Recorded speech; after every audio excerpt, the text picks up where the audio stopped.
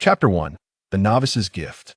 In a cramped and dilapidated rental apartment, Xiao Yuchen removed his shirt and stood before the mirror, observing the myriad of bruises adorning his body, a deep sigh escaping his lips. Alas, how has my life come to this? When will it return to a semblance of normalcy?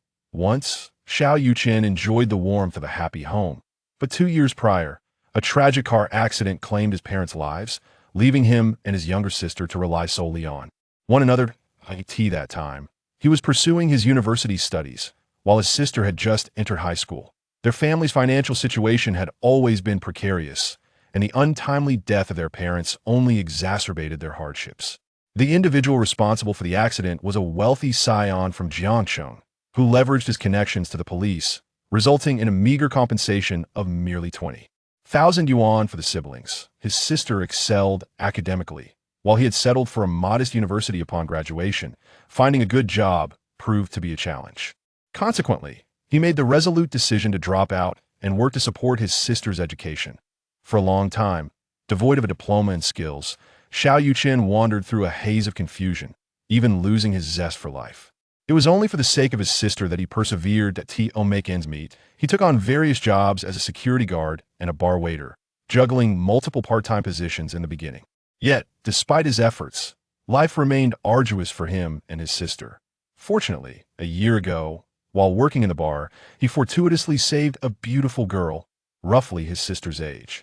The girl had fallen victim to a drugging incident, a not uncommon occurrence in such establishments. Risking his job, Xiao Yuchen confronted the bar patrons and rescued her. Unsurprisingly, he was dismissed from his position, but to his astonishment, the girl he saved turned out to be the daughter of a prominent conglomerate in Jiangcheng, ranked among the top 5 in power. In gratitude, she introduced him to her father's company. Upon seeing Xiao Yuchen's tall and imposing stature, her father appointed him as the head of security for the group.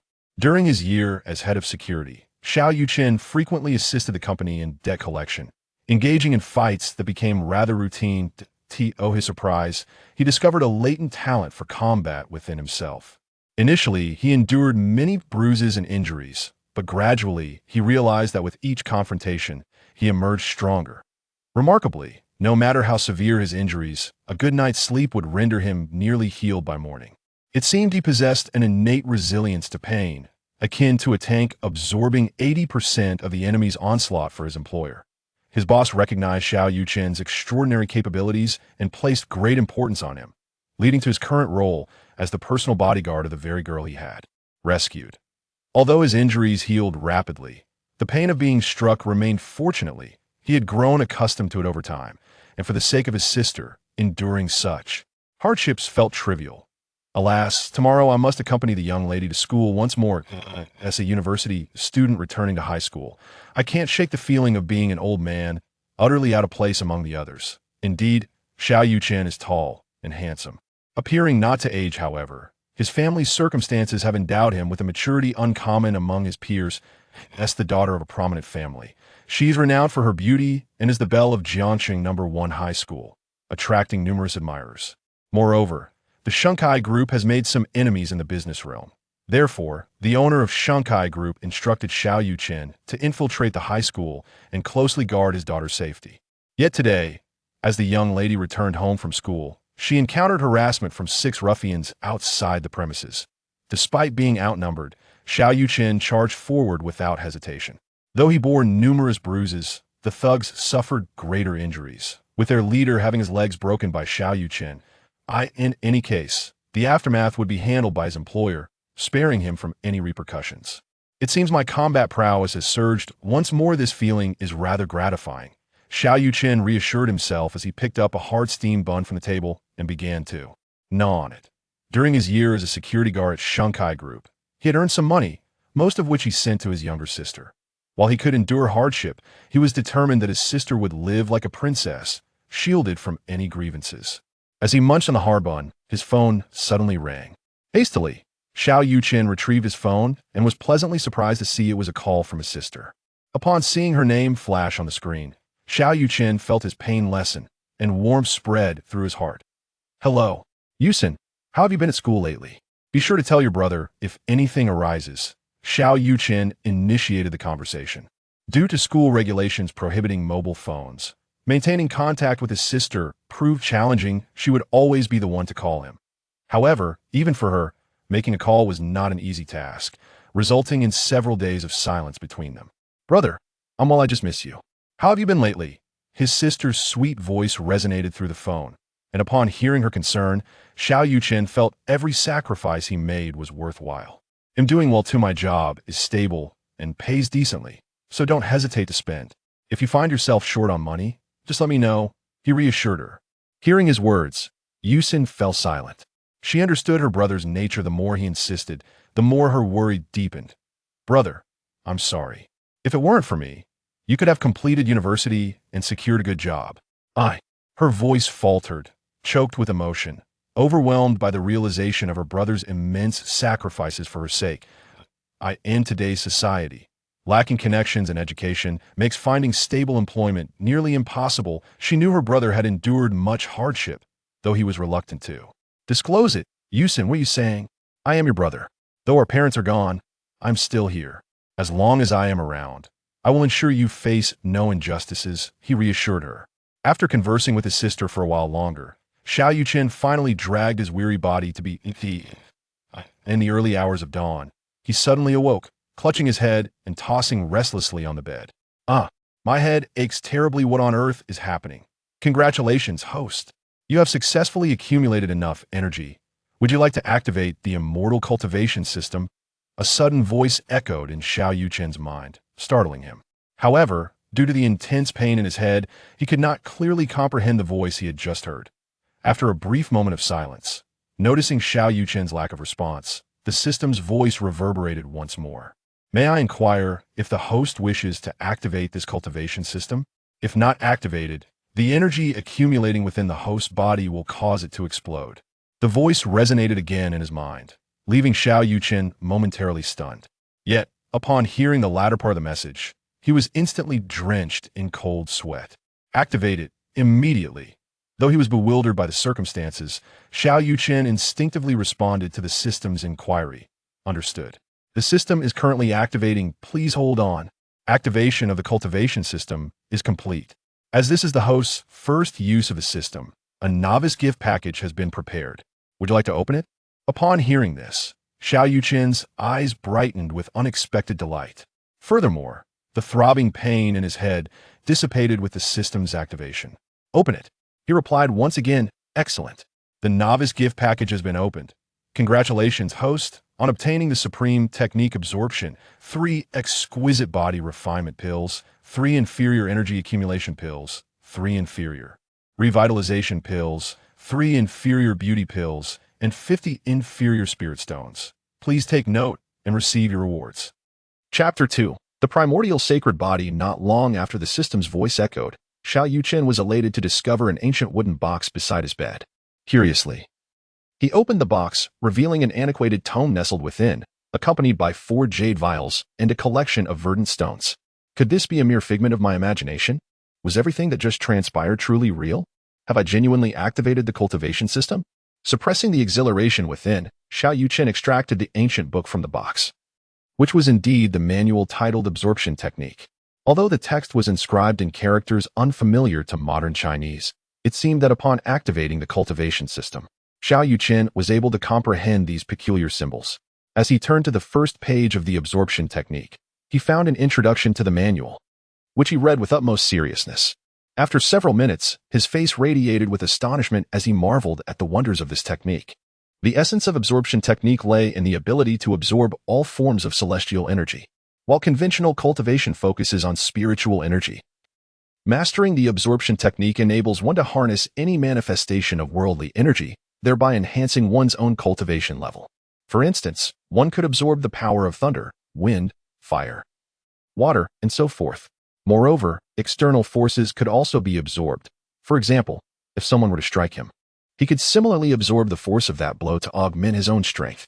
Naturally, the speed and capacity for absorption were directly correlated to one's own prowess and must fall within the limits of what one could endure.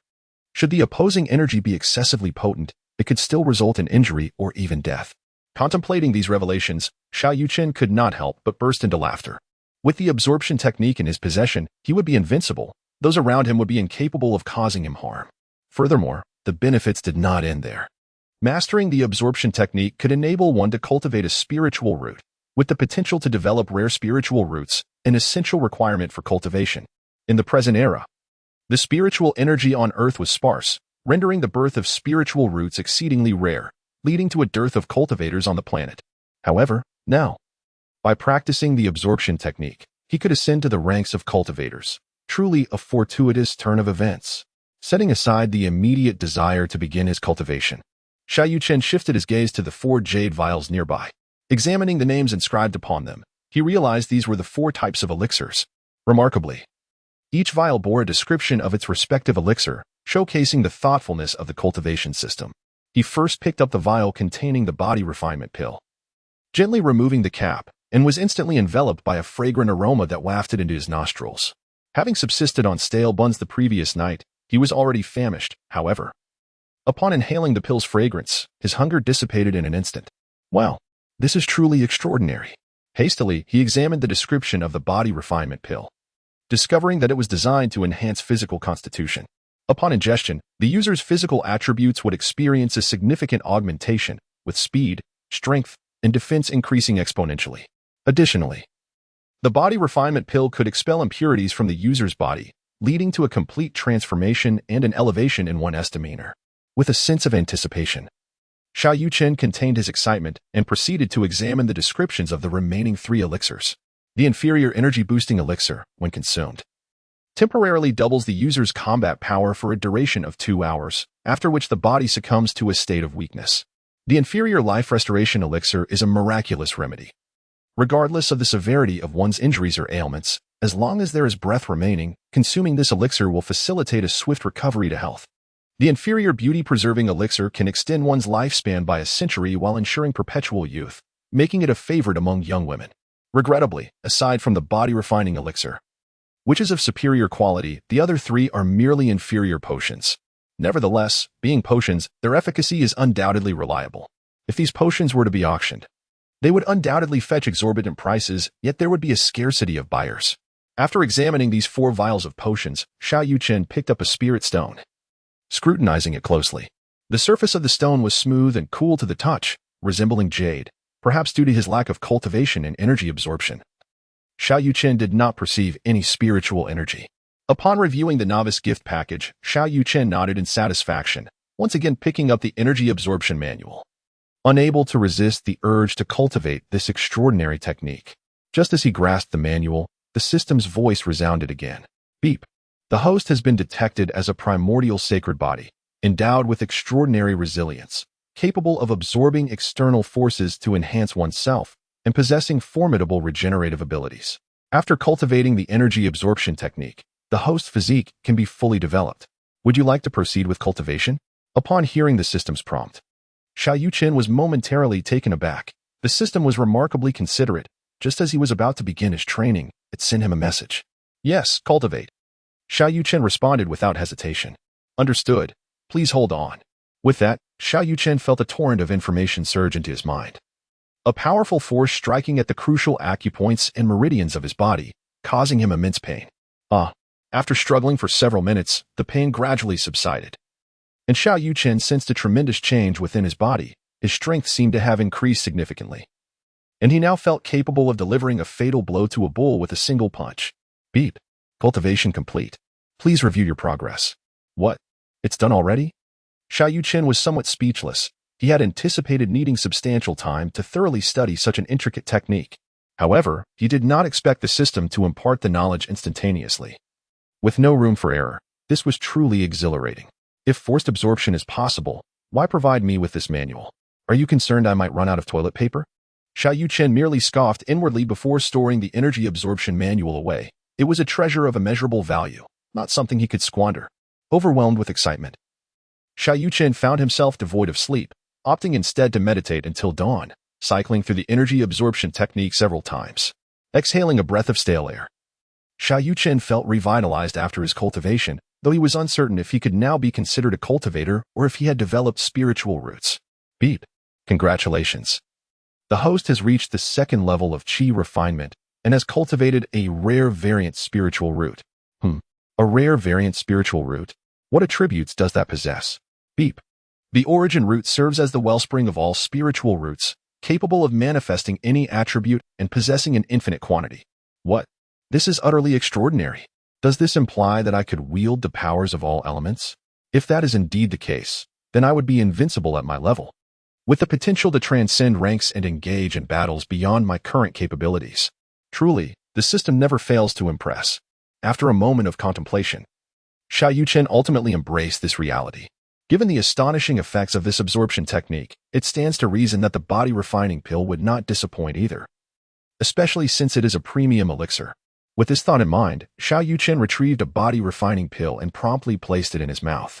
The pill dissolved instantly, and a gentle surge of energy coursed through his limbs and bones, reinforcing his muscles, skeletal structure, and meridians. As he had already cleared his meridians during the cultivation of the absorption technique, this enhancement was devoid of any pain. Half an hour later, a multitude of black substances emerged from the surface of Xiao Yuchen's body, indicating that the impurities within him were being expelled. Chapter 3: The Transformation of the Young Lady Ding. Congratulations, host, for successfully breaking through to the third level of qi refinement. A reward of 5 million yuan has been credited to your bank account. As the system notification faded, a text message arrived on Xiao Yuchen's phone, confirming the deposit of 5 million. To his surprise, consuming the body refinement pill had elevated him to a minor level, a delightful revelation indeed. What further thrilled him was the fact that this cultivation system also offered upgrade rewards, an exceptionally considerate feature. Xiao Yuchen reveled in his excitement for a while before he entered the washroom to cleanse himself of impurities. After a simple breakfast, he departed his home, driving a Lamborghini directly to Yushui Palace. This vehicle was not his, it was provided by the company.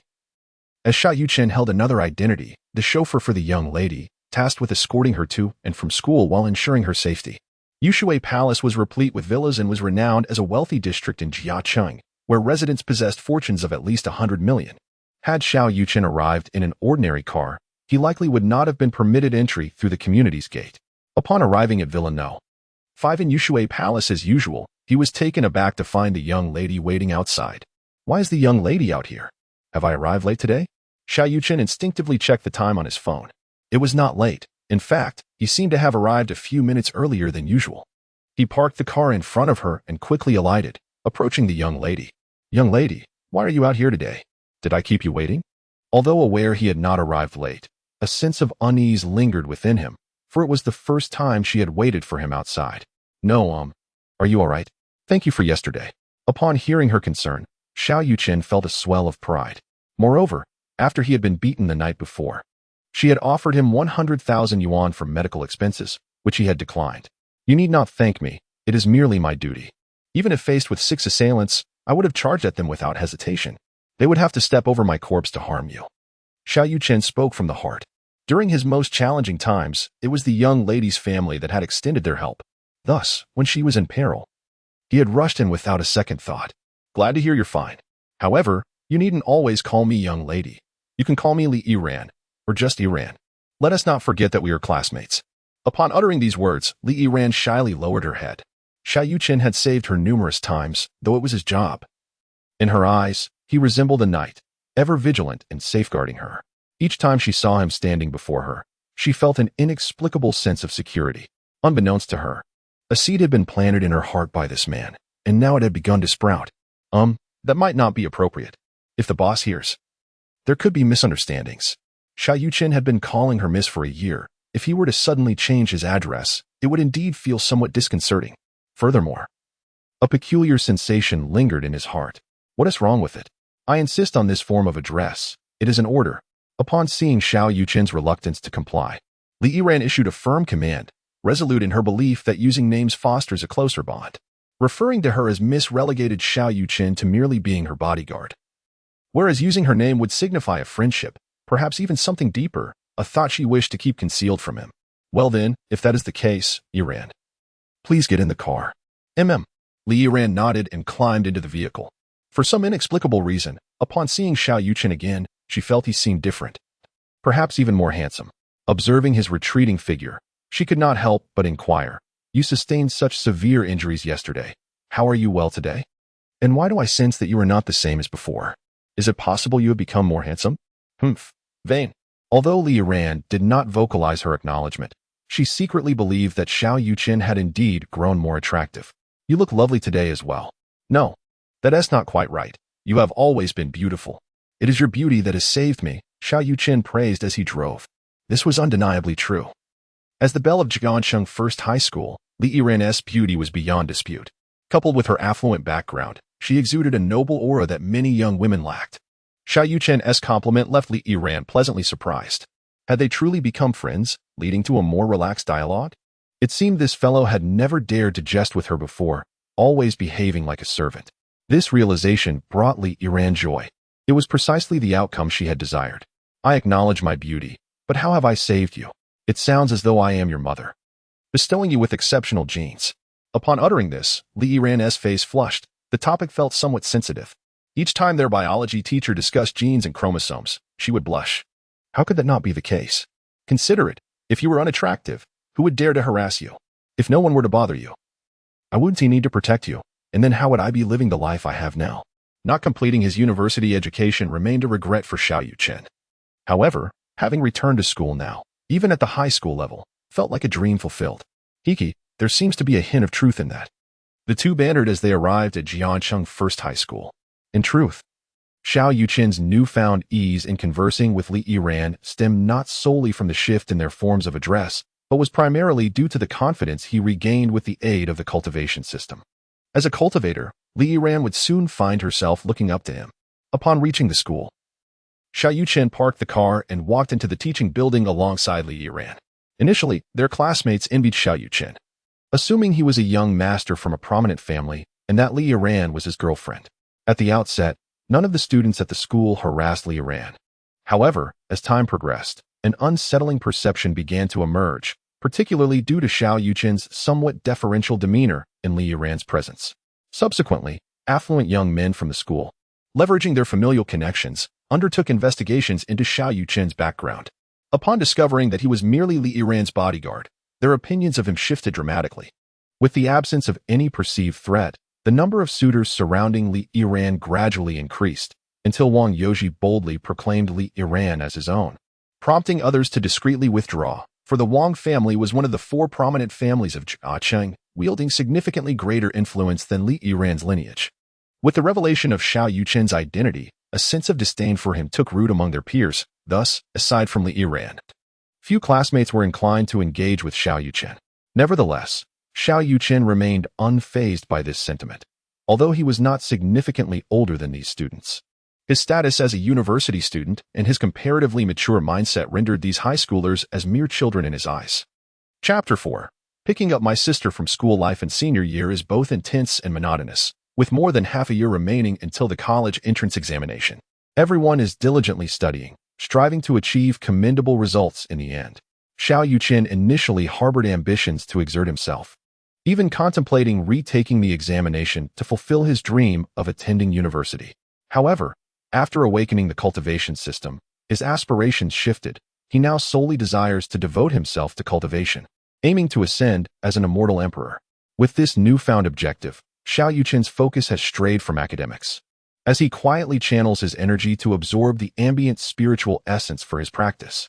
Although the external spiritual energy is currently sparse, Xiao Yuchen, being at the third level of qi refinement, coupled with his extraordinary cultivation technique that enables him to harness the elemental forces of nature, finds the early stages of cultivation to progress rather swiftly. Throughout the day, Xiao Yuchen remains seated in the classroom, engrossed in meditation, only rising to follow Li Yiran when she steps out. After evening self-study, he first escorts Li Yiran home before heading to the bank. With a fortune of 5 million, he considers himself a minor affluent individual, at least surpassing the majority of the salaried class in Jiangcheng. Having acquired wealth, he naturally cannot overlook his younger sister. After transferring 100,000 yuan to Xiao Yuchen, he returns to his rented apartment, stopping by the supermarket along the way to purchase some groceries. It is not that he is reluctant to provide her with more, but he fears that a substantial amount might lead his sister to overthink. And he finds it difficult to explain the source of such funds. Having not indulged in a hearty meal for several days, he decides to treat himself today. Since the passing of his parents, who worked tirelessly and had little time to care for him and his sister, Xiao Yuchen had taken it upon himself to prepare meals for her, thus honing his culinary skills. An hour later, gazing at a table laden with delectable dishes, Xiao Yuchen falls into contemplation. Since the demise of his parents, he has not savored a proper meal, primarily to conserve money. He wonders how well his sister is faring and resolves to visit her this weekend. The mere thought of his sister brings a smile of joy to his face, as she is his sole remaining kin. Although he has uncles and aunts, their ties have all but severed since his parents' passing. After indulging in a satisfying feast, Xiao Yuchen resumes his cultivation, but before long, a sudden knock at the door interrupts him. Reluctantly, he halts his practice and descends to open the door, revealing none other than his landlady, Sister Hu. Sister Hu, is there something you need at this late hour? Xiao Yuchen inquires politely. What is it? Isn't it time to pay your rent? Furthermore, this property has now been classified as part of the Jiangcheng No. 1 school district, causing the rental price to double. Shouldn't the rent be increased as well? Sister Hu, already quite plump and freckled, does not align with Xiao Yuchen's usual standards, especially after becoming accustomed to Li Yiran's presence. Tonight, having eaten to his fill, he experiences a slight wave of nausea. To hasten Sister Hu's departure, he conceals his dissatisfaction, reminding himself that he is financially secure now. By how much will it increase? 5,000 a month. And it must be paid in full for the year. Sister Hu extended her plump right hand, gesturing in front of Xiao Yuchen. What? 5,000 a month? You've raised it by a whole 100%. This is utterly outrageous. Although Xiao Yuchen had become affluent, he was no fool, and renting such a dilapidated place for 5,000 yuan was absurd. The rise in housing prices naturally led to a corresponding increase in rent. Wasn't that quite normal? After all, if you don't rent it, many others will. Sister Hu spoke with a sense of justification, believing everything to be reasonable. Can this really be justified? The doubling of housing prices is due to this area becoming a sought-after educational zone, allowing your children the privilege to attend Jiangcheng First Primary School. But what relevance does that hold for me? Faced with Xiao Yuchen's rebuttal, Sister Hu faltered. She was aware that such exorbitant rental prices were unattainable. Her audacious demand stemmed from her own ulterior motives. Well, Xiao Chen, don't be so agitated. With the area becoming an educational zone, rent is bound to rise. But we can negotiate. As she spoke, Sister Hu surprisingly stepped into the room and closed the door behind her. You know my husband often seeks companionship outside. I, too, wish not to dwell alone in emptiness. If you are willing to become my little man, I could forego the rent increase, or even waive the rent entirely. What do you think? Xiao Yuchen was taken aback by Sister Hu's proposition. He had not anticipated her to be such a person. Yet, could he agree? Certainly not. Sister Hu, please maintain your dignity. The sight of you makes my stomach churn. You should leave before I am compelled to be ill. Xiao Yuchen spoke without a trace of politeness. After all, he was now wealthy and could easily relocate. His current finances would allow him to purchase a decent property in Jiangcheng. You. Very well, you are to vacate immediately. You are not welcome here. Sister Hu was evidently infuriated by Xiao Yuchen's defiance, attempting to evict him outright. On what grounds? I still have half a month left on my rent. Until then, you cannot force me to leave. We have a contract, after all. Witnessing Xiao Yuchen's unwavering stance, Sister Hu felt powerless. According to their agreement, she indeed could not evict him at this moment. Fine, you have some nerve. I shall wait another half-month. With that, Sister Hu stormed off in a huff. As a cultivator, Xiao Yuchen naturally did not dwell on such trivial matters. His focus lay solely on diligent practice.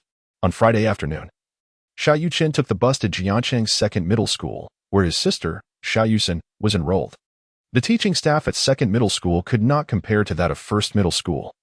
Although Xiao Yuchen's results in the high school entrance examination qualified her for admission to first middle school, she ultimately declined, as it was a private institution with significantly higher tuition fees. Upon arriving at the entrance of second middle school, many parents awaited with eager anticipation, with Xiao Yuchen being among the youngest. After roughly half an hour, Xiao Yuchen emerged from the campus with her backpack, and Xiao Yuchen hurried forward to greet her. Oh, brother, what brings you here? Xiao Yuchen immediately spotted her brother and, filled with excitement, trotted over to him, revealing a smile that could enchant the masses. I have come to fetch you. It has been 2 weeks since we last saw each other, and surely you were eager to see me sooner? Indeed, you are truly wonderful, brother. Linking her arm through Xiao Yuchen's, a radiant smile of happiness adorned her face. Many male students paused to observe. After all, Xiao Yuchen was the universally acknowledged belle of the second high school, a goddess in the hearts of numerous boys. This was the first time they witnessed her displaying such an alluring smile. Isn't that the school goddess, Yusen? Who is that boy beside her? I'm not sure. Could he be her boyfriend? Look at how joyfully she smiles. It is undoubtedly a smile characteristic of a girl in the throes of love. No, that cannot be. She is my goddess. How could she possibly have a boyfriend? I protest. You protest? What good is that? If you have the courage, go confront that boy. Perhaps you could best him. Perhaps not. I am a civilized person, and such rudeness is beneath me. Chapter 5. It turns out to be my brother-in-law. While the crowd was engaged in animated discussions, a rather handsome young man emerged from the school. Surrounded by admirers, none other than the famed Jiang Xiao. His full name is Jiang Mingsong. His father, Jiang Shan, is a billionaire real estate mogul, renowned in Jiang City as a prominent figure. Jiang Mingsong has publicly declared that Xiao Yuchen is his woman, and anyone who dares to approach her becomes his enemy. In his pursuit of Xiao Yuchen, Jiang Mingsong once professed his feelings for her in public, only to be rejected. Nevertheless, he remains relentless in his affections, persistently pursuing her. Look, Jiang Xiao has arrived. That fellow is surely in for a tough time. Absolutely, this should be quite the spectacle. The crowd reveled in schadenfreude. Although they could not win the favor of the goddess, they certainly enjoyed the drama. Spotting the gathering, Jiang Mingsong approached with curiosity. What are you all watching? It's a holiday. Shouldn't you be heading home instead of loitering here and blocking the way? Have you no sense of public decency? Jiang Mingsong lectured from his perceived moral high ground. Upon his arrival, the crowd fell silent, but a few of Jiang Mingsong's sycophants, eager to curry favor, quickly relayed the situation while pointing towards Xiao Yuchen nearby. Following their gesture, Jiang Mingsong's gaze landed on Xiao Yuchen and her companion, Xiao Yuchen, causing his brows to furrow in concern. Who is that boy? He doesn't seem to be from our school. How dare he behave so intimately with my Yuchen? He is playing with fire. Jiang Mingsong was evidently incensed, yet uncertain of Xiao Yuchen's identity, he refrained from acting rashly.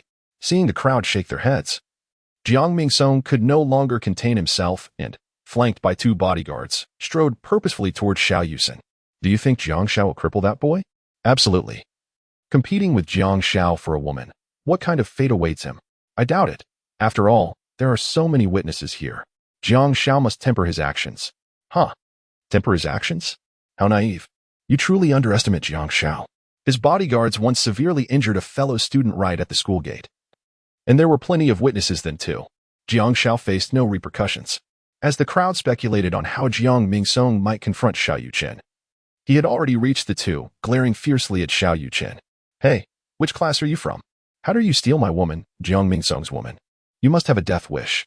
Overjoyed to see his sister, Xiao Yuchen had been oblivious to Jiang Mingsong's presence until he heard the latter's words, prompting him to turn and face Jiang Mingsong. Are you talking to me? I don't believe I know you. Xiao Yuchen replied, puzzled. Of course. Who else would I be addressing? Xiao Yuchen is my woman, and you dare to compete with me for her? You truly have the audacity of a bear. Due to a lack of clarity regarding Xiao Yuchen's identity, Jiang Mingsong refrained from commanding his bodyguards to confront him. Should Xiao Yuchen possess a remarkable status, any rash action could jeopardize the family's reputation. Although he did not resort to violence, his words were undeniably arrogant. You claim Yuchen is your woman? Xiao Yuchen turned to glance at his sister. He understood her well enough to know that she would certainly despise such a pompous, entitled youth. Noticing her brother's gaze, Xiao Yuchen quickly clarified, Brother, please don't listen to his nonsense. I have no relationship with him. He did confess his feelings to me previously, but I turned him down. Yet, he remains persistent, constantly bothering me.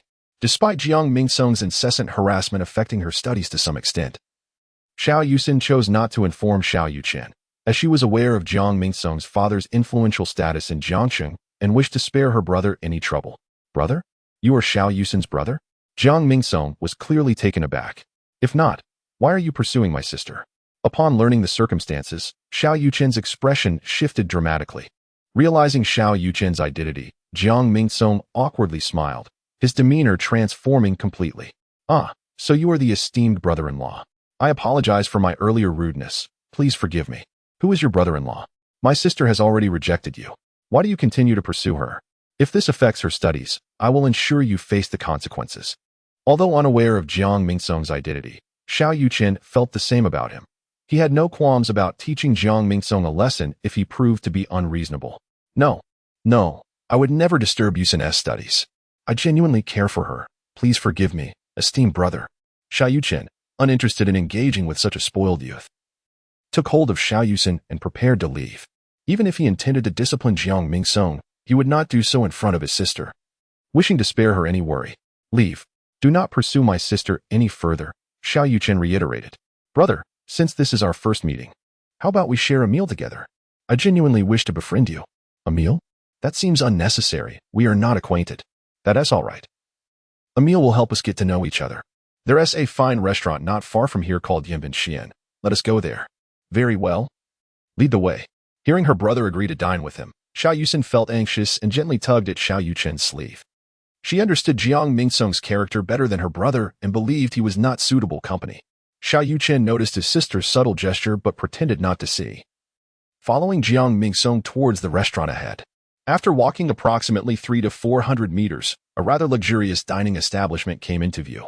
While it may not be classified as 5-star, it certainly appeared to hold a 4-star rating. Upon entering Yanbin, Xiao Yuchen observed the vibrant atmosphere within.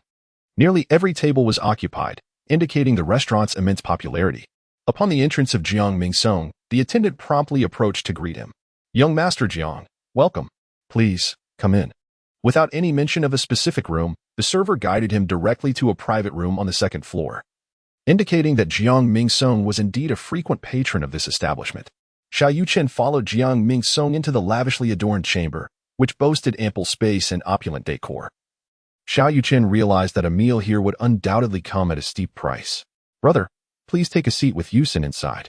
I shall arrange for the dishes to be served momentarily." Jiang Mingsong signaled to his bodyguard, who discreetly departed, an action that did not escape Xiao Yuchen's notice. However, uncertain of the bodyguard's intentions, Xiao Yuchen chose not to expose him. Before long, the bodyguard returned with several attendants, who entered bearing trays laden with an array of exquisite dishes. Notably, 2 of the servers carried 4 bottles of Maotai and an additional 4 bottles of red wine. Xiao Yuchen, unaware of the specifics of the wines, could tell by their appearance that they were unlikely to be less expensive than the Maotai. This meal would certainly cost at least several $100,000. Jiang Mingsong was indeed willing to spend lavishly. "Brother, as this is our first meeting, we must ensure we do not leave without indulging in revelry. It matters not if we drink too much. There are suites upstairs for resting," he declared, filling Xiao Yuchen's glass to the brim with white liquor, and naturally, he poured himself a glass as well. Chapter 6. Returning the favor in kind originally. Jiang Mingsong intended to pour some red wine for Xiao Yuchen. However, he was promptly stopped by Xiao Yuchen, who naturally would not allow his sister to partake in alcohol. Jiang Mingsong could not voice any objections to this. As the evening progressed with drinks flowing and dishes served, Xiao Yuchen resembled a naive country bumpkin, eagerly indulging in the delectable feast while incessantly exclaiming how delicious everything was. Observing her brother's behavior, Xiao Yuchen felt a twinge of embarrassment. She merely nibbled on a few morsels, her concern for him growing as she noticed that he had seemingly consumed 2 bottles of white wine and a bottle of red. When did her brother become such a heavy drinker? She recalled that he had never been one for alcohol in the past. Despite her confusion, Xiao Yuchen refrained from voicing her thoughts in public.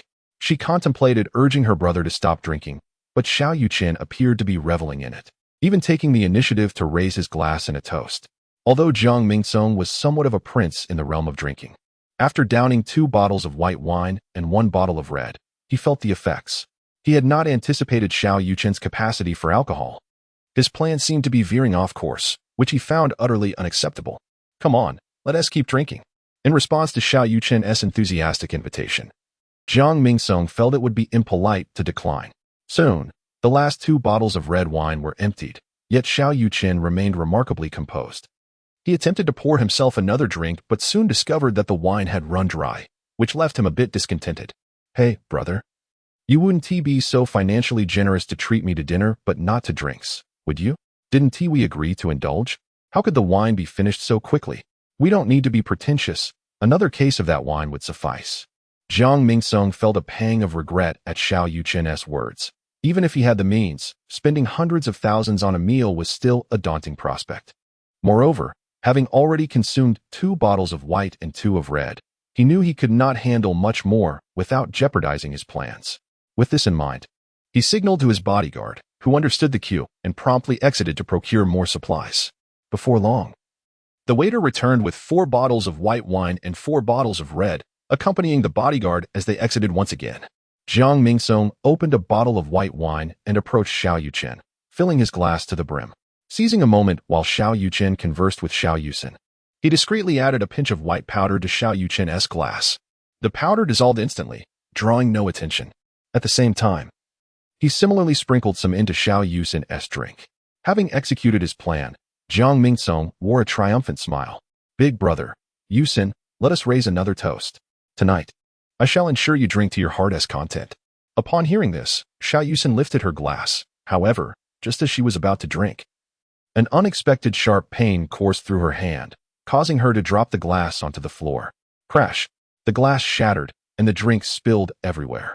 Witnessing this, Jiang Mingsong felt a jolt of panic. His scheme appeared to be unraveling yet again. Having reached this point, he found himself at a loss and could only retrieve a new cup from the counter at the entrance, pouring another drink for Xiao Yuchen. However, as Xiao Yuchen had been closely observing the situation, he had no opportunity to administer his drug this time. Yet, it mattered little. Once he incapacitated Xiao Yuchen's brother, more accurately, enchanted him, dealing with Xiao Yuchen would be a trivial matter. At that point, the die would be cast, and Xiao Yuchen would undoubtedly succumb to his advances. The three of them raised their glasses once more, but after consuming this round, Jiang Mingsong quickly sensed something amiss. His mind began to fog, and he felt as though he were experiencing hallucinations. What was happening? Had he mistakenly taken the wrong cup? This shouldn't be the case. As these thoughts swirled in his mind, a faint voice reached his ears. How does the drug-laced drink taste? Xiao Yuchen inquired with a smile. You switched the cups? Jiang Mingsong finally grasped the gravity of the situation. He could not have made a mistake. It was evident that Xiao Yuchen's brother had swapped their cups. You're not entirely foolish. While you were fetching a cup for my sister, I discreetly replaced the drink. Did you think your petty tricks could deceive me? You despicable fiend. I shall kill you. Jiang Mingsong, filled with rage and humiliation, lost his composure and lunged at Xiao Yuchen with a bottle of liquor, only to be swiftly sent flying by a kick from Xiao Yuchen, crashing against the door. Two bodyguards outside, hearing the commotion, rushed in and were met with the sight of their young master being assaulted. You little punk, you dare harm our master? The two bodyguards, seasoned fighters, dismissed Xiao Yuchen as a threat and advanced to subdue him. Brother, be careful, Xiao Yuchen exclaimed in alarm. Bewildered by the sudden turn of events in the ensuing brawl, she quickly shouted a warning as the bodyguards charged at her brother. However, before her words could settle, the two bodyguards were sent flying, crashing violently against the wall, clutching their stomachs and rolling helplessly on the ground, utterly incapacitated. You are a martial artist? Jiang Mingsong broke into a cold sweat, astonished that Xiao Yuchen's brother possessed such formidable prowess. His bodyguards, trained soldiers, had proven no match for Xiao Yuchen's single strike.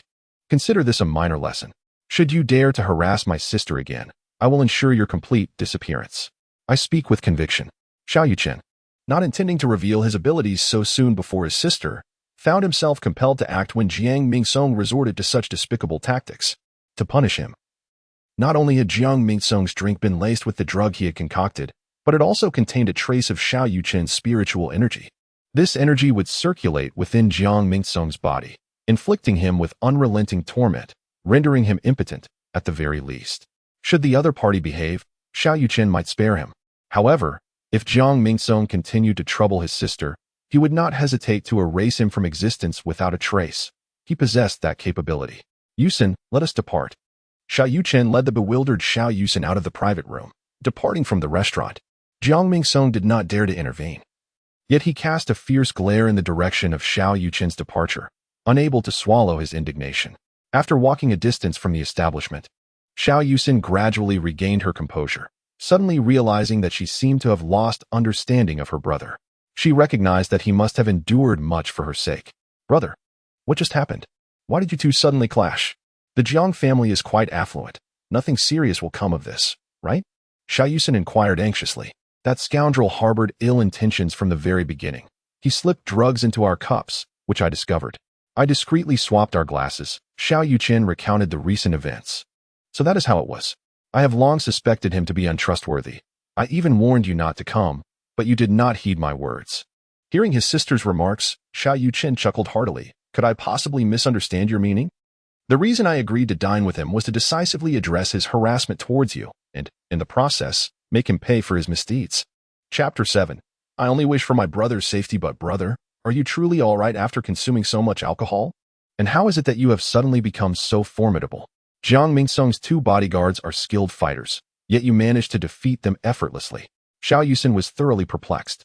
Well, over the past 2 years, I have encountered many challenges. One must grow and evolve, otherwise, one risks being cast aside by society. Fortunately, all that is behind us now, and I will ensure you are treated like royalty in the future. Xiao Yuchen did not directly address his sister's concerns. There were matters he preferred to keep from her at this moment to spare her worry. He resolved to shoulder all burdens himself, leaving his sister free to embrace her role as a princess. Oh, I understand, brother. These past 2 years have been arduous for you. However, I do not require a life of luxury. All I wish for is your safety. You are my only family in this world. Xiao Yuchen felt a wave of sadness and guilt wash over her. She blamed herself for not being able to share the load with her brother. And she truly did not want to be a burden to him. Rest assured, brother knows what he is doing. By the way, I transferred 100,000 yuan to your bank account a couple of days ago. You should treat yourself while at school and not deprive yourself. Although Xiao Yuchen had sent the money days prior, he had been unable to reach his sister, and he knew she was likely unaware of the transfer. What? 100,000 yuan? Xiao Yuchen was astonished. Where did you acquire such a sum, brother? Previously, he had given her 600 yuan each month, which had recently increased to 1,000. For a high school student, that was already a considerable amount, yet now he had gifted her 10,000 yuan all at once. She could hardly believe it. I saved a prominent figure recently, and this is a reward for that. Spend it freely. I have more than enough. Xiao Yuchen understood his sister well. Even with his encouragement, he knew she would hesitate to spend it. Habits take time to change. Brother, I truly cannot spend that much. You should save it for yourself. Our family needs you to carry on the lineage, and marrying a wife requires substantial funds these days. No need for that. I have plenty to spare, and it will be sufficient for marriage. Just take it. As he spoke, Xiao Yuchen hailed a taxi and ushered Xiao Yuchen inside. Driver, take us to the Jiangxing Century Central Square, he instructed the driver. Brother, why are we going to the Century Central Square? Aren't we returning to your residence? Xiao Yuchen was familiar with the Century Central Square. She had visited it a few times with classmates, mostly to stroll around without spending any money, merely to experience the environment. She had never purchased anything there, as the prices were steep. Oh, I initially intended to prepare a meal for you at home, but that is no longer necessary. I will buy you a few garments at the Century Central Square. In the past, Xiao Yuchen had been unable to provide much for his sister, but times had changed. He was determined that she should have what others possessed. No. There is no need for that. Xiao Yuchen shook her head vigorously, declaring that the clothes inside were far too expensive for them to afford. After all, she usually donned her school uniform and had no need for new attire. Witnessing Xiao Yuchen's reaction, Xiao Yuchen felt a pang of discomfort. What girl does not cherish beautiful garments? Yet, his sister was so intimidated by the mere mention of Century Center Plaza. Yuchen, brother has ample resources. You need only adhere to my arrangements, he reassured her. Oh, very well, she conceded after much persuasion. Approximately half an hour later, the two arrived at Century Center Plaza. In truth, not only had Xiao Yuchen rarely frequented this place, but neither had Xiao Yuchen, who felt apprehensive about making purchases here. Upon entering the clothing section of the plaza, the dazzling array of garments overwhelmed Xiao Yuchen. A cursory glance revealed that none of the clothing bore a price below 3 digits. Many items soared into the 4 or even 5-digit range. Although Xiao Yuchen was not adept at selecting clothing for women, he understood that pricier clothing often signified superior quality, so he led Xiao Yuchen directly to a Chanel boutique. Inside, 3-digit prices were a rarity, with most items priced in the 4-digit range and a small selection reaching 5 digits. In the past, he would have never dared to step into such an upscale store. When Xiao Yuchen beheld the exquisite garments, her eyes sparkled. She had never encountered such beautiful clothing before. However, upon glimpsing the price tags, she was momentarily dumbfounded. She had known the clothes would be expensive, yet the reality was beyond her expectations. Initially, she believed that her brother's gift of 100,000 yuan was more than sufficient, far more than she could ever spend. Yet here, that sum would scarcely purchase a few pieces. Realizing this, Xiao Yuchen quelled her impulse to select clothing and quietly followed Xiao Yuchen, making a conscious effort to avoid brushing against the exquisite fabrics. Yuchen, do you see any clothes here that you fancy? Brother will buy you a few. Xiao Yuchen casually suggested. However, to Xiao Yuchen's ears, this sounded like a thunderous proclamation. Purchasing several items would indeed require a substantial amount of money. No. These clothes are rather unimpressive. They are not even as lovely as my school uniform. Let us explore elsewhere, she replied, her eyes darting away. Seeing the hesitation in her gaze, Xiao Yuchen instantly grasped her sentiments. The exorbitant prices of the clothing made it evident that allowing Xiao Yuchen to choose for herself was simply out of the question. Excuse me, could you come over here? He called to a sales associate. Typically, when customers entered, staff would eagerly approach to provide recommendations, but this time, the associate hesitated. Perceiving that their attire was too ordinary and did not suggest affluence, she was reluctant to invest her time in them. Nonetheless, having been summoned, she felt compelled to respond.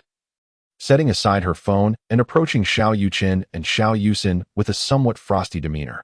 How may I assist you? The associate inquired perfunctorily. I would like you to select a few outfits for my sister, or perhaps recommend some of the more popular styles in your store, Xiao Yuchen requested. Upon hearing Xiao Yuchen's words, the attendant scrutinized Xiao Yuchen before her, instantly captivated by her beauty, with just a touch of adornment. She could undoubtedly be a stunning enchantress capable of inciting turmoil. Please, follow me, the attendant instructed, leading the two to the boutique section, where the garments boasted price tags that commenced in the 5-figure range, with a few even reaching 6 figures. The attendant's intention was quite straightforward. She wished to avoid wasting time on Xiao Yuchen and his companion, bringing them to the premium section, confident that the exorbitant prices would send them away in defeat. Furthermore, the clothing showcased was indeed the finest in their establishment, thus affording the guests the utmost respect by presenting them with the best offerings. Upon entering the boutique, Xiao Yuchen was momentarily dazzled. Even without a keen understanding of women's fashion, he could discern that the quality here vastly surpassed that of the items outside. Yuchen, these garments are quite splendid. Do select a couple, Xiao Yuchen remarked, his voice tinged with delight. Brother, let us just leave. I truly do not need any clothes. Although Xiao Yuchen's voice was barely above a whisper, the attendant caught her words, interpreting the refusal as an indication of their inability to afford such luxuries. Chapter 8 Encounter with Li Yiran. The waitress did not mock Xiao Yuchen and his companion, which was precisely the outcome she desired. As long as the two were frightened away, her objective would be fulfilled. Never mind, I shall not inquire further. Turning to the waitress, Xiao Yuchen instructed, please check my sister's clothing size and procure one of each style for her. Upon hearing this, both the waitress and Xiao Yuchen were momentarily stunned.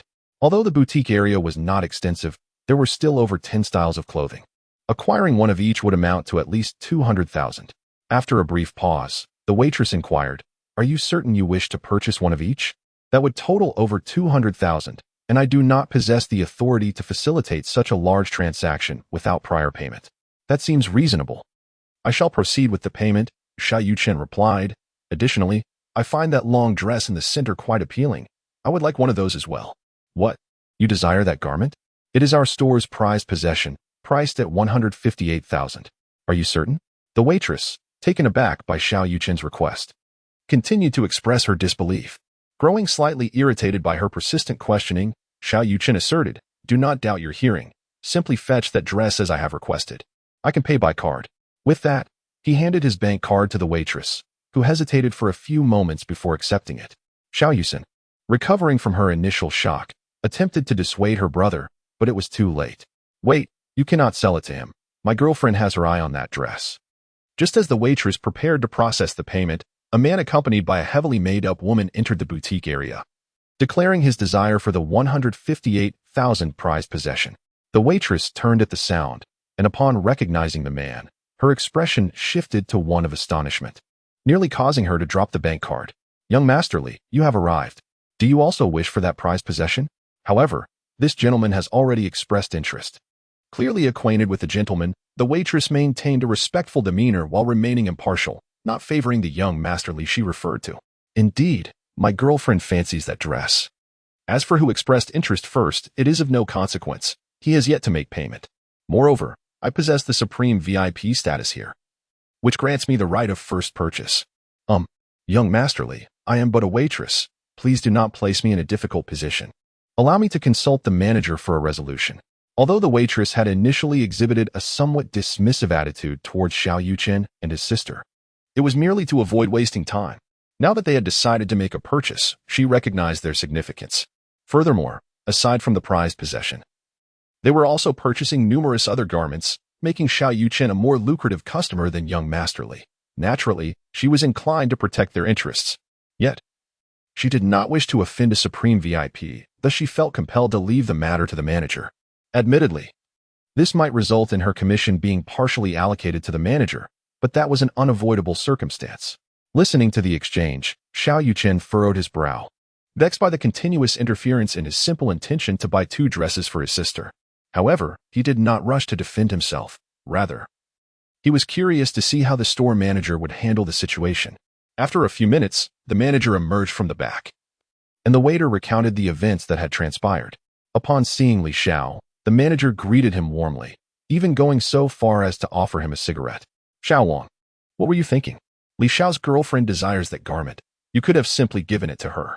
Surely, you are aware that our esteemed VIPs enjoy priority purchasing rights? In truth, this so-called priority purchasing right for esteemed VIPs was a rather trivial feature, as many times the clothing in the store could be chosen at random without regard to order.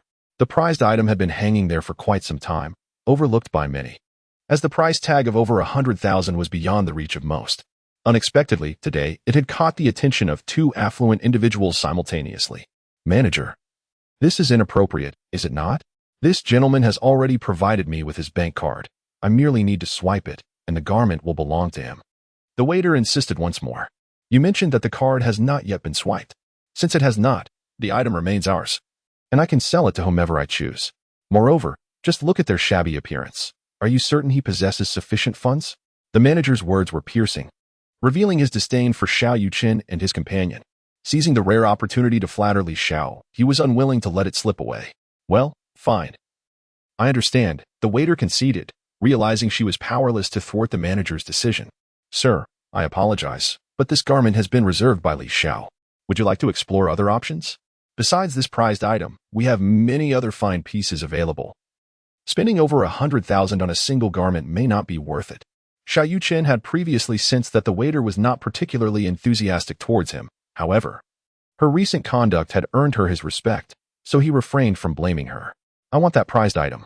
Today, I shall see who dares to snatch it from me. Xiao Yuchen was genuinely incensed by the manager's actions.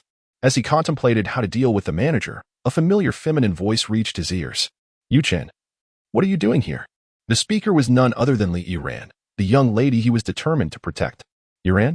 Xiao Yuchen was taken aback, never expecting to encounter her in such a place. I came here to buy a couple of outfits for my sister. By the way, allow me to introduce you. This is my sister, Xiao Yuchen. Yuchen, this is my classmate, Li Yiran. After some deliberation, Xiao Yuchen chose not to disclose the deeper connection he shared with Li Yiran to his sister. Hello, I am Li Yiran, she said, extending her right hand. Hello, I am Xiao Yuchen. Sister, you are so beautiful, Xiao Yuchen remarked sincerely, as she truly believed Li Yiran was stunning. You are quite lovely as well. I had no idea Yuchen had such a beautiful sister. It is no wonder he has such a strong resistance to charming women, Li Yiran teased playfully. Upon witnessing this scene, both the manager and the attendant were rendered speechless, particularly the manager, who was drenched in cold sweat. This was due to the fact that Li Yiran was their esteemed young lady. The entire Century Center Plaza belonged to the Li family, and he had inadvertently offended a classmate of the young lady. Yiran, please do not jest with me. It is not that I possess remarkable fortitude. I am simply self-aware. But let us not dwell on that. What brings you here? Are you here to purchase clothing? Inquired Xiao Yuchen with curiosity. Not at all. This plaza is owned by my family, and my father has sent me to conduct an inspection. I did not anticipate encountering you here. By the way, what has transpired?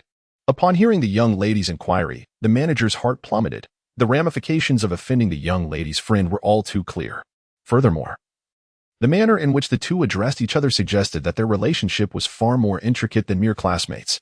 Xiao Yuchen, without any reservations, succinctly recounted the events that had transpired earlier. Upon hearing Xiao Yuchen's account, Li Yiran's expression shifted dramatically. Chapter 9, The Challenge of Task Assignment. Are you the store manager? Did you offend my friend? Li Yiran inquired sharply, directing her gaze at the middle-aged man clad in uniform. Miss, this is a misunderstanding. I was unaware that this gentleman was your friend. Moreover, the esteemed VIPs enjoy the privilege of priority purchasing, as dictated by the chairman's regulations. I am merely adhering to orders, the manager stammered, fear evident in his voice. Though he held the title of manager, he was merely an employee, aware that offending someone of her stature could lead to his dismissal with a mere word. Thus, he resorted to citing the rules to mitigate his culpability. Are you threatening me with my father's influence? Do you truly believe your transgression can be justified by the rules? Li Yiran's demeanor grew increasingly icy at the audacity of the manager to invoke her father. And no, that was not my intention. Young Master Li possesses the esteemed VIP card, while your friend does not. They both desire that garment, and I am obligated to exercise my authority, the manager countered, attempting to defend his position. Given that this regulation exists, I cannot fault you for acting in accordance with it. However, what gives you the right to look down upon my friend? The greatest error lies in your insult towards them, and for that, you are dismissed, Li Yiran declared, her tone resolute. Please, miss. The manager pleaded desperately, suddenly casting his gaze upon young Master Li standing nearby, his only glimmer of hope. Young Master Li, could you intercede on my behalf? Witnessing this scene, young Master Li remained silent. He was acquainted with Li Yiran, and despite his family's wealth, the Li family paled in comparison to hers. He dared not provoke her wrath. Although he initially wished to ignore the manager, his girlfriend was insistent about purchasing that dress, especially since she was pregnant. And he had recently promised to fulfill one of her wishes. Miss Li, I am Li Zilu, son of the president of Fortune Sky Group. My girlfriend also has her heart set on that dress, which is why I acquired your esteemed VIP card for priority purchasing. Is it no longer valid now? He implored. Do I know you? What is this Fortune Sky Group? I have never heard of it. However, since you possess the esteemed VIP card, you indeed have priority rights. Yet, I happen to possess a Supreme Black card, which can be utilized throughout the entire mall, granting higher priority than any VIP card. I intended to gift it to a friend. You, very well, encountering someone of your stature, I concede. I shall forego the dress. Despite his girlfriend's fondness for it, Li Zilla truly found himself at a loss. He could not afford to offend Li Yiran, especially since the entire mall belonged to her. And he had no authority to obstruct her wishes. Seeing Li Zilla depart with his girlfriend, Xiao Yuchen chose not to intervene, although he could have resolved the issue himself. He surmised that the manager's fate would be far worse should he take action. Afterward, Xiao Yuchen intended to have the attendant process the payment, but was halted by Li Yiran. It is a pleasure to meet you, Rain Xian. Consider these garments as a gift from me. In the future, should you require clothing, feel free to come here and select as you please. A gift for me? Dear sister, this is far too precious. I cannot accept it, Xiao Yuchen resolutely declined. I hold a deep affection for you, and it is merely a few garments. Please accept them as a token of gratitude for your brother's previous assistance in saving me.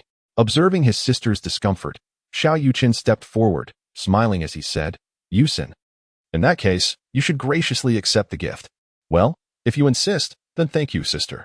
With her brother's insistence, Xiao Yuchen found it difficult to refuse any longer. Shortly thereafter, the attendant packaged all the clothing and left Xiao Yuchen's contact information, promising to deliver the items to his residence. Iran, this attendant is quite capable. Since the manager is absent, let her assume that role. I am confident she will excel. Upon hearing Xiao Yuchen's words, the attendant, who had just been disheartened by the thought of losing her commission, suddenly felt a surge of hope. If she were to become the manager, her salary would double, sufficiently compensating for the loss of commission from the garments. Indeed, that is precisely my intention. Li Yiran nodded in agreement. Thus, the young attendant was promoted to manager by Xiao Yuchen's simple remark. And she felt fortunate that she had refrained from making any sarcastic comments to the pair, for otherwise, her fate would have been far worse than that of the manager. After leaving the Century Plaza, Xiao Yuchen parted ways with Li Yiran and hailed a taxi, heading straight to his rented accommodation. Brother, is Yiran really just your classmate? I sense she has a certain fondness for you, and she is quite beautiful. You should pursue her. Xiao Yuchen exclaimed in the taxi. Pursue? What do you mean? Xiao Yuchen was momentarily taken aback. Of course, turning sister Yiran into sister-in-law Yiran. Xiao Yuchen said with a mysterious smile. Yuchen, don't speak nonsense. Our relationship is not of that nature. It would be inappropriate for Yiran to hear such things. Brother, as a woman, I understand women better than you do. Sister Yiran's gaze towards you is anything but ordinary.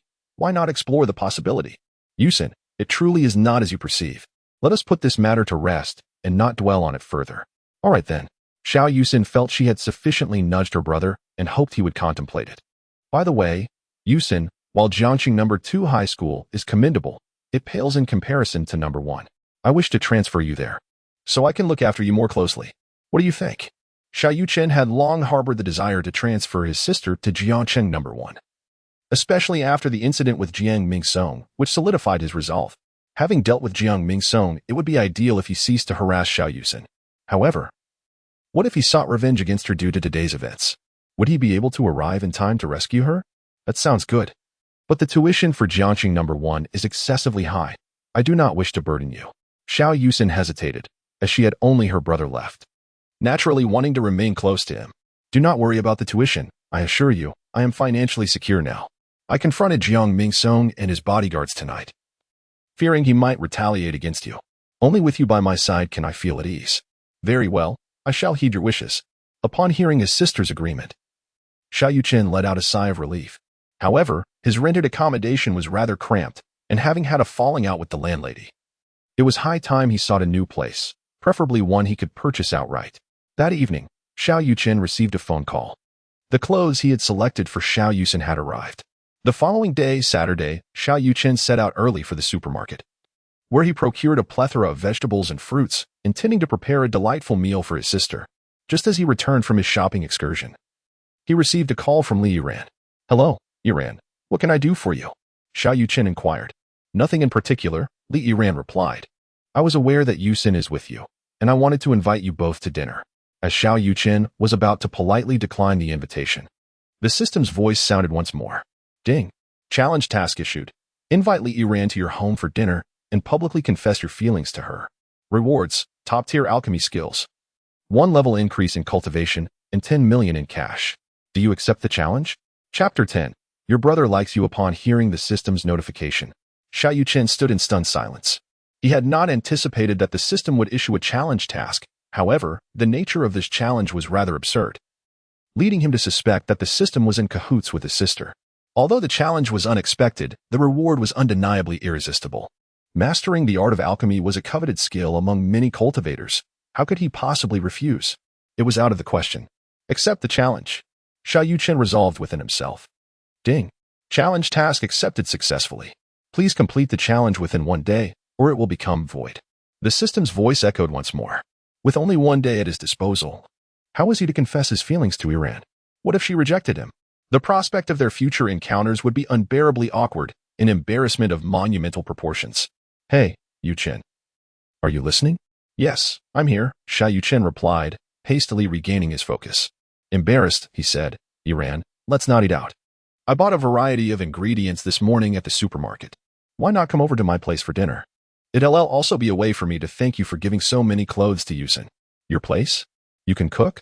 Li Yiran expressed her surprise. All right then. I haven't tasted your cooking yet. Send me your address, and I'll be there shortly. After hanging up, Xiao Yuchen called for his sister, informing her that Li Yiran would be dining with them. Upon hearing that Yiran was coming over, Xiao Yuchen was elated and eagerly offered to help her brother wash and chop the vegetables. Just as the two were busy preparing, the doorbell rang. Xiao Yuchen rushed to open the door, revealing Li Yiran. Yiran, come in.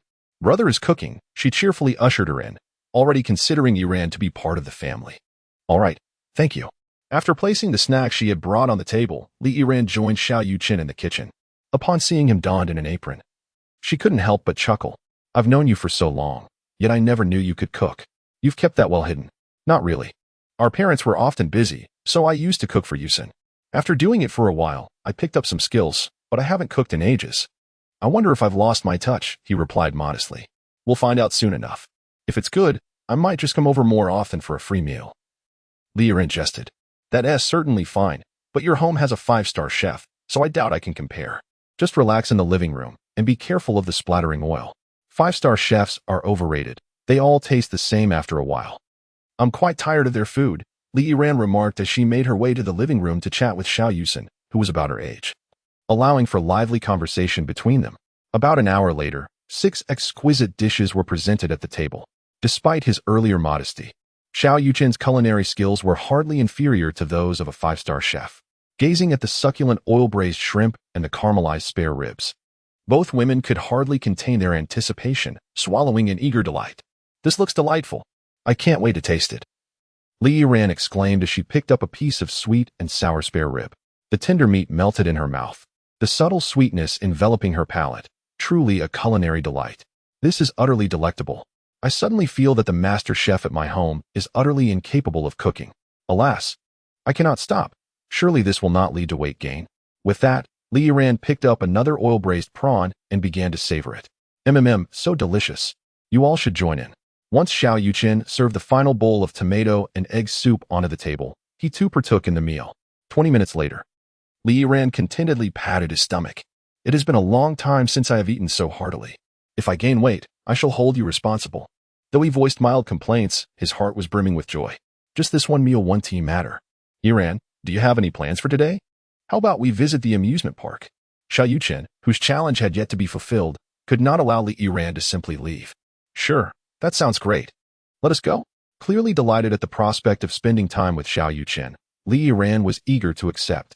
Upon hearing her brother's words, Xiao Yuchen felt a mix of joy and surprise. She understood her brother and had never witnessed him display such enthusiasm for a girl before. Oh brother, how can you not admit you like Yiran too? Xiao Yuchen thought to herself, internally rolling her eyes. Half an hour later, Xiao Yuchen drove Li Yiran's car to the amusement park. Since it was Saturday, the park was bustling with visitors. After purchasing 3 tickets, they stepped inside the amusement park, instantly capturing the attention of the crowd due to the striking beauty of Li Yiran and Xiao Yuchen. Many men gazed at Xiao Yuchen with envy, never having imagined such a scenario of accompanying 2 lovely ladies. Which attraction shall we try first? Something thrilling or more conventional? Li Yiran asked, breaking the silence. I'm fine with anything. You two decide, Xiao Yuchen replied, his mind preoccupied not with the rides, but with thoughts of how to confess to Li Yiran. Under the guidance of Li Yiran and Xiao Yuchen, the trio first enjoyed the roller coaster, the swinging pendulum, and the carousel, yet Xiao Yuchen remained somewhat distracted. Yuchen, let us ride the Ferris wheel. It is said to be the largest and tallest in Jiangqing. Since we are here, we must try it, Li Yiran suggested. Absolutely, Yiran. Brother, what do you think about the Ferris wheel? Both women turned their gazes toward Xiao Yuchen, hoping he would make the decision. Yiran, Yuchen, you two go ahead. I have something special to take care of. In truth, Xiao Yuchen had just conceived a method for his confession and had even contacted a professional team for assistance, needing to prepare certain elements himself. Are you afraid of heights? Li Yiran teased with a mysterious smile, as if she had discovered a new realm. Never mind, you can wait for us here while Yuchen and I enjoy the ride. Although somewhat disappointed, Li Yiran said nothing further and led Xiao Yuchen to the Ferris wheel. The Ferris wheel rotated slowly, requiring several minutes to ascend to the top, and Xiao Yuchen had to complete his preparations before the 2 ladies reached their highest point. Upon contemplating this, Xiao Yuchen dialed a number. How are things? Is everything prepared? Rest assured, we have arranged everything according to your requirements. However, the cost for mobilizing the crowd will need to be calculated separately. No problem, you may proceed without concern. Money is not an issue. I shall be there shortly. Meanwhile, on the Ferris wheel, 2 girls were exuberantly admiring the splendid scenery around them. Yiran, what is your relationship with my brother? Are you truly just classmates? I'll let you in on a secret. My brother has feelings for you. Xiao Yuchen said this deliberately, hoping to validate her suspicions. If Li Yiran indeed harbored feelings for her brother, she would surely reveal it upon hearing her words. Really? Is that true? Li Yiran appeared genuinely surprised. Wait, did your brother actually say that to you? She gazed at Xiao Yuchen with eager anticipation for an answer. Not exactly. But my brother has never invited a girl over for dinner at our home. I can sense his warmth towards you. Is that so? Why did I not notice it? In Li Yiran's eyes, Xiao Yuchen had always been somewhat taciturn. Aside from his unwavering willingness to protect her, he had shown little else. Only recently, after the change in how they addressed each other, had their relationship taken a step closer. Chapter 11. Defining relationships. The authorities are often perplexed, while the onlookers see clearly. You may not perceive it, but you must trust me.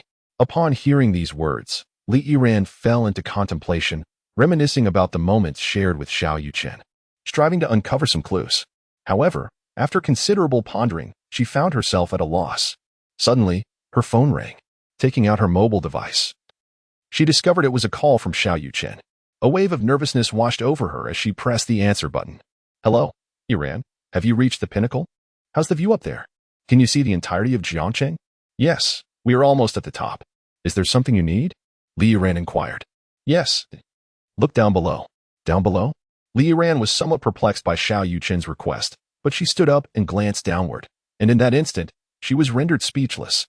Noticing Li Yiran's unusual behavior, Xiao Yuchen also curiously peered down. Despite their considerable elevation, they could still discern the happenings below.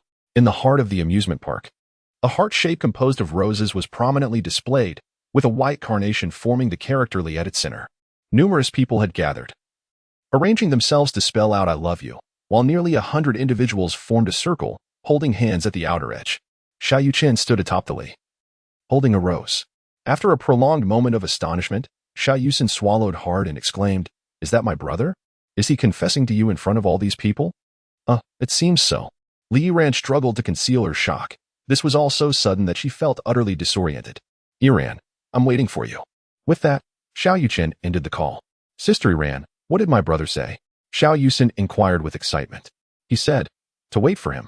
"What should I do, Yuchen?"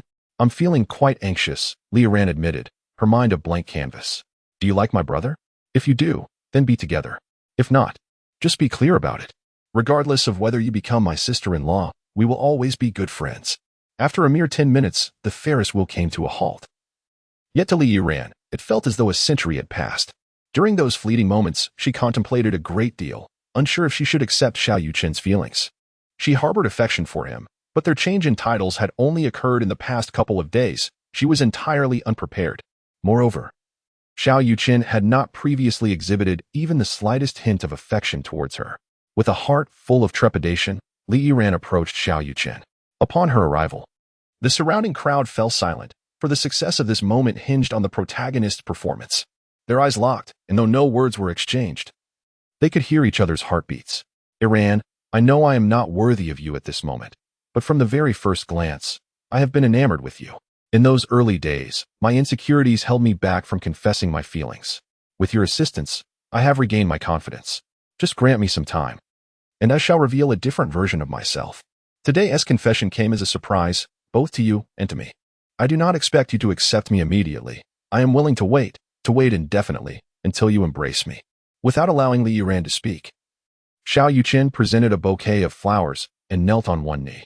At that moment, the crowd erupted in unison, their voices reverberating throughout the amusement park. Time seemed to stand still.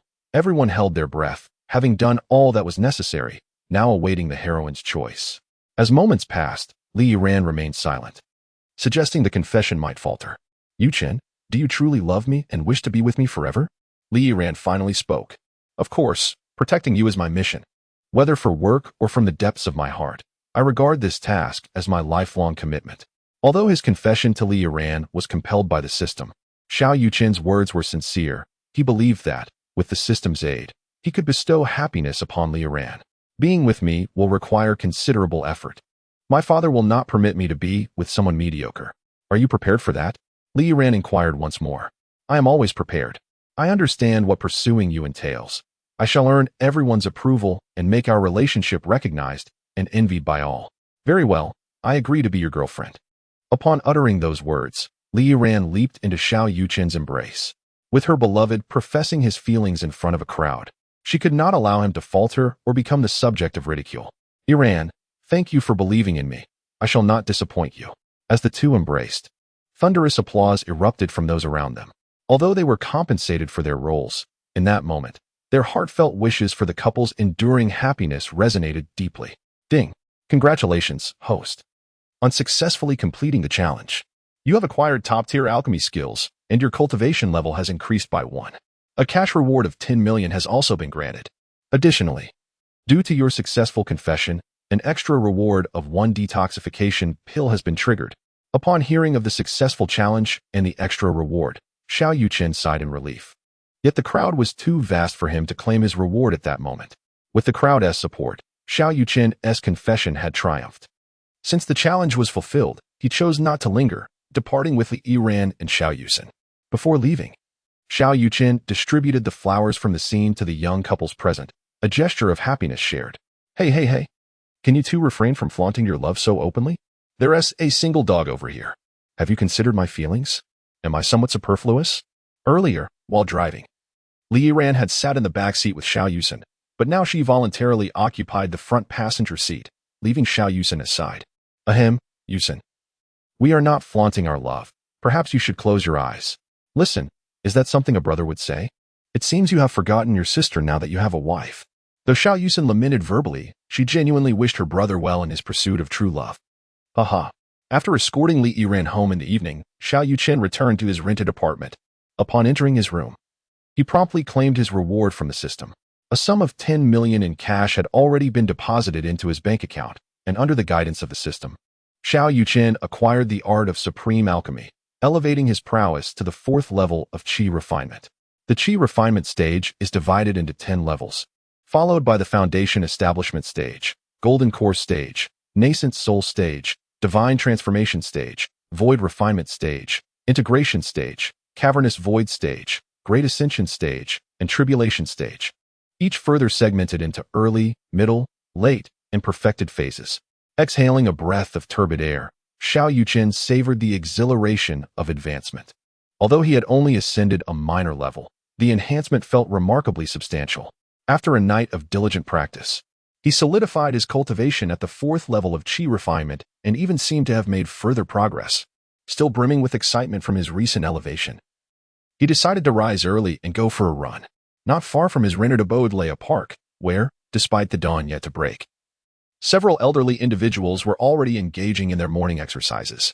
Chapter 12. The patriarch of the Zhou family. Though he had resided here for over a year, Xiao Yuchen found himself in the park at an unusually early hour for the first time. After completing a circuit, he was pleasantly surprised to discover that the spiritual energy in this location was far more abundant than that at home, perhaps due to the lush vegetation surrounding him.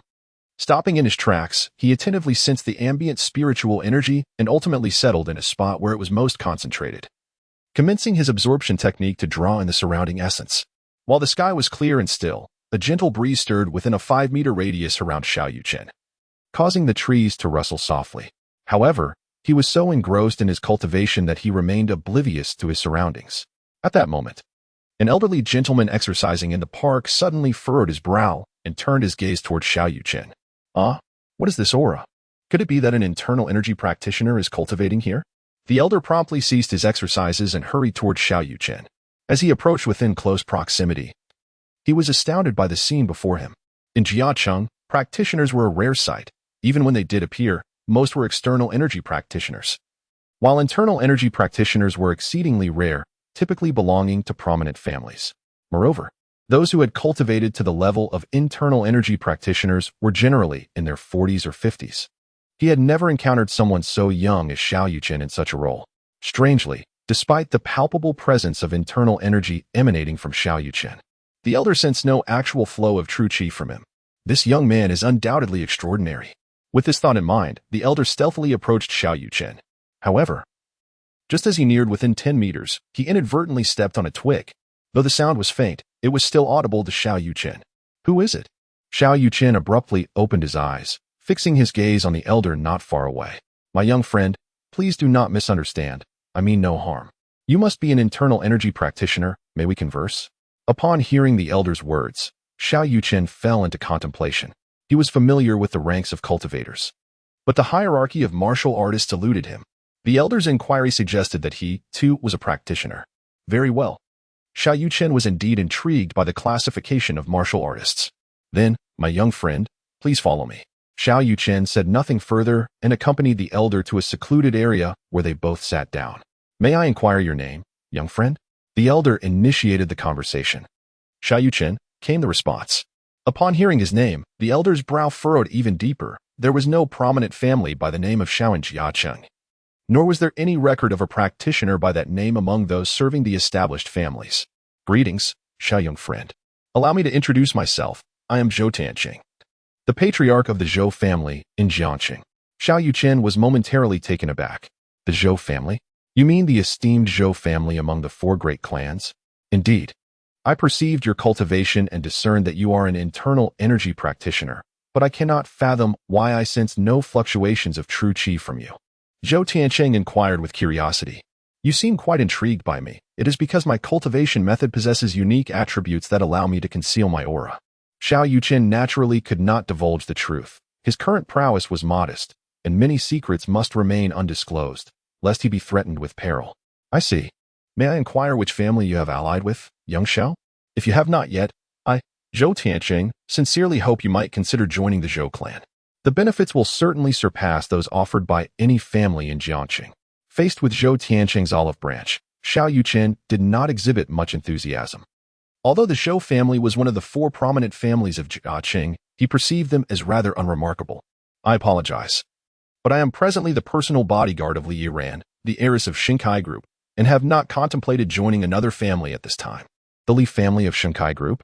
While they possess a commendable influence in Jiangqing, they still pale in comparison to the 4 great families. Might you reconsider, young Xiao? Zhou Tianqing was clearly unwilling to concede. Such a young practitioner of internal energy held limitless potential. Achieving mastery was within the realm of possibility. If the Zhou family could recruit him, they would undoubtedly ascend to the pinnacle of the 4 great families. Old Zhou, to be frank, Li Yiran is my girlfriend. And thus, I cannot join another family. I hope you can understand. Xiao Yuchen firmly declined. Oh, I understand. A graceful lady is indeed a match for a gentleman. However, I have a granddaughter named Xiao Yuchen, who is equally as enchanting and graceful as the daughters of the Li family. If you are inclined, I would be pleased to introduce you to her. Upon hearing Zhou's proposition, Xiao Yuchen was taken aback. He had not anticipated that a family of such stature would extend such an invitation. It was indeed a gesture filled with sincerity.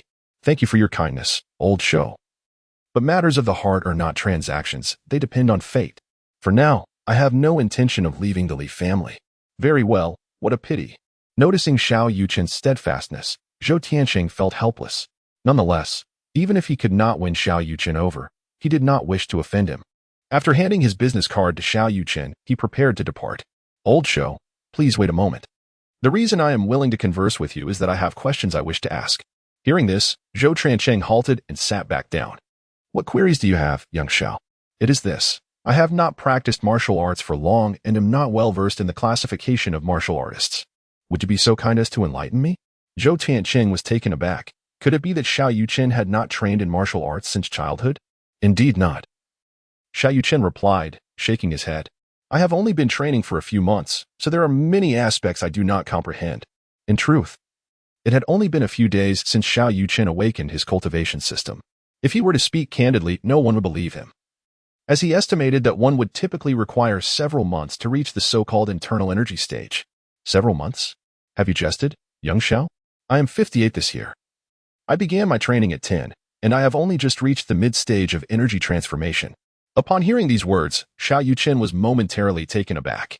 He had deliberately exaggerated the duration of his cultivation, yet a slip had still occurred.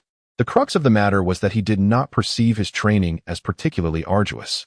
Could it be due to his affinity for the path of immortality? Well, perhaps I am simply fortunate, he casually offered as an excuse.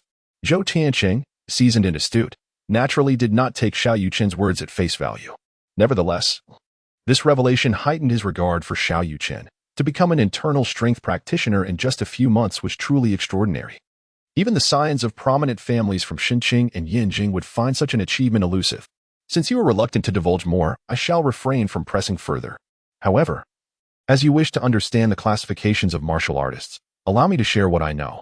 I am all ears. Martial artists are categorized into external strength, internal strength, transformation strength, postnatal realm, innate realm, master realm, martial king realm, and martial soul realm. Each of these realms is further divided into 4 stages: early, middle, late, and perfection. Upon hearing Elder Zhou's introduction, Xiao Yuchen fell into deep contemplation. He was uncertain how the levels of cultivation and immortality corresponded with those of martial arts. However, Zhou Tianqing's assertion of being an internal strength practitioner clearly indicated that the threshold for immortality was significantly higher than that of martial artists. You claim to be at the middle stage of transformation strength? How about we engage in a friendly spar? I wish to gain a comprehensive understanding of my own capabilities. Chapter 13. The dog food may not be tasty, yet it fills the belly. Xiao Yuchen was eager to ascertain his current strength, for in future encounters with martial artists, particularly adversaries, it would be paramount to gauge the disparity in their abilities and determine his subsequent course of action. This was of utmost importance. If you wish, I shall not refuse. However, this place is too crowded and unsuitable for a duel, Zhou Tianqing remarked. Here's what we shall do. My business card contains my address. I welcome you, Xiao, to visit the Zhou residence, and I will certainly accommodate your request. Zhou Tianqing's arrangement was motivated by a desire to foster closer ties with Xiao Yuchen, and the sparring was merely a casual afterthought. Very well. I shall pay a visit when time permits. After conversing with Zhou Tiancheng for a while longer, Xiao Yuchen took his leave. Upon returning home, he found his sister, Xiao Yuchen, still slumbering. High school life was exhausting, leaving little opportunity for lazy mornings. Thus, Xiao Yuchen refrained from waking her and instead set about preparing breakfast. Half an hour later, he had completed the meal, at which point Xiao Yuchen emerged from her room. Yuchen, wash up and come eat, he called. All right. I'll be right there. By the way, brother, do we have any plans today? Should we go see sister-in-law? At her words, Xiao Yuchen's lips twitched. The girl certainly had a knack for changing her tune quickly. I'm not sure yet. It's still too early, and I haven't contacted her. I'll give her a call shortly. Ding dong. Just as Xiao Yuchen finished speaking, the doorbell rang. Puzzled, he went to answer it, only to find Li Yiran at the threshold. Yiran, you've arrived. Just a moment ago. Yuchen was asking me about our plans for today and whether we should visit you, and now here you are. What can I say? Since someone didn't come looking for me, I had no choice but to come myself. Li Yiran feigned a complaint. Xiao Yuchen scratched his head awkwardly, feeling a bit embarrassed as he explained, I mainly didn't dare to visit your house, otherwise. All right, I was just joking. Oh, it smells wonderful. Did you make breakfast? As the saying goes, familiarity breeds comfort. Li Yiran made herself at home, sitting at the dining table and picking up chopsticks to begin eating. This fried egg is delightful. I'll have another. Oh, certainly. There's plenty more. I'll get it for you. As Xiao Yuchen handed her another fried egg, he chuckled, in comparison to you, I seem like the guest here. You truly are at ease. Is there a need to stand on ceremony with my boyfriend? Li Yiran retorted. Indeed, there is no need. Your demeanor actually puts me at ease. Do you have any plans for today? Xiao Yuchen inquired. I have a few matters to attend to. My father has entrusted me with the management of a cosmetics company, allowing me to gain some experience. Would you accompany me to take a look? Of course. Yuchen, would you like to join us? Xiao Yuchen turned to his sister. No, dog food isn't palatable, and I must return to school this afternoon, Xiao Yuchen pouted. Though the dog food may not be appetizing, it certainly fills the stomach, Xiao Yuchen smirked slyly. Really, do you not require me to escort you to school? Upon witnessing her brother's mischievous demeanor, Xiao Yuchen cast him a significant eye roll. I shall take the bus myself. You should enjoy your time with your sister-in-law, she declared. The moment Li Yiran heard her refer to herself as a sister-in-law, his face flushed with embarrassment. Very well, I shall expedite arrangements for your transfer, Xiao Yuchen casually remarked. Wait, is Yuchen transferring schools? Li Yiran inquired with curiosity. Indeed, I wish to transfer Yuchen to Jiangcheng No. 1 High School, allowing me to care for her more closely.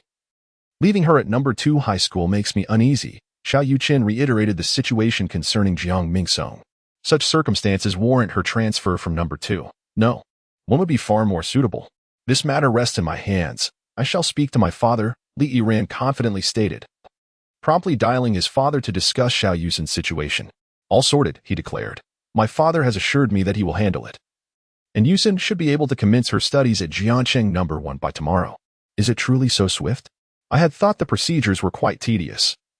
Xiao Yuchen replied, somewhat astonished. My father is acquainted with the principle of Jiangcheng No. 1. Transferring a student is hardly a challenge, Li Yiran replied with nonchalance. Wonderful. We shall be schoolmates henceforth.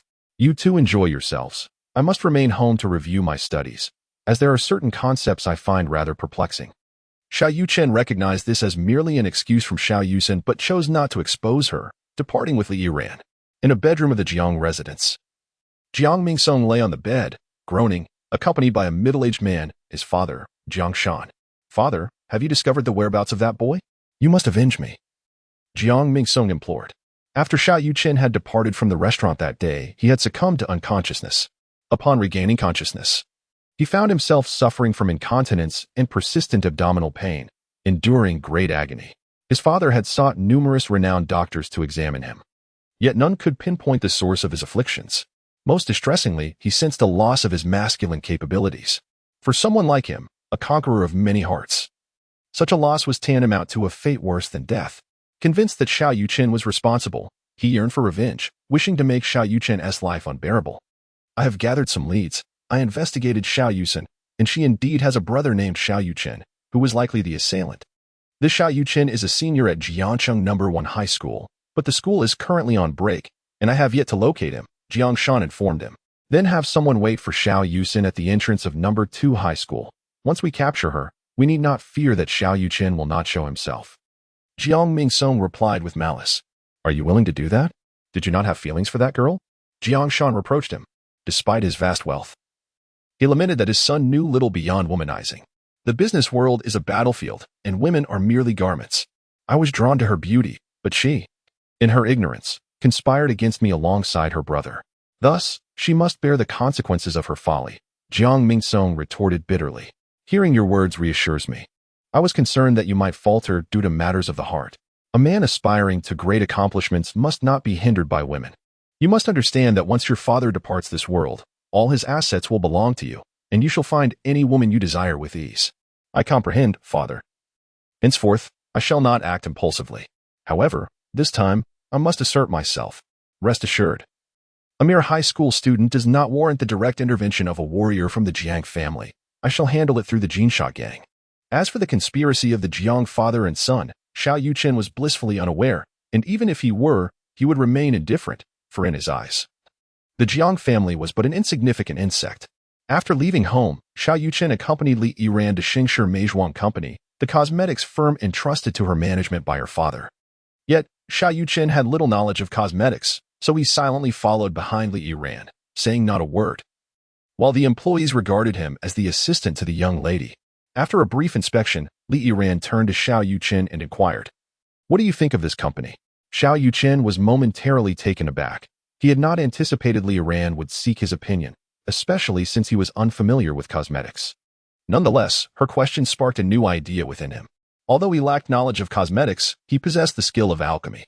While the ingredients for youth-preserving elixirs were challenging to procure, he could certainly concoct beauty potions. Chapter 14. An irresistible gift. Although the effects of the beauty elixir are not as miraculous as those of the youth-preserving pill, it undoubtedly surpasses all cosmetics available on the market. With this beauty elixir, Li Yiran's grand beauty enterprise can truly be deemed as splendid. While I may not be well-versed in cosmetics, I do believe that the security measures here require enhancement. The ease of access to the company poses significant risks. As a bodyguard, Xiao Yuchen is particularly attuned to security issues, which are fundamental to the company's development. Should he succeed in concocting the beauty elixir in the future, Xingshi Beauty will surely make a remarkable impact, inevitably attracting the envy and ill intentions of competitors, thus making security paramount. Security concerns? I had not considered that. I will discuss this with my father and ask him to send a few bodyguards from our family.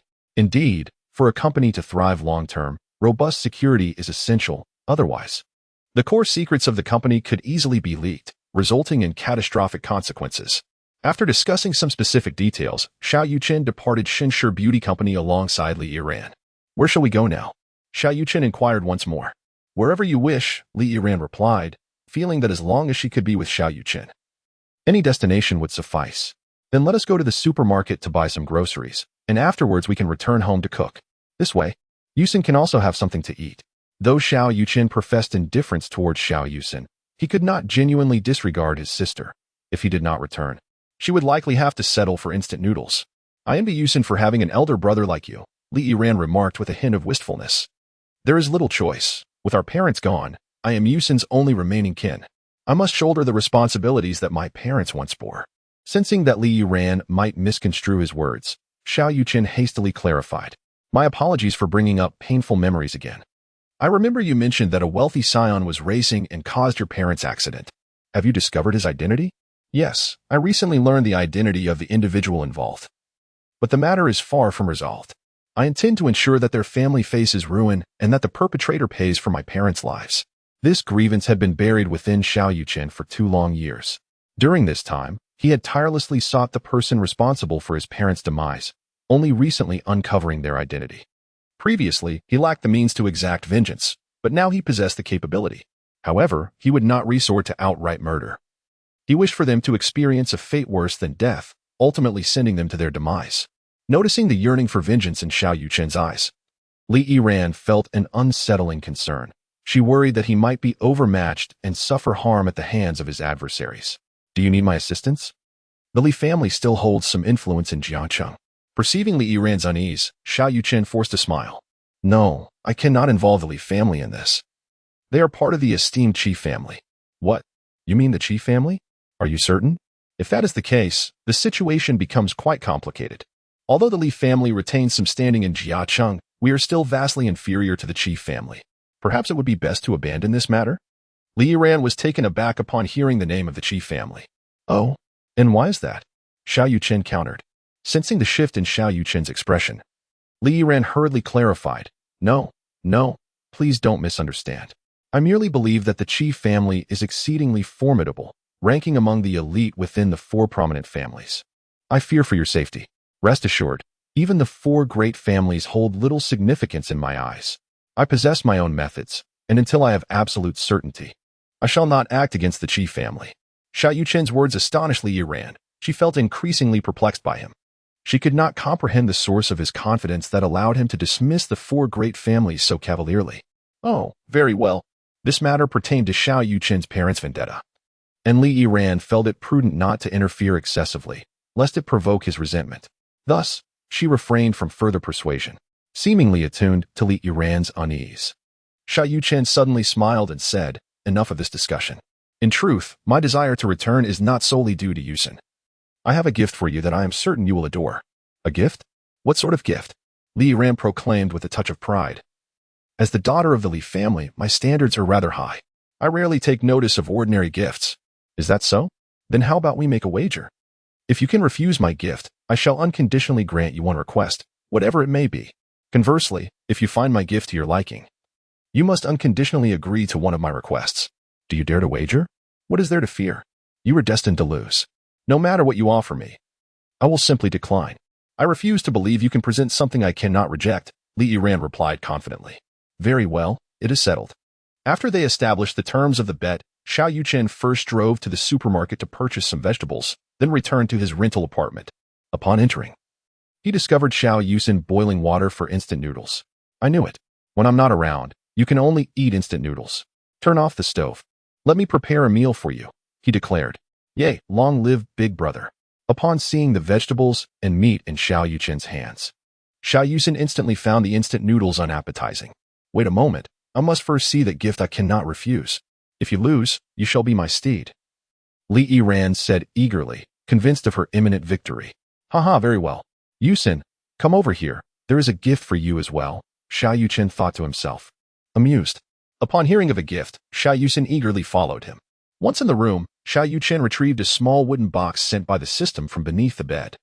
Hey, brother, this box seems rather unusual. Could it be an antique? She inquired. Perhaps, Xiao Yuchen replied with a smile as he opened the small box. Inside, besides a book for absorbing energy, there were low-grade spirit stones and the pills gifted by the system. Wow, what on earth are these? A medicine chest?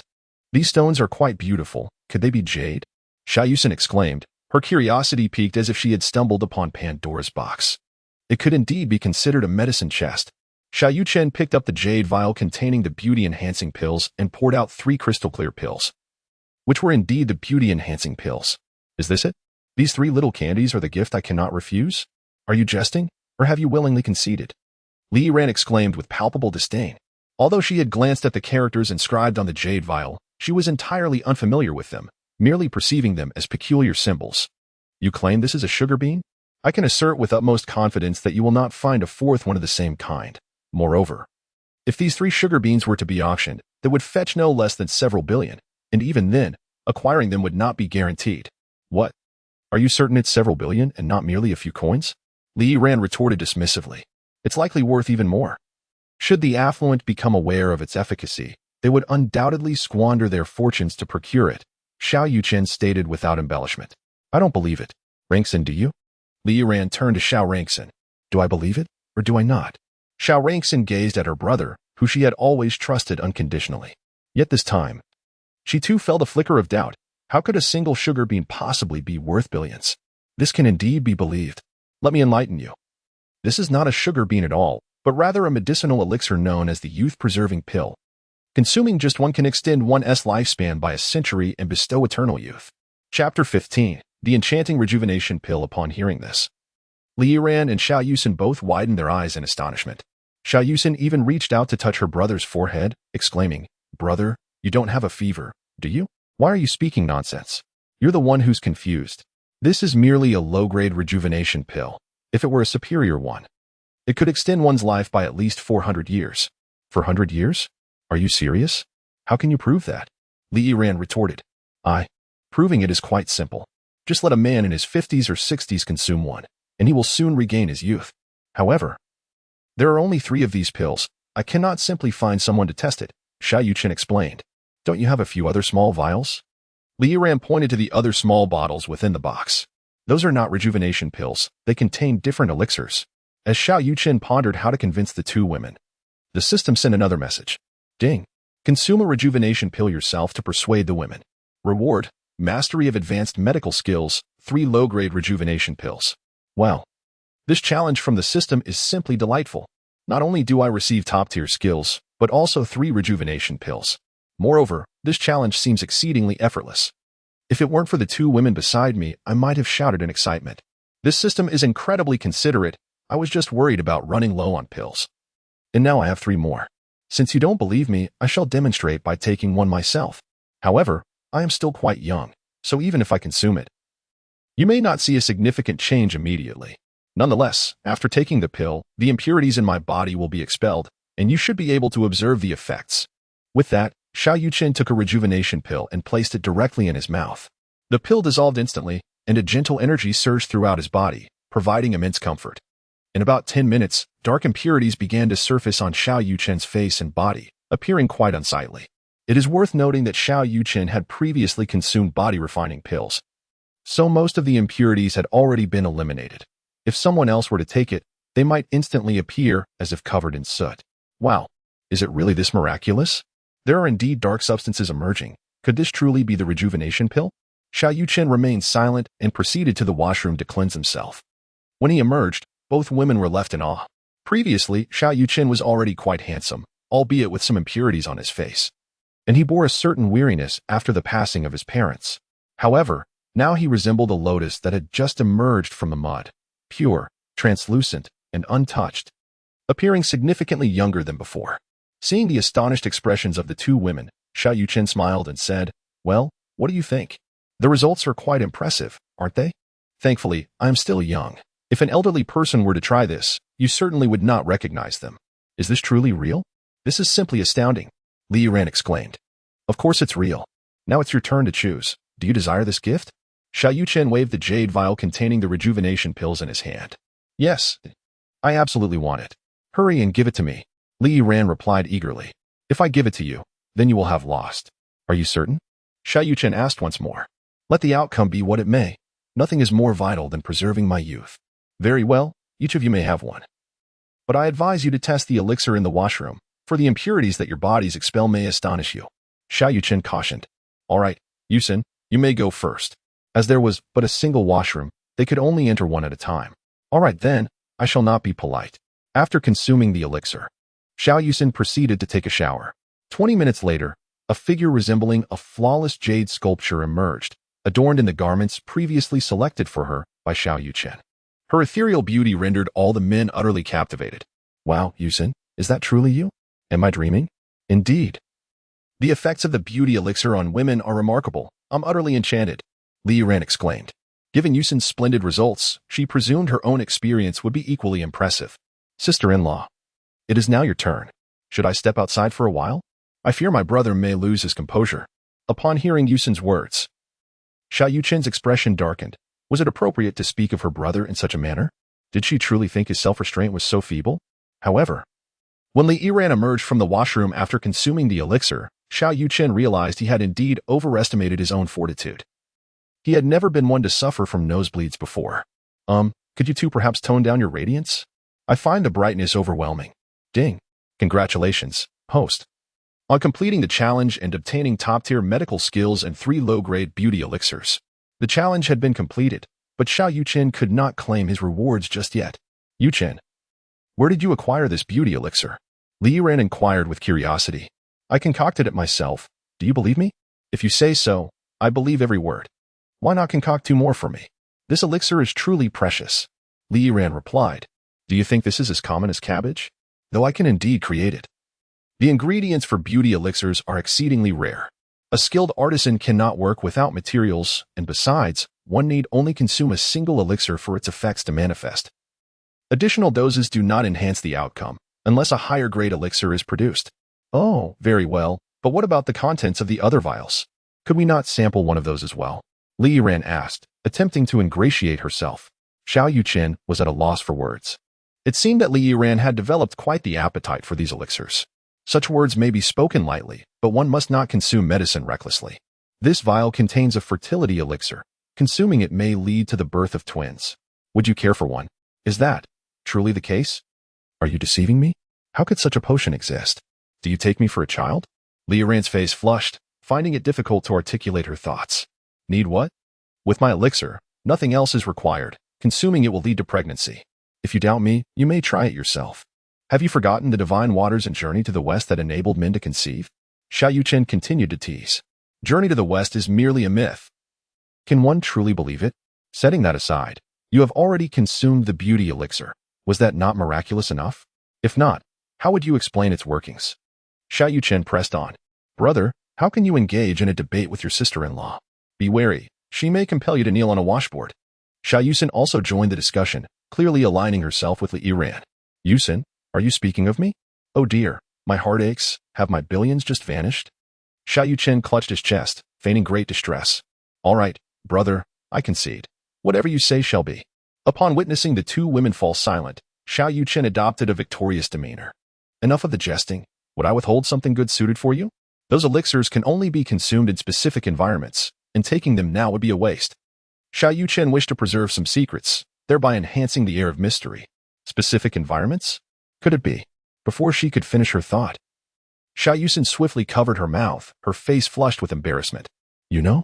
What are you thinking? Xiao Yuchen inquired curiously about his sister. And nothing.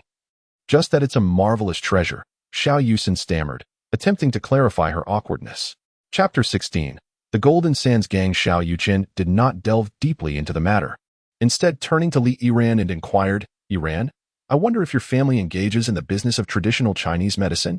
Traditional Chinese medicine? No, we don't. Why do you ask? Li Yiran responded, perplexed by Xiao Yuchen's question. It's nothing much. Although I cannot mass-produce the longevity elixir, I can certainly manufacture the beauty elixir in abundance. This beauty elixir boasts remarkable effects in terms of skin whitening and rejuvenation, though it does not possess any longevity benefits. Xiao Yuchen replied candidly. Is that true? Is the beauty elixir really that impressive? Li Yiran's interest was piqued instantly. Absolutely. You have witnessed the wonders of elixirs. They surpass the effectiveness of commercial cosmetics by 100-fold. If your Xingshi Meizhuang were to sell the beauty elixir, it would undoubtedly elevate the company's reputation. And with no competition in sight, your profits would soar. Are you willing to assist Xingshi Meizhuang in crafting the beauty elixir? Li Yiran's breath quickened. Although Xiao Yuchen was her boyfriend, she would never coerce him into working for her own benefit. Of course, I had considered this plan during our previous visit to Xingshi Meizhuang, but there were too many people around, and it was not appropriate for me to voice it publicly. Xiao Yuchen clarified. Yuchen, you are simply too charming. I adore you. With that, Li Yiran excitedly planted a kiss on Xiao Yuchen's cheek. You took advantage of me. That was my first kiss. I must retaliate. Xiao Yuchen feigned indignation, believing such matters should not allow the girl to take the initiative. Hey, big brother, you can steal the lines from a woman, but have you considered my feelings? Could you not exercise some restraint? Xiao Yuchen interjected, rolling her eyes. Haha. The three of them exchanged glances and couldn't help but burst into laughter. At that moment, Li Yiran's phone rang. It was a call from her father. She gestured for the two to be quiet and answered the call. Sharan, I have arranged the transfer for Yuchen's sister. She can report to Jiacheng No. 1 high school tomorrow. Really? Thank you, Dad. I'll let them know right away. With that, Li Yiran ended the call. How about that? I told you this matter would be resolved quickly. Starting tomorrow, Yuchen will be our schoolmate. With the two school beauties accompanying you, won't you be the envy of all? Li Yiran smiled at Xiao Yuchen. Envy? Do you genuinely believe this is a blessing? Being with you has already made me a target for the entire school. If Yuchen joins, they will surely devour me whole. Despite his words, Xiao Yuchen was quite pleased to have his sister close to him, as it allowed him to protect both women simultaneously. Haha, serves you right. We are even more beautiful now. Those boys may go even crazier over us. Li Yiran remarked with a mischievous grin. By the way, if you have no plans this afternoon, accompany me to look at houses. My lease is about to expire, and I wish to purchase a property near the school for a permanent solution. Xiao Yuchen refrained from mentioning the landlord. Being targeted by such an elderly woman was hardly something to boast about. Why do you want to buy a house? My family possesses numerous houses. It would be quite simple for me to gift you one. Given the precious gift you have bestowed upon me, I feel compelled to reciprocate in kind, Li Yiran retorted. This seems inappropriate. I still have some funds at my disposal. What is inappropriate about it? Must we be so meticulous in our dealings? What belongs to you is mine, and what belongs to me is also mine. Is that not so? Yes, indeed. Xiao Yuchen found himself at a loss for words.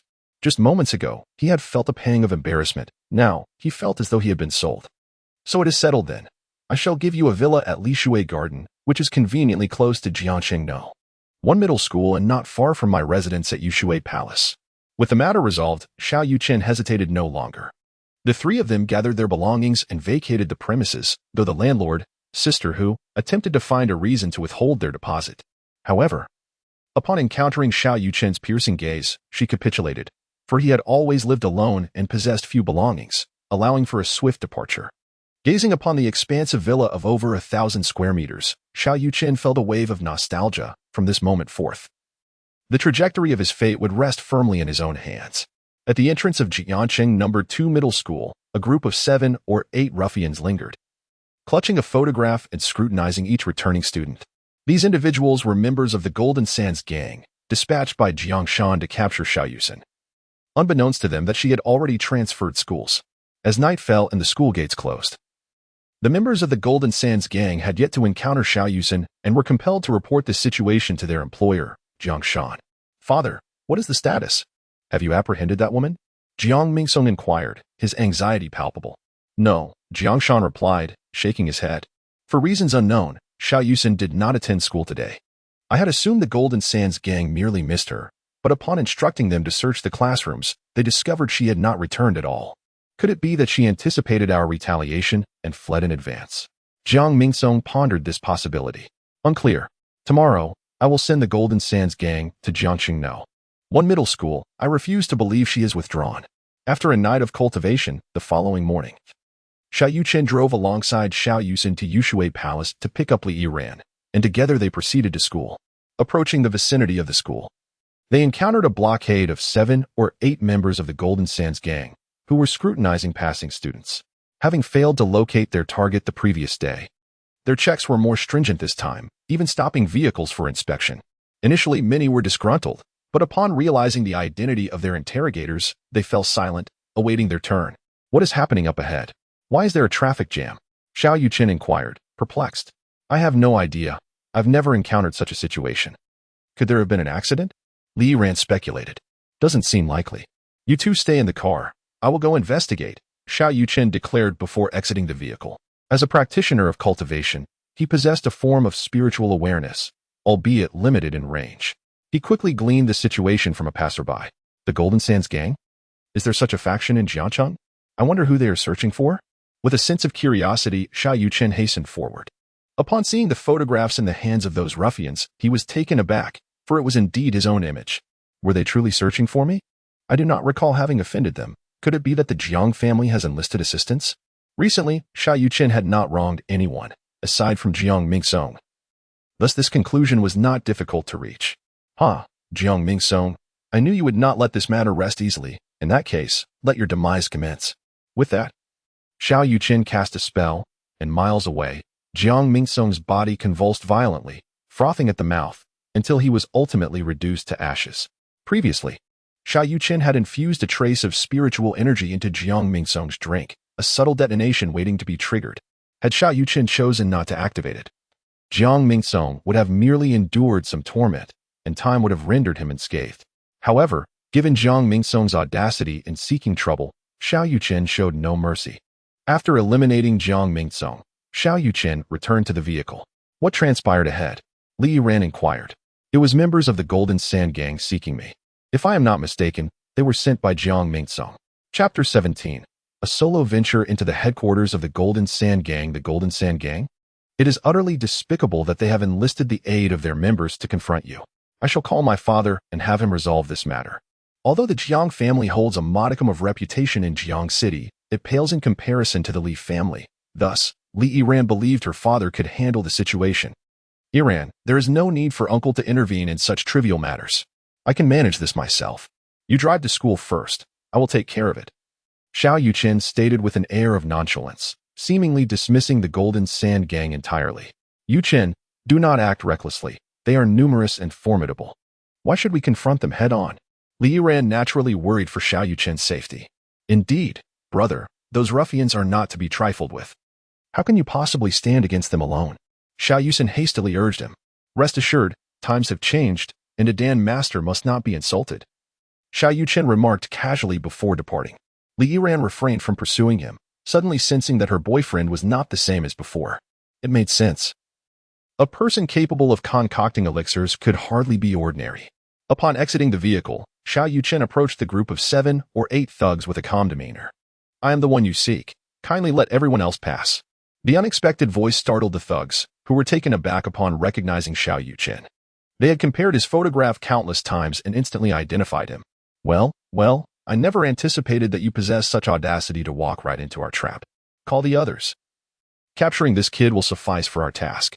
Unbeknownst to them, the Golden Sand Gang had stationed members at both ends of the school. Having heard rumors of Xiao Yuchen's capabilities to easily defeat the Jiang family's bodyguards. Therefore, they had mobilized 15 elite members for this encounter. Yes, summon everyone. I shall resolve this in one fell swoop to avoid complications. Xiao Yuchen preferred to eliminate these nuisances swiftly, intending to teach the Golden Sand Gang a lesson about the consequences of provoking him. Kid, you are quite arrogant. However, with so many witnesses around, do you dare to accompany me to a more secluded location? Despite being members of the Golden Sand Gang, they hesitated to act violently in such a public space. Handling the aftermath would be cumbersome. Escaping the crowd would be ideal. Perfectly agreeable. I shall await you in the small grove to the north. Do hurry. For I have classes to attend, he replied. Upon hearing this, the leader of the thugs narrowed his eyes, a sense of foreboding creeping in. The audacity displayed by the opponent, despite their numerical advantage, indicated that they were not taking the gang seriously. Very well, daring to provoke the Golden Sand Gang. I shall turn you into a mere stick, then plant you in the ground to bear fruit. Xiao Yuchen paid no heed to such mindless threats and strode directly toward the grove, with several members of the Golden Sand Gang following closely behind. Soon, another group of 7 arrived to join them. After several minutes, Xiao Yuchen halted deep within the grove and turned to face the gathered thugs. This is a picturesque location to serve as a final resting place for you. It is only fitting. The leader of the thugs, sensing the piercing gaze of Xiao Yuchen, could not help but shudder. This young man possessed an unsettling aura. Everyone, attack together. Upon hearing the command, 15 individuals charged towards Xiao Yuchen. A cold smile crept onto Xiao Yuchen's lips as he unleashed a palm strike from a distance. Bang! The first few attackers were obliterated into mere fragments. These were not even formidable opponents, hardly worthy of being called martial artists, and they were swiftly dispatched. In a mere 30 seconds, 14 were left bloodied and lifeless on the ground, leaving only the leader trembling in place. He had thought the Jinsha gang was formidable enough. Yet the man before him was even more ruthless, striking with lethal intent. Please, spare me. I was wrong. Have mercy. The thug leader fell to his knees. However, Xiao Yuchen offered no further words. He immediately delved into the leader's mind, and with a flicker of his inner fire, turned all to ashes. It was indeed the Jiang family orchestrating this. If that were the case, he would not hold back his cruelty. Due to the lack of communication from the Jinsha gang, Jiangshan began to grow anxious. He attempted to contact the personnel responsible for the matter, only to find his calls unanswered, raising his suspicions that something had gone awry. When he arrived at Jiang Mingsong's room, he found no trace of his son, only a pile of white powder on the bed. Where has Tsonger gone? What is this white powder? Jiangshan stared at the substance, lost in contemplation, until a dreadful thought emerged in his mind. His son had been murdered. Who could be responsible for such an atrocity? Jiangshan was engulfed in madness. This was the Jiang residence, and it was inconceivable for outsiders to breach its sanctity, yet the scene before him begged explanation. Curse it! What powerful figure could my son have offended to warrant such a fate? After a moment of anguished roaring, Jiangshan collapsed onto the floor, as if he had aged a decade in an instant. Jiang Mingsong was the heir to the Jiang family's legacy, and with his demise, coupled with Jiang Shan's own advancing years, the family faced extinction, having dealt with the Jinsha gang's thugs. Xiao Yuchen did not return to school but instead made his way directly to the headquarters of the Jinsha gang. Though the gang had sought to confront him merely for the Jiang family's sake, having made a move against him, they would have to bear the consequences. Despite having already eliminated 15 members, if he lacked strength, it would have been his life at stake. Guided by the memories of the thug leader, Xiao Yuchen swiftly arrived at the gang's headquarters. Without hesitation, he kicked the door open and strode in confidently. Who dares to intrude upon the Jinsha gang's headquarters? The commotion of his entrance alerted the gang members within, and dozens of thugs armed with baseball bats quickly surrounded him. I am Xiao Yuchen. Weren't you all eager to capture me? Well, here I am. Why not summon your leader to face me? His voice resonated, for he had no intention of squandering time with these petty minions. You insolent fool! Our leader is not someone you can simply request to meet. No matter who you are, daring to intrude upon the headquarters of the Golden Sands gang, you shall not leave here unscathed today. How audacious! Xiao Yuchen, growing increasingly impatient, unleashed a powerful palm strike, causing the leading thug to collapse to the ground, lifeless. This scene was utterly bizarre. All the thugs fell silent, paralyzed by fear, apprehensive that they might be the next to meet a grim fate. Is the leader of the Golden Sands gang merely a coward? If you do not show yourself forthwith, I shall dismantle your gang myself. As soon as the words left his lips, a rotund middle-aged man emerged from the shadows. Who dares to create such a ruckus here? How bold to venture alone into the territory of the Golden Sands gang. The gang leader had not witnessed Xiao Yuchen's earlier display of power, and upon seeing him trespass alone into his domain, he raised his voice in indignation. Are you the leader of the Golden Sands gang? You had the audacity to send your men to abduct my sister and me. How shall this debt be settled? After extracting the truth from the thug's soul, Xiao Yuchen learned that those men had indeed attempted to kidnap his sister at Jiangcheng No. 2 High School yesterday. Fortunately, he had arranged for her transfer, or she might have suffered a dire fate. Chapter 18. Subduing the Golden Sand gang. Upon this realization, Xiao Yuchen was engulfed by an overwhelming fury. Xiao Yuchen was his Achilles heel, and any who dared to touch that tender spot must pay a grievous price. Are you Xiao Yuchen? How can you be unscathed? What has become of my brothers? The leader of the Golden Sand gang sensed something amiss and inquired, his voice laced with trepidation. They have all gone below to await your arrival. Before departing, they explicitly instructed me to ensure you join them. They wish to have you as their subordinate. Xiao Yuchen replied coolly. You killed them? The gang leader struggled to suppress the burgeoning rage within him. What do you think? Am I not being sufficiently clear? How dare you? Seize him. I shall have him torn to shreds. The gang leader, now thoroughly incensed, issued a direct command to eliminate Xiao Yuchen. Nevertheless, despite the fervor of his command, none dared to advance. They were all petrified by the prowess Xiao Yuchen had just displayed. What are you waiting for? Capture him. The gang leader bellowed once more. Do not squander our time. They lack the courage to approach. The moment has arrived. You shall accompany your brothers below, Xiao Yuchen declared, extending his right hand into a claw-like shape. A formidable force emanated from him, and to the astonishment of the onlookers, the gang leader was drawn towards Xiao Yuchen and had his neck ensnared. You cannot kill me. I am a man of Brother Leopard. If you slay me, Brother Leopard will not let you go, he stammered in desperation. Crack. Xiao Yuchen effortlessly crushed the gang leader's neck, discarding the lifeless body onto the ground. He then turned to the petrified crowd and inquired, who is this Brother Leopard he speaks of? Brother Leopard, also known as Qian Bao, is the head of the Black Dragon Society. Our previous leader was once a subordinate of Brother Leopard. In truth, the Golden Sand Gang is merely an affiliate of the Black Dragon Society, obligated to pay them hundreds of millions annually, a thug volunteered, his voice quivering. Is this Qian Bao formidable? Is he truly powerful? Xiao Yuchen pressed further. Indeed, he is quite formidable. It is said he is an inner strength martial artist. Came the reply. An inner strength martial artist? Is that truly sufficient to govern the underworld of Jiangcheng? Xiao Yuchen mused, eliciting astonishment from the thugs present. If an inner strength martial artist was deemed insignificant, what did that make them? That is not the case, in reality. Qian Bao is not the true ruler of the Black Dragon Society. Above him lies a realm king, rumored to possess mid-tier transformation strength, though we have never encountered him. Another thug elucidated. Upon hearing this, Xiao Yuchen nodded thoughtfully.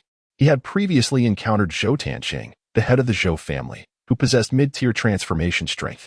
This implied that the Black Dragon Society had attained the capability to contend with the four great families. Since the architect of this chaos is now deceased, I harbor no interest in further hostility towards you. Currently, I am in need of allies. Will you join me? Upon hearing this, the crowd fell into a moment of contemplation before kneeling in unison, proclaiming, We are willing to follow young Master Xiao. Rise and shine, everyone. You may remain here for the time being. I shall inform you when your assistance is required. Additionally, Could you assist me in ascertaining whom I should collaborate with for the long-term procurement of a substantial quantity of traditional Chinese herbs in Jiangqing? In truth, Xiao Yuchen holds these individuals in low regard. However, he currently lacks capable subordinates and must undertake all tasks himself, which is somewhat of a time-consuming endeavor and at times overwhelming. Moreover, there are security vulnerabilities at Shengshi Meizhuang. If these individuals were deployed as security personnel there, it would effectively resolve the issue. Boss, we shall make every effort to investigate, and I will contact you at the earliest opportunity with any news, spoke the vice leader of the Jinsha gang, who now held authority following the demise of the leader. Rest assured, I will not neglect your efforts in my service. After exchanging contact numbers with the vice leader, Xiao Yuchen departed from the Jinsha gang and returned to school. For Xiao Yuchen at present, attending class was of little consequence, yet he felt compelled to return. Otherwise, Li Yiran and Xiao Yuchen would undoubtedly be concerned. Approximately half an hour later, upon his return to school, Li Yiran felt a sense of relief at seeing Xiao Yuchen. Throughout the morning, her worries for him had rendered her nearly inattentive in class. Meanwhile, with Li Yiran's assistance, Xiao Yuchen had completed her enrollment procedures and was now a sophomore at Jiangqing No. 1 High School. The arrival of Xiao Yuchen certainly caused quite a stir. Many male classmates eagerly congregated at the entrance of her classroom to behold the beauty of this new campus flower. Xiao Yuchen found herself somewhat helpless in the face of this attention, attributing it to the remarkable effects of her brother's youth-preserving elixir. Although the number of admirers had increased significantly compared to her time at Jiangqing No. 2 High School, she remained untroubled, confident that her brother would handle everything. At noon, after classes, Xiao Yuchen and Li Yiran set out to find Xiao Yuchen and escorted her to the school cafeteria for lunch. With the arrival of late autumn, the midday break was brief, and Xiao Yuchen had no time to return home to prepare a meal. Thus he and Li Yiran typically dined in the school cafeteria. However, Jiangqing No. 1 High School, being a private institution, offered numerous benefits despite the higher tuition fees. For instance, the cafeteria boasted 2 dining halls, one specializing in southern cuisine and the other in northern fare, encompassing a variety of culinary styles to satisfy the students' palates. As the school posited, only by ensuring students enjoyed their meals could they maintain optimal conditions for learning, but this was merely a justification for the high meal prices. Yet, as the trio arrived at the cafeteria, Xiao Yuchen was taken aback, though not altogether surprised, by the commotion that ensued. Upon witnessing him dining with 2 campus beauties, his classmates erupted into a flurry of excitement. Isn't that a bit excessive? Is it not enough to have Li Yiran, a campus flower, by his side? Has he already set his sights on the new arrival? An astute classmate was the first to notice the trio, prompting the surrounding crowd to erupt in speculation. Their gazes fixed upon Xiao Yuchen. What extraordinary luck has befallen him to simultaneously capture the affections of 2 esteemed campus flowers? Behold, the 2 most admired girls of the school are serving dishes to that lad, and notably, from their own bowls. Is this not akin to an indirect kiss? It utterly infuriates me. Little do they know that Xiao Yuchen abhors celery and Li Yiran detests mushrooms, in a bid to prevent waste. They simply pass their food to Xiao Yuchen.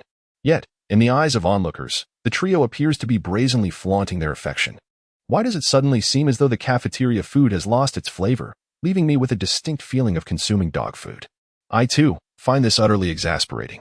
Why does that fellow get to dine with 2 illustrious school beauties? What distinguishes him from me? Am I not more handsome? Just after the male student voiced his grievances, a nearby girl interjected, stating, "Indeed, you are not as handsome as he. It is one thing to lack companionship among the girls. Do you not possess even a modicum of self-awareness?" The moment she spoke, the boy appeared as if struck by 1,000 blows, promptly expelling the morsel he had just consumed. This was surely a personal affront, an attack potent enough to pierce one's very soul. Chapter 19. The 5th layer of Qi refinement. Although the male students were indignant, their grievances were merely verbal. They were well aware of Li Yiran's esteemed status and dared not intrude upon her. While ordinary students refrained from bothering Li Yiran, one individual, Wang Yoji, was unperturbed. He hailed from the Wang family, one of the 4 prominent clans. Despite not being the heir to the Wang family, his lineage alone commanded a certain respect that kept most at bay. As the crowd murmured, Wang Yoji arrived at the cafeteria accompanied by a group of sycophants. The reason other male students refrained from approaching Li Yiran was twofold. Firstly, due to the protective presence of Xiao Yuchen, and secondly, because Wang Yoji had publicly declared Li Yiran as his chosen partner. Wang Yoji had indeed contemplated taking action against Xiao Yuchen. Yet, Out of prudence to avoid offending powerful figures, he had utilized his family's connections to investigate Zhao's background. Upon discovering that Xiao Yuchen lacked any remarkable affiliations and was merely Li Yiran's bodyguard, Wang Youji promptly lost interest in him. Subsequently, Wang Youji made several attempts to court Li Yiran, but she consistently ignored him, leaving him somewhat perplexed. Recently, however, he received news from his family that the Li family intended to forge a marriage alliance with the Wang family to further their ambitions in Jiang City. His father had already consented to this arrangement. Although some disagreements regarding the distribution of benefits had arisen, they were not insurmountable. Moreover, his elder brother, Wang Yikai, being the family heir, was unlikely to marry Li Yiran, thus making Wang Youji a probable candidate for this union, provided the Jiang family handled the final negotiations effectively. The marriage would be realized, and once sanctioned by the family, Li Yiran's objections would be rendered moot. Armed with this knowledge, Wang Youji felt increasingly confident. Once the two families united, Li Yiran would be his fiancée, allowing him to pursue her openly. Of course, as one of the four prominent families. The Wang family did not regard the Li family with much seriousness. Their agreement to the marriage alliance was primarily a strategic move to gradually undermine the Li family, given that the Li family's strength ranked just below the four clans. After all, this substantial prize was being offered to them on a silver platter. How could the Wang family resist? One Xiao, look. It's the campus bell Li and Xiao Yuchen. Why is that new bell with them? One astute follower pointed out. Immediately recognizing the trio, prompted by his companion, Wang Youji noticed the three engaged in light-hearted conversation, and his brow furrowed slightly. As the second son of the Wang family, he was surrounded by beauty and thus well-versed in the nuances of feminine allure. Previously, he had overlooked Xiao Yuchen because Li Yiran's gaze towards him was devoid of any romantic inclination. However, the situation now seemed to have shifted. This audacious fellow dares to encroach upon my territory. Wang Youji was consumed by rage as he approached the trio. Upon seeing Li Yiran up close, he found her even more enchanting than before. Yiran, it's been a few days. You've grown even more beautiful. May I take a seat here? He inquired, gesturing towards the empty space beside them. As Li Yiran dined, she noticed Wang Youji with a furrowed brow. This fellow clung to her like a stubborn adhesive, impossible to shake off. The crux of the matter was that while she could utilize the Li family's influence to scare off others, Wang Youji hailed from the Wang family, one of the four prominent clans, and thus was impervious to her intimidation. This simply would not do. Although she could not frighten Wang Youji away, Li Yiran resolutely declined his advances. Why not? This is a public seating area. Why can't I sit here? Wang Youji retorted. Why? Because your very presence disgusts me. Li Yiran replied candidly. You, Li Yiran, do not overestimate your worth. Even your father must bow before my family. What gives you the audacity to be so rude to me? Wang Youji's anger simmered. Simply because I detest you. Is that reason sufficient? Very well, Li Yiran. This is the path you have chosen. Just wait and see how I will deal with you in the future. With a menacing remark, Wang Youji prepared to leave. Stop. Did I permit your departure? At that moment, Xiao Yuchen spoke up. Previously, he had lacked the power to confront Wang Youji as he harassed Li Yiran. But now, as a cultivator and with Li Yiran as his girlfriend, he could not allow anyone to threaten her. Oh, look who it is, Li Yiran's little bodyguard. When did a mere dog gain the right to bark in my presence? With a sharp crack, Wang Youji was sent flying, crashing into a nearby table and sending leftover food cascading down upon him. This scene left everyone astounded. Wang Youji's minions stood bewildered, having witnessed their leader's sudden flight without understanding the cause. The assailant was none other than Xiao Yuchen, who could not tolerate such humiliation, regardless of Wang's lineage. The shock was not limited to Wang Youji's followers. Even Li Yiran, who had witnessed Xiao Yuchen's prowess as her bodyguard for a year, gasped in disbelief. Although Xiao Yuchen had previously demonstrated resilience and recovery, his combat effectiveness had been rather ordinary. Now, she had not even seen him strike before Wang Youji was sent hurtling away. Wang Xiao, are you all right? After a moment of stunned silence, Wang Youji's lackeys helped him up. Wang Youji wiped remnants of food from his clothes, his eyes burning with fury as he glared at Xiao Yuchen. You are an internal energy martial artist? Although he lacked martial arts training, he was well aware that the Wang family possessed many martial artists, and those who could release true energy were certainly internal energy practitioners. What do you think? I loathe being disturbed during my meals. Consider this a warning. Should you offend again, you shall bear the consequences, Xiao Yuchen stated without a hint of courtesy. Very well, I concede this time. We shall see what happens next. Acknowledging Xiao Yuchen's prowess, Wang Youji dared not linger to provoke further, vowing to seek retribution with the aid of his family's martial artists. As Wang Youji departed in disgrace, Li Yiran felt a pang of concern. Yuchen, your impulsiveness has led you astray. Striking him was unwise. The Wang family is not to be trifled with, unlike the petty minions of the Golden Sands gang. They possess numerous formidable experts, and Wang Youji's father, Wang Tianda, is a master at the mid-stage of the transformation realm. Brother, Yiran is correct. Even an ordinary person like myself understands the strength of the four prominent families. To contend with them is akin to striking a stone with an egg. Feeling somewhat overwhelmed by the admonitions of the two women, Xiao Yuchen recognized their intentions were rooted in care and thus merely nodded in acquiescence without offering any rebuttal. Following the incident with Wang Youji, the trio lacked the appetite to continue their meal and parted ways. Both Li Yiran and Xiao Yuchen realized that their presence seemed to bring nothing but trouble to him. The afternoon classes proved to be exceedingly dull, leaving Xiao Yuchen disinclined to pay attention. Instead, he closed his eyes to cultivate his energy. Boom. After an entire afternoon of diligent practice, Xiao Yuchen astonishingly broke through to the 5th level of the Qi refinement stage. Chapter 20. Journey to the Zhou family. Ever since awakening his system, he has been diligently cultivating and has finally broken through to the 5th level of Qi refinement. He feels that his strength has significantly increased once again. Although he has not engaged in actual combat, he believes he can now contend with practitioners at the initial and even mid-stages of the transformation realm. If he were to consume the low-grade energy recovery pill granted by the system, he is confident in defeating a mid-stage transformation realm warrior. Wang family, it would be wise not to provoke me. Otherwise, your family will cease to exist among the 4 great clans. After school, day students have the option to return home for self-study or apply to stay for evening study sessions. Previously, Xiao Yuchen accompanied Li Yiran during evening studies. However, he is no longer merely Li Yiran's bodyguard. There are matters he must personally address. Thus, Xiao Yuchen applied to return home, intending to utilize the evening for his own endeavors, though he would undoubtedly return to pick up Li Yiran before the end of the study session. Xiao Yuchen's intention was simple, to train in the park he had frequented before, as it offered a far more efficient environment for cultivation compared to the school. Just as he arrived at the parking lot, he received a call from the new leader of the Golden Sand Gang. Boss, I have looked into the matter you asked about. 80% of the medicinal herb industry in Jiangcheng is controlled by the Zhou family among the 4 great clans. Collaborating with the Zhou family would be the best choice. The leader of the Golden Sand Gang hesitated to continue. Just what is it? Spare me the preamble. It's just that the Zhou family, being one of the 4 great clans, is very strict when it comes to seeking collaborations. I wonder if you have any connections with them. Upon hearing this, Xiao Yuchen understood the reason for the leader's reluctance. It was clear that he looked down upon him. All right. I understand. By the way, any news on Qianbao? Xiao Yuchen inquired. Not yet.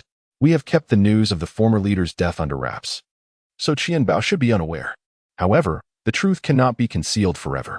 Once Qianbao learns of it, he will undoubtedly cause trouble for our brothers. Also, do we still need to pay membership fees to the Black Dragon Society? No need. The Black Dragon Society will be mine from now on, Xiao Yuchen declared before abruptly ending the call, leaving the leader of the Golden Sand Gang utterly stunned. Did I just hear correctly? The Black Dragon Society possesses the strength to rival the 4 great clans, and the boss claims it will be his? This is utterly insane. After hanging up, Xiao Yuchen wore a delighted smile. He never anticipated that the medicinal herb market was under the Zhou family's control. Truly, fortune favors me. With this knowledge, he decided to pay a visit to the Zhou family. With a plan in mind, Xiao Yuchen promptly dialed Zhou Tiancheng's number. Although they had an agreement, it was his first time taking the initiative to visit, and he felt it necessary to inform the host.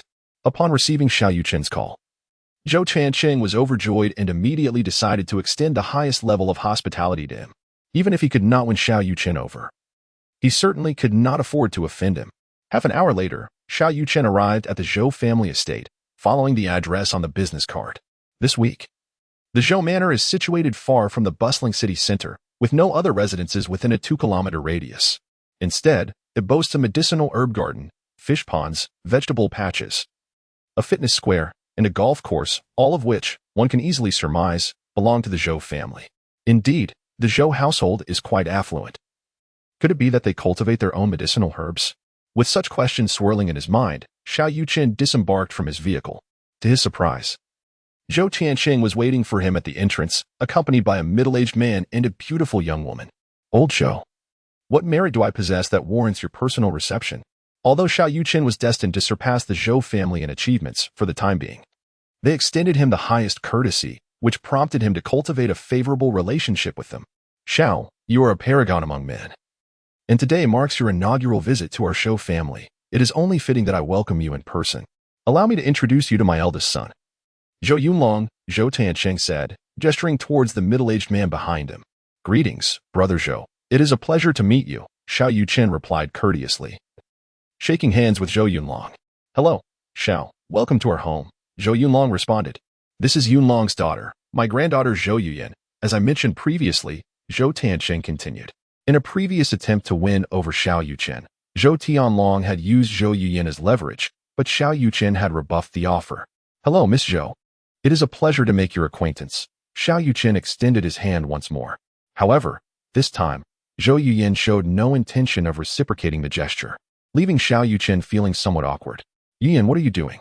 Put away that haughty demeanor, Zhou Tianqing admonished, observing his granddaughter's disregard for Xiao Yuchen. Yet, Zhou Yuyan pouted, still refusing to extend her hand. Did I inadvertently offend Miss Zhou?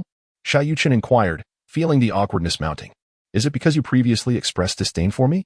While you may be somewhat presentable, what gives you the right to look down upon me? I am the daughter of the Zhou family. How could I be unworthy of you?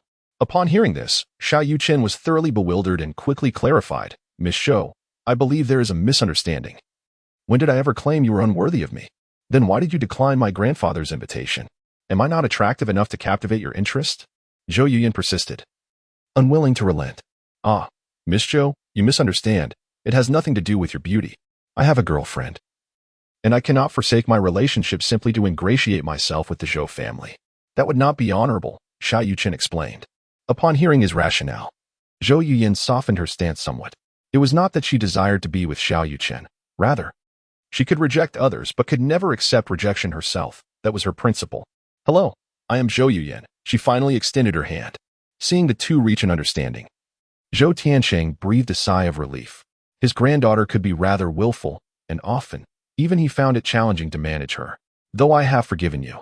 You are not much older than I. What gives you the right to engage in sparring with my grandfather? Let us have a match first. If you can defeat me, then you may challenge my grandfather at your leisure. Upon arriving here, Xiao Yuchen discerned that Zhou Yuyan was extraordinary, likely a martial artist, albeit only one of the external strength category. Yuyan, cease your folly. You cannot possibly contend with Xiao. Zhou Tianqing swiftly interjected upon hearing his granddaughter's words. Grandfather, I refuse to believe he is an internal strength martial artist. At his age, how could he possibly attain such a level? I am currently at the late stage of external strength, and I am well aware of the formidable challenges in reaching internal strength, Zhou Yuyan questioned. Do you presume that your grandfather has become senile? Can I not distinguish between internal and external strength? Zhou Tianqing felt a twinge of anger as his granddaughter showed him no respect in front of outsiders. Father, perhaps you should allow Yuyan to spar with Xiao. I am confident that Xiao will not harm her. Zhou Yunlong stepped in to mediate the dispute between his daughter and father. Very well, Xiao, I apologize. My granddaughter is rather headstrong. She believes herself gifted in martial arts and has become somewhat arrogant. No matter, since Miss Zhou is eager to engage in a friendly match, I shall oblige. Rest assured, I will not inflict any harm upon her, Xiao Yuchen assured. Such boastful claims. I look forward to discovering your true capabilities. Chapter 21. Confrontation with Zhou Tianqing. As she spoke, Zhou Yuyan swiftly advanced, delivering a powerful punch aimed at Xiao Yuchen's chest. It seemed as though Xiao Yuchen was caught off guard, standing still and allowing the punch to strike him directly. Bang! Staggering backward, Zhou Yuyan was propelled several steps away by the force of the impact before regaining her balance. To her astonishment, the sensation beneath her fist felt not like flesh, but rather like a solid mountain. How could this be? Are you made of stone? Zhou Yuyan thought in disbelief. Miss Zhou, you may exert a bit more force. I can still endure it, Xiao Yuchen remarked. This spectacle did not go unnoticed by Zhou Tianqing and Zhou Yunlong. Initially skeptical of his father's claims regarding encountering a martial artist in their 20s possessing internal energy mastery, Zhou Tianqing's doubts dissipated. The ability to effortlessly absorb a punch from his daughter, who was at the late stage of external energy, clearly indicated that Xiao Yuchen had indeed reached the realm of internal energy. Despite her shock, Zhou Yuyan realized she had not gone all out. Perhaps Xiao Yuchen merely had superior defensive capabilities. All right, let us try again. Zhou Yuyan raised her somewhat pained right hand and charged forward once more, summoning all her strength for a palm strike. However, before she could close the distance, Xiao Yuchen gently pressed his right foot against the ground. Instantly, a wave of force emanated from him. Bang! A soft but forceful energy sent Zhou Yuyan flying back over 10 meters, landing unceremoniously on the ground. Had Xiao Yuchen not controlled the intensity of his power, that strike could have seriously injured her, if not worse. You truly are an internal energy practitioner? Very well, I concede, Zhou Yuyan admitted, genuinely humbled. Throughout the encounter, Xiao Yuchen had not even raised a hand, yet she found herself bested. The disparity in their strengths was far too vast. Zhou Tianqing, equally astonished, observed the scene unfold. Though he had always regarded Xiao Yuchen as a master of internal energy, the lack of visible prowess had left him uncertain. Now, it was evident that Xiao Yuchen was not only an internal energy expert, but likely at least at the mid or late stages, as his mastery of internal energy in combat was strikingly proficient. Ah, young Xiao indeed possesses extraordinary composure. Now, let us exchange a few moves, Zhou Tianqing proposed. Certainly. I am ready, Xiao Yuchen replied. The two shifted to a more spacious arena while Zhou Yunlong and Zhou Yuyan retreated to a safe distance. Aware that the residual energy from a duel between internal energy masters could be perilous. Young Xiao, as a guest, you may take the first strike, Zhou Tianqing gestured graciously. Very well, I beg your pardon, Xiao Yuchen replied. Facing a master at the mid-stage of transformation, he dared not underestimate the situation and executed a palm strike from a distance. Zhou Tianqing smiled, gracefully waving his sleeve, effortlessly neutralizing the force behind Xiao Yuchen's strike. Most of the power dissipated, with only a faint imprint left on the ground. Is this the prowess of a transformation master? The ability to dissipate my energy so effortlessly? Although Xiao Yuchen had not unleashed his full strength, the previous strike had still utilized 60% of his power. Yet, it was not just Xiao Yuchen who was taken aback. Zhou Tianqing was equally astonished. He had perceived Xiao Yuchen as an internal energy master, and in a display of nonchalance, he had casually absorbed the strike, unaware of its true intensity. To his surprise, he found himself unable to completely rid himself of Xiao Yuchen's power. Fortunately, he ultimately managed to transfer the force. Otherwise, the situation would have been quite awkward. Once more, Xiao Yuchen charged forth with renewed vigor, this time opting for close-range attacks, his ferocious strength crashing towards Zhou Tianqing's chest like a torrent. Sensing the might of this punch, Zhou Tianqing hastily raised his defenses while evading with agile footwork. The sounds of combat echoed, initially with Zhou Tianqing merely on the defensive, refraining from counterattacks. For it would be utterly shameful to retaliate against an opponent of a lower tier. Yet, as the skirmish progressed, Zhou Tianqing began to sense something amiss. Xiao Yuchen's strength was escalating, and mere defense would not suffice to withstand all of Zhao's assaults. Young friend Xiao, have I underestimated you? Your prowess must have reached the pinnacle of internal energy mastery, he mused. Is that so? Let us continue. Having remained in a defensive posture, Zhou Tianqing had not allowed Xiao Yuchen to absorb his power to augment his own. However, as Zhou began to strike back, Xiao Yuchen adeptly utilized his energy absorption technique to draw strength from Zhou, thus amplifying his own capabilities. Over time, Zhou Tianqing felt increasingly uneasy, despite the prolonged engagement. Xiao Yuchen's vigor did not wane. Rather, he seemed to grow stronger, compelling Zhou to exert 70% of his strength just to fend off Yao's relentless onslaught. Let us settle this with one decisive blow. Allow me to witness the true strength of a mid-stage internal energy master, suggested Xiao Yuchen. Indeed, I shall not be swayed. I refuse to believe that a mid-stage internal energy master cannot effortlessly overcome you. Zhou Yulong, upon hearing that his father would need to exert himself to defeat Xiao Yuchen, was taken aback. Could it be that Xiao Yuchen was not merely an internal energy practitioner, but rather a budding force at the early stages of energy transformation? The notion of such a young warrior possessing such potential seemed almost surreal.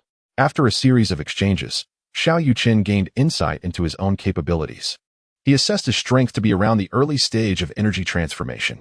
However, his unique martial arts were suited for endurance when truly engaged in battle.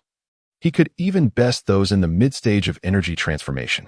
As long as his opponent's strength did not vastly exceed his own, he could absorb their power, creating a cycle of exchange that would allow him to triumph over mid-stage practitioners.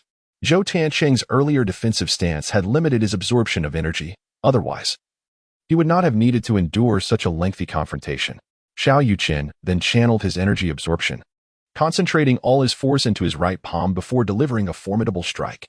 Witnessing such a fearsome blow, Zhou Tiancheng narrowed his eyes and similarly unleashed a well-prepared strike, this time employing his full strength. A thunderous clash resounded as their massive palms collided, unleashing a terrifying shockwave that sent Zhou Yunlong and Zhou Yuyen standing several meters away. Reeling backward, the two forces remained locked in a stalemate for several seconds, until Xiao Yuchen's spiritual energy palm shattered, while Zhou Tiancheng's true energy hand, bearing residual force, surged towards Xiao Yuchen. However, the remaining energy was far too feeble. Upon striking Xiao, it was effortlessly absorbed, leaving not a ripple in its wake. Indeed, Elder Zhou is still superior, I concede, Xiao Yuchen admitted gracefully.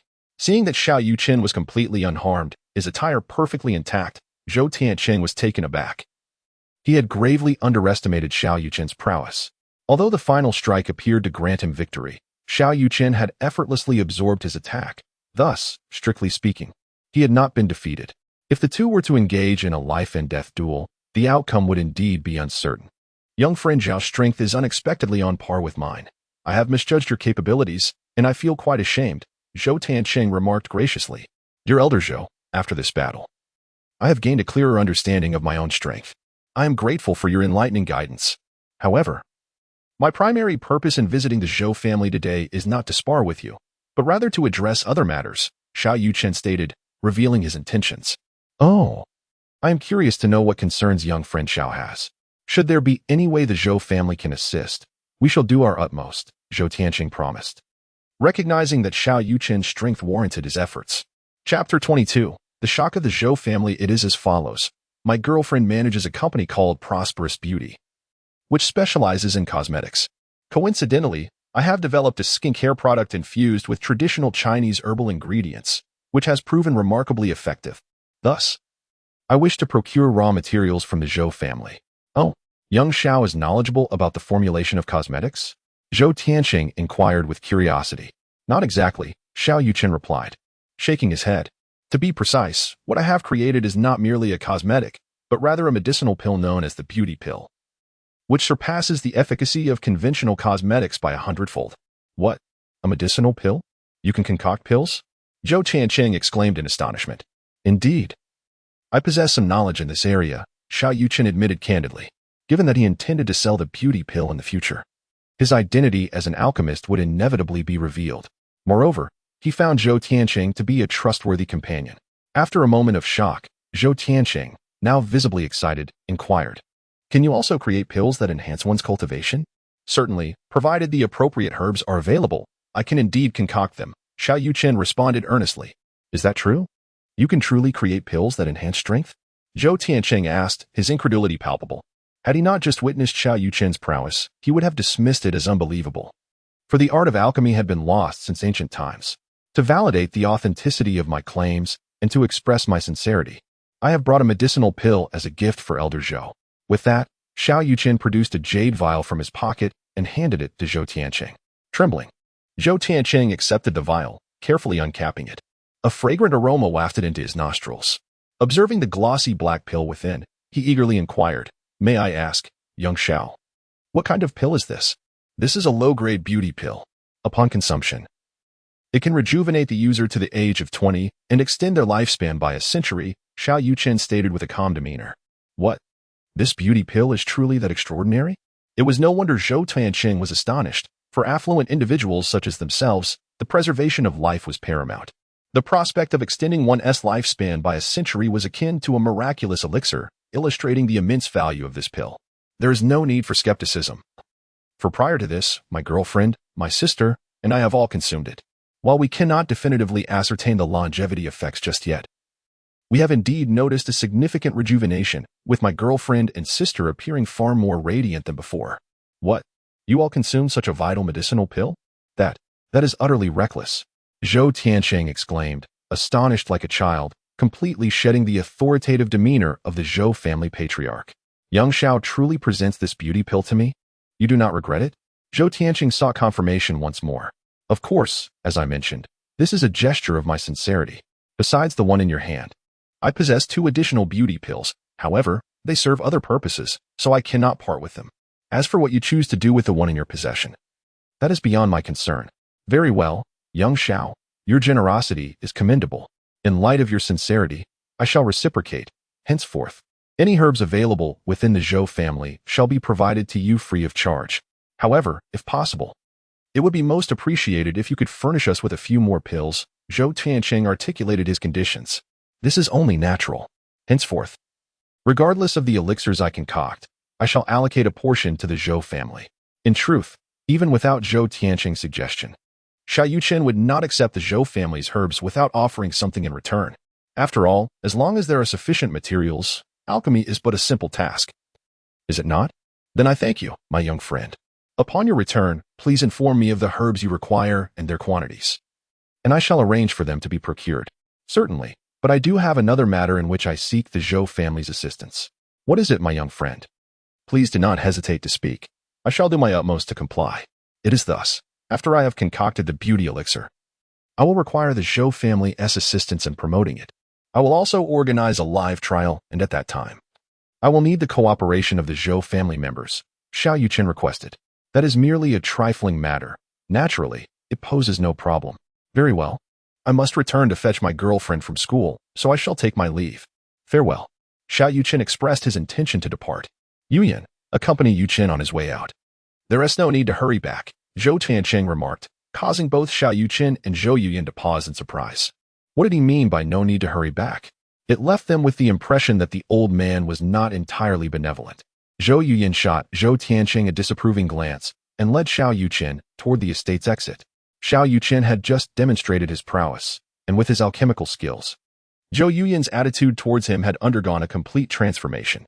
I apologize for earlier. I should not have underestimated you. Additionally, my grandfather can be somewhat unrefined.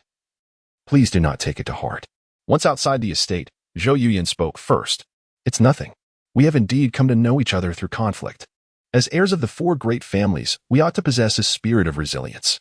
You are truly impressive, Xiao Yuchen sincerely complimented.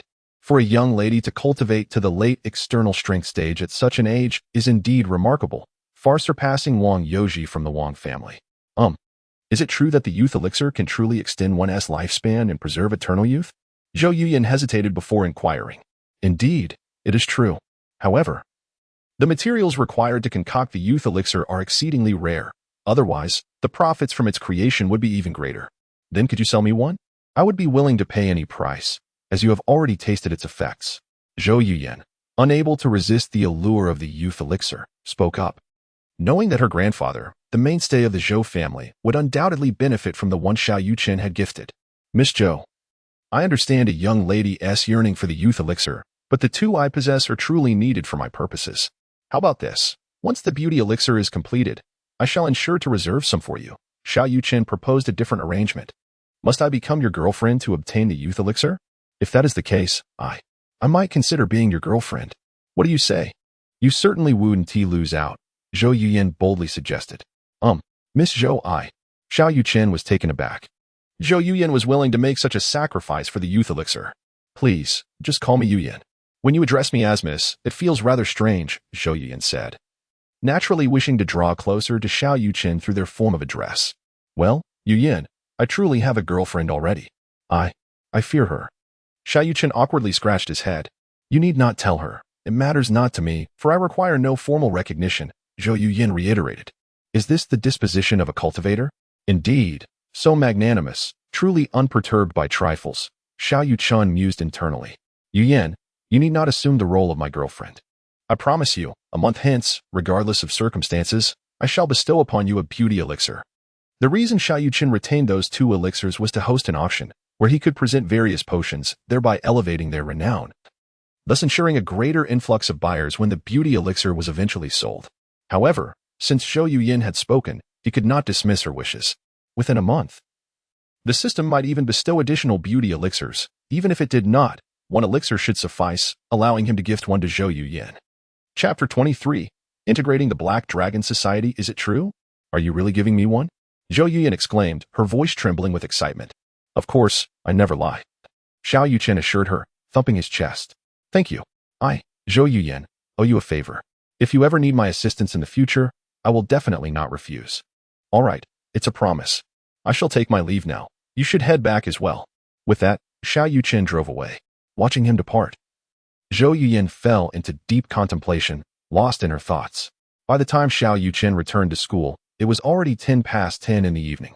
With only 20 minutes left until the end of evening study, he waited in the school parking lot and soon spotted Li Yiran and Xiao Yuchen walking towards him. After picking up the two ladies, he drove home, explaining to Li Yiran about securing the supply of traditional Chinese medicine. Upon learning that Xiao Yuchen had established a connection with the Zhou family, Li Yiran was taken aback. She had thought that gaining her father's approval would require immense effort. Yet in just a few days, Xiao Yuchen had forged a long-term cooperative relationship with one of the four prominent families, the Zhou family, which was even providing them with medicinal materials for free, a veritable gift of a free lunch. "Yuchen, thank you for everything you've done for me. I will inform my father about this. He will surely regard you with newfound respect, and perhaps he will even agree to our relationship," Li Yiran said, brimming with excitement. "Yes, let's hope so. I've already sent the list of materials needed for concocting the beauty pill to the Zhou family. I believe we will receive the ingredients soon. And then I can begin the production," he replied. After discussing some specific details, Xiao Yuchen arrived at Yushui Palace, reluctantly bidding farewell to Li Yiran. He took Xiao Yuchen back to the Lishuiyuan villa. He spent the night in meditation, and the next morning, Xiao Yuchen went as usual to pick up Li Yiran. However, he found she was not there. Ever since they had confirmed their relationship, Li Yiran had always waited outside for him. Just as he was about to search the villa, a middle-aged man emerged from it. It was Li Yiran's father, Li Feng. Xiao Yuchen quickly exited his car and approached Li Feng. "Sir, I have come to take the young lady to school. May I ask where she is?" "Xiao Yuchen, how have I treated you this past year?" Li Feng countered, ignoring the question. "You have always treated me well, for which I am very grateful," Xiao Yuchen replied sincerely. "Humph. Just remember that I, Li Feng, considered you one of my own, entrusting you with the safety of Iran. Yet, what have you done? You actually assaulted Wang Yoji. Is this not jeopardizing the Li family?" Li Feng's tone was icy, a side of him Xiao Yuchen had never witnessed before. "Sir, Wang Yoji insulted the young lady first. I merely taught him a lesson, otherwise he would continue to harass her." Xiao Yuchen defended himself. "What do you know? I had just negotiated a marriage alliance with the Wang family, securing the best possible benefits. All of that has been ruined because of your impulsiveness, and now the Li family must pay a hefty price." Li Feng grew increasingly agitated. Were it not for the fact that Xiao Yuchen had once saved his daughter and had devoted the past year to protecting her, he would have directly bound Xiao Yuchen and delivered him to the Wang family for their disposal. "A marriage alliance? What sort of alliance?" Xiao Yuchen was taken aback. "I have already consented to the union with the Wang family, promising Iran to Wang Yoji. Only with the Wang family's support can the Li family advance further and ascend to become the fifth prominent family in Jiangqing. This cannot happen, absolutely not. The young lady would never agree." Xiao Yuchen hastily objected. "As children of the Li family, we naturally must contribute to its interests, as dictated by our parents' wishes and the matchmaker's words," Li Feng asserted with conviction. "How could you do this? This could ruin the young lady. There are alternative ways to become the fifth family. She and I are already working on it." "Has she not informed you?" Xiao Yuchen was perplexed. If Li Feng were aware of his capabilities, he should have chosen him instead of coercing his own daughter. "What nonsense is this? On what grounds do you speak? Without the Li family, would you have attained your current status? Do you think becoming the fifth family is an easy feat? In truth, just yesterday, Li Yiran had returned home only to find herself under her father's control, incensed to learn of her arranged marriage. She had no desire to discuss matters concerning the beauty-enhancing elixir. "In any case, I will never allow Li Yiran to marry Wang Yoji. I will utilize my own methods to assist the Li family, and should the Wang family dare to obstruct me, I shall annihilate them." Xiao Yuchen no longer held back. "Humph, annihilate the Wang family? Do you even comprehend your words? This matter does not fall under the purview of an outsider like you. Out of respect for your previous assistance to Iran, I shall not make things difficult for you, but do not appear before me again." This time, Xiao Yuchen remained silent. For further explanations would be futile. He resolved to demonstrate his capabilities through action, at which point Li Feng would have nothing to say. He drove away. And this scene did not escape Xiao Yuchen's notice, though she felt helpless in aiding her brother. "Brother, are you all right?" she quietly inquired in the car. "I'm fine, Yuchen. You needn't worry. I can handle this matter. Let me take you to school first." After dropping Xiao Yuchen off at school, Xiao Yuchen departed. Realizing that with no need to protect Li Yiran any longer, attending class was unnecessary. As he aimlessly drove along the road, his phone suddenly rang. It was the leader of the Jinsha gang calling. "Hello, what is the matter?" Xiao Yuchen inquired directly. "Boss, it's bad news. Qian Bao has discovered that the former leader was killed by you. He has surrounded the Jinsha gang headquarters with his men and demands that we hand you over."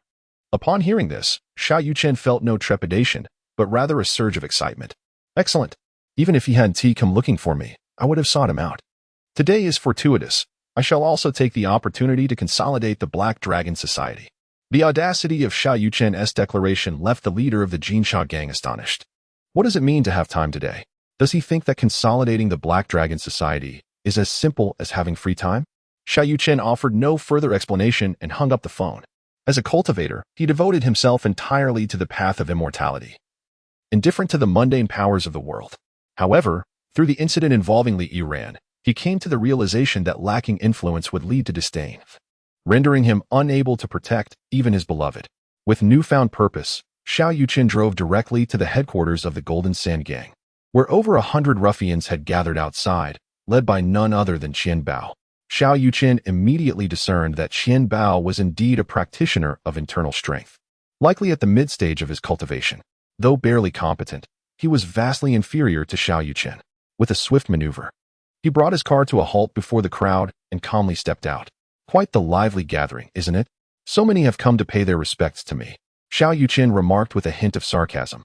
Upon noticing that his opponent was merely a young man in his 20s, Qian Bao narrowed his eyes, unable to perceive Xiao Yuchen's cultivation level. "Are you Xiao Yuchen? Did you kill the former leader of the Golden Sand Gang? Did you give the order to prevent them from paying their dues?" Qian Bao inquired coldly. "Indeed, the Black Dragon Society will soon be under my command as well. Do I truly need to pay dues to my own faction?"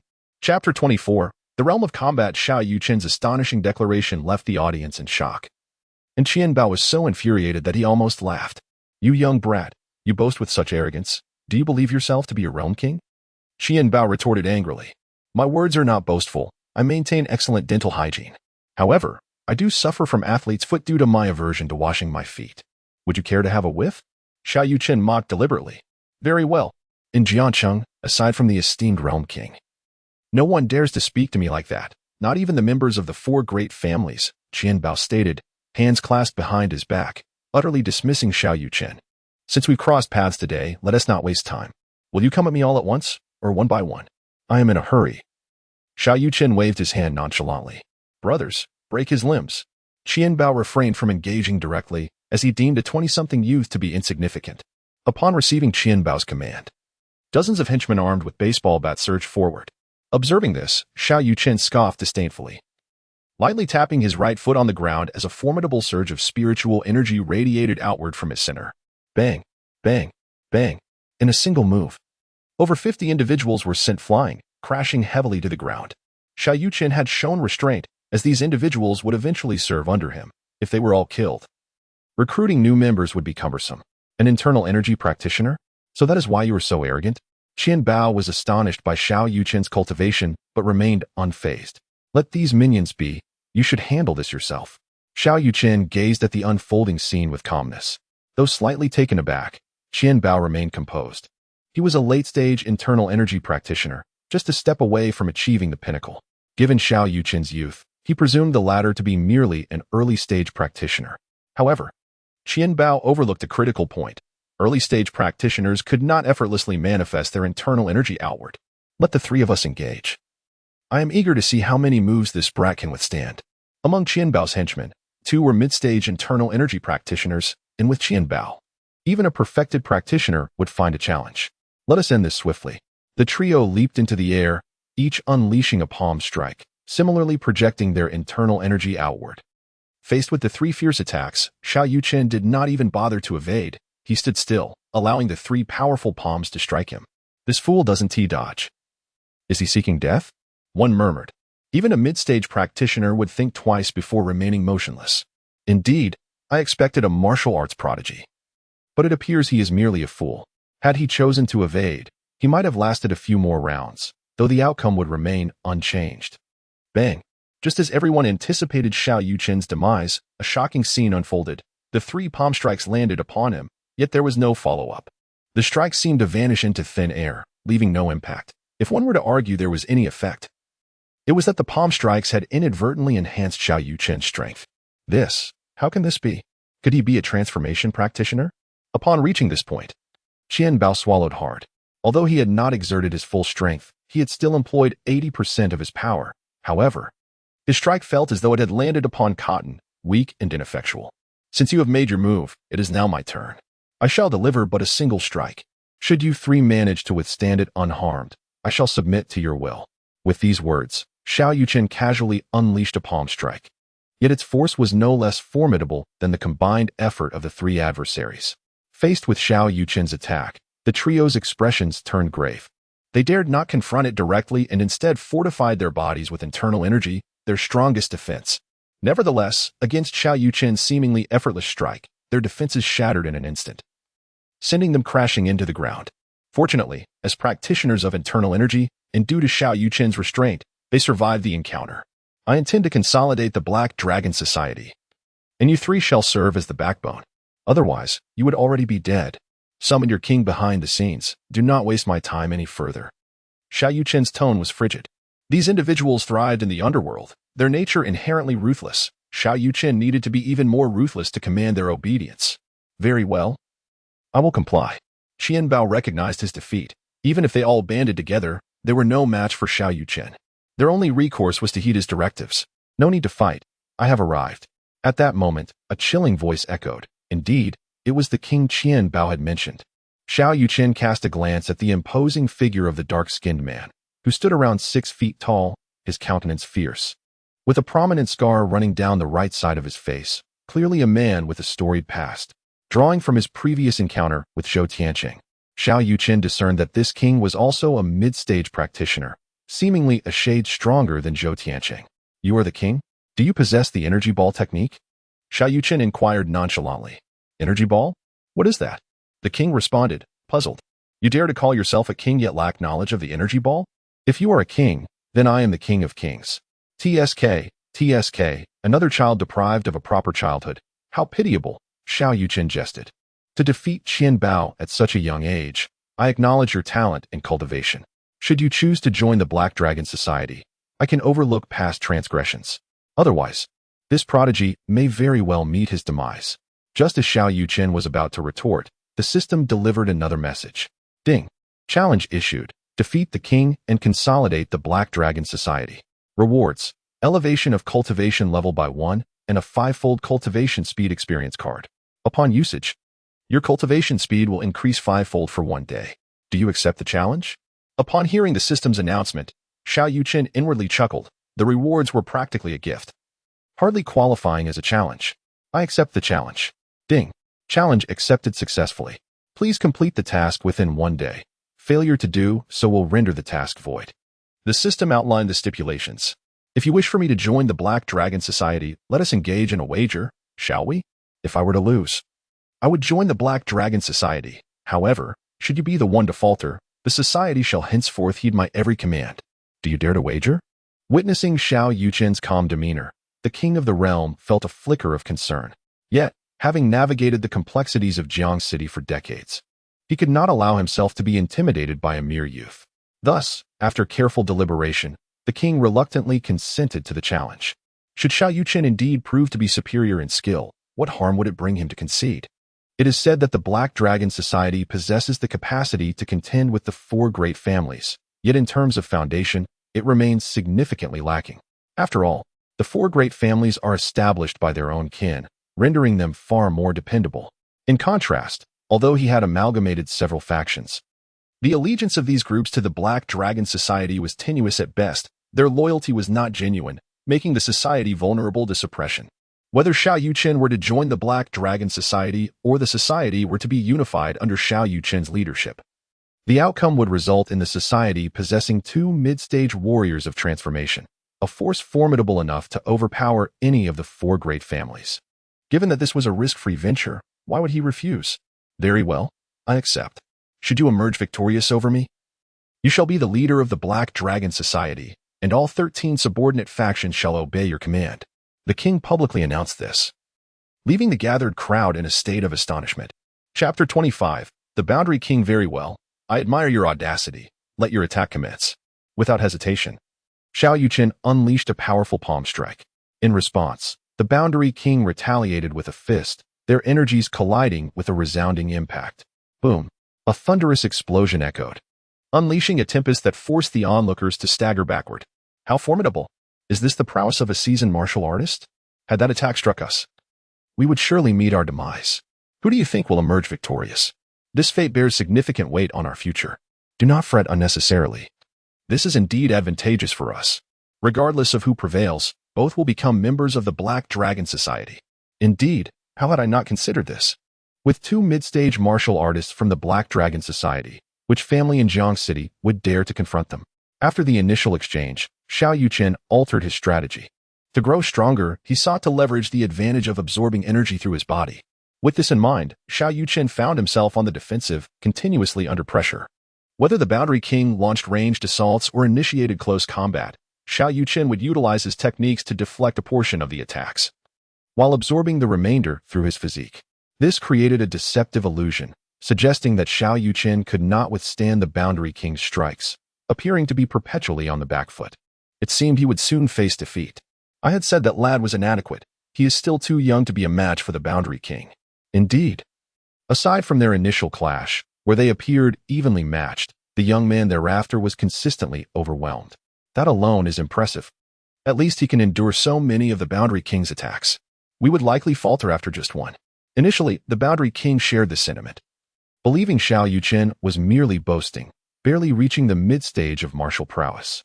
However, after exchanging dozens of blows, the Boundary King sensed something amiss. No matter how he struck, the opponent seemed capable of withstanding his assaults. Despite having landed numerous hits, the adversary's combat efficacy and stamina appeared unscathed, even invigorated. On his side, although he had not been struck, the exertion from his own attacks had drained his energy significantly, slowing his strike speed.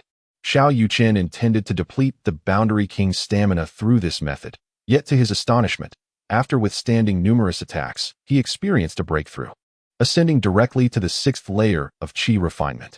With this advancement, his strength should now rival that of late-stage martial artists, or even those at the pinnacle of Qi refinement.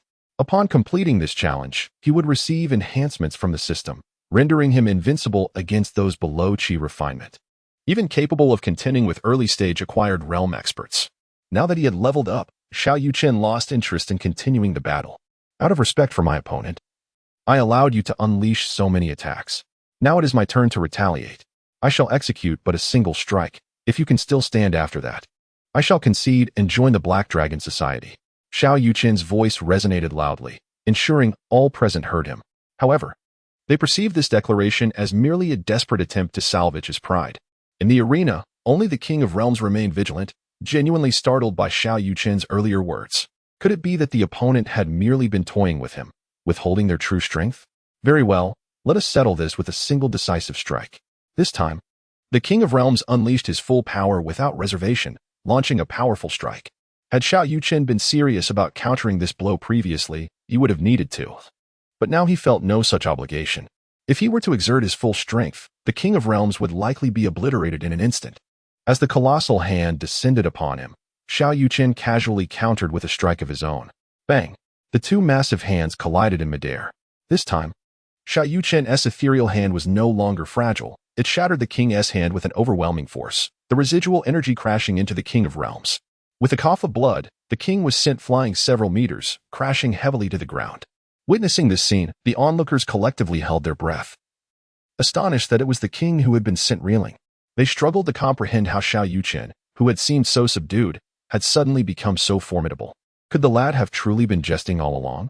Naturally, Xiao Yuchen would not entertain their questions. The victor had been determined, and henceforth, the Black Dragon Society would belong to him. I have certainly retained a portion of my strength. I wouldn't have killed him outright. He mused as he observed the king's prolonged silence. Cough, cough, cough. The King of Realms coughed violently, struggling to rise from the ground, but found it utterly impossible. I concede. I never anticipated you had held back your strength. Do I appear to you as merely a jester? Not quite. You are indeed formidable. But you merely fall short by a fraction, Xiao Yuchen replied with a smile. Very well, with a leader like you, I am thoroughly convinced. I believe the Black Dragon Society will grow ever stronger under your guidance, surpassing even the premier families of Xinqing and Yinqing. After much effort, the king finally stood. Slowly addressing the crowd, bow before the new King of Realms. Upon hearing the king's proclamation, the members of the Golden Sand Gang were electrified. Unable to believe their leader had successfully annexed the Black Dragon Society, they had struck gold, as they were among the first to pledge allegiance to Xiao Yuchen, thus reaping greater rewards than other factions. Bow before the new King of Realms. The crowd knelt in unison, their respect palpable. New King of Realms? Old King of Realms, do you not find this chaotic? Others may continue to refer to you as King of Realms, but I shall be called the Divine King of Realms. For I intend to recruit several more kings, he declared with authority. Did you hear the Divine King of Realms? Hurry and pay your respects. The king reiterated his command. Bow before the Divine King of Realms. The crowd knelt once more. Enough, rise. This matter concludes here, disperse. Qian Bao and the King of Realms. You two remain for a moment. As Xiao Yuchen spoke, the crowd began to disperse, leaving only Qian Bao and the king behind. Please provide me with your contact information, so I may reach out to you in the future. By the way, what is your name? Isn't it awkward to keep calling you King of Realms? The old king's face flushed with embarrassment as he introduced himself. I am Li Xin. With a chuckle, Xiao Yuchen teased, so, are you Ming Xin or an Xin? Your name and code are quite amusing. Ming Xin? An Xin? What are those? Li Xin asked, bewildered. Don't you play games regularly? They are heroes from the game Honor of Kings, do you not know? Xiao Yuchen turned to Qian Bao. I don't know, Qian Bao replied, feeling somewhat embarrassed. Forget it, I see there's a generational gap between us. You two may leave, I will contact you if needed. Xiao Yuchen, unwilling to waste more time with the two older gentlemen, drove off, raising a cloud of dust. Ding. Challenge completed. Congratulations to the host for receiving a 5-fold training speed experience card, elevating the training level by 1. Additionally, it has been detected that the host has achieved a breakthrough on their own, rewarding 3 low-grade beauty elixirs and 3 low-grade energy elixirs. Would you like to claim these rewards? Chapter 26. The Jiang family's revenge. To his surprise, he had once again received an upgrade reward. It seemed that only by leveling up could one obtain such rewards. He promptly claimed it. Ding. Claim successful. The reward has been deposited into the system backpack, and the host may retrieve it at any time. Upon hearing the system's notification, Xiao Yuchen was momentarily taken aback, as this time the items had not been directly bestowed upon him, but rather placed in the system backpack, a thoughtful gesture indeed. With this system backpack, he essentially possessed a spatial pouch, allowing him to carry items conveniently without the fear of theft. Moreover, the elevation of his level permitted him the discretion to utilize the reward at his convenience, rather than being compelled to level up immediately. This was particularly considerate, as he had just recently achieved a breakthrough. Any further forced advancement could jeopardize his foundational stability. What astonished Xiao Yuchen even more was the unexpected acquisition of 3 low-grade youth-preserving pills. With these, he would not need to wait a month, as he could now fulfill his promise to Zhou Yuyan at once. Furthermore, he had also obtained 3 low-grade Qi enhancement pills, which had a 50% probability of elevating a Qi refinement stage cultivator by 1 level. However, being low-grade pills, they did not guarantee success. After a brief moment of exhilaration, Xiao Yuchen fell into deep contemplation regarding how to rescue Li Yiran. If Li Yiran had been abducted by outsiders, he would have acted without hesitation, storming their stronghold. However, the circumstances were evidently different now. He had to rescue Li Yiran without exacerbating the situation with the Li family. The most prudent course of action would be to dismantle the Wang family. Once the Wang family was eradicated, Li Feng would naturally cease any plans for an alliance with them. Moreover, if Li Feng were to realize that Xiao Yuchen possessed the capability to obliterate the 4 major families, would he still refuse to entertain a union with Li Yiran? The answer was undoubtedly no. Not only would he acquiesce, but he would likely seek to cultivate a close relationship with Xiao Yuchen, akin to the Zhou family's approach. Nevertheless, the Wang family was one of the 4 prominent families in Jiang City. While Xiao Yuchen had the power to annihilate them, he had to exercise restraint. After 2 years in Jiang City, he had garnered considerable insight into its dynamics. The influence in Jiang City extended beyond the 4 families. There existed a martial arts association, with the backing of the state. Typically, the Martial Arts Association refrained from intervening in the affairs of the martial world, as the balance had been maintained for quite some time. Should Xiao Yuchen destroy the Wang family, it would upset this equilibrium. potentially provoking the Martial Arts Association to take action. It was plausible that there were practitioners of the acquired or innate realm stationed within the association, and he was not yet their match, thus he had to proceed with caution. However, if he diligently trained and undertook more challenge missions, he would soon attain the foundation establishment stage. Once he reached that milestone, his power would multiply exponentially, and he could even cultivate attributes, granting him the ability to wield control over all. Therefore, the most advantageous strategy at present was not to annihilate the Wang family, but rather to exert pressure upon them, compelling both the Wang and Li families to acknowledge his strength and voluntarily abandon the alliance. The most direct and effective means of doing so would be through alchemy. By publicizing his ability to refine pills, numerous powerful factions would seek his favor, making it effortless to apply pressure on the Wang family. As Xiao Yuchen pondered these matters, his phone abruptly received a text message. He found a place to pull over and retrieved his phone to inspect the message. Upon reading its contents, Xiao Yuchen was utterly taken aback. It was a distress signal from an unfamiliar number, conveying a mere 7 words. Xiao Yuchen has been taken. Infuriated, he thought, who could it be? The Wang family or the Jiang family? Regardless, they must pay for their actions today. Recently, the only parties he had offended were the Wang and Jiang families, leading him to be certain that one of them was responsible for his sister's abduction. Xiao Yuchen compelled himself to remain composed, carefully sensing his sister's location. After discovering that the Jiang family had previously dispatched a lackey from the Jinsha gang to kidnap her, he had left a trace of spiritual energy within her, akin to a tracking device. As long as his sister remained within Jiang City, he would be able to locate her, and he believed that her captors would not take her far from the city, as their aim was undoubtedly to confront him. He pinpointed her location to the west. With this knowledge, Xiao Yuchen sped down the road, disregarding traffic lights, and in a mere 10 minutes, he arrived near her location. It was an abandoned building, overrun with weeds, clearly neglected for an extended period. The fact that his sister had been kidnapped without any calls or messages indicated that her captors had only recently arrived. Xiao Yuchen parked his car approximately 500 meters from the derelict structure and swiftly made his way on foot, concealing himself among the overgrown grass. Using his spiritual awareness, he scanned the area and quickly spotted Xiao Yuchen bound to a stone pillar, surrounded by over 20 individuals, all martial artists, with the strongest among them reaching the late stages of internal energy mastery. Xiao Yuchen appeared to be merely unconscious, which relieved him somewhat. Master Jiang, are you certain that young Master Jiang was killed by this girl's brother? Inquired the most formidable of the men. I do not know, replied Jiang Shan, the head of the Jiang family. The circumstances surrounding Tsong's demise are quite mysterious, and I cannot ascertain who the perpetrator is.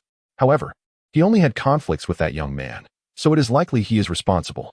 Regardless of whether he is or not, he harmed Tsong, and I must avenge him. Upon learning of his son's death, Jiang Shan was utterly shattered. His family line was at an end. The fact that his son had died under such peculiar circumstances within their own home was a testament to the power of the assailant. In his anguish, Jiang Shan lost all sense of reason. No matter who the adversary was, he resolved to seek vengeance, even if it meant mutual destruction, after all. The Jiang family was already doomed. Rather than leaving their wealth to others, he preferred to employ it to recruit experts to avenge his son. Thus, he had summoned over 20 skilled fighters, including 6 masters of internal energy, and with a hostage in hand, he was certain that Xiao Yuchen was doomed. Master Jiang, one cannot deny that this young lady is indeed quite beautiful. It is no wonder that young Master Jiang has been enchanted by her charm. Nevertheless, as she is destined to perish shortly, why not allow us to indulge ourselves a little first, as a form of interest? I am indifferent. So long as you do not take her life, consider it a little extra benefit I bestow upon you. Master Jiang nonchalantly nodded. Then I thank you, Master Jiang. Brothers, we have a fierce battle ahead. Let us first indulge in some relaxation, shall we? Very well. Elder brother, you may go first while we keep watch, a subordinate replied. The middle-aged man leered at Xiao Yuchen with lecherous intent, but just as he approached her, an overwhelming sense of danger enveloped him. As he attempted to evade, a surge of spiritual energy pierced through his forehead. Thus, the martial artist at the peak of his internal strength had no opportunity to retaliate before collapsing to the ground. The onlookers were horrified by this scene, immediately becoming vigilant and scanning their surroundings. Suddenly, a figure appeared mysteriously before them. Those who dare to lay a hand on my sister must face death. Xiao Yuchen wasted no time in conversation. With a single palm strike, he dispatched 7 or 8 individuals, causing the others to flee in terror. Yet, They too were swiftly met with Xiao Yuchen's spiritual force, which pierced through their chests, extinguishing their lives. Chapter 27. The token of affection. In less than 10 seconds, the reinforcements summoned by Jiang Shan were utterly annihilated, leaving him trembling and alone. His lower garments thoroughly soaked. Please, don't kill me. I was wrong. I will never trouble you again. I will hand over all of the Jiang family's assets to you. Just spare my life. Though Jiang Shan had lost his sanity in his desperation to protect his son, even contemplating a mutual destruction with Xiao Yuchen, he faltered when faced with the grim specter of death. I offered you opportunities, but you failed to cherish them. Since that is the case, you shall meet your end. With a single strike, Xiao Yuchen extinguished Jiang Shan's life, then unleashed his Dan fire, reducing all to ashes. With a gentle step, he summoned spiritual energy to sweep the remnants of the bone ash away, leaving no trace behind. Having resolved the matter, Xiao Yuchen awakened his younger sister. Upon seeing her brother before her, Xiao Yuchen rushed into his embrace, weeping uncontrollably, still shaken from earlier events. It's all right now. I will ensure you are never harmed again, Xiao Yuchen reassured her. Where did those people go? Xiao Yuchen inquired, surveying her surroundings with curiosity. They were merely hired actors by the Jiang family, and they have since departed, Xiao Yuchen replied, concerned that his sister might overthink the situation. I offered them more money, so it was only natural they chose to leave Jiang Shan's service. Well, as long as it's resolved, Xiao Yuchen responded with her innocent disposition, trusting that her brother would not have harmed anyone. Let us return, he suggested, and they drove away. During the ride, Xiao Yuchen seemed to recall something, her expression turning serious. Brother, have you rescued Sister Iran yet? Not yet. I wish to avoid causing too much friction with Iran's family, as it would put her in a difficult position. But rest assured, I have a plan, and I will soon bring Iran out, he assured her. By the way, the reason I could rescue you so swiftly was due to a text I received from someone. Do you recognize this number? Upon hearing her brother's words, Xiao Yuchen took his phone and glanced at the message sender's number. This is my roommate Ma Xiaolu's number. She was with me when I was captured. How does she know my number? Xiao Yuchen questioned, puzzled. When I was taken, my phone fell. She must have picked it up, and your contact was saved on it. Concerned for his sister's safety, Xiao Yuchen had purchased her a phone, knowing that while it was prohibited at their school, it was permitted in this context. After all, many students here were from affluent families, and the school dared not enforce strict rules. Now I understand. Fortunately, I bought you a phone. Otherwise, it could have been perilous. Also, when you have the chance, invite Ma Xiaolu out for a meal. I would like to express my gratitude, Xiao Yuchen remarked, a man of gratitude. Which was why he had not retaliated when Li Feng turned against him, honoring the kindness of the Li family. All right. May I invite the girls from the dorm as well? They have been quite good to me. Upon my arrival, they have been exceedingly kind to me, and I wish to treat them to a meal. This is certainly not an issue. It is my brother who has overlooked this matter. Upon your return, please inform them, and simply let me know where they wish to dine. There is no need to consider the cost, as my brother is currently quite affluent. Before long, the two returned to school, where Xiao Yuchen deliberately checked the classroom, only to discover that Li Yiran had not attended that day. This clearly indicated that Li Feng had indeed lost his sanity. In his pursuit of a union with the Wang family, he had resorted to confining his own daughter. Furthermore, Li Yiran had not attempted to reach out to me via text or call, suggesting that her phone had been confiscated, a situation to which Xiao Yuchen felt helpless. Nonetheless, to be on the safe side, he decided to call the king of the realm, Li Xin. Your Excellency, is there something you require? Li Xin's tone was filled with utmost respect. During this period, please assign someone to monitor the Li family of the Shenkai group and the Wang family among the four great families. Notify me immediately of any developments. Additionally, there is an individual named Jiang Shan who has kidnapped my sister. I have already dealt with him. Please investigate his assets and secure them all for me, while ensuring that the Jiang family is expelled from Jiang City. Xiao Yuchen was not a man who relished bloodshed, and he did not intend to harm other members of the Jiang family.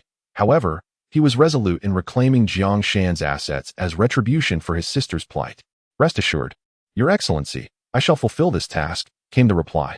After ending the call, Xiao Yuchen fell into deep contemplation. Previously, he had instructed the Zhou family to deliver the medicinal supplies to Shengshi Meizhuang, but given that Li Yiran was now under confinement, it was evidently inappropriate to send them there. With this thought in mind, Xiao Yuchen drove directly to the Zhou family home, intending to concoct the elixir there and simultaneously present the youth-preserving pill to Zhou Yuyen, thereby honoring his promise. Half an hour later, Upon arriving at the Zhou residence, Zhou Tiancheng was quite surprised to learn of Xiao Yuchen's visit.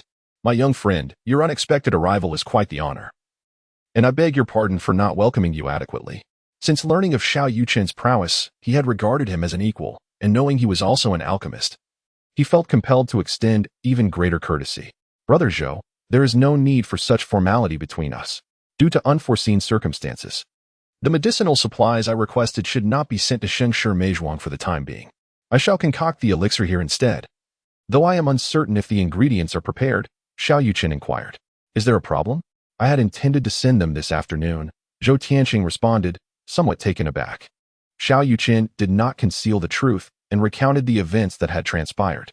Upon hearing this, Zhou Tianqing was equally indignant. Has Li Feng lost his wits? Does he not understand whom he should ally with? What sort of family is the Wang family? Who does not know that an alliance with them would leave the Li family utterly devoured? However, it is of no consequence. If the Li family does not desire you, you are most welcome to join the Zhou family, which far surpasses the Li family. My granddaughter has been consumed with thoughts of you these past few days and has long wished to become your companion." Zhou Tianqing spoke the truth. Indeed, Zhou Yuyin had been preoccupied with thoughts of the youth-preserving pill, though not for the reasons her grandfather assumed. "Grandfather, you mischievous rascal. Are you speaking ill of me behind my back again?" As Xiao Yuchen was about to speak, Zhou Yuyin entered from outside, having intentionally come over upon knowing Xiao Yuchen's arrival. "Yuyin, you've come at the perfect time. I was just about to seek you out. Here's the rejuvenating elixir I promised you," Xiao Yuchen said, retrieving a jade vial from his pocket and handing it to Zhou Yuyin. "Really? You are giving it to me now?" Zhou Yuyin was evidently taken aback by the news. "Indeed, it's for you," Xiao Yuchen affirmed with a nod. Confirming the authenticity of the elixir, Zhou Yuyin excitedly accepted the jade vial from Xiao Yuchen's hand, her joy unmistakable. "Thank you. I owe you a favor," she said, fully aware that such a gift was not to be taken lightly. "My young friend, is this truly the rejuvenating elixir? You have gifted it to Yuyin. Does this signify a token of affection?" Zhou Tianqing observed the private interaction between Xiao Yuchen and Zhou Yuyin, visibly pleased that his granddaughter had not disappointed him. The offering of the elixir indicated that their relationship was indeed extraordinary. "Old Zhou, please refrain from jesting. Yuyin and I are merely ordinary friends," Xiao Yuchen explained, well acquainted with Zhou Tianqing's temperament and dismissing the notion lightly. "Ordinary friends who exchange rejuvenating elixirs? My young friend, you are quite generous. Nevertheless, I shall leave your youthful matters to yourselves. I, as an old man, shall not interfere. Yunlong, please inform the servants to deliver the herbs prepared for my young friend directly to my cultivation chamber and bring my young friend along. There will be no disturbances while we refine the elixirs there." Chapter 28. The new function of the training room. Upon hearing his father's words, Zhou Yulong cast an encouraging glance at his daughter before stepping out to make arrangements. "Dear friend, why not accompany Yunlong to my training room to refine some pills? It is quite serene there, with excellent soundproofing, ensuring you will not be disturbed."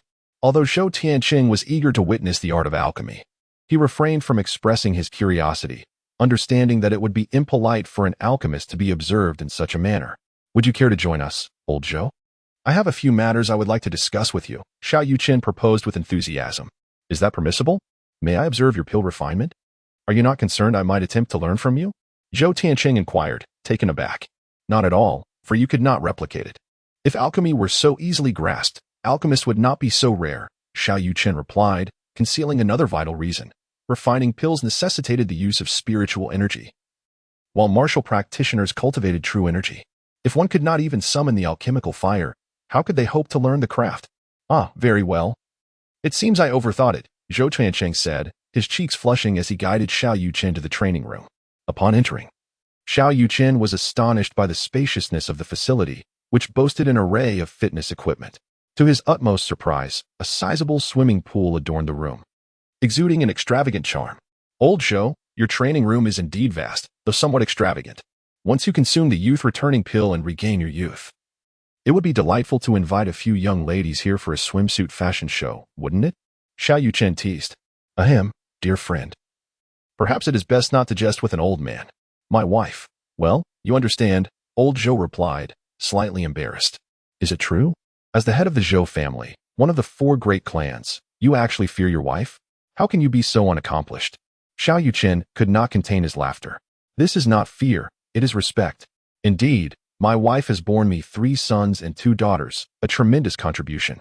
Which I must not forget, Zhou Tianqing proclaimed with righteous conviction. While his words held truth, men like old Zhou, who were wealthy, influential, and devoted, were indeed rare. I commend you for that, Xiao Yuchen said, giving Zhou Tianqing a thumbs up. Xiao Yuchen, I have a rather bold request. I know this may be excessive, but if possible, could you grant me another youth returning pill? My wife has toiled greatly. She was extraordinarily beautiful in her youth, yet for the sake of the Zhou family, she has become a weary woman. I wish to request this pill on her behalf. Zhou Tianqing had possessed the youth returning pill for some time, yet hesitated to consume it, fearing that upon regaining youth and vigor, he might grow weary of his wife.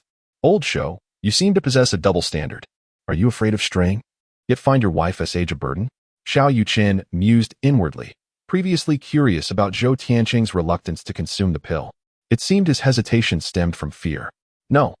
Xiao, you have misunderstood. I truly am. Zhou Tianqing attempted to clarify, but was swiftly interrupted by Xiao Yuchen's dismissive wave. Brother Zhou, I was merely jesting. I could offer you another rejuvenation pill. However, you must assist me with a task. Certainly, I shall host a fashion show featuring swimwear. And I assure you that the models will be of the highest caliber. You will be thoroughly satisfied. Upon hearing this, Xiao Yuchen's expression darkened. The old man had not even consumed the rejuvenation pill yet, and his imagination was already running wild. It seemed he had inadvertently discovered a novel use for the training room. Once Zhou Tianqing ingested the pill, who could say that he wouldn't transform into a connoisseur of beauty? Old Zhou, I apologize for leading you astray. My intention was for you to host an auction for medicinal pills under the Zhou family's name, primarily to promote the beauty-enhancing pill. Naturally, I would also auction a few other types of pills. I need you to publicly consume the rejuvenation pill during the auction. Once everyone witnesses its miraculous effects, they will be clamoring to purchase it. At that point, I can auction off 1 or 2 more rejuvenation pills, ensuring substantial profits. Of course, you may invite a few more individuals to test the other pills as well. Once they see the results, they will undoubtedly rush to buy. Xiao Yuchen outlined his plan. Is this truly the matter at hand? Zhou Tianqing could hardly believe it. Indeed, this is the matter, Xiao Yuchen affirmed. This is not merely a request for assistance. You are essentially bestowing medicinal pills upon the Zhou family. A fool would be the one to refuse such an excellent opportunity. Very well, it is settled then. Let us schedule the auction for 3 days hence. Initially, Xiao Yuchen had contemplated hosting the auction under the name of Shengshi Meizhuang. While this might not garner as much publicity as the Zhou family, as long as there were live demonstrations of the pills, the final results would not falter significantly. Moreover, the proceeds from the auction could be entirely allocated to Shengshi Meizhuang, allowing the Li family to acquire a substantial sum and leverage the reputation of the medicinal pills to ascend to become the 5th prominent family in Jiangcheng. Unfortunately, plans often falter in the face of unforeseen events, and this scheme had been thwarted by Li Feng, leaving the Li family to bear the consequences alone. After finalizing the details of the auction, all the medicinal herbs were delivered to the training room. This time, Xiao Yuchen intended not only to concoct the beauty-enhancing pill, but also to create the breakthrough pill that would enable external energy cultivators to transition into internal energy practitioners, as well as the body-enhancing pill to improve physical constitution. He also contemplated auctioning the detoxification pill and the revival pill provided by the system. However, his motivation was not solely profit-driven, but rather to elevate the renown of these medicinal pills. The only drawback was his lack of a proper alchemy furnace, forcing him to utilize metallic vessels for the time being. Nevertheless, for pills of such a low grade, this would not significantly impact the outcome. Xiao Yuchen inspected the herbal materials. The ingredients required for the beauty-enhancing pill included ginkgo seeds, white perilla, white angelica, white poria, and white silkworms, all of which were of superior quality from the Zhou family. Finding no issues, Xiao Yuchen summoned a wisp of alchemical fire into the bronze vessel, a prized collection of Zhou Tianqing, said to have been passed down from the royal family of the Qin dynasty. One could only wonder if it was the same vessel used by Su Fu to concoct pills for Emperor Qin Shi Huang. Witnessing Xiao Yuchen's ability to conjure fire from thin air left Zhou Tianqing utterly astonished, nearly causing him to exclaim in disbelief. Brother Zhou, is it truly necessary for you to be so astonished? If an alchemist cannot even kindle a fire, how can he possibly concoct elixirs? Do you envision the process as merely placing some firewood within and igniting it with a lighter, then occasionally adding more fuel? Xiao Yuchen chuckled foolishly. Isn't it done that way? When I entered, I had already arranged for charcoal to be prepared, Xiao Tiancheng replied, as if it were the most natural thing in the world. This is alchemy, not herbal decoction. It would be best if you refrained from speaking and simply observed, Xiao Yuchen said, clearly reluctant to engage in a discussion about alchemy with an outsider, as it would undoubtedly dampen his spirits. Upon realizing that Xiao Yuchen was about to commence his alchemical work, Zhou Tianqing fell silent, quietly watching. One by one, Xiao Yuchen added ginkgo nuts, angelica, and other traditional herbs into the vessel. Under the refining flames of the alchemical fire, these ordinary herbs swiftly melted, transforming into droplets of pure medicinal liquid. After approximately half an hour, a rich aroma wafted from the vessel. Despite this being Xiao Yuchen's inaugural attempt at alchemy, his acquisition of top-tier alchemical skills endowed him with extensive experience, ensuring that the creation of such low-grade elixirs would be nearly foolproof. Chapter 29. Soothingly Iran. All right. The first batch of beauty elixirs is complete. Please hand me the jade vial, Xiao Yuchen casually remarked. What? Is that it? It doesn't seem too difficult, does it? Are you certain that these are beauty elixirs? Zhou Tianqing inquired, his face a mask of confusion. Unbeknownst to Zhou Tianqing, Xiao Yuchen possessed top-tier alchemical skills, rendering the process effortless and significantly expediting the time required. Had it been an ordinary alchemist, the duration would have been considerably longer, and success would not have been guaranteed on the first attempt. Without uttering a word, Xiao Yuchen poured the beauty elixirs from the bronze vessel, yielding 9 in total, 6 high quality, 2 medium quality, and 1 low quality, an impressive outcome. Simple, is it? Very well, you may handle the next batch. The coal has arrived, so feel free to give it a try, Xiao Yuchen teased. I merely mentioned it casually. Perhaps you should continue. I'll just observe, Zhou Tianqing replied, a touch embarrassed. Xiao Yuchen chose not to engage in further debate with Zhou Tianqing and continued his alchemical endeavors. Throughout the day, he produced a total of 20 batches of beauty elixirs. As he grew increasingly adept, he astonishingly crafted over 20 premium elixirs, marking a significant breakthrough. That's enough for today. I must return to pick up my sister from school. Here's the beauty elixir I promised you, Xiao Yuchen said, handing the jade vial to Zhou Tianqing. It was indeed remarkable for the head of the Zhou family to spare an entire day for him. Initially, Zhou Tianqing was elated upon witnessing the elixirs being produced. But as time passed, he became numb to the excitement, realizing that alchemy was not as extraordinary as he had once thought. Upon receiving the beauty elixir, a smile broke across Zhou Tianqing's face. With this elixir, he and his wife could enjoy a century of blissful life together, a delightful prospect indeed. Xiao Yuchen paid little heed to the slightly lecherous old man and drove away from the Zhou residence. Zhou Tianqing had intended to invite Xiao Yuchen for dinner, but his invitation was politely declined as Xiao Yuchen had to fetch his sister from her evening class. Arriving at the school, he collected his sister and drove towards Li Shuai Garden. However, upon reaching the villa, he was taken aback to find Li Feng and his 2 bodyguards already present. Both of Li Feng's bodyguards were skilled martial artists at the later stages of internal strength. Over the years, they had thwarted numerous attacks on him, and their contributions were pivotal to the success of Li Feng's victory group. What brings you here? Xiao Yuchen's demeanor was frosty. Although Li Feng had previously treated him well, his recent actions had incensed Xiao Yuchen. Had he not been Li Yiran's father, Xiao Yuchen would have acted decisively by now. What brings me here? This is my home. Is it not? It seems Yiran spoke the truth. You two are indeed together, or else how could she have gifted you the house I prepared for her? Li Feng retorted, equally agitated.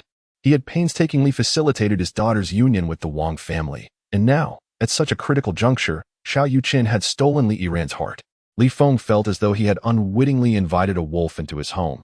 Had he known this would transpire, he would never have allowed Xiao Yuchen to protect Li Yiran. Oh, are you here to collect the house? Should I also return this car to you? Xiao Yuchen spoke with remarkable calmness. Although my family, the Li family, is not one of the 4 prominent clans, our strength and financial resources are beyond your imagination.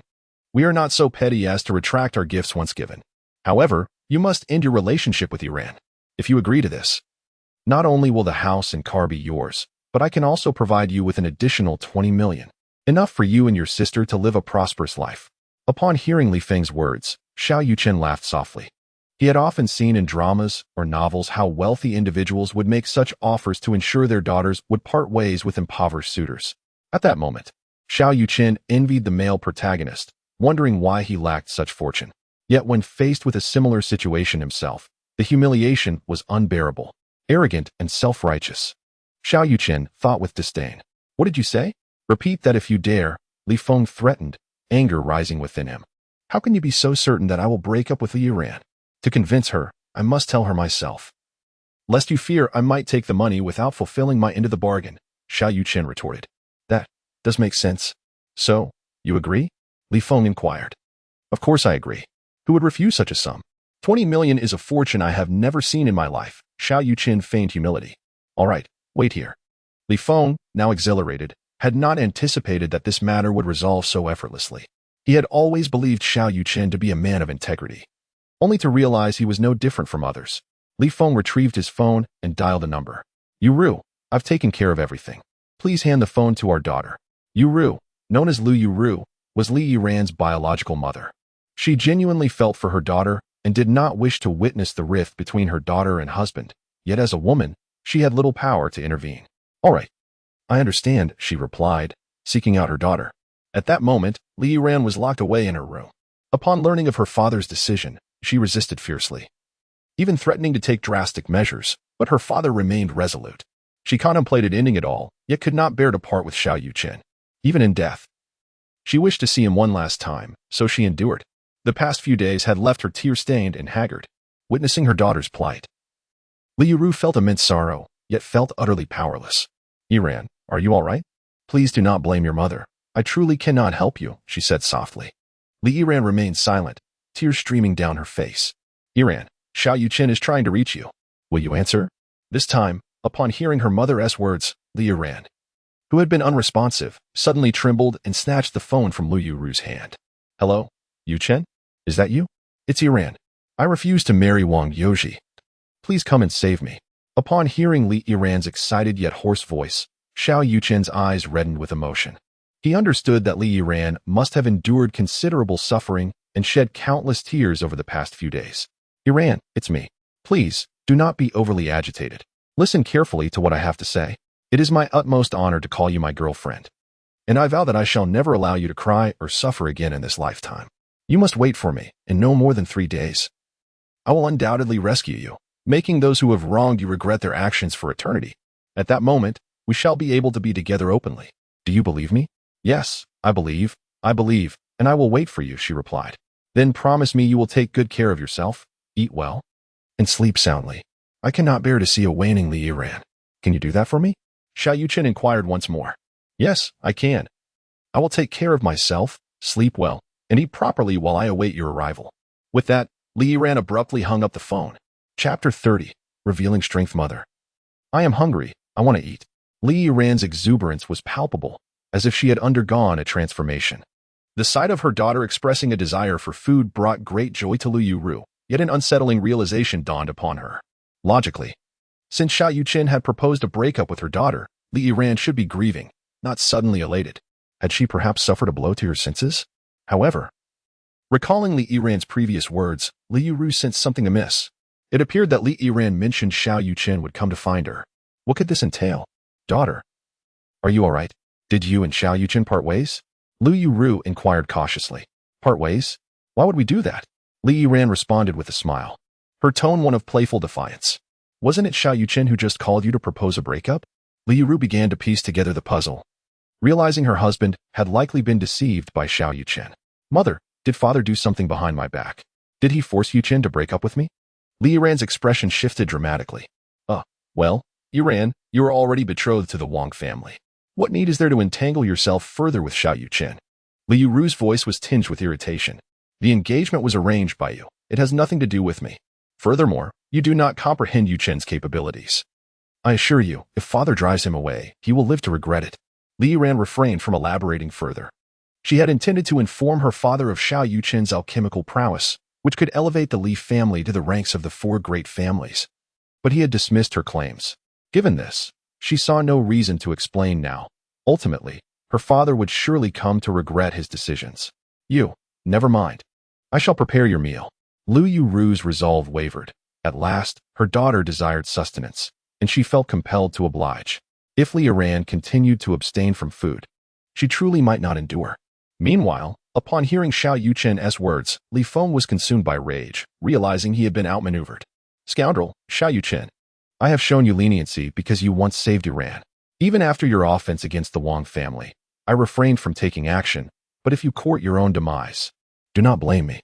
With that, Li Feng signaled to his bodyguards, instructing, seize him and deliver him to the Wang family to apologize. Yes, boss. Xiao Yuchen had previously served as a bodyguard for the Li family, and the two guards were familiar with him. However, they had always harbored resentment towards Xiao Yuchen, believing his abilities were lacking despite his favorable treatment from their employer. To them, he was merely fortunate to have saved the young lady. Li Feng, one should not underestimate others. I shall show you whether you are indeed short-sighted and arrogant. The two bodyguards did not grasp Xiao Yuchen's intent. Although they regarded him as a mere foot soldier, they acted in unison, adhering to their habitual approach to ensure absolute certainty. In an instant, both bodyguards lunged forward, unleashing a powerful strike. Two martial artists at the pinnacle of their internal strength attacked simultaneously, compelling even those at the peak of their prowess to evade the onslaught. However, Xiao Yuchen stood there motionless, as if stunned, allowing the fists of the two men to strike against his chest. With a dull thud, he remained unmoved, while the two bodyguards were forced to retreat from the recoil of their own strikes. How is this possible? The three men widened their eyes in disbelief at the scene before them. Li Feng, as the head of the Li family and possessing mid-level internal strength, was acutely aware of the formidable capabilities of his two bodyguards.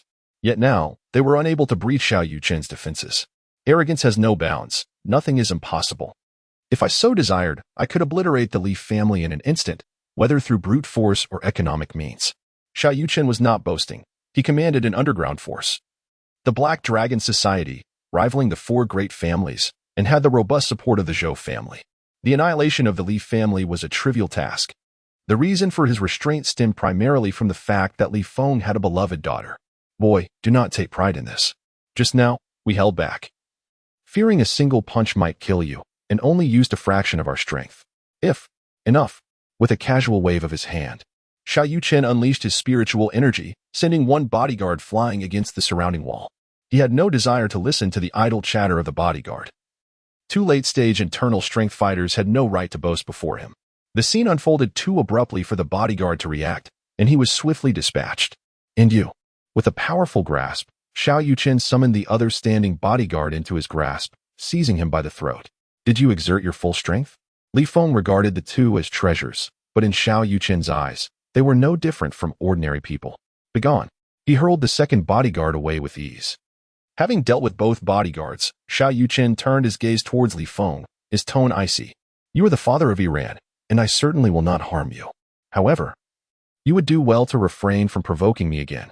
I may spare your life, but I can bring the Li family to ruin. Should you doubt this, feel free to test me. Intimidated by Xiao Yuchen, Li Feng was genuinely afraid, having spent over a year in Xiao Yuchen's company. Today he realized the extent of his oversight. Regret washed over him. Xiao Yuchen's strength had evidently reached the level of transformation. With such a son-in-law, how could the Li family not prosper? It was foolish of him to have previously dismissed his daughter's words. Yet, it was too late.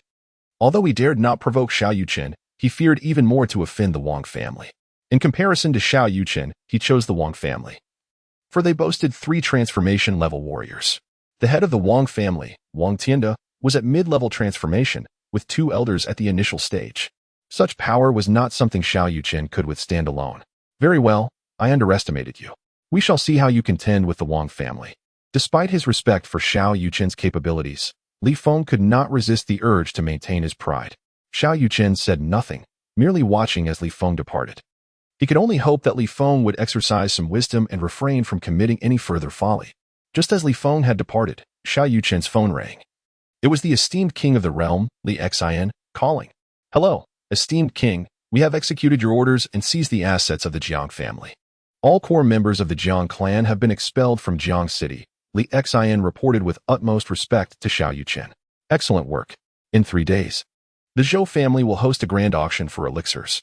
You should bring your team to participate, Xiao Yuchen informed him, naturally intending to bolster his own standing. Elixirs? Are you referring to the auction of elixirs? Is your information reliable? Such items have long ceased to circulate in the market. They may only exist among the secluded sects in the mountains. Li Xin expressed his doubt. Do not inquire too much. The Zhou family will likely send you an invitation soon. Simply attend on time, and ensure you bring along some elite experts, Xiao Yuchen replied. Understood, esteemed king. Li Xian nodded in agreement.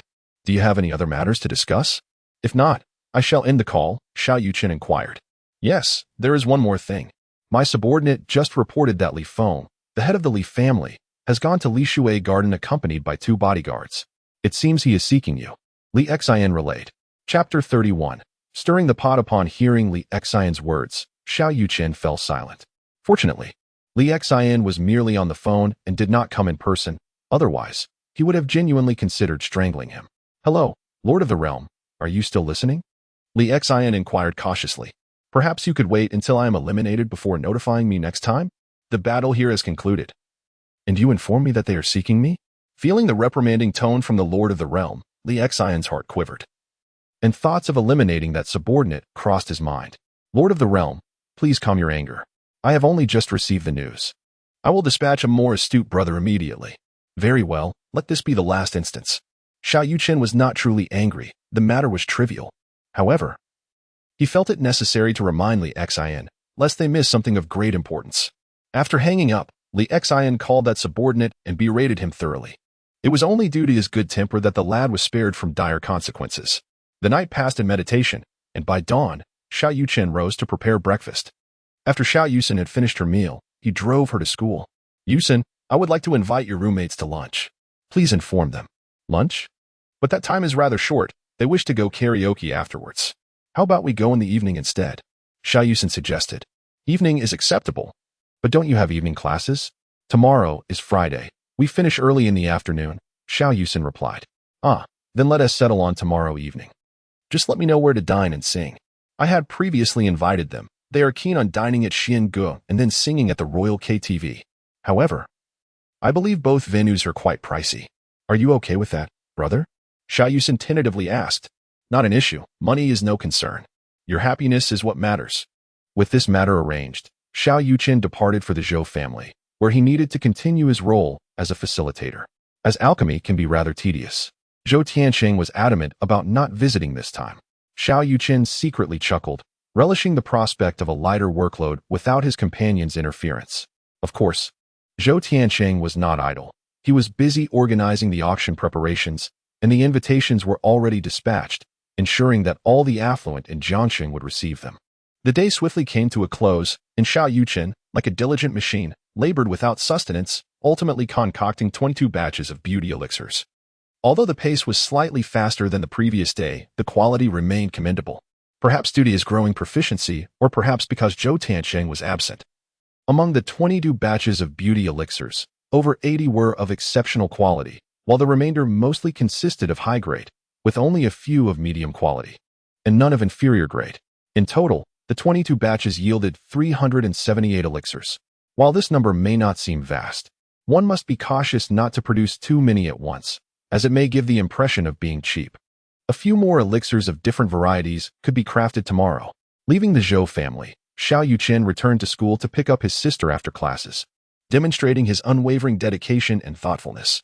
That evening, he received a call from the formidable king of the realm, Li Xian.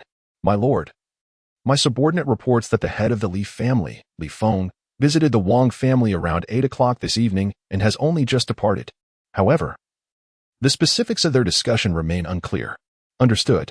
Keep a close watch, Xiao Yuchen instructed before ending the call. The following morning, shocking news spread through Jiangcheng. The Zhou family was set to host an alchemical auction, inviting all the affluent residents of Jiangcheng to partake in the bidding. Had the announcement not originated from the Zhou family, many would have dismissed it as mere fabrication. Even so, skepticism lingered.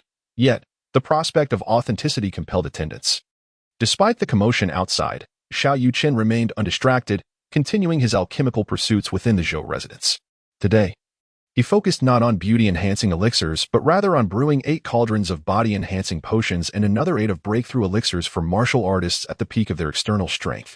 Due to his inexperience, the majority of his concoctions were of high quality, with a portion classified as medium and only a scant few as low-grade. However, none were of the exceptional variety. This, nonetheless, did not hinder the upcoming auction. As 5 o'clock approached, Xiao Yuchen ceased his alchemical work, preparing to leave. For he had promised to treat his sister's roommates to dinner that evening, given that his Lamborghini was a 2-seater. He reluctantly opted to drive a luxurious business-class sports car from the Zhou family to collect Xiao Yuchen. En route, he had already called his sister, instructing her to wait at the school gate. When Xiao Yuchen and her friends beheld the elongated Bentley he was driving, their eyes widened in astonishment.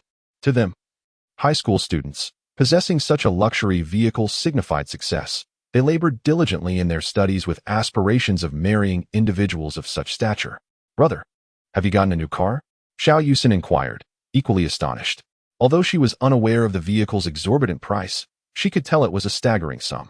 Was her brother truly living in such opulence? "No, I borrowed it from a friend," Xiao Yuchen replied candidly.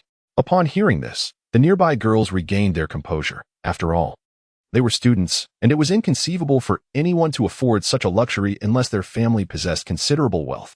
Yet, they were well aware of Xiao Yuchen's father's passing. "Let us go to Tingxian Pavilion for dinner. I have already reserved a table," Xiao Yuchen said. The dormitory housed 6 girls, all of whom were present that evening. But fortunately, the vehicle could accommodate them all. Half an hour later, Xiao Yuchen arrived at Tingxian Pavilion. Although the prices here were not modest, the establishment was bustling with patrons. Thankfully, his prior reservation ensured they would have a table. Upon entering, he announced his name, and after the staff verified his reservation, they escorted him to the designated room. Shortly thereafter, a server entered with the menu. Xiao Yuchen accepted the menu and handed it to Xiao Yuchen. "Yuchen, I refrained from ordering as I was unsure of your classmates' preferences. Please, feel free to choose." "All right, sounds good," she replied. As Xiao Yuchen perused the menu, she was taken aback by the exorbitant prices of the dishes. Some were priced in the hundreds, while the more extravagant options soared into the thousands. Stealing a glance at her brother, she received a nonchalant nod, indicating that she should order freely. Understanding his intent, Xiao Yuchen boldly selected a seafood platter, priced over 1,000. As the host of the evening, she felt it necessary to avoid being overly frugal, lest it bring embarrassment to her brother. After placing her order, she passed the menu to her roommate, who, along with the others, opted for a conservative selection of 5 dishes, each costing several hundred. When it was Xiao Yuchen's turn, he did not even glance at the menu.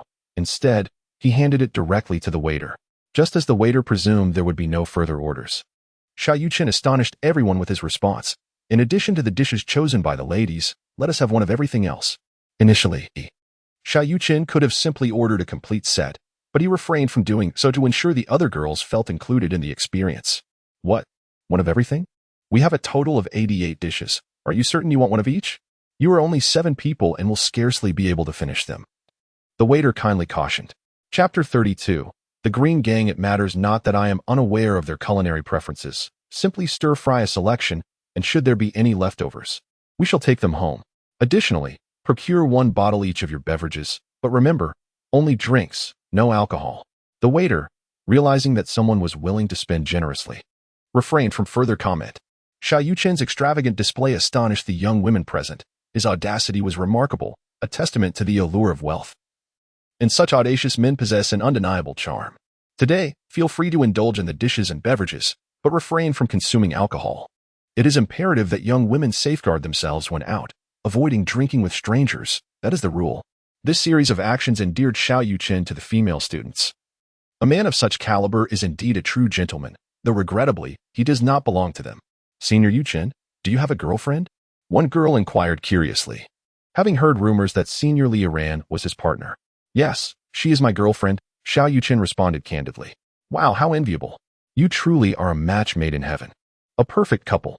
Xiao Yuchen observed that among the 5 young women, 4 were quite talkative, frequently posing questions to him, while one remained quietly seated, scarcely uttering a word. For reasons unbeknownst to him, Xiao Yuchen sensed that this particular girl harbored some concerns, often glancing at her phone. He discreetly inquired with his sister and discovered that this girl was Ma Xiaolu, the one who had previously alerted him regarding Xiao Yuchen's predicament. Xiao Yuchen tucked this information away, resolved to inquire with Xiao Yuchen later to see if Ma Xiaolu was in need of assistance.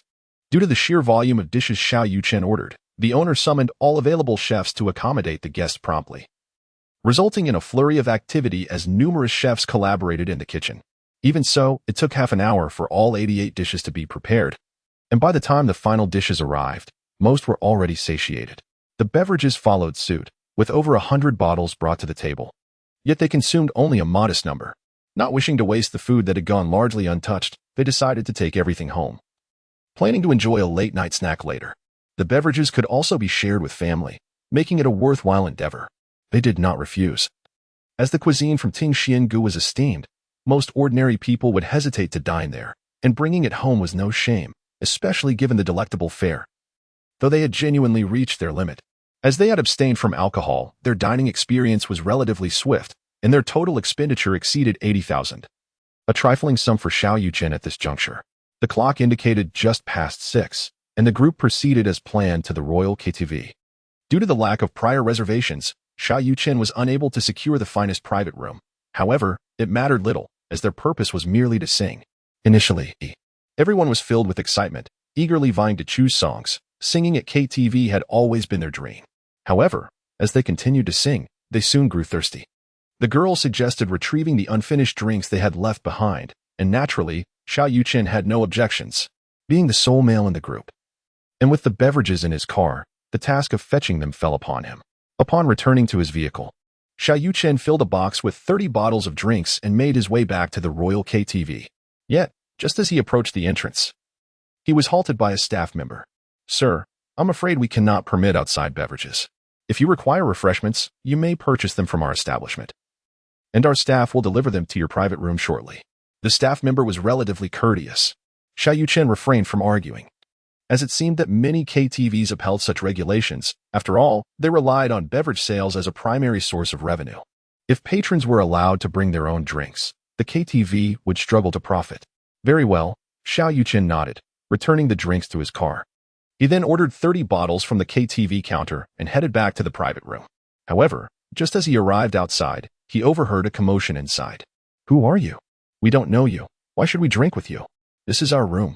Please leave." That was the voice of Xiao Yuchen. "Calm down, young lady. We mean no harm. We happened to see you coming downstairs and thought you all looked quite lovely, so we just wanted to say hello and get acquainted." A man's voice retorted from within the room. "There is no need for that. Just leave quickly, or I will call the staff. My brother will be back soon." And he is quite formidable. Xiao Yuchen resorted to threatening them with her brother's arrival. "Huh? The staff? This place is under the protection of our gang. Do you think the owner would dare intervene? To be frank, we tracked you down via the KTV's surveillance, and the owner was right beside us at the time." Boasted several brazen members of the gang known as the Hunting Squad, notorious for preying on attractive women within KTVs. This was not their first time engaging in such behavior. And, emboldened by their gang's influence, they faced no repercussions. Naturally, the girls they targeted were not from influential families. "You'll regret this when my brother returns." Xiao Yuchen could only place her hopes in her brother, who had once defeated Li Feng's bodyguard, reputedly a martial artist. Though she did not fully understand the implications, she recognized that martial artists were formidable. "Your brother? When he arrives, I'll have him pour us drinks while we engage in friendly conversation." The leader of the thugs laughed maniacally. "Is that so? I fear you may not dare to drink what I pour for you," came a calm voice just then, as Xiao Yuchen strolled in with his hands in his pockets, having overheard everything clearly. "Young man, you are the brother of this lovely girl. Yet you do not dare to come over and slap." Before the ruffian could finish his sentence, Xiao Yuchen swiftly delivered a resounding slap, sending him flying. Concerned about frightening the young women present, Xiao Yuchen had held back. Otherwise, that single strike could have been fatal for the ruffian. "I told you. You lack the courage to drink the wine I poured." The ruffian leader was momentarily stunned by Xiao Yuchen's forceful action, taking a while to regain his composure before bellowing at his lackeys. "What are you waiting for? Eliminate this brat." Hearing their leader's command, the subordinates hesitated. For Xiao Yuchen's earlier display of prowess had been exceedingly bizarre, leaving them feeling utterly outmatched. Just as the lackeys were deliberating whether to engage, Xiao Yuchen unleashed another slap, sending several of the ruffians careening through the air, ultimately pinning their leader beneath them. "You worthless fools dare to bully my sister?" Xiao Yuchen expressed his disdain with utter contempt. Chapter 33. The Humbling of Qian Bao. "Young man, do not be so arrogant. We are members of the Qin gang, and Brother Bao protects us. In the underworld of Jiancheng, who would dare to disrespect him?" The ruffian leader, emboldened by his backing, remained brazen. "Oh, is that so? Then I shall grant you an opportunity, call for your support. I shall allow you 20 minutes. Xiao Yuchen had already deduced that the brother Bao referred to was none other than Qian Bao, which made the situation all the more intriguing. "Very well, young man. Just wait. I will summon brother Bao. I am eager to see if you can maintain your arrogance once he arrives." The ruffian leader, unperturbed, swiftly dialed Qian Bao. In Jiangqing, apart from the 4 prominent families, there was no problem that Qian Bao could not resolve. Silence. Kneel before me. Anyone who dares to rise, I shall break their legs. Xiao Yuchen's voice thundered with authority.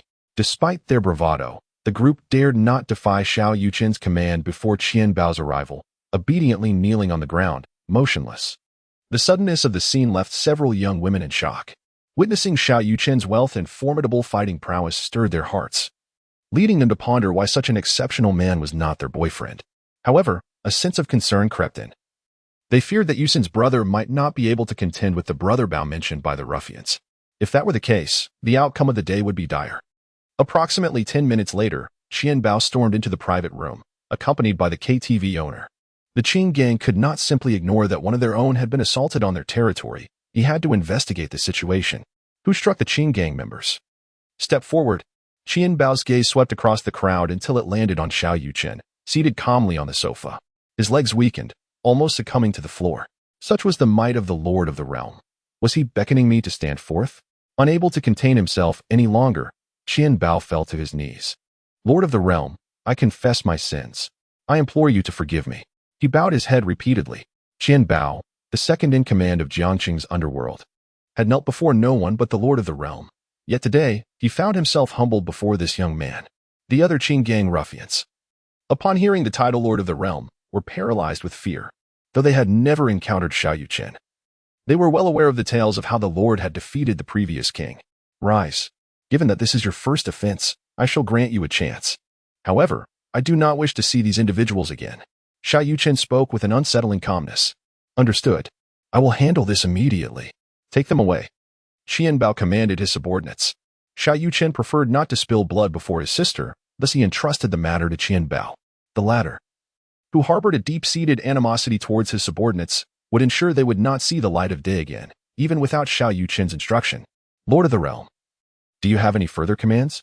Qian Bao inquired.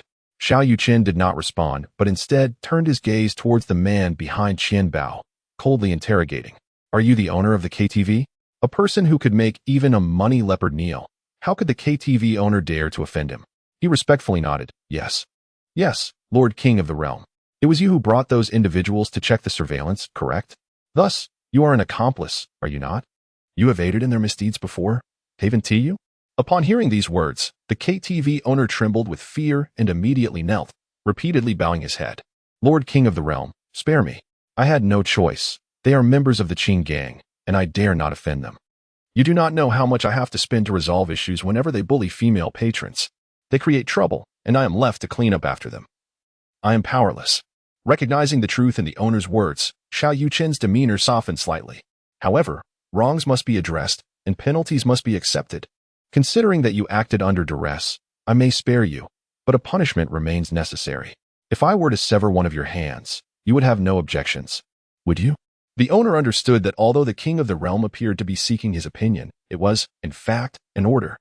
How could he dare to voice any dissent? In no objections, I will do it myself. He realized this was the best outcome he could hope for. To prevent Xiao Yuchen from changing his mind, he hastily grabbed a baseball bat from a nearby lackey and struck his left arm with all his might. Crack. The owner held nothing back. With that blow, his left arm was shattered, and the intense pain forced a cry from his lips. All right, you may leave. I hope you refrain from such foolishness in the future, Xiao Yuchen advised. No, absolutely not, Lord King of the Realm. Allow me to offer you a luxurious private room. All of your expenses tonight will be on the house. Although he had lost a hand, it could be reattached at the hospital. If he could win Xiao Yuchen's favor and protection, no one would dare to cause trouble in the KTV again. You need not change rooms, come here. Xiao Yuchen beckoned to the owner. The owner, filled with trepidation, dared not resist and approached Xiao Yuchen. Extend your severed hand, Xiao Yuchen instructed. All right. The owner, enduring the pain, raised his left hand. Xiao Yuchen grasped it and pushed inward. With a crisp sound, the KTV owner's left hand was reattached. Xiao Yuchen also infused a trace of spiritual energy into the owner's body to help clear the blocked meridians. All done. Rest for 2 days, and you will be fine. Consider this a lesson. I hope you will reflect on your actions. Since acquiring supreme medical skills, Xiao Yuchen had not had the opportunity to practice. Today served as a perfect exercise. He also thought well of this owner, recognizing that his previous misdeeds were not entirely of his own volition. Thank you, Lord King of the realm. I will certainly reform. Is there anything else you require? The owner was elated, astonished that the king of the realm had healed him. I ordered some beverages earlier. Please have them brought to me promptly, Xiao Yuchen requested after a moment's thought. Of course, rest assured, I will attend to it personally. With that, the money leopard and the KTV owner exited together, and shortly thereafter, dozens of bottles of drinks were delivered, including those Xiao Yuchen had ordered, along with a few complimentary ones from the owner. Throughout the night, Xiao Yuchen's roommates were enveloped in astonishment. They could hardly fathom that Yuchen's brother was not only exceptionally talented and affluent, but also possessed formidable combat skills and medical expertise, truly a paragon of perfection. Subsequently, Xiao Yuchen and his companions were undisturbed, engaging in merriment until after 9 in the evening before departing. Naturally, Yuchen personally escorted several young ladies home before returning with Xiao Yuchen. Yuchen, I sense that Ma Xiaolu seems to harbor some concerns. Perhaps you might inquire whether she requires assistance. I am more than willing to help her. Brother, I understand. The following morning, as Xiao Yuchen returned from his morning exercises, he received a call from the esteemed lord of the realm, Li Xin. What is it? Has something occurred? Yuchen inquired. Lord of the realm, your information is indeed accurate. The Zhou family is set to host an auction for elixirs. The Black Dragon Society received notification yesterday, Li Xin responded, seemingly taken aback. Of course it is true, for the elixirs are crafted by my own hand. I was the one who prompted the Zhou family to hold this auction. Yuchen disclosed without reservation. You created them? You possess the ability to refine elixirs? Taking a deep breath, Li Xin finally reconciled with this revelation. Well then, it appears that the Lord of the Realm is indeed a divine being. How foolish of me to have previously wagered against you. Chapter 34. The Zheng family. Xiao Yuchen had no time to indulge in Li Xin's praises and promptly inquired, Did you call me merely to inform me of this matter? No, there is another issue. We have bribed a confidant of the Li family, who revealed that Li Feng previously informed the Wang family head, Wang Tianda, about your affairs. Wang Tianda is exceedingly cautious. They are unaware of your true capabilities and dare not act against you hastily. Consequently, Wang Tianda has approached the Zheng family, seeking to ally with them against you. Upon hearing this, Xiao Yuchen's expression darkened. Could you please get to the point next time? Has the Zheng family agreed to cooperate with the Wang family? While Xiao Yuchen possessed the strength to contend with one of the 4 great families, a coalition between the Wang and Zheng families would undoubtedly complicate matters for him. Not yet. The Zheng family is aware that you achieved the transformation stage at a mere 20 years of age and is reluctant to offend you. Especially since there are no grievances between you and them, Li Xin reported sincerely. Then it is of no consequence. Once the Zheng family learns of my identity as an alchemist, they will certainly refrain from antagonizing me. I am confident that the 4 great families prioritize only their interests. Once the auction concludes tomorrow, the Zheng family will undoubtedly seek to curry favor with me. Lord of the Realm, the situation is not so straightforward. The daughter of the Zheng family head, Zheng Yujiao, has inexplicably fallen ill, becoming a sleeping beauty. Zheng He, the head of the Zheng family, has sought renowned physicians from across the land, yet remains unaware of the cause of her affliction. Furthermore, Wang Tianda's sister is married to the renowned Yao Shenggu in the Miao region.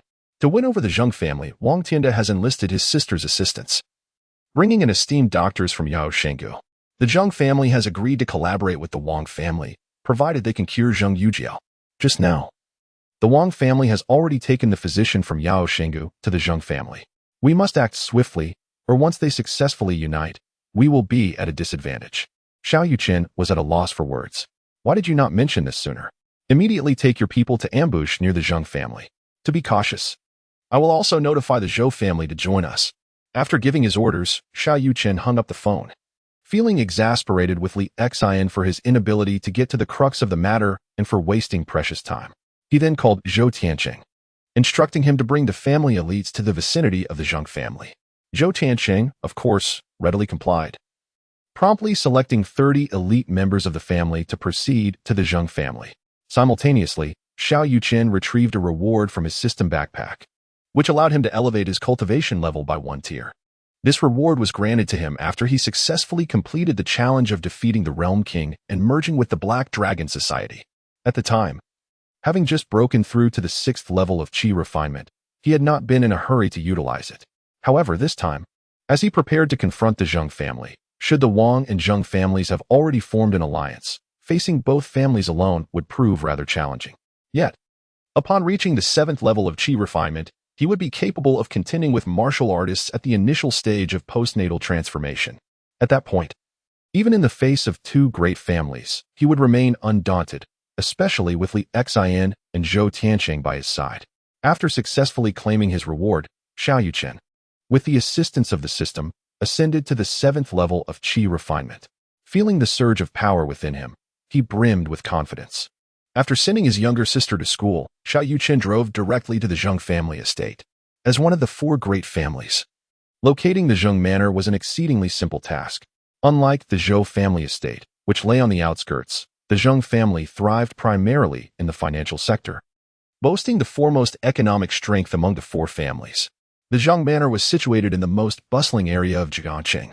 Thus, in a mere 20 minutes, Xiao Yuchen arrived at the Zheng estate. However, due to Zhou Tianqing and the king of the realm, Li Xian, needing to muster their forces, their arrival lagged behind Xiao Yuchen's. Nevertheless, Xiao Yuchen was indifferent. His call for assistance was merely a precaution. If possible, he preferred not to reveal his capabilities prematurely. Upon arriving at the Zheng manor, Xiao Yuchen discovered that he was not the only visitor. Many prominent families had brought esteemed doctors to treat Zheng Yujiao. Their intentions were transparent. They hoped to strike luck. If the physicians they had brought could cure Zheng Yujiao, it would grant them an opportunity to ingratiate themselves with the Zheng family. Understanding this, Xiao Yuchen sent a message to Zhou Tianqing and Li Xian, instructing them to keep the majority of their forces outside while entering the Zheng estate with only a few individuals, ready to adapt as necessary. Of course, Xiao Yuchen feigned ignorance of their identities, concealing his prowess, and planned to call upon Zhou Tianqing and Li Xian only if absolutely essential. Having orchestrated his plan, Xiao Yuchen entered the Zheng family estate under the guise of a physician. However, he was not merely impersonating. He had inherited top-tier medical skills from the system, making him indeed a renowned doctor. Upon arriving in the conference hall, he found it already filled with attendees. Although he did not recognize the head of the Wang family, Wang Tianda, he had seen Wang Yoji before, who was Wang Tianda's son, and they bore a striking resemblance. After a thorough search, Xiao Yuchen soon spotted a man in the front row of the conference hall who bore a resemblance to Wang Yoji. This must be Wang Tianda. Given that Wang Tianda and members of other prominent families were present, it indicated that they had not yet treated Zheng Yujiao, thus providing him with an opportunity. Approximately 10 minutes later, the Zheng family's butler entered the hall, greeting everyone in turn. "Ladies and gentlemen, please quiet down. I am the butler of the Zheng family, and I appreciate your efforts in seeking esteemed doctors for the young lady's ailment. However, her condition is quite peculiar. Her body emits a faint toxic gas, which causes symptoms of poisoning in those who draw near. To be succinct, I suggest that those who believe they possess the capability to treat her remain. Others should depart, as lingering here could lead to unfortunate consequences." Upon hearing the butler's statement, several families deliberated with their accompanying physicians before choosing to leave. Clearly acknowledging their inability to provide aid, remaining would be a waste of time. Yet, some doctors, despite lacking the means to cure, had no intention of departing. They were eager to see if anyone could succeed in the healing, for even if they could not befriend the Zheng family, forming connections with a capable physician would be advantageous. "Butler Zheng, I understand your message and will withdraw. However, we wish to remain here to observe if any esteemed individual can treat this unusual ailment." "Surely you would not dismiss us," stated a representative from one of the families. "Certainly, that shall not be the case. Those who have arrived here are all esteemed guests of the Zheng family. Even if we find ourselves powerless, the Zheng family will extend our hospitality with the utmost regard. However, I wonder who among you would dare to take a chance." As the butler's words fell, the hall was enveloped in silence, with no one daring to respond. Just as the butler sighed and shook his head, an elderly gentleman, appearing to be in his 60s or 70s, rose to his feet. "Since no one else is willing to take a leap of faith, allow me to step forward." Upon hearing someone volunteer, the butler felt a surge of joy. As long as there was someone brave enough to try, there remained a glimmer of hope for their young mistress. Could this venerable gentleman be the renowned master who requires only a single needle to effect a cure? The butler inquired, casting a curious glance at the elder. Chapter 35, The Valley of the Medicine God. "Indeed, it is I. Lead me to the young lady of the Zheng family for her treatment." As he spoke, the elder produced a dark pill and placed it in his mouth. Xiao Yuchen turned his gaze toward the elder, who emanated an aura of ethereal grace and boundless power. Yet, Xiao Yuchen discerned that the elder was merely an ordinary man. However, he could detect a faint scent of traditional Chinese herbs emanating from him, indicating that the elder had likely engaged with herbal medicine for many years, thus establishing himself as a distinguished physician. Master Yijin, please follow me. As Miss Jing Yujiao lay in a state of unconsciousness within her chamber, the presence of all others was prohibited. Even those from esteemed families who had brought physicians were required to wait outside for the results. Approximately 15 minutes later, Master Yijin emerged, his complexion notably poor, clearly affected by poison. However, he had consumed an antidote prior, suggesting that the situation was not overly severe.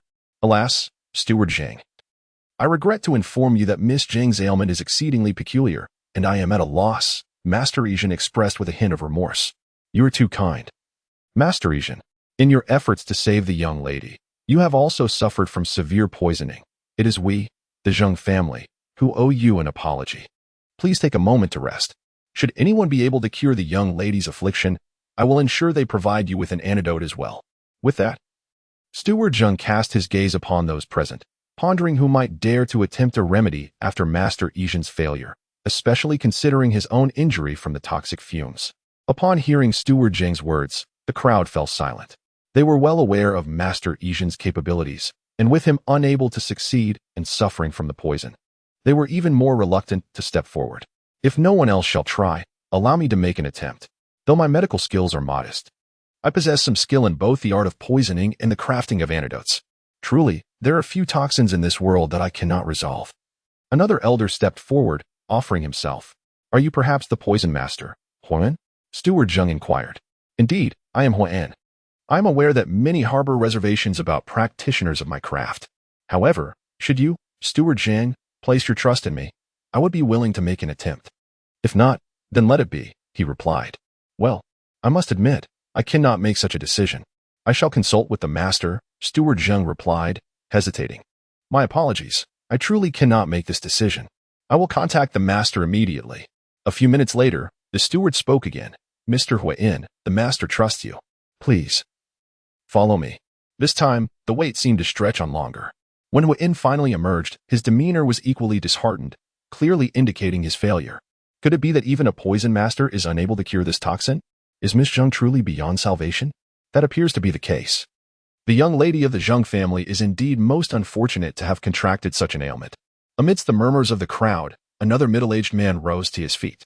He was none other than the individual brought by Wang Tiando from the Valley of the Medicine God. A bunch of frogs at the bottom of a well.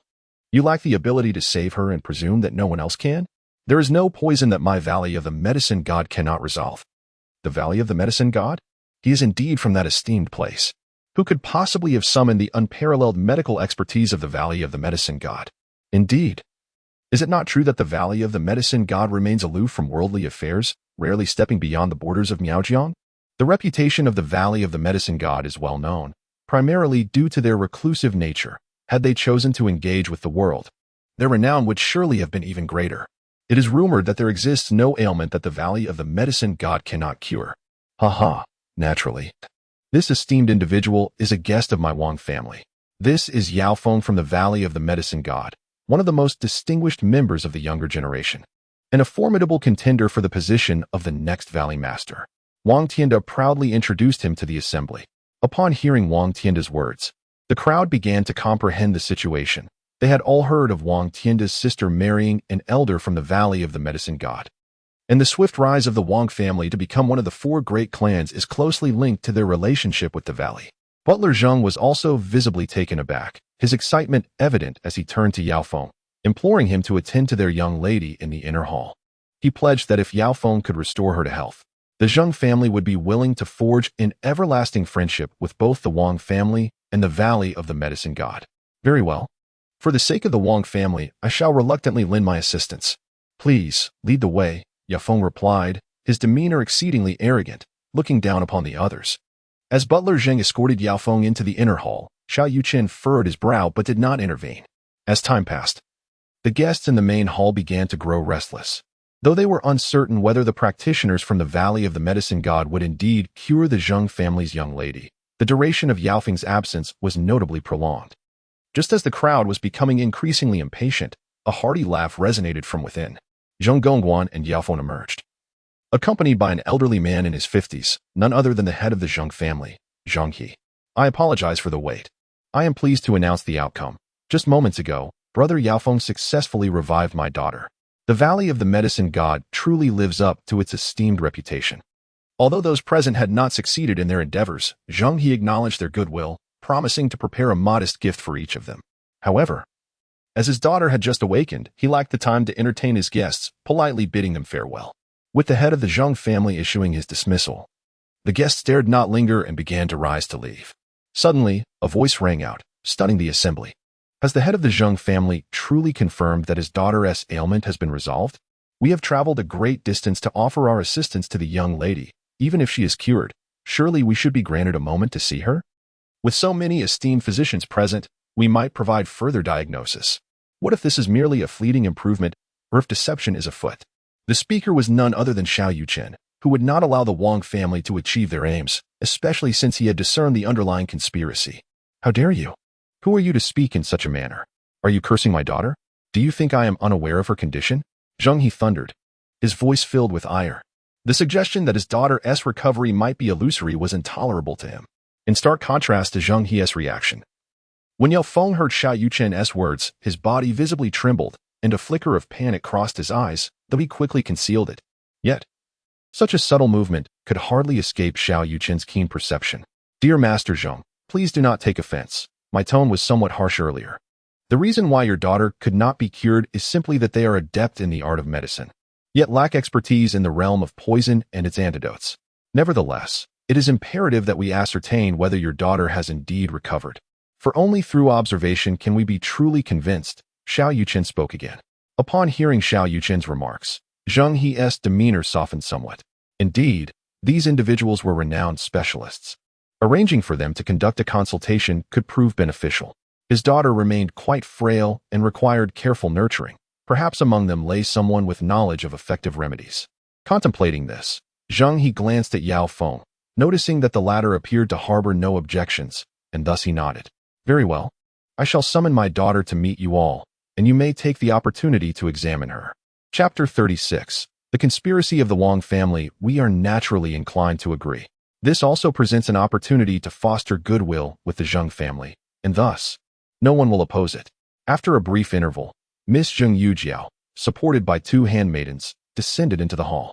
Upon witnessing her beauty, the assembled guests were left in awe. Despite her pale complexion, it was evident that Zheng Yujiao was a paragon of beauty, her delicate demeanor stirring the hearts of the men present, many of whom were in their 40s or 50s. Ladies and gentlemen, this is my daughter, Zheng Yujiao. Yujiao, why don't you greet your uncles and elders? Zheng He instructed. Greetings, esteemed uncles and elders.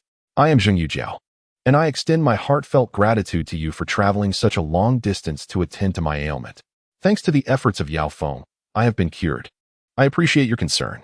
Zheng Yujiao presented herself with the grace of a refined lady, though many observed the glimmer of affection in her gaze directed at Yaofeng. Upon seeing Zheng Yujiao, Xiao Yuchen grew increasingly convinced of his suspicions. This was undoubtedly a conspiracy orchestrated by the Wang family, or rather, the Apothecary Valley. Esteemed guests, traditional Chinese medicine emphasizes observation, listening, inquiry, and palpation. Might I inquire about the state of the young lady's health? Zheng He was the first to pose a question. The guests exchanged glances, and at that moment, the acupuncture master spoke up. I have just attended to the young lady, and I believe I am well positioned to comment. The toxins on her body have dissipated, and she appears to be in good health. However, she is somewhat frail and will require a few days of recuperation to fully recover. Very well. Does anyone else have any suggestions? Zheng He inquired once more. I hold a differing view. Xiao Yuchen stepped forward again.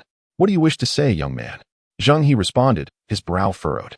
He sensed that Xiao Yuchen was distinctly different, though he could not pinpoint how. I believe the head of the Zheng family may soon need to prepare a memorial tablet for Miss Zheng, for it is only a matter of time before she meets her demise. What did you just say? Do not spout nonsense before me. Do you truly believe the Zheng family to be so easily bullied? Zheng He was genuinely enraged. Xiao Yuchen had cursed his daughter twice, and he could hardly contain his fury. Not at all, not at all. It is not I who perceives the Zheng family as easy prey. Rather, there are others who have set their sights on you. It is likely that before long, the Zheng family will be at their mercy, Xiao Yuchen proclaimed astonishingly. Brat, cease your absurdity. I recognize who you are now. You are Xiao Yuchen, aren't you? The speaker was Wang Tianda. Although Xiao Yuchen was an adversary of the Wang family, Wang Tianda was not personally acquainted with him, having only seen his photograph. Were it not for Xiao Yuchen's repeated provocations, he would not have recognized him. Yes, you are correct. But what of it? This is the Zheng family, not yours. My discourse pertains to Miss Zheng's condition. What relevance does it hold for you? Is your Wang family the one plotting against the Zheng family? Xiao Yuchen retorted vehemently, dismissing the Wang family entirely. Do not speak so recklessly. I am here to provide medical assistance to Miss Zheng. How could I possibly conspire against the Zheng family? I suspect you are simply afraid I might ally with the Zheng family against you, and thus you are attempting to sow discord, Wang Tianda countered. Upon being publicly exposed by Xiao Yuchen, Wang Tianda found himself momentarily flustered. Nonetheless, as the head of the Wang family, he had encountered numerous grand occasions and swiftly devised a retort against Xiao Yuchen. Huh, you truly believe the Wang family holds any significance? In my eyes, your family is nothing. If I wished to annihilate the Wang family, it would be a matter of mere moments. Xiao Yuchen's words detonated like a heavy bomb in the ears of the onlookers. Although they were unfamiliar with him, encountering someone as audacious as Xiao Yuchen, who dared to challenge the Wang family, was unprecedented. Who is that person? Do you recognize him? Why is he so arrogant? Claiming he could obliterate the Wang family in an instant? Does he fancy himself part of a prominent family in the provincial capital? I do not know him. I have never encountered such a presumptuous young man. I am unsure whether he possesses genuine strength or if he is simply unhinged. Surely he is unhinged. It is evident to any discerning eye that the eldest daughter of the Zheng family has recovered from her illness. He even requested the Zheng family head to prepare a tablet for her, which is a blatant affront to both the Zheng and Wang families. He must be out of his mind. As the crowd engaged in a flurry of speculation, just as the Wang and Zheng families were preparing to confront Xiao Yuchen, a servant hurriedly entered from outside. Master, the head of the Zhou family, Zhou Tianqing, and the realm king, Li Xian, have arrived with their entourage. What? Why have they come? Isn't the Zhou family hosting a medicinal pill auction tomorrow? Why are they here today? And how is the realm king accompanying Zhou Tianqing? Despite the confusion, Zheng He promptly responded, Please, show them in. No sooner had he spoken than Zhou Tianqing and Li Xian, accompanied by several attendants, entered. Master Zheng, it has been a long time. I apologize for the unannounced visit. Zhou Tianqing greeted politely. As heads of the four prominent families, regardless of their personal relations, a veneer of courtesy was essential. Master Zheng, I am but a simple man, lacking in eloquence, yet I have heard of your esteemed daughter's illness. I have come to pay a visit, Li Xian added. You are both too kind. Please, have a seat. As Zhou Tianqing and Li Xian were of equal standing, Zheng He naturally extended formal courtesy. The two guests did not hesitate, moving forward as those in the front row willingly vacated their seats for Zhou Tianqing and Li Xian, aware that they could not afford to show any disrespect to these formidable figures. It seems quite lively here today. What has transpired? Zhou Tianqing inquired once seated. Oh, it is nothing of great consequence. My daughter was cured of her ailment by Yaoshan Valley's Yaofeng. Yet this young man audaciously requested that I prepare a tablet for my daughter, claiming her days are numbered. Moreover, he suggested that there are those planning to covet the Zheng family's fortunes. I was just about to demand an explanation from him. Zheng He recounted the events without reservation. Upon hearing Zheng He's words, Zhou Tianqing's lips twitched. He had not anticipated that Xiao Yuchen would maintain such composure in the face of both the Zheng and Wang families. Oh, I see. However, I believe this young man is not reckless. Given his assertive stance, Master Zheng, I suggest you exercise caution. Consider the young man's perspective before taking any action. It may not be too late. Regardless of whether Xiao Yuchen intended to provoke the Zheng and Wang families today, Zhou Tianqing was determined to align himself with Xiao Yuchen. Indeed, the head of the Zhou family presents a valid point. This matter is of great significance. The head of the Zheng family should deliberate carefully. Whether the young brother is merely speaking without basis, we can certainly provide our judgment. Li Xian concurred, observing Zhou Tianqing and Li Xian unexpectedly advocating for Xiao Yuchen. Zheng He furrowed his brow. This was entirely contrary to reason. It appears my earlier intuition was correct. This young man is indeed peculiar. Very well. Since both of you have spoken, I shall naturally show you the respect you deserve. Please, young brother, elucidate why I should prepare a tablet for my daughter. Zheng He softened his tone. Well, considering your genuine concern for your daughter, I shall explain it thoroughly. Witnessing Zheng He's unexpected concession, Wang Tianda also frowned. Although he was certain that Xiao Yuchen would not uncover their scheme, allowing him to speak so freely could jeopardize his plans. Head of the Zheng family. What do you imply by this?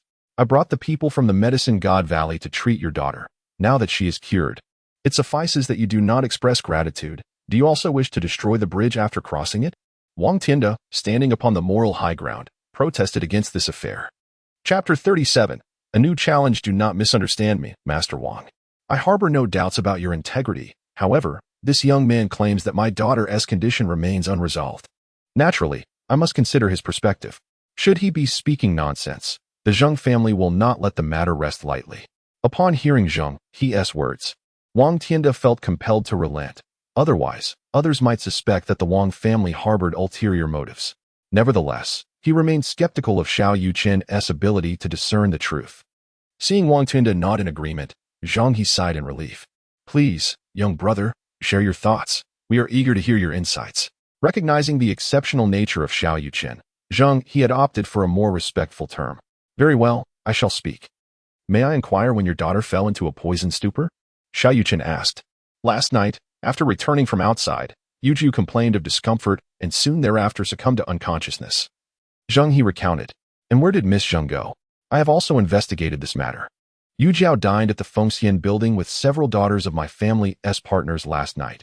However, those young ladies suffered no ill effects. Zheng He explained the findings. Understood. I have one more question for Yao Feng of Yaoshan Valley. Since you were the one to resolve Miss Zheng's poisoning, you must know the nature of the toxin she was afflicted with. Xiao Yuchen turned his gaze towards Yao Feng. Upon hearing Xiao Yuchen's inquiry, Yao Feng appeared momentarily flustered. Uncertain of how to respond. I do not know. However, while I may lack knowledge of the specific poison, I possess an antidote personally crafted by the master of Yaoshan Valley, capable of neutralizing any toxic substance. I administered it to Miss Zheng, and thus her affliction was alleviated. Yao Feng sought to mask his inner turmoil with a flimsy excuse. Is that so? It seems you are not unaware of the toxin affecting Miss Zheng. Rather, you fear disclosing that it was you who administered it. You speak falsely. This is my first encounter with Miss Zheng. How could I possibly poison her? Is that so? Your claims of this being your first meeting hold little weight, Xiao Yuchen replied with a slight smile, turning to Zheng He. Master Zheng, please take this young man's photograph to the Fengxian building and ascertain whether he was present there last night. I understand. Zheng He acknowledged the validity of this reasoning, recognizing that he had previously overlooked this detail. Just what do you intend, young man? I am a disciple of Yaoshan Valley. Yao Feng's composure faltered. He was indeed at the Fengxian building last night, and the poison had been his doing. Yes, I am aware of your affiliation with Yaoshan Valley. There is no need for you to reiterate. However, your status does not absolve you of your actions at Fengxian building. Since you are unwilling to reveal the nature of the poison afflicting Miss Zheng, allow me to disclose it myself. As Xiao Yuchen remained unfazed and Yao Feng grew increasingly agitated, Zheng He began to sense that something was amiss. It seemed to be a conspiracy directed at the Zheng family.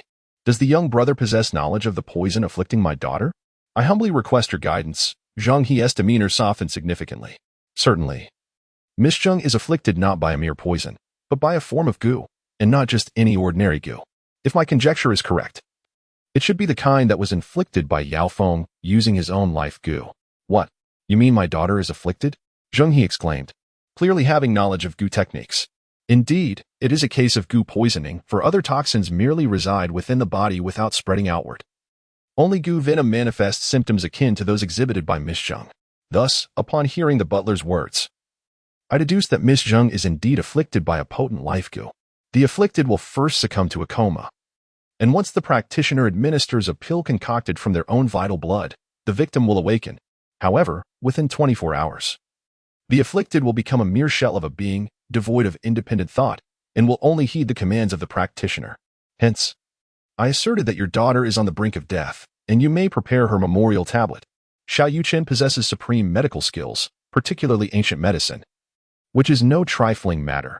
It encompasses not only healing arts, but also toxicity, including this goo poison, which elucidates his insight into the matter. What? Is this true? Yao Feng, please provide me with a reasonable explanation. Zheng He seethed with anger. Zheng, do you truly believe this young man? He is merely sowing discord. Yao Feng sought to defend himself, but found no sound reasoning. Is that so? You accuse me of sowing discord? Do you possess an antidote capable of neutralizing the world's rarest poisons? Xiao Yuchen countered. Of course, I do. To validate his claim, Yao Feng retrieved a jade vial from his pocket and poured out an antidote. Behold, this is the antidote concocted by the leader of the valley, capable of counteracting the most extraordinary poisons. Yao Feng sighed in relief, thankful he had the antidote on his person. Otherwise, he would have been exposed today. You assert this is an antidote. How can you prove it? Unless you dared to consume my poison and then take the antidote without perishing. Xiao Yuchen was engaging in psychological warfare. Why should I ingest your poison? Is it necessary for me to prove anything to you? Since you do not believe me, I see no reason to remain here. Upon uttering these words, Yao Feng attempted to leave, fearing he might be unable to escape if he lingered any longer. Did I permit you to leave? Xiao Yuchen's right hand transformed into a claw. An overwhelming force surged, seizing Yao Feng with ease. This spectacle left the onlookers, particularly Wang Tianda and Zhang He, in a state of astonishment. For they were aware that Yao Feng was at the initial stage of the transformation phase. Although his strength was somewhat inferior to theirs, it was not by much. Yet, now Yao Feng was being held as effortlessly as a chick in Xiao Yuchen's grasp, utterly devoid of any ability to resist. Just how formidable is Xiao Yuchen? The shock was not limited to Wang Tianda and Zhang He. Even Zhou Tanqing and Li Xian, who were somewhat familiar with Xiao Yuchen, were rendered speechless. They had battled with Xiao Yuchen before. While his strength was impressive, it was not exceedingly superior to theirs. However, the fact that Yao Feng, at the initial stage of transformation, had no means of retaliation, was this something achievable by someone at the mid-transformation stage? Kid, what skill is there in ambushing? If you possess any true ability, release me, and let us engage in a fair and just duel. Xiao Yuchen was not inclined to engage in trivial conversation with Yao Feng. His desire was to eliminate him immediately, as he possessed the means to substantiate that it was indeed Yao Feng who had poisoned him. However, just as Xiao Yuchen was poised to end Yao Feng's life, the system's voice echoed once more. Ding. Challenge task released. Accept Yao Feng's challenge and dominate him across various fields. Challenge reward. 1 Foundation Establishment Early Stage Experience card. Note: upon use, it temporarily elevates the host strength to the early stage of Foundation Establishment and 3 mid-grade beauty-enhancing pills. Do you accept the challenge? Upon hearing the system announce yet another challenge, Xiao Yuchen was momentarily taken aback. He had not anticipated that the system would offer such a remarkable experience card, which was utterly delightful. After several battles, he had realized that with each level he ascended, it was equivalent to a martial artist advancing 2 levels. By this reasoning, the early stage of Foundation Establishment should confer strength comparable to that of an initial stage master. Furthermore, upon reaching the Foundation Establishment phase, there would be an attribute enhancement, ensuring that his power would undoubtedly surpass that of an initial stage master. This was his safeguard for survival. Not to mention the 3 mid-grade beauty-enhancing pills. How could he possibly refuse? Chapter 38. The conspiracy unveiled without the slightest hesitation. Xiao Yuchen accepted the challenge internally. Very well. If you perceive my actions as a sneak attack, I shall grant you the opportunity to challenge me, whether it be in combat prowess, medical skill, or poison mastery. I am prepared. He released Yao Feng, allowing his opponent to prepare. All right, let us engage in a contest of strength. Since you initiated the ambush, I find it hard to believe your capabilities surpass mine. Upon finishing his declaration, Yao Feng wasted no time. He struck first with a swift palm, unleashing a formidable surge of energy that collided directly with Xiao Yuchen's chest. This spectacle left the onlookers in awe.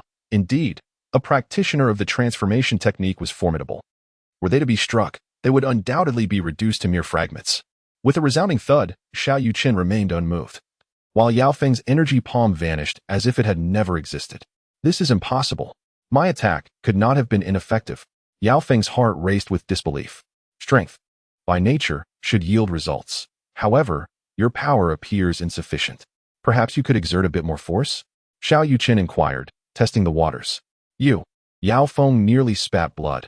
That had been his most potent strike, yet it failed to breach Xiao Yuchen's defenses. It seems a contest of strength will not suffice. Let us change our approach, he suggested. Just wait. I shall demonstrate the might of my insect manipulation techniques. With a flourish of his sleeve, countless tiny insects surged towards Xiao Yuchen, moving at such speed that the naked eye could scarcely perceive them. Have you finally acknowledged yourself as an insect master? Very well. Allow me to witness the prowess of these diminutive creatures. As the swarm approached, Xiao Yuchen raised his right hand, igniting flames, spiritual fire, the very bane of these insects. At that moment, apart from Zhou Tianqing, everyone else widened their eyes in astonishment. To summon fire from thin air, how astonishing! Is this mere sleight of hand or true sorcery? Ignoring the crowd's exclamations, Xiao Yuchen skillfully shaped the flames into a protective shield. The insects, moving too swiftly, could not halt their advance even upon sensing the imminent danger. With a series of muffled pops, the insects rushed into the fiery barrier, ultimately reduced to ashes that fell to the ground. It seems those little creatures are rather ineffective. Why not summon your true life insect? Xiao Yuchen remarked with a smile. Yao Feng, taken aback by Xiao Yuchen's ability to conjure fire, felt a surge of fear. Fire was indeed the natural enemy of insects, and only his life insect could withstand the flames for a brief duration. You are cheating. If you possess skill, refrain from using fire. Yao Feng's face flushed with indignation, fully aware that this demand was somewhat unreasonable. Cheating? How dare you utter such words? You are permitted to unleash your insects, yet I am forbidden from wielding fire? If you have the ability, feel free to summon your own, Xiao Yuchen retorted. Amused by Yao Feng's vexation. Do not be so arrogant. The outcome is yet to be determined. My life insect is unafraid of fire. Yao Feng, clearly losing his confidence, remained uncertain whether his life insect could endure. Very well, I shall refrain from using fire. I possess numerous methods to contend with you. Xiao Yuchen understood that if he used his alchemical fire as a defense, Yao Feng would not dare to risk releasing his life-sustaining insect. Thus, he extinguished the flames without hesitation. This is your choice. I have not compelled you. Should you lose, you must acknowledge it. Yao Feng had merely uttered these words casually, never expecting Xiao Yuchen to truly extinguish the fire. Seizing the opportunity, he summoned his life-sustaining insect. It resembled a fly. Its body a vibrant green adorned with two sharp fangs. Though small, its teeth were capable of shattering stone, rendering it quite fearsome. Upon its emergence, the insect darted towards Xiao Yuchen at an astonishing speed, ultimately burrowing into his body through his nostrils.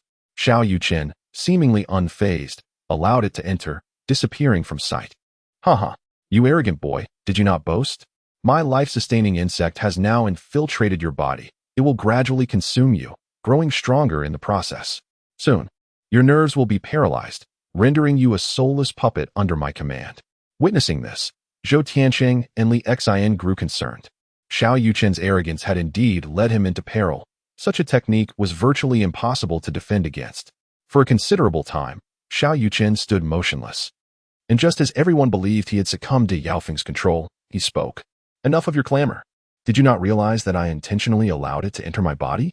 Have you not noticed that you have lost connection with your life-sustaining insect? At these words, Yao Feng was struck with shock, as he indeed sensed that he could no longer command his insect. What have you done to my insect? Yao Feng asked in a panic. The life-sustaining insect was nourished by his own blood and the cornerstone of his cultivation. Should it perish or become unreachable, his abilities would be rendered futile. I have done nothing. Perhaps your insect simply finds me more suitable and has chosen to abandon you, Xiao Yuchen replied, nonchalantly blowing his nose, causing a small insect mixed with mucus to fall to the ground. Oh dear, how disgusting. Perhaps washing it would salvage it. With a look of disdain, Xiao Yuchen retrieved a tissue, carefully wrapped the small creature, and placed it into a jade vial, resolute in not returning it to Yao Feng. With that, Yao Feng spat out a mouthful of blood, his spirit waning. Although his life-sustaining insect had emerged, he still found himself unable to connect with it. Please, return my life-sustaining insect to me. I will grant you anything you desire. Seeing the insect now in Xiao Yuchen's possession, Yao Feng was forced to concede. Although Wang Tianda had previously informed him of Xiao Yuchen's formidable prowess, he had not anticipated such extraordinary capabilities. The conflict between them primarily stemmed from Li Yiran and the fact that Xiao Yuchen had struck his son. In truth, these grievances were trivial. He regretted opposing Xiao Yuchen at that moment. This is my trophy. Why should I return it to you? However, if you disclose your plans, I may consider it. Xiao Yuchen stated. I confess, indeed, it was a conspiracy between myself and the Wang family.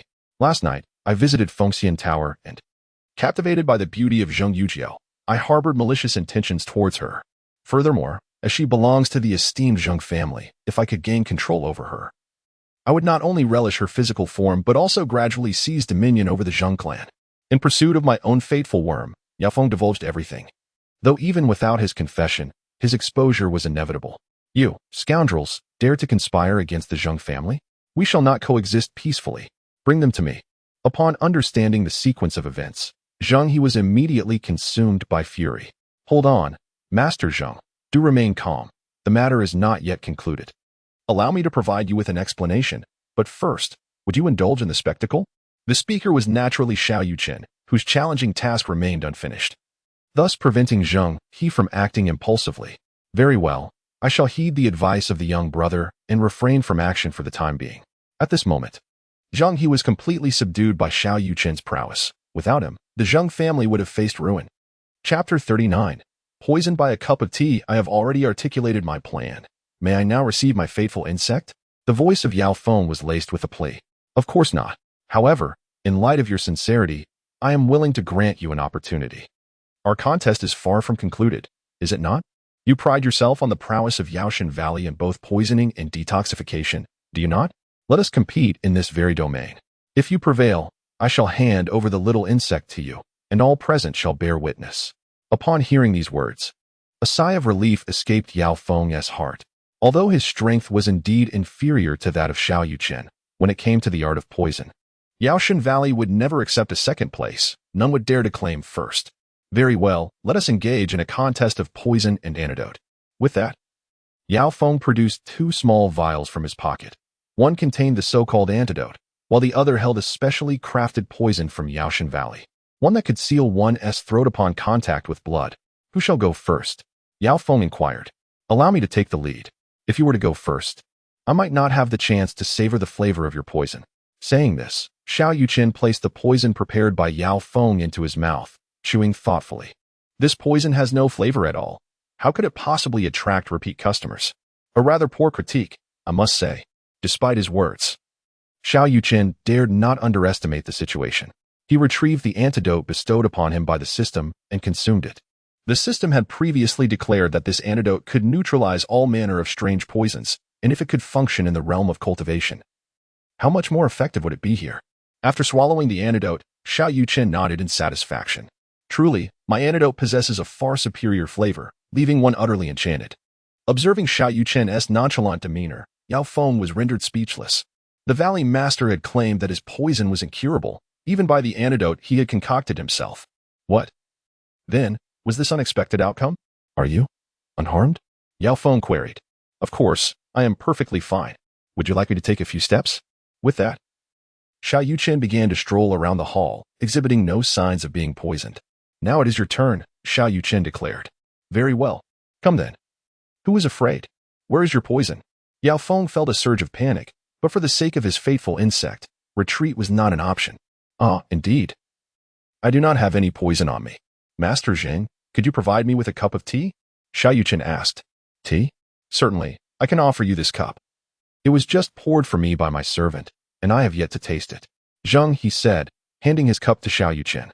How could one drink without sampling first? Here, you take a sip. Mr. Yao Feng will not mind. Xiao Yuchen smiled. This. Very well. Zheng He took a small sip and then handed the cup to Xiao Yuchen. Xiao Yuchen did not accept the cup with his hands, but instead smiled and said, You may simply pass the cup to Yao Feng. This tea is my poison. What? Young brother, are you not intentionally conceding? Zheng He exclaimed, clearly unwilling to see Xiao Yuchen let Yao Feng escape. Trust me, just give it to him. Zheng He, with no alternative, reluctantly passed the cup into Yao Feng's hands. So, what say you? Do you dare to taste my poison? Xiao Yuchen maintained a serene smile, leaving the assembled crowd perplexed about his true intentions. Are you attempting to curry favor with my Yaoshan? If you surrender your life-bound goo worm to me, I shall overlook today's events. In Yao Feng's eyes, Xiao Yuchen's action stemmed from a singular motivation, the fear of offending Yaoshan, thus deliberately seeking to ingratiate himself. Please enjoy some tea. We shall discuss other matters shortly. Yao Feng grew increasingly convinced of Xiao Yuchen's desire to appease him, promptly draining the cup of tea. Now that the tea has been consumed, return my goo worm. Yao Feng's impatience began to surface. Are you certain you do not wish to take an antidote? Xiao Yuchen inquired. Are you jesting with me? After merely a cup of tea. Yet, before Yao Feng could complete his sentence, his stomach roiled violently, a wave of excruciating pain washing over him. Ah, what is happening? When did you poison me? Yao Feng writhed on the ground, groaning in agony, while hastily consuming an antidote. I never touched your teacup. Can you fathom how I poisoned you? Xiao Yuchen observed the unfolding scene with an untroubled demeanor. After ingesting the antidote, Yao Feng continued to convulse on the ground, blood streaming from his orifices, until his body ultimately disintegrated into a pile of white powder. Indeed, Yao Feng's demise mirrored that of Jiang Mingsong. Xiao Yuchen had not poisoned him directly, but had infused a sliver of spiritual energy into the teacup, which, under his command, wreaked havoc within Yao Feng's body, ultimately extinguishing his life force. The onlookers were left in a state of dread, as Yao Feng remained oblivious to the means of his poisoning, and the others were even more bewildered. They finally grasped that Xiao Yuchen had been toying with Yao Feng, and their understanding of his formidable strength deepened, prompting them to silently vow never to provoke him, lest they meet a similar fate. Yao Feng, you must be mad to dismiss the potency of my poison. You are courting death. Following Yao Feng's demise, the crowd's attention shifted to the Wang family, with many reveling in their misfortune. Wang family patriarch, it is your turn. What do you wish to compete with me on? I. As the head of the Wang family, Wang Tianda had faced numerous life and death situations, yet he had never felt as terrified as he did today. You actually killed someone from Yashingu? They have masters among them. Boy, you are doomed. The speaker was not Wang Tianda, but a young man standing beside him. Xiao Yuchen merely cast a glance and, in an instant, seized him by the throat. The moment was too abrupt for Wang Tianda to react. Only when Xiao Yuchen grasped the young man's neck did he let out a desperate cry. Scoundrel, release my son. Oh, you claim he is your son? Xiao Yuchen's interest piqued. Indeed, he is my eldest son, Wang Yukai, the future heir of the Wang family. Please release my son. If you do so, we shall settle our grievances, and I will dissolve the engagement with the Li family. Upon witnessing the prowess of Xiao Yuchen, Wang Tianda felt a pang of regret.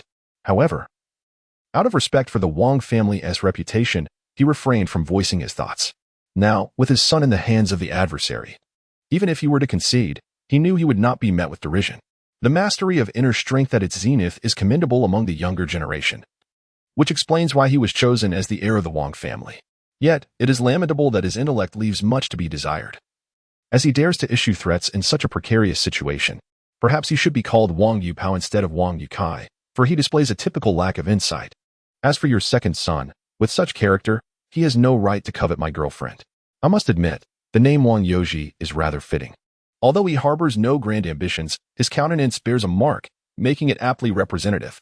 Upon hearing Xiao Yuchen's scornful remarks, Wang Tianda was infuriated. Nevertheless, with his son still at Xiao Yuchen's mercy, he dared not act rashly. Release me at once. The 8th elder of Yaoshan Valley has accepted me as his disciple. Should you take my life, he will not. He will not spare you. Crack. Xiao Yuchen swiftly snapped Wang Youcai's neck. And thus the future heir of the Wang family met his demise. I had warned him about his folly.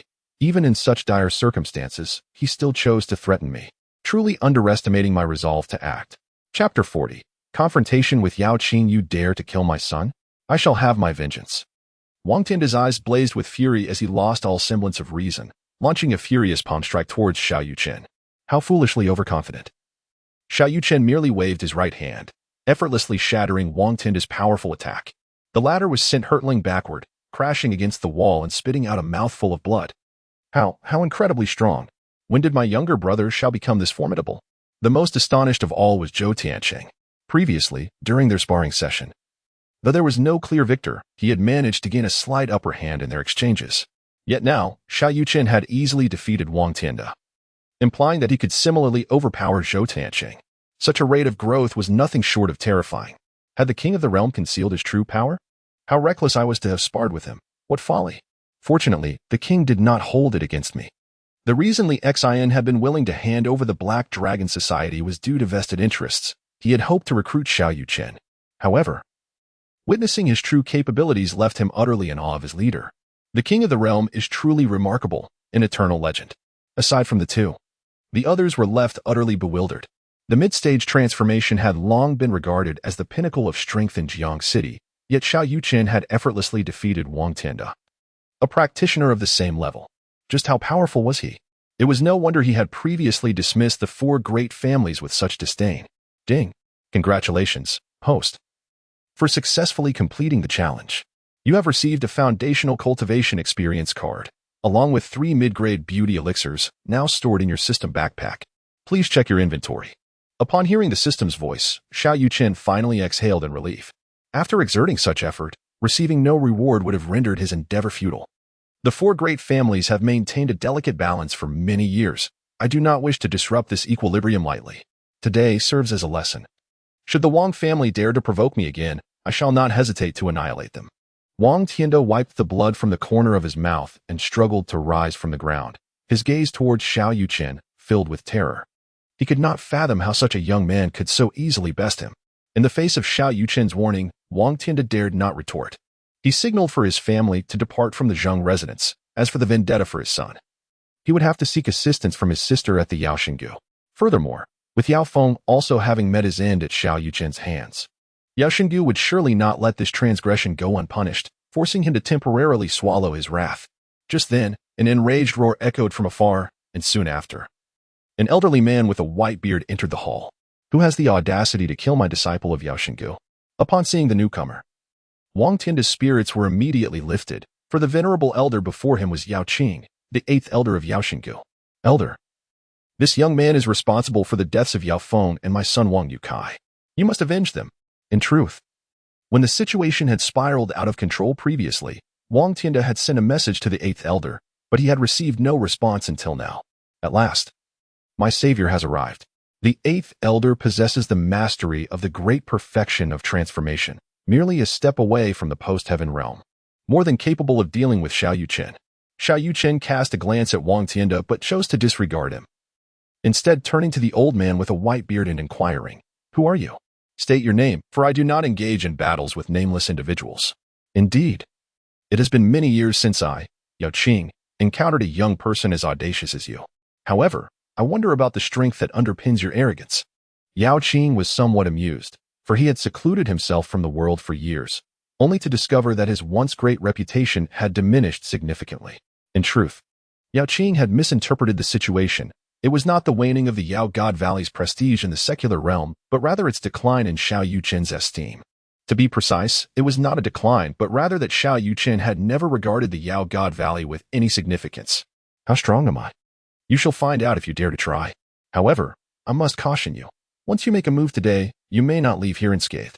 Attaining the rank of 8th elder is no small feat. Why invite ruin upon yourself for the sake of a mere disciple? Xiao Yuchen offered this warning with genuine concern. What a sharp-tongued brat. I am eager to see just how much capability you possess.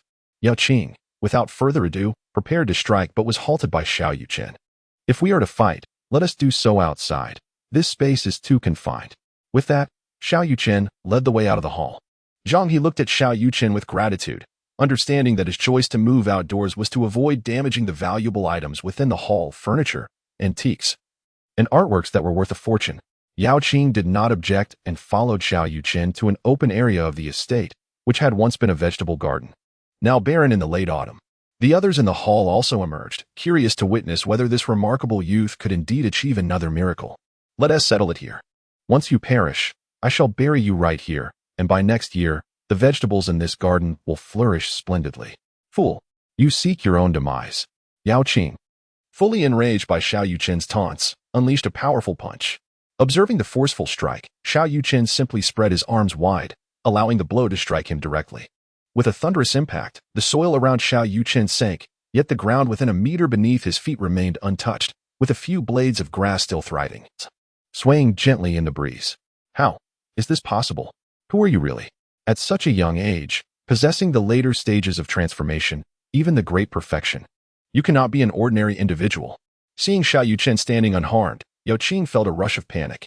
Although he had only utilized 50% of his strength, it was still inconceivable for someone in the later stages of transformation to withstand such a blow so effortlessly. I am Xiao Yuchen, a senior student at Jiangqing One High School. Pray tell, what wisdom do you have to impart? As I mentioned earlier, if you choose to strike, do not expect to leave here unscathed. This is the grave I have selected for you. Are you satisfied? The reason I refrained from countering Wang Tianda's assault previously and opted instead for retaliation was due to his utter weakness. Even should I absorb his power, it would yield negligible enhancement to my current self. However, the situation with Yao Qing is markedly different. She has attained the pinnacle of mastery in the transformation of energy, and I can fully extract the remaining value she possesses. Do not be arrogant, even if my assessment of your strength is flawed.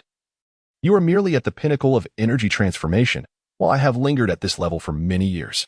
It is impossible for you to defeat me. Yao Qing felt an increasing sense of worry, yet in an effort to preserve his dignity, he maintained a facade of composure. Is that so? Then unleash your attacks upon me. I shall soon be unable to endure. Go ahead. You can do it.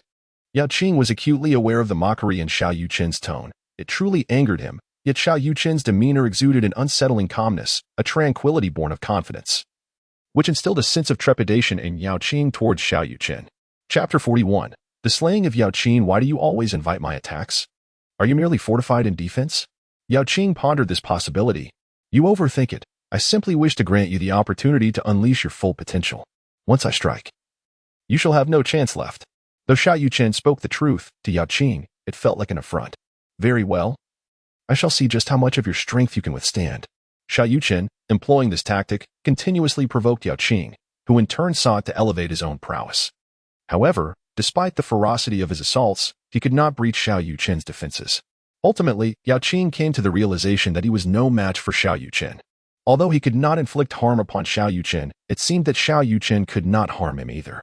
I must admit, I underestimated you, but what of it? You cannot breach my defenses. Shall we call it a day? Acknowledging his inability to contend with Xiao Yuchen, Yao Qing sought to withdraw momentarily. Who claims I cannot breach your defenses? Just now, I merely employed 30% of my strength, with the simple aim of enticing you to strike at me. However, I have lost interest in you now, so you may serve as fertilizer. With that, Xiao Yuchen launched another assault on Yao Qing, yet this time, Yao Qing felt an overwhelming pressure, relentlessly battered. Bang! Another resounding thud echoed, and Yao Qing was crushed into a mass of flesh beneath a single palm. Wang Tianda, witnessing this scene, was utterly dumbfounded. Yao Qing was at the pinnacle of the transformation realm, yet even so, he could not withstand Xiao Yuchen's onslaught. Just how formidable was Xiao Yuchen? What sort of individual had he provoked? As these thoughts crossed his mind, Wang Tianda sought to seize the chaos to escape, but was thwarted by Zheng He. Zheng family head, what are you attempting? Wang Tianda inquired, his voice tinged with panic. What am I attempting? Shouldn't I be asking you that? Your Wang family conspired with the Apothecary Valley against my Zheng family. Do you not owe me an explanation?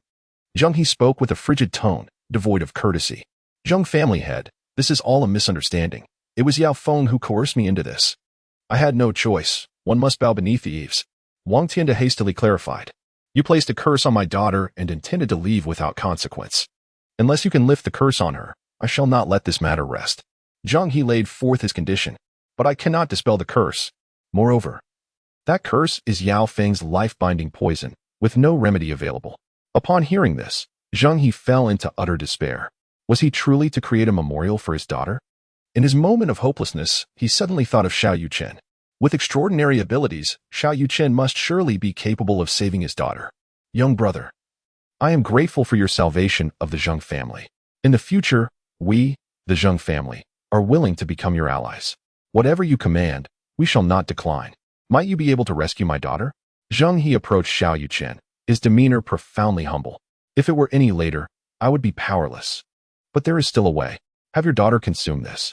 As Xiao Yuchen handed a detoxification pill to Zheng He received it with enthusiasm and promptly administered it to his daughter. Previously, Zheng Yujio had awakened due to the influence of Yao Feng, but with Yao Feng now deceased, she had succumbed to unconsciousness once more.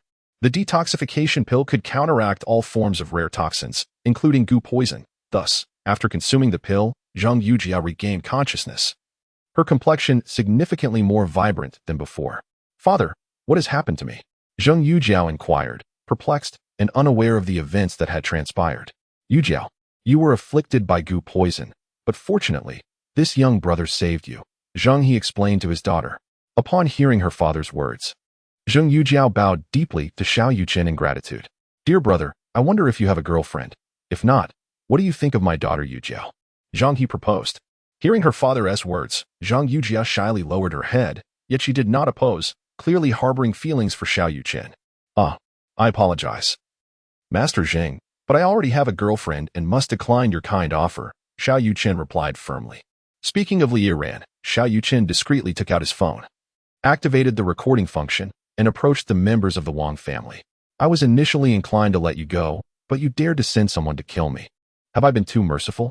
Xiao Yuchen spoke coldly. No, dear brother, please grant me another chance.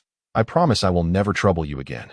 I will have Iji dissolve the engagement with the Li family immediately. Wang Tianda appeared visibly shaken. If you wish for me to spare you, explain why you sought to ally with the Li family. I advise you to speak the truth, for if I were to delve into your mind, I would uncover your true intentions, but doing so would cost you your life. At these words, Wang Tianda was genuinely frightened and dared not conceal anything. He divulged his true motives. It turned out that the Wang family sought to marry into the Li family solely to seize their considerable assets, intending to gradually erode the Li family before ultimately consuming them whole. Very well, considering your honesty, I shall let you go this time. Leave at once. Despite the humiliation, Wang Tianda dared not retaliate and swiftly departed from the Zheng residence. This time, his covert machinations against the Zheng family had not only failed but had also cost him his son's life, a true loss for him. With the affairs of the Zheng family resolved, Xiao Yuchen stayed for lunch at their insistence, then returned home, as tomorrow marked the auctions, and he needed to replenish his energy. Sighing, he reflected, I had intended to leverage my identity as an alchemist to make the Li family regret their decisions. I never anticipated it would culminate in this. However, it matters not. As long as I can rescue Iran, all else is inconsequential. In the afternoon, Xiao Yuchen enjoyed a restful slumber at home, while news of the Zheng family incident rapidly spread through the affluent circles of Jiang City. It's impossible, absolutely impossible. How could Xiao Yuchen possess such formidable strength? I've driven his son-in-law at the pinnacle of the transformation stage from my home. Li Feng incessantly slapped his own face, believing himself to be clever for dismantling his daughter's happiness and orchestrating a union with the Wang family. Yet, what was the outcome? His former son-in-law was capable of annihilating the four prominent families in mere moments. Upon first hearing the news, he was incredulous. However, in the afternoon, Wang Yoji personally visited their home to dissolve the engagement with the Li family, finally convincing him that all that transpired with the Zheng family was indeed true. By evening, Li Feng received an audio recording, one previously made by Xiao Yuchen. Upon learning that the Wang family sought to merge with the Li family merely to engulf them, Li Feng felt an overwhelming desire to end his own life. Alas, age had caught up with him. Not only had his energy waned, but his eyesight had also deteriorated, proving inferior to his daughter's discernment. It seemed the time had come to pass the mantle of the Li family patriarch to Iran. That very night, Li Feng released his daughter, and in a bid for her forgiveness, he knelt before her. Li Iran, initially harboring resentment towards her father, found her heart softened upon witnessing him kneel before her, and she helped him to his feet. Chapter 42. Regretful Li Feng father. I have long stated that Yu Chun has transformed beyond recognition. How could you not believe me and insist on separating us? Now, do you comprehend? In truth, Yu Chen's capabilities extend far beyond what you have witnessed. Further surprises await us. Thanks to Yu Chen's assurance, Li Yiran's condition has significantly improved over the past few days. Her complexion now much more vibrant than before. Iran, it appears I have been rather foolish. I nearly handed the Li family over to the Wang family. We owe this fortunate turn of events to Yu Chen. Otherwise, the fate of the Li family would have been dire. Please convey my sincerest apologies to him. From now on, I shall refrain from meddling in your affairs. To acknowledge one's mistakes and seek to amend them is of utmost importance. There is still room for redemption, and I sincerely hope you will not repeat similar errors. Otherwise, I shall truly distance myself from you. Li Yiran feigned anger. Of course not. I intend to pass the mantle of the Li family head to you. I have grown old. It is time for me to enjoy my twilight years. By the way, the Zhou family is hosting a grand auction for medicinal pills tomorrow. I wonder if it is genuine? You should attend on my behalf. If this event is indeed authentic, the Zhou family may ascend to the pinnacle among the four great families. I cannot fathom where they have sourced their alchemists. Should those pills prove effective, do procure some for yourself. What a pity. Once the Zhou family's beauty pill is mass-produced, our Shangshi Meizhuang Cosmetics will struggle to find buyers. Nevertheless, what can we do? Competing with the Zhou family seems futile, Li Feng lamented inwardly. Shangshi Meizhuang was the company initially founded by the Li family, and it harbored the greatest potential for growth. Alas, once the beauty pill hits the market, their cosmetics will face stagnation. A medicinal pill auction? Initiated by the Zhou family? Li Yiran's emotions surged. Indeed. Is there a problem? Li Feng questioned, puzzled by his daughter's intense reaction. Certainly, there is an issue. For those pills are concocted by Yu Chun, Li Yiran spoke candidly. What? How could this be? Li Feng felt as though struck by lightning. Slap. Slap. He struck himself twice, realizing he had unwittingly presented his son-in-law, an adept alchemist, to the Zhou family. In his mind, he envisioned the Zhou family patriarch employing his daughter as bait to ensnare Yuchen. "Father, please cease punishing yourself," Li Yiran, seemingly aware of his thoughts, said with a smile. "Dad, I know Yuchen. He would never join the Zhou family. My dear daughter, you fail to understand. Zhou Tiancheng's granddaughter, Xiao Yuchen, is a beauty of unparalleled grace, rivaling your own. It is inevitable that Zhou Tiancheng would leverage his granddaughter to win over Yuchen. Otherwise, Yuchen would surely collaborate with our family." Upon hearing her father's thoughtless words, Li Yiran rolled her eyes. "Do you not grasp why Yuchen has acted thus? To be frank, he agreed to create the beauty pill for me because he is aware that I have taken over Xingshi Meizhuang, aiming to bolster its success. In order to address the issue of medicinal herbs, Yuchen has formed a long-term partnership with the Zhou family and has represented Xingshi Meizhuang in acquiring a substantial supply of herbs from them. As the herbs are on the verge of being delivered to Xingshi Meizhuang, you have confined me, entrusted the company to family members, and even severed ties with Yuchen." In a state of resignation, Yuchen found himself compelled to rely on the Zhou family, engaging in alchemy under their auspices and organizing a pill auction in their name. Otherwise, this event would undoubtedly have been initiated under the Li family's banner. Li Yiran bore no ill will towards his father, he merely conveyed the facts. However, upon hearing this, Li Feng became frenzied, striking his own face in a fit of despair, unable to control himself. Before long, his visage was swollen, and he was consumed by regret. Pondering the gravity of his actions, the Li family could have ascended to become the fifth major family with the assistance of Xiao Yuchen. Yet he had single-handedly orchestrated its downfall. Moreover, had Xiao Yuchen not intervened against the Wang family, the Li family might have faced annihilation. "Father, please stop punishing yourself. If you sincerely apologize to Yuchen, he will surely forgive you. Losing this opportunity for the auction is inconsequential, as long as you secure a good son-in-law. The Li family will undoubtedly rise again," Li Yiran urged. Yes. We must find Yuchen at once. I shall personally apologize to him." Li Feng suddenly grasped the situation. "Perhaps it's best to wait until tomorrow. It's quite late now. I will visit the Zhou family to seek him out then." "Very well. Tomorrow it shall be. By the way, have you seen the beauty pill that Yuchen concocted? What is its efficacy?" Li Feng inquired with curiosity. "I have not seen the beauty pill, but I have consumed one of his youth-preserving pills, and its effects were indeed remarkable. Did you not previously remark upon my enhanced beauty? That was the result of the youth-preserving pill," Li Yiran replied. "What? You have already taken it? Is the youth-preserving pill also a beauty-enhancing elixir?" Li Feng continued to probe. "Indeed, the youth-preserving pill is far superior to the beauty pill. It not only rejuvenates one's appearance but can also extend one's lifespan by a century," Li Yiran stated candidly. "What? Such a pill cannot possibly exist. If that were true, wouldn't it grant immortality?" Li Feng scoffed, utterly incredulous.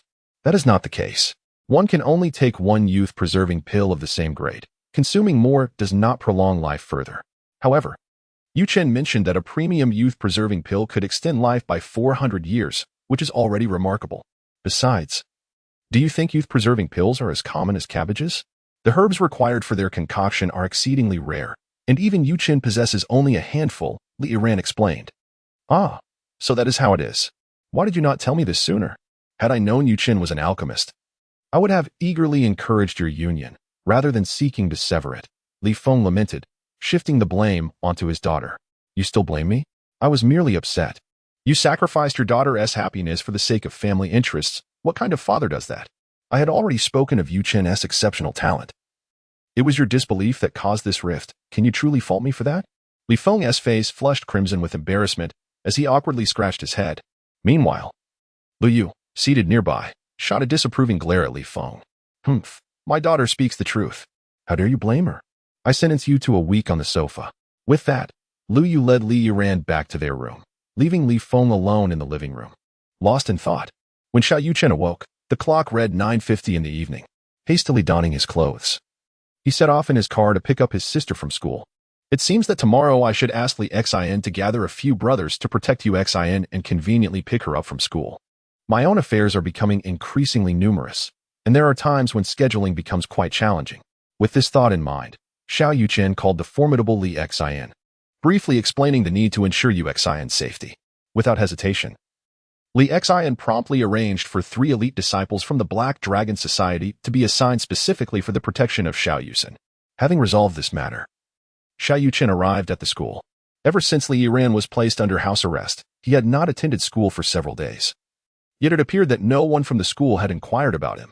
The current teachers seemed to be growing increasingly negligent. Do they not care when a student goes missing? Surely making a phone call to check in would not be too much to ask. Such incompetence is truly disheartening. After expressing his grievances regarding his teachers, Xiao Yuchen waited in the garage for Xiao Yuchen. Before long, a boy and a girl arrived at the garage, both clad in the school uniform of the first high school, indicating that they were also students from the institution. Chapter 43. Misunderstanding. Xiao Yuchen initially believed that the two individuals had come to the parking garage merely to retrieve their vehicle. However, an awkward scene soon unfolded before him, revealing that the young man and woman were, in fact, rendezvousing in the underground garage. Faced with the somewhat indecorous display, Xiao Yuchen hesitated, uncertain whether he should inform them of his presence.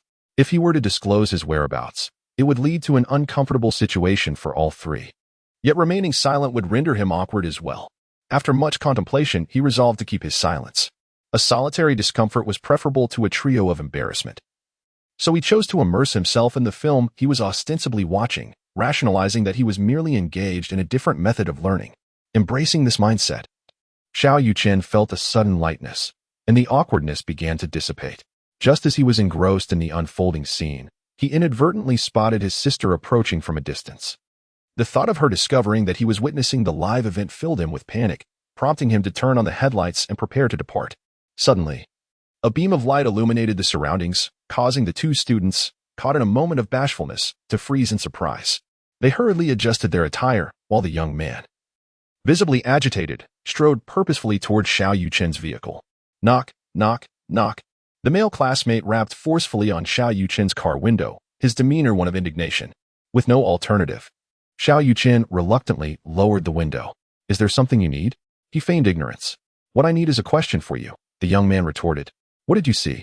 I didn't witness anything of significance. I was merely watching short videos in my car. What do you want? Xiao Yuchen replied, his patience wearing thin. You've been here all along. Haven't you? Hand over your phone, and while you're at it, delete the footage from your dash cam, the young man demanded. His tone brazen. Taken aback by such an impudent request, Xiao Yuchen felt a surge of anger, though he had felt a twinge of embarrassment from watching the videos. The presence of the main parties involved diminished his concern. Why should I give you my phone? It contains a wealth of valuable video material that I study every night. With the imminent college entrance examination, I must utilize every moment for learning, Xiao Yuchen replied, unable to tolerate the young man's arrogance. Had the young man approached him with civility, he might have considered acquiescing. However, given the other's aggressive stance, he felt no obligation to relinquish any educational resources. Are you also a senior? The young man scrutinized Xiao Yuchen closely, and suddenly, a realization struck him. You are Xiao Yuchen? You know me? Xiao Yuchen inquired, surprised. I am Qian Fuxing, a senior like you. I used to be Wang Xiao's follower. That was a misunderstanding earlier. Could you please delete the video? We're all students here. And this could have negative repercussions, Qian Fuxing implored. Qian Fuxing's father was the president of a prominent bank, and their family was quite affluent.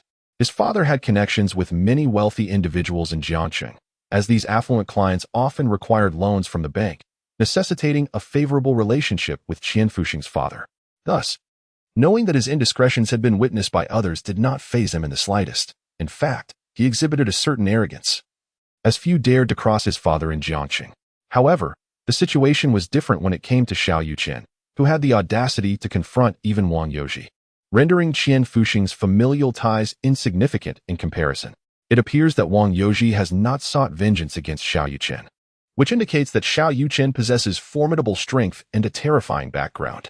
Upon this realization, Qian Fuxing's demeanor shifted instantly, hoping for an amicable resolution to the situation. Oh, so you are affiliated with Wang Yoji? You are aware of my aversion towards him. Xiao Yuchen was equally surprised to encounter a lackey of Wang Yoji, recognizing the familiarity in their appearance. No, my father is the president of a bank. My relationship with the Wang family is merely one of cooperation. Often, it is the Wang family that seeks loans from my father. The four prominent families have a good reputation, and banks benefit greatly from lending to them. In essence, it is a mutual exploitation. To be precise, I cannot be considered merely a lackey, but rather an ally. However, since Wang Yoji was defeated by you last time, I have maintained my distance from him. He is too weak. I prefer robust men. Upon hearing Qian Fuxing's latter remarks, Xiao Yuchen was struck with goosebumps. A preference for robust men? Did he possess some peculiar inclination? However, the individual he had just encountered was indeed a woman. Could it be that they were indiscriminate in their attractions? That was even more unsettling. Was there a duality to their personality? Sensing Xiao Yuchen's peculiar gaze, Qian Fuxing hurriedly clarified, "Young Master Qin, you have misunderstood. I have always been fond of women.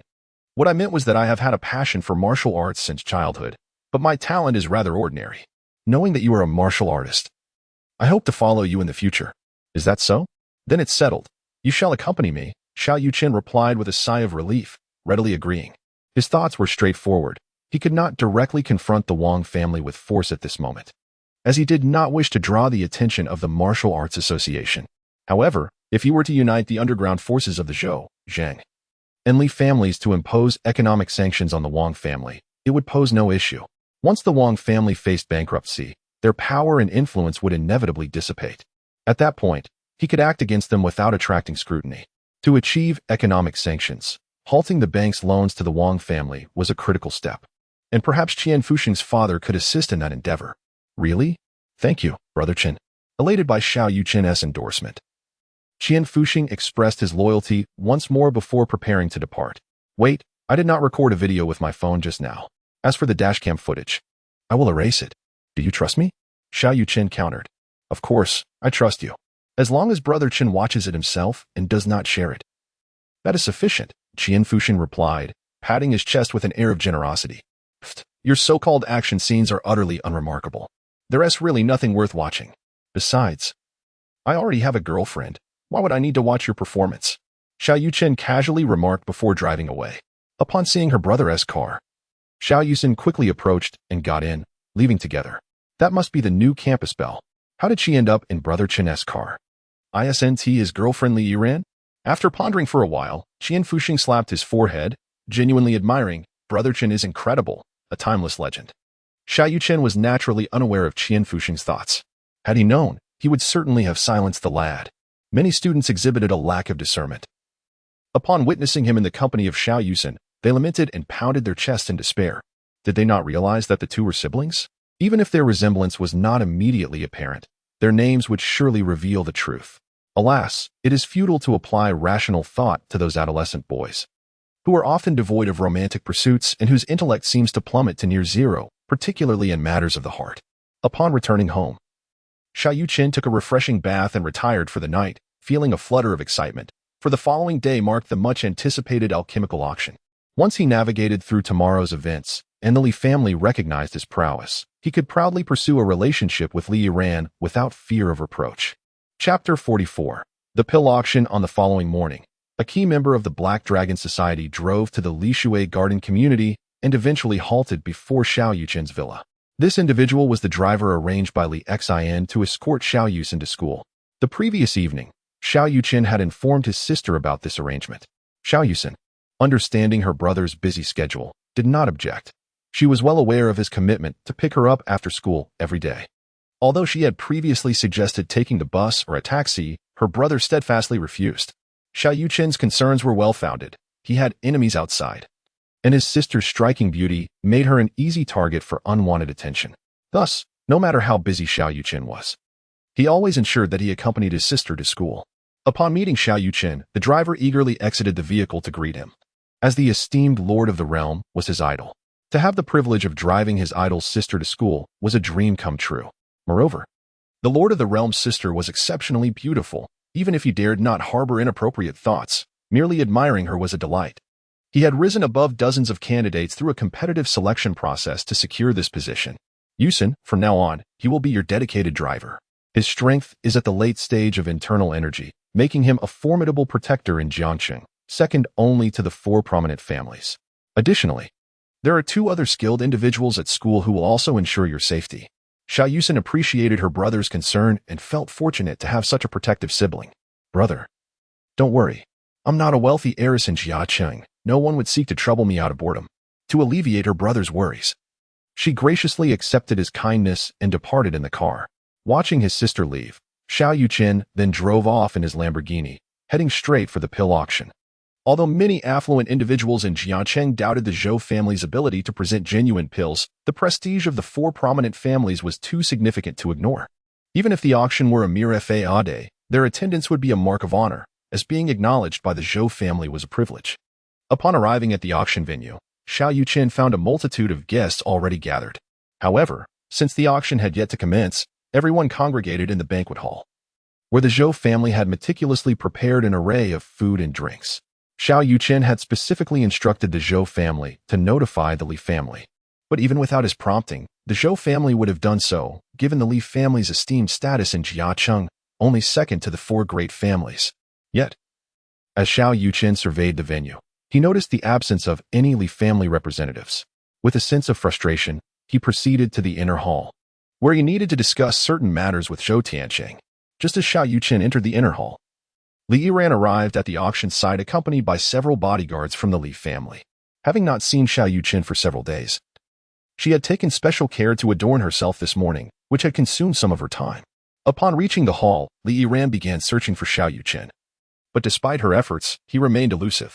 To surprise him, she refrained from calling and instead found a spot in the hall, quietly awaiting his arrival. Many young men were captivated by Li Yiran's beauty and approached her for conversation, only to be gently rebuffed. Now, aside from Xiao Yuchen, she felt no inclination towards any other suitors. After another half hour, the auction was finally set to commence, and all attendees left the banquet hall to enter the adjacent auction venue.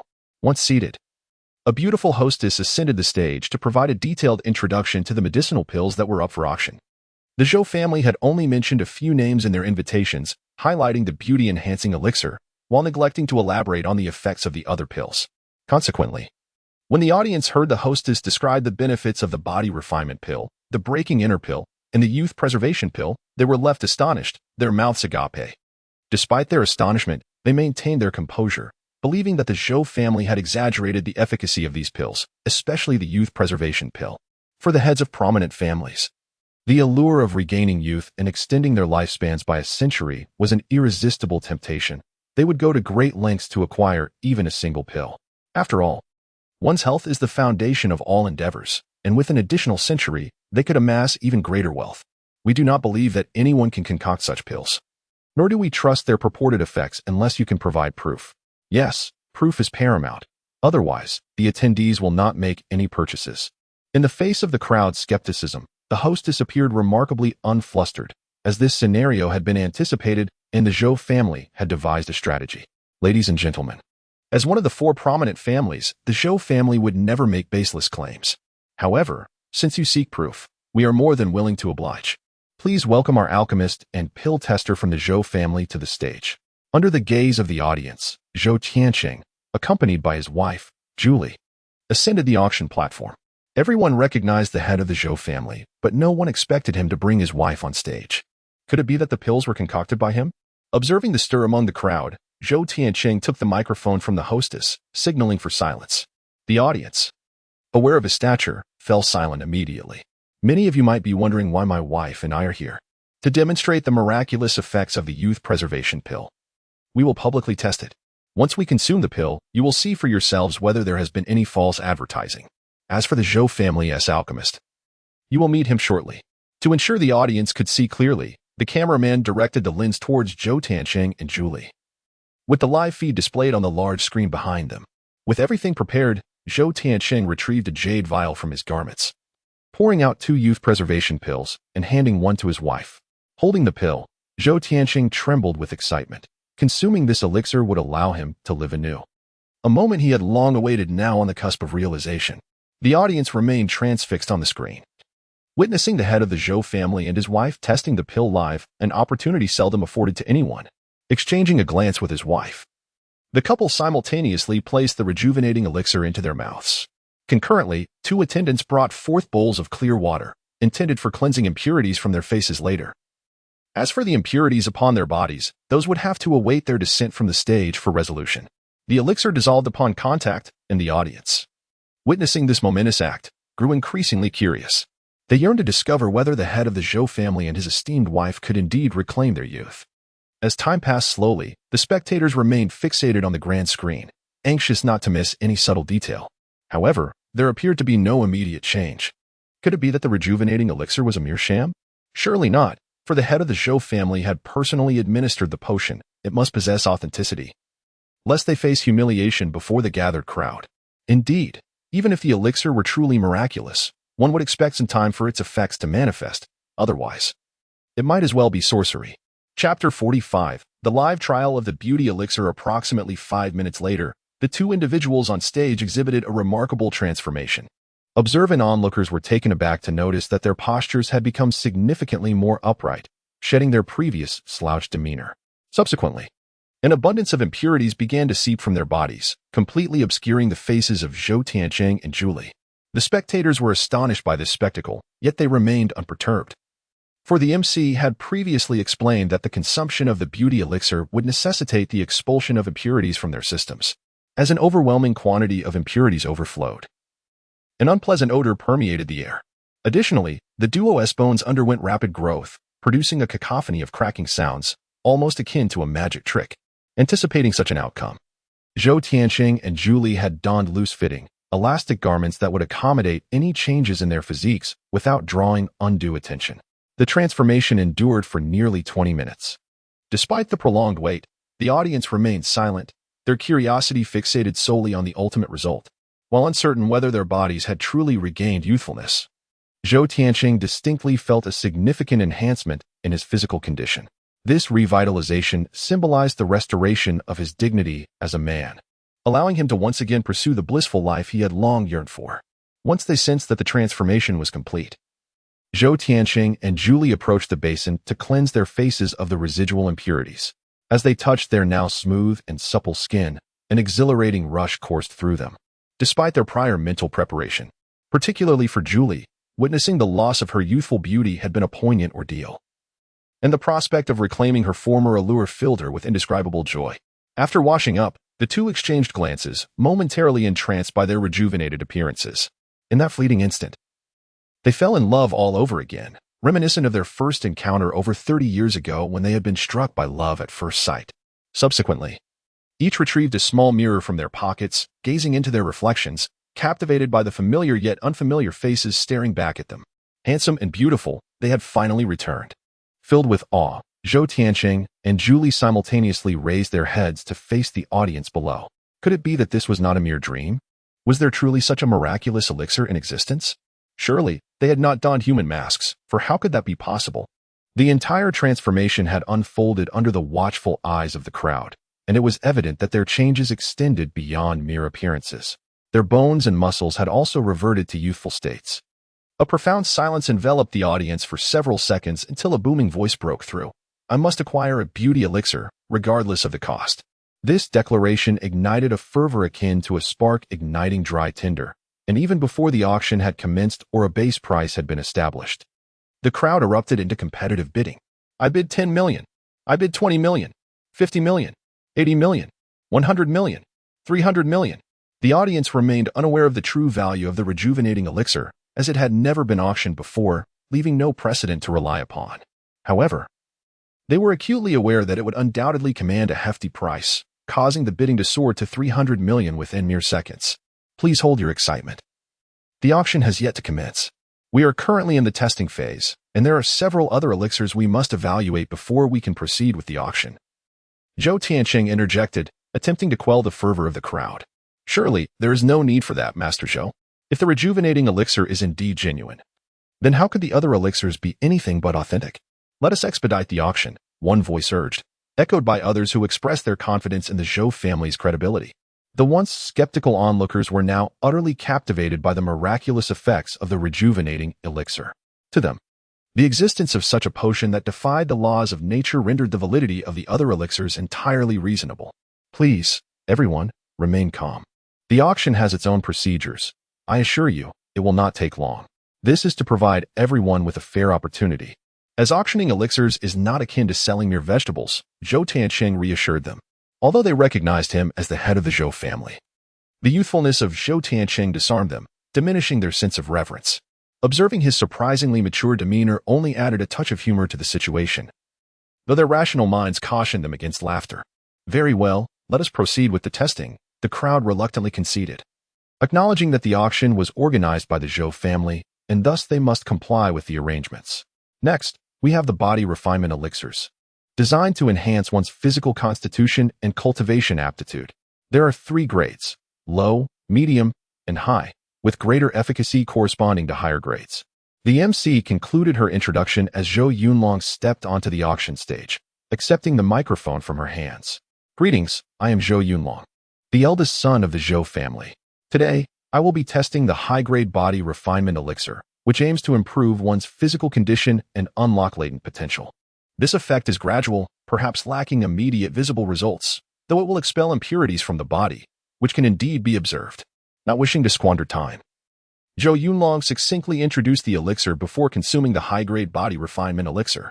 Moments later, he experienced excruciating pain coursing through his body, yet, amidst the agony, he distinctly felt his bones, muscles, and meridians strengthening while impurities were expelled. Suddenly, a jolt coursed through Zhou Yunlong's body, followed by an overwhelming joy as he realized he had broken through from the mid-stage to the late stage of inner energy, an exhilarating accomplishment. The crowd was astounded by the transformation in Zhou Yunlong's vital energy. Could this body refinement elixir truly facilitate breakthroughs? Everyone, please be quiet. While the body refinement elixir does not inherently grant breakthroughs, some individuals may have accumulated enough vital energy yet remain unable to advance due to their weak constitution. Those individuals who consume the body refinement pill indeed possess a certain probability of transcending their current level, with the likelihood of breakthrough increasing in accordance with the quality of the pill. Zhou Tianqing, standing beside the stage, was elated to witness his son ascend to the late stage of inner strength. I desire the high-grade body refinement pill. I sense a breakthrough is imminent, he declared fervently. I too wish for it, regardless of the cost. I am determined to enhance my son's cultivation aptitude. As the audience descended into chaos once more, Zhou Tianqing felt a sense of helplessness. Orchestrating a pill auction proved to be an arduous endeavor. Had it not been for the formidable experts of the Zhou family maintaining order, the crowd would have likely surged onto the stage to seize the pills. Silence, please. We will now proceed with the live testing of the breaking inner pill. This particular pill aids martial artists at the pinnacle of external strength in their transition to internal strength. The pills are categorized into 4 grades: low grade, mid grade, high grade, and supreme grade. The low grade breaking inner pill offers a 50 chance of success, the mid grade boasts a 70 probability, the high grade a 90, and the supreme grade guarantees a 100 breakthrough. However, the supreme grade breaking inner pill is exceedingly challenging to concoct, and the Zhou family currently lacks any to auction. Nevertheless, even the low-grade variant presents a commendable 50 probability of success, and in the event of failure, there are no adverse effects, allowing all participants to bid with confidence. Chapter 46. Despair of Li Yuran. After the introduction by the etiquette mistress, a stunningly beautiful woman emerged from backstage, none other than Zhou Yuchen. Just days prior, Zhou Yuchen had unexpectedly attained the pinnacle of the external realm, and with a desire to not allow outsiders to benefit, she personally came forth to test the elixir.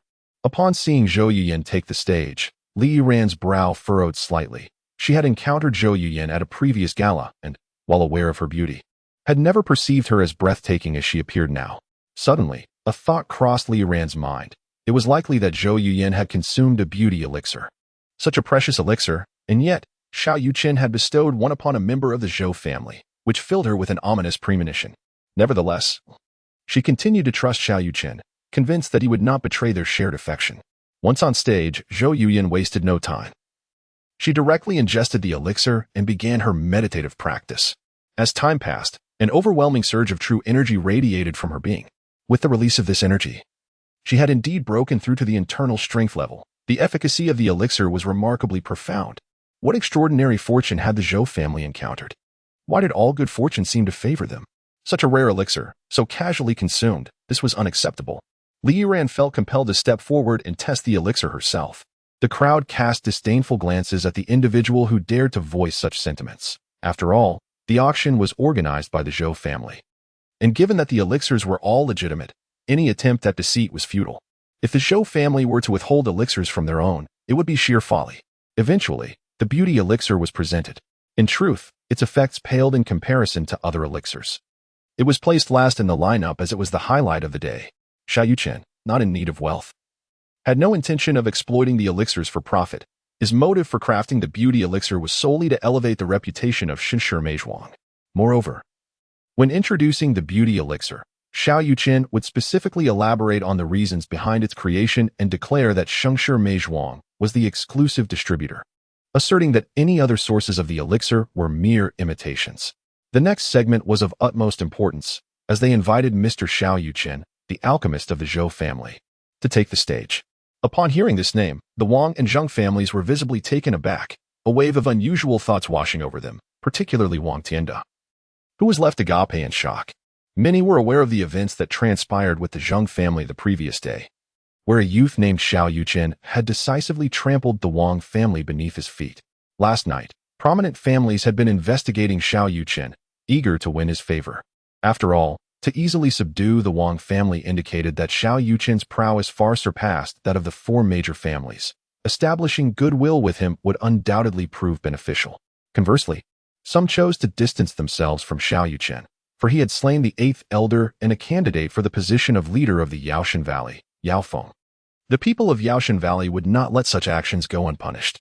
Hearing Xiao Yuchen's name filled Li Yiran with exhilaration. She was on the verge of reuniting with her beloved. She yearned to rush onto the stage to await his arrival, yet ultimately she restrained herself. Soon enough, under the gaze of the crowd, Xiao Yuchen ascended the auction stage. Many had encountered him the previous day at the Zheng family gathering, and witnessing the very individual who had trampled upon the Wang family left everyone in stunned silence.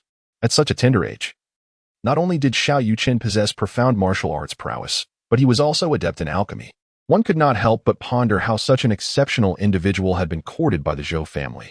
As Xiao Yuchen took to the stage, Zhou Yuyan, who had just broken through to the initial stage of internal energy, hurried forward and grasped his hand, shaking it fervently. "I've broken through. I've truly broken through," she exclaimed excitedly, relaying her news to Xiao Yuchen. Zhou Yuyan, a martial artist by nature, was quite open and unreserved, unlike Li Yiran, who was more demure. Despite the multitude of spectators below, she felt no embarrassment. "Oh, Conger, congratulations," Xiao Yuchen replied, though his thoughts were not on Zhou Yuyan. Instead, he repeatedly glanced down at the crowd, hoping to spot someone from the Li family. After a prolonged search, disappointment crept into his heart as he found no sign of them. Unbeknownst to him, Li Yiran had chosen to sit further back, alongside her bodyguards, in order to surprise him. However, she never anticipated that before she could unveil her surprise, Xiao Yuchen would instead deliver one to her. Observing the close interaction between the two on stage, Li Yiran felt her eyes moisten. How could this be? Were they truly together? At that moment, her heart ached painfully, and her mind went blank. Overwhelmed by sorrow, she fainted. Several bodyguards, noticing her distress, promptly carried her out and rushed her to the hospital. Meanwhile, at home, Li Feng awaited good news when he suddenly received a call from the bodyguards. Upon hearing the details, he collapsed to the ground, slapping himself repeatedly. As a businessman, he did not blame Xiao Yuchen but lamented his own actions that had shattered their relationship. It is human nature to seek higher ground. Even he would have acted similarly. Without time to ponder further, Li Feng hastily drove to the hospital. Li Yiran had only fainted from emotional turmoil and quickly regained consciousness upon arrival at the hospital. Li Feng arrived within a mere 10 minutes, and upon seeing his daughter lying on the hospital bed, her eyes vacant, his heart sank. The Li family was doomed, destroyed by his own hands. To be prudent, the hospital conducted a full examination of Li Yiran, revealing no significant issues, which allowed Li Feng to breathe a sigh of relief. Observing his daughter, who remained silent and tearful, he resolved to remedy the situation with Xiao Yuchen. Leaving her in the care of Lu Yuru, Li Feng drove to the Lishui Yuan villa. Noticing Xiao Yuchen was absent, he waited at the entrance. Around 4 in the afternoon, Xiao Yuchen finally returned and was somewhat taken aback to find Li Feng pacing at the door. "What brings you here?" Xiao Yuchen's tone was somewhat frosty, as he felt disappointed by Li Feng's previous actions. "Yuchen, you finally arrived. I am truly sorry. It is my fault. I should not have allowed Iran to be betrothed to the Wang family. Yet, she is innocent. Her feelings for you are genuine. Please do not abandon her. If you do, she might truly perish." In a fervent plea for Xiao Yuchen's forgiveness, Li Feng resolved to kneel before her. "Hey, what are you doing? What do your words mean?" Xiao Yuchen, quick to react, seized Li Feng's arm. Though Li Feng's demeanor was somewhat irksome, he was nonetheless the father of Li Yiran and her future father-in-law. The thought of having her father kneel would undoubtedly infuriate Li Yiran. Li Feng, under the impression that Xiao Yuchen was unwilling to forgive him, implored her earnestly, Yet Xiao Yuchen's confusion only deepened. What do you mean that I am with Zhou Yuyan? What are you trying to say? Clarify your words. Noticing Xiao Yuchen's agitation surpassing his own, Li Feng sensed that something was amiss and hurriedly recounted the events that had transpired. What? You say Iran went to the auction? And she mistakenly believes I am with Zhou Yuyan, leading her to faint in distress? How could she lack such faith in me? Everything I do is for her. Please, take me to find her at once.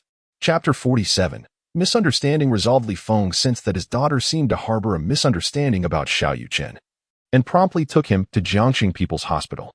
Under Li Feng's guidance, Xiao Yuchen arrived at the door of the hospital room, where he glimpsed Li Yiran, who was lying on the bed, lost in thought. Knowing that Xiao Yuchen had something to discuss with his daughter, Li Feng led Lu Yuehu away, and the bodyguards stationed at the door followed suit. Once the others had vacated the room, Xiao Yuchen quietly entered and seated himself beside Li Yiran, who remained oblivious to his presence. What are you thinking?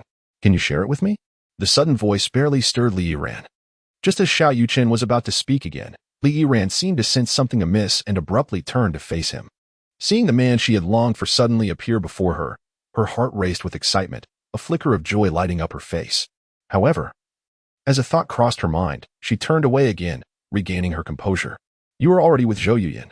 Why seek me out? Had it not been for Zhou Yuyan, if Xiao Yuchen had come to fulfill his promise to find her, Li Yiran would have undoubtedly thrown herself into his embrace. Yet now, she felt anger simmering within her. Sighing, Xiao Yuchen shook his head. Oh, you foolish girl, do you truly have so little faith in me? Which of your eyes saw me with Zhou Yuyan? Just because she held my hand at the auction? I saw with both eyes. Does it not signify something that Zhou Yuyan held your hand in front of so many people? And it seems you did not refuse her. Li Yiran, being somewhat conservative, believed that hand-holding between a man and a woman indicated either sibling affection or romantic involvement. You only saw her holding my hand. Did you not notice me searching the crowd for your familiar face during the auction? Why did you not take the seat arranged for you by the Zhou family? I thought no one from the Li family would attend. Xiao Yuchen continued to defend himself. Just because I am not present, does it mean that other women can hold your hand? Li Yiran's reasoning diverged completely from Xiao Yuchen's. Indeed, a man's greatest folly is to attempt to reason with a woman, for a woman's logic often deems a man's reasoning as flawed. It was merely an accident. I was looking for you on stage and forgot to withdraw my hand. I originally intended to hand over the beauty elixir to your family to promote it, along with an introduction to Shengshi Meizhuang. Unfortunately, I could not locate you, so I had to take matters into my own hands. Upon hearing this, Li Yiran turned to look at Xiao Yuchen once more. Did you truly introduce Shengshi Meizhuang? Why else would I? The beauty elixir was crafted for you. If I did not take this opportunity to elevate the reputation of Shengshi Meizhuang, what would be the purpose of hosting the auction? I suspect the beauty elixirs have already been delivered to Shengshi Meizhuang, and I informed the Zhou family member responsible for the delivery that only you could sign for them. Xiao Yuchen's actions were intended to convey to Li Feng that only by entrusting Shengshi Meizhuang to Li Yiran would he receive his precious beauty elixir, thereby becoming the sole agent authorized to sell it. I cannot believe I have been sorrowful for so long. Upon realizing her misunderstanding of Xiao Yuchen, Li Yiran felt a twinge of embarrassment, yet her heart swelled with joy as she embraced him tightly. Xiao Yuchen naturally did not reject her, relishing the moment they shared. Just as he contemplated taking their connection a step further, Li Yiran's phone rang unexpectedly, displaying an unfamiliar number. Hello, who is this? Li Yiran initiated the conversation. May I speak with Miss Li Yiran? We are the staff from the Zhou family responsible for the auction of elixirs. The beauty elixirs have arrived at your Shengshi Meizhuang company, and Mr. Xiao has requested your personal signature for receipt. Are you at the company? The content of the call rendered Li Yiran momentarily speechless. It appeared that Xiao Yuchen had spoken the truth all along, and that her assumptions were misguided. Oh, please hold on. I will be there shortly. Li Yiran replied before hanging up. Even if this is true, why did you give such a precious elixir to Zhou Yuyan? Do you harbor feelings for her? Jealousy tinged Li Yiran's tone, as it seemed Xiao Yuchen was exceedingly generous to the Zhou family, having gifted them 3 elixirs valued in the billions. Noticing the lingering irritation in Li Yiran, Xiao Yuchen shook his head in resignation. Let me correct 2 misconceptions you have. First, the beauty elixirs are merely a delicacy to me. They hold no extraordinary value. Second, my decision to give Zhou Yuyan the elixirs was not out of affection, but rather as a courtesy to the head of the Zhou family, who has assisted me greatly, and I do not wish to owe anyone a favor. Is that truly the case? You genuinely do not like her? Of course it is true. Let us proceed to Shengshe Meizhuang, where I will have Xiao Yuchen explain this to you in person. With that, Xiao Yuchen promptly dialed Xiao Yuchen's number. Hello, Yuchen. What can I do for you? Xiao Yuchen inquired first. The other day when I gave you the beauty elixir, you mentioned owing me a favor. And I was wondering if I might request something in return. Does that still stand? Xiao Yuchen asked. Absolutely. I, Xiao Yuchen, am a woman of my word. Especially since I have consumed one of your precious elixirs. Please, feel free to ask, Xiao Yuchen assured him eagerly. Very well. I need you to come to Shengshe Meizhuang right away. I will be waiting for you there. See you soon. Without further elaboration, Xiao Yuchen ended the call. Change your clothes. Let us head to Shengshe Meizhuang to sign for the beauty elixirs. All right, but you go outside first. Li Yiran's face flushed crimson. You are my girlfriend. What is there to be shy about? Xiao Yuchen teased with a mischievous grin. How vain. I want to let you see. Li Yiran attempted to push Xiao Yuchen out of the hospital room. Come on, just a glance. It won't cost you anything, Xiao Yuchen insisted. No, I'm still upset. So you cannot see. Just leave quickly. How about this? I will turn around, and I assure you, I will not peek. Upon witnessing the woeful visage of Xiao Yuchen, Li Yiran hesitated, but ultimately acquiesced with a nod.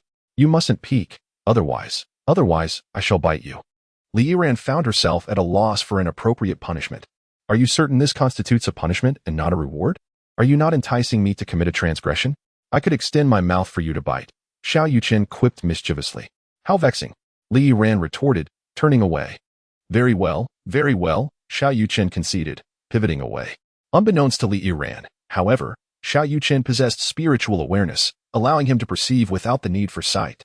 As Li Yiran turned her back to him, she cautiously shed her hospital gown, all the while vigilant of Xiao Yuchen, fearing he might sneak a glance. What she remained oblivious to was that she was entirely exposed within Xiao Yuchen's spiritual perception, gazing upon Li Yiran's flawless figure. Xiao Yuchen found himself once more afflicted by a nosebleed. Fortunately, he faced away from her. Otherwise, the potential embarrassment would have been too great to bear. Chapter 48. The fundamental interactions between couples. All right, you can turn around now. Li Yiran's cheeks flushed as her voice barely rose above a whisper. Stealing a glance at her girlfriend, Xiao Yuchen felt an overwhelming sense of guilt, as if caught in the act. It had been over 10 days since they confirmed their relationship, and they had scarcely held hands. It was indeed time to take that step forward. Having changed, let's go? Xiao Yuchen approached Li Yiran directly, taking her hand and leading her outside. What are you doing? Li Yiran blushed, attempting to withdraw her hand, but to no avail. What am I doing? We're a couple, so naturally we should act like one. This is merely a basic operation, all right? Xiao Yuchen asserted with certainty. This time, Li Yiran did not resist. It seemed Xiao Yuchen's words held truth. In the past, her overly conservative nature had almost allowed Xiao Yuchen an opportunity. Now that her father had given his consent, what was there to fear? Oh, fine. I suppose I'll indulge you. Thus, hand in hand, they exited the hospital, a scene witnessed by Li Feng. Sigh, as a father. I truly do not understand my daughter. Those two are clearly well matched, and I nearly tore them apart. After leaving the hospital, Xiao Yuchen took Li Yiran directly to Shengshe Beauty, where the representatives from the Zhou family awaited in the reception room. Upon seeing Li Yiran and Xiao Yuchen together, the two from the Zhou family greeted them before handing Li Yiran a batch of beauty pills. Miss Li, Mr. Xiao. This time we have refined a total of 378 beauty pills. 1 was used at the auction, and 77 were sold, leaving 300 here for your acceptance. Please sign for them. All right. Trusting the Zhou family, Li Yiran did not bother to inspect the pills. Originally, Xiao Yuchen had intended to reserve 100 for the Zhou family. But given that they had already sampled several types of pills at the auction and received 3 longevity pills, they graciously declined. After signing, the Zhou family departed. Upon arriving at the president's office, Xiao Yuchen withdrew a bank card from his pocket and handed it to Li Yiran. What does this mean? Li Yiran was bewildered. This is the proceeds from the auction, totaling 9.7 billion. Keep it as the working capital for Shengshe Beauty, Xiao Yuchen remarked casually, as if 9.7 billion were merely 97. How much?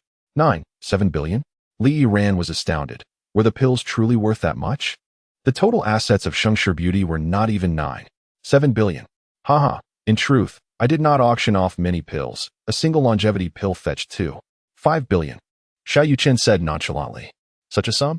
Which family acquired the longevity pill in the end? Li Yiran inquired with curiosity. The Zheng family, who primarily operate in the financial sector, boast the strongest economic power among the four great families. Besides the Zheng family, I doubt any other family could readily produce 2.5 billion in liquid assets. However, my relationship with the Zheng family is quite amicable, and I do feel a bit guilty for earning such a substantial amount from them. Perhaps I shall gift them some other pills on another occasion. Although the Zheng family is affluent, they do not possess an abundance of liquid assets. After auctioning the rejuvenating elixir, they ceased further auctions of other potions. I have heard that you rescued Zheng Yujiao. Your charm with women is indeed remarkable. Li Yiran felt a twinge of jealousy. Xiao Yuchen is a martial arts prodigy, while Zheng Yujiao is a financial genius. It is said that the Zheng family's rise to prominence among the four great families is directly linked to her. Moreover, both women hail from elite families, possessing both economic prowess and beauty that rival her own. She felt fortunate to have known Xiao Yuchen first. Otherwise, she would have no standing to compete with these two. How could that be? Strictly speaking, it is indirectly due to your father that this situation arose. Xiao Yuchen used Li foam as a shield. My father? What does he have to do with this? Li Yiran was puzzled. Because I am unwilling to part ways with you, your father sent bodyguards to capture me, intending to hand me over to the Wang family. Consequently, I had to confront two of your father's bodyguards. Upon recognizing my strength, your father informed the Wang family, who then perceived a threat and sought to ally with the Zheng family against me. I had no choice but to disrupt their plans. After hearing Xiao Yuchen's explanation, Li Yiran fell silent. I am truly sorry, Yuchen. It is my father who has wronged you, and I apologize on his behalf. He is remorseful. He has slapped himself numerous times already, leaving his face bruised. Xiao Yuchen could hardly be genuinely angry. Upon hearing Li Yiran's words, he almost laughed. No wonder he had sensed that Li Feng's face appeared rounder the other day. Rest assured, for your sake, I cannot truly be angry with your father. However, while I may not harbor anger, there remains an underlying discomfort. Since you wish to apologize on his behalf, perhaps you could compensate me. Xiao Yuchen surveyed Li Yiran with a mischievous smile. What do you intend to do? Li Yiran crossed her arms, feeling somewhat apprehensive. What do you think? Naturally, I intend to engage in activities that a couple ought to share. Xiao Yuchen inched closer to Li Yiran, who continually retreated until her back met the wall. Taking advantage of the moment, Xiao Yuchen advanced, cornering her. Last time you kissed me without warning. This time, I shall return the favor. Without allowing Li Yiran a chance to protest, Xiao Yuchen leaned in for a kiss, just as he intended to deepen the kiss. A knock on the office door interrupted them. Who could that be? What a perfect moment. I cursed them to have children with complications. Xiao Yuchen muttered under his breath, not bothering to use his spiritual sense to investigate, before proceeding to open the door. Upon opening, he found Zhou Yuyen, the very person he had summoned. Ah, Yuyen. You have arrived, Xiao Yuchen said, feeling a twinge of embarrassment and silently hoping she had not overheard his previous remarks. Yes, what did you need me for? Zhou Yuyen inquired. Well, at the auction, Yiran misunderstood our relationship. Could you please clarify it for her? Xiao Yuchen requested. Is that all? You expect me to help you with such a trivial matter, considering I owe you a favor? Zhou Yuyen replied, somewhat astonished. Is that a problem? Xiao Yuchen countered. It is not that it is impossible, but I am the eldest daughter of the Zhou family. Have you so easily squandered my favor? When did my goodwill become so cheap?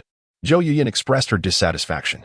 For different individuals, what they cherish varies immensely. Take the youth-preserving pill, for instance, to you. It is an irresistible treasure, yet to me, it holds little significance. Conversely, you deem my request trivial, but to me, nothing is of greater importance than ensuring that Iran does not misunderstand. Xiao Yuchen's words were not solely directed at Zhou Yuyen. They were primarily intended for Li Yiran's ears. Encountering a man like you is indeed a stroke of fortune for Li Yiran, Zhou Yuyen sincerely remarked. With that, Zhou Yuyen stepped into the room, approaching Li Yiran with a smile and saying, Li Yiran, you are fortunate to have met Xiao Yuchen before me. Otherwise, I would have been confident in vying for your affection. Alas, I am a step too late, I concede. I hope you and Xiao Yuchen can grow old together. Upon hearing Zhou Yuyen's words, Xiao Yuchen was somewhat taken aback, not anticipating that Zhou Yuyen harbored feelings for him. However, as Zhou Yuyen had stated, he was already with Li Yiran, and that was sufficient. Chapter 49, The Struggles of Ma Xiaolu. I am grateful for your blessings. I too feel fortunate. Upon seeing Li Yiran's belief, Xiao Yuchen exhaled a sigh of relief. I apologize for summoning you in haste. Let us dine together. Xiao Yuchen invited Zhou Yuyen. No need. I have matters to attend to and shall take my leave, so as not to intrude upon your time together. Xiao Yuchen responded with a smile before departing. As Xiao Yuchen walked away, Li Yiran turned to Xiao Yuchen and teased, "Do you not regret it? The Zhou family wields even greater power than your Li family." "Regret? Why should I? The four prominent families hold little sway in my eyes. I can effortlessly earn nearly 100 billion by selling just a few elixirs, something even the four families cannot achieve. Moreover, the Zhou and Zheng families are my allies, and I command the underground forces. Should I desire it, annihilating the Wang and Qi families would pose no challenge," Xiao Yuchen replied confidently. Li Yiran was taken aback. Just over 10 days ago, she believed that Xiao Yuchen would need to exert considerable effort to win her affection. Yet, in such a short span, he had grown to such an extent that it would not be an exaggeration to declare him the foremost individual in Jiangqing. By the way, during the auction, I spotted Qi Tian, the head of the Qi family. "Did they recognize you?" Li Yiran inquired, her curiosity piqued. "Unlikely. After my parents were tragically killed by members of the Qi family, they merely sent a steward to handle the aftermath. Therefore, Qi Tian has never laid eyes upon me and likely remains oblivious to the identity of the individuals his son caused to perish. In his perspective, my parents were mere insects," Xiao Yuchen reflected, his anger ignited by the memory of the steward's arrogant demeanor. "Are you planning to take action against the Qi family?" Li Yiran asked. "Indeed, I am already strategizing. However, before that, I must first address the Wang family. I cannot remain at ease with such a ticking time bomb nearby. The Qi family is currently dormant, and I am in no rush to confront them. My immediate concern is the threat posed by the Wang family. Having eliminated Wang Yukai, the heir apparent, I have effectively severed their future prospects," he explained. Wang Tiando would certainly not let this go unpunished. The reason he had not yet retaliated, even going so far as to honor the agreement and withdraw from the engagement with the Li family, is primarily due to his current inability to act. The Wang family's backing is the medicine god valley. Once they dispatch their experts, Wang Tiando will undoubtedly seize the opportunity to retaliate. Thus, it would be prudent for me to strike first.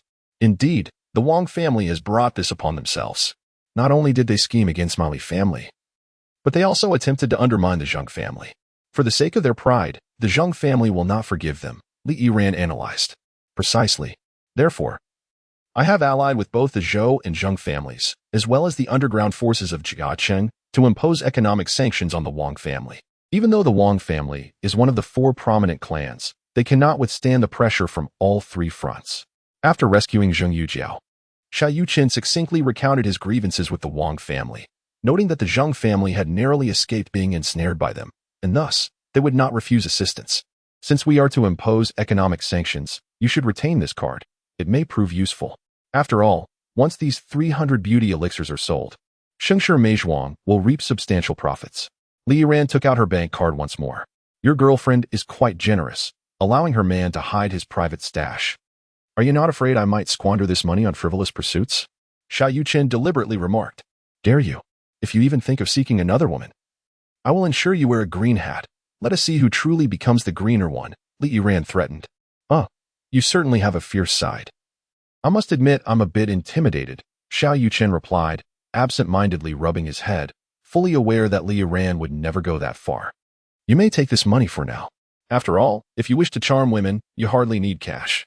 Just brandish a beauty elixir or a youth elixir, and other women would willingly follow you.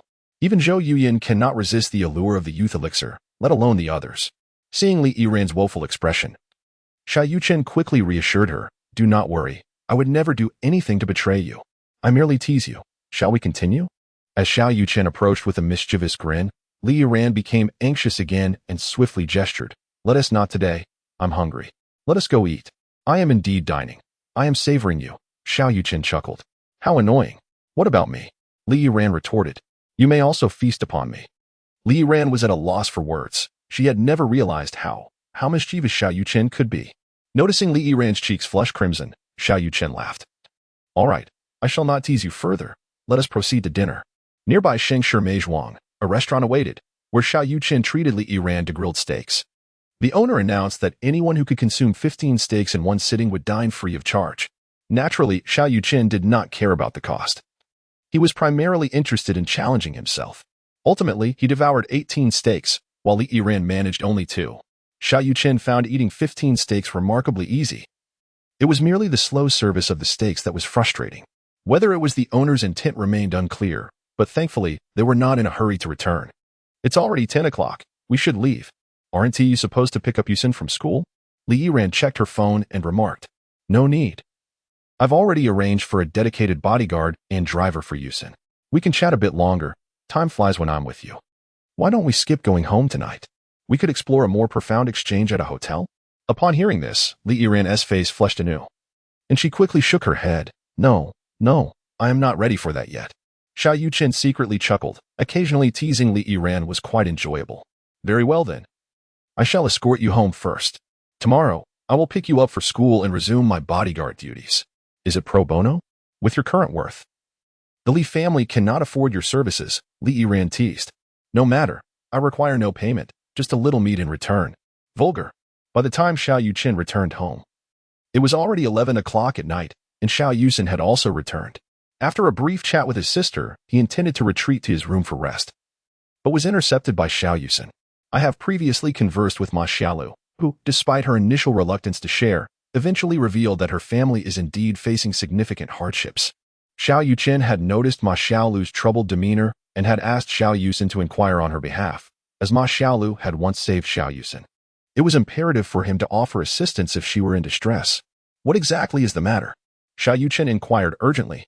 The situation is as follows. Ma Xiaolu's father has been diagnosed with liver cancer, and the surgical expenses amount to 400,000. In her desperation to secure treatment for her father, Ma Xiaolu resorted to borrowing from a loan shark. Upon learning of this, her mother sold their house for 600,000, believing it would be sufficient to repay the loan.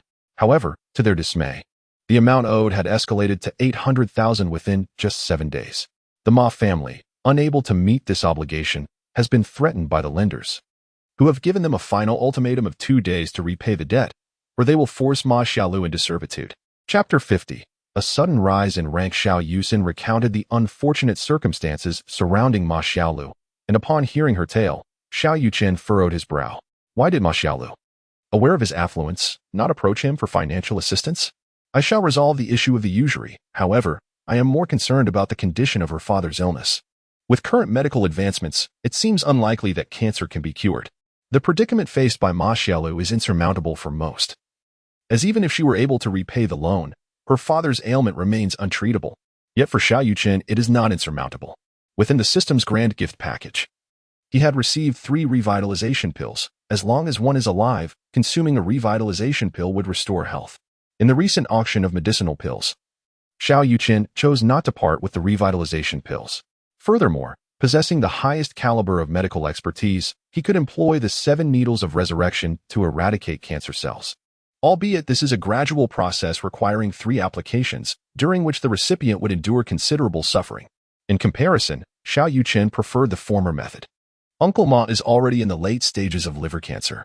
Although he has undergone a surgical procedure, the results were dismal, and it is estimated that Uncle Ma has very little time left, having personally experienced the anguish of losing parents. Xiao Yuchen was deeply concerned that Ma Xiaolu would succumb to despair. Do not worry, I can assist her. Regrettably, I did not possess my current capabilities in the past. Otherwise, I would not have felt so powerless as I watched my parents depart. Xiao Yuchen reflected, then dialed a call to Li Xin. Lord, what are your commands? Li Xin inquired politely. I have a friend named Ma Xiaolu who has borrowed 400,000 in usury. Please investigate who lent her the money. If it is one of your associates, return the principal to them and insist they apologize to Ma Xiaolu. If they are not affiliated with you, incapacitate them. Then ensure they return the principal along with interest. We must adhere to principles. We cannot allow others to be bullied. Additionally, purchase a villa near Jianchengno, one high school under Ma Xiaolu's name, Xiao Yuchen instructed.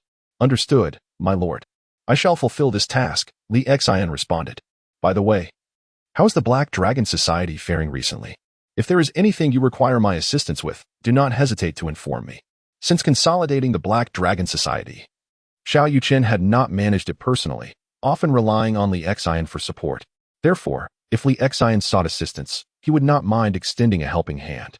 My lord, while there are not many masters of inner strength within the Black Dragon Society, there are over a dozen who have attained the pinnacle of outer strength. If these individuals can break through to inner strength, the overall power of the Black Dragon Society would significantly enhance. Thus, I would like to inquire if you have any breaking inner pills available to distribute to the brethren. Of course, we are willing to purchase them. Li Xian's voice trailed off, a hint of timidity evident. What are you saying? We are all brothers here. There is no need to discuss purchasing. This matter is my oversight, and I shall take the time to refine some pills suitable for the brethren's cultivation. Furthermore, the Black Dragon Society can establish a system of rewards and penalties. Those who perform well and contribute significantly can receive pill rewards, or even exchange contribution points for various pills. Xiao Yuchen's thoughts were rather straightforward. He aimed to win people's hearts through the use of elixirs. In the past, the 13 factions under the Black Dragon Society were akin to loose sand, with many refusing to heed commands. However, if elixirs were offered as rewards, it would undoubtedly compel all factions to willingly serve him. Lord King of the Realm, is this truly the case? Are you genuinely willing to distribute such precious elixirs to everyone? Li Xian questioned, unable to believe his ears. Of course it's true. I have over 30 broken inner elixirs in my possession. Tomorrow afternoon, you may come to the Zhou family to collect them. I also have some matters to discuss with you. Understood, Lord King of the Realm. Regardless of one's strength, to garner unwavering loyalty from subordinates, one must offer some form of remuneration. This way, they would be more dedicated to their tasks. Merely painting a rosy picture is futile. Xiao Yuchen understood this principle well. Having resolved the matter concerning Ma Xiaolu, Xiao Yuchen returned to his chamber, intent on hastening his cultivation. Although he harbored no fear of the Wang family, it was said that the Medicine God Valley housed masters of formidable strength. While he had acquired a foundation-building experience card, he was reluctant to use such a life-saving trump card lightly. With this in mind, Xiao Yuchen promptly retrieved an energy-boosting pill and placed it in his mouth, a reward bestowed by the system for defeating the King of the Realm. The energy-boosting pill could assist Qi refinement practitioners in elevating their levels, though it only possessed a 50% chance of success due to its low quality. As the pill dissolved, Xiao Yuchen felt a surge of pure energy coursing through his body. He quickly began to channel this energy for refinement. Half an hour later, he abruptly opened his eyes. A look of astonishment on his face. He had indeed been fortunate enough to break through to the 8th layer of Qi refinement. This achievement was also attributed to his recent accumulation of power, particularly from his battle against Elder Yao Qing of the Medicine God Valley, from whom he had absorbed considerable strength. Having reached the 8th layer of Qi refinement, he should now be capable of defeating a late-stage practitioner of the acquired realm. Yet, he felt it was still insufficient. With 2 more energy-boosting pills at his disposal, he wondered if they could aid him in breaking through another layer. The efficacy of the energy-boosting pills diminished after the first consumption, yet they would serve no purpose remaining unused. Without hesitation, Xiao Yuchen consumed the remaining 2 pills. However, as soon as he ingested the energy-boosting pills, regret washed over him. The surge of spiritual energy was overwhelming. Despite his desperate attempts to absorb it, he found himself unable to keep pace. Sensing that his body might not withstand this influx of energy, Xiao Yuchen began to panic. If he continued, he risked a catastrophic explosion of his own body. Suddenly, he recalled possessing a 5-fold cultivation speed experience card. He hastily opened his system backpack and, to his relief, found the card. Without a moment's hesitation, he extracted it and used it immediately. Instantly, he felt the absorption speed increase 5-fold, and the discomfort in his body swiftly dissipated. Several hours later, the spiritual energy from the 2 energy-boosting pills was finally absorbed, yet Xiao Yuchen did not sense any inclination towards advancement. It seemed he was merely a fraction away. Would all his efforts be in vain? He murmured to himself. At that moment, Xiao Yuchen recalled that he possessed 50 low-grade spirit stones. He promptly took out 10 of these stones and placed them before him. Under the enhancement of a 5-fold cultivation speed, the 10 low-grade spirit stones were swiftly absorbed. At last, Xiao Yuchen managed to break through to the 9th layer of the Qi refinement stage. Feeling the newfound strength coursing through his body, he was overwhelmed with excitement. He believed he could now contend with early innate martial artists. Furthermore, should he consume a power-accumulating pill, he might even stand a chance against mid-stage and possibly late-stage innate warriors. After all, with his ability to absorb energy, engaging in a war of attrition could potentially lead to victory over late-stage innate martial artists. Xiao Yuchen held the conviction that even within the Medicine God Valley, late-stage innate warriors could rank among the top 3. Seizing the opportunity while the 5-fold cultivation speed experience card was still active, Xiao Yuchen continued to cultivate, solidifying his foundation. Ascending 2 levels in one go was, indeed, a bold endeavor.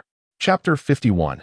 Winning over the father-in-law after a night of diligent cultivation. Xiao Yuchen finally solidified his mastery. Following breakfast with his sister, he drove his presidential Bentley to school, as he intended to pick up Li Yiran for school. He opted against having the Black Dragon Society provide transportation today, also planning to meet Ma Xiaolu at the school. Upon arriving at Villa No. 5 of Yushui Palace, he found Li Yiran waiting there alongside Li Feng. Xiao Chen, I must apologize for my previous actions. I hope, for Yiran's sake, you can forgive me. I assure you, I will never attempt to separate you two again.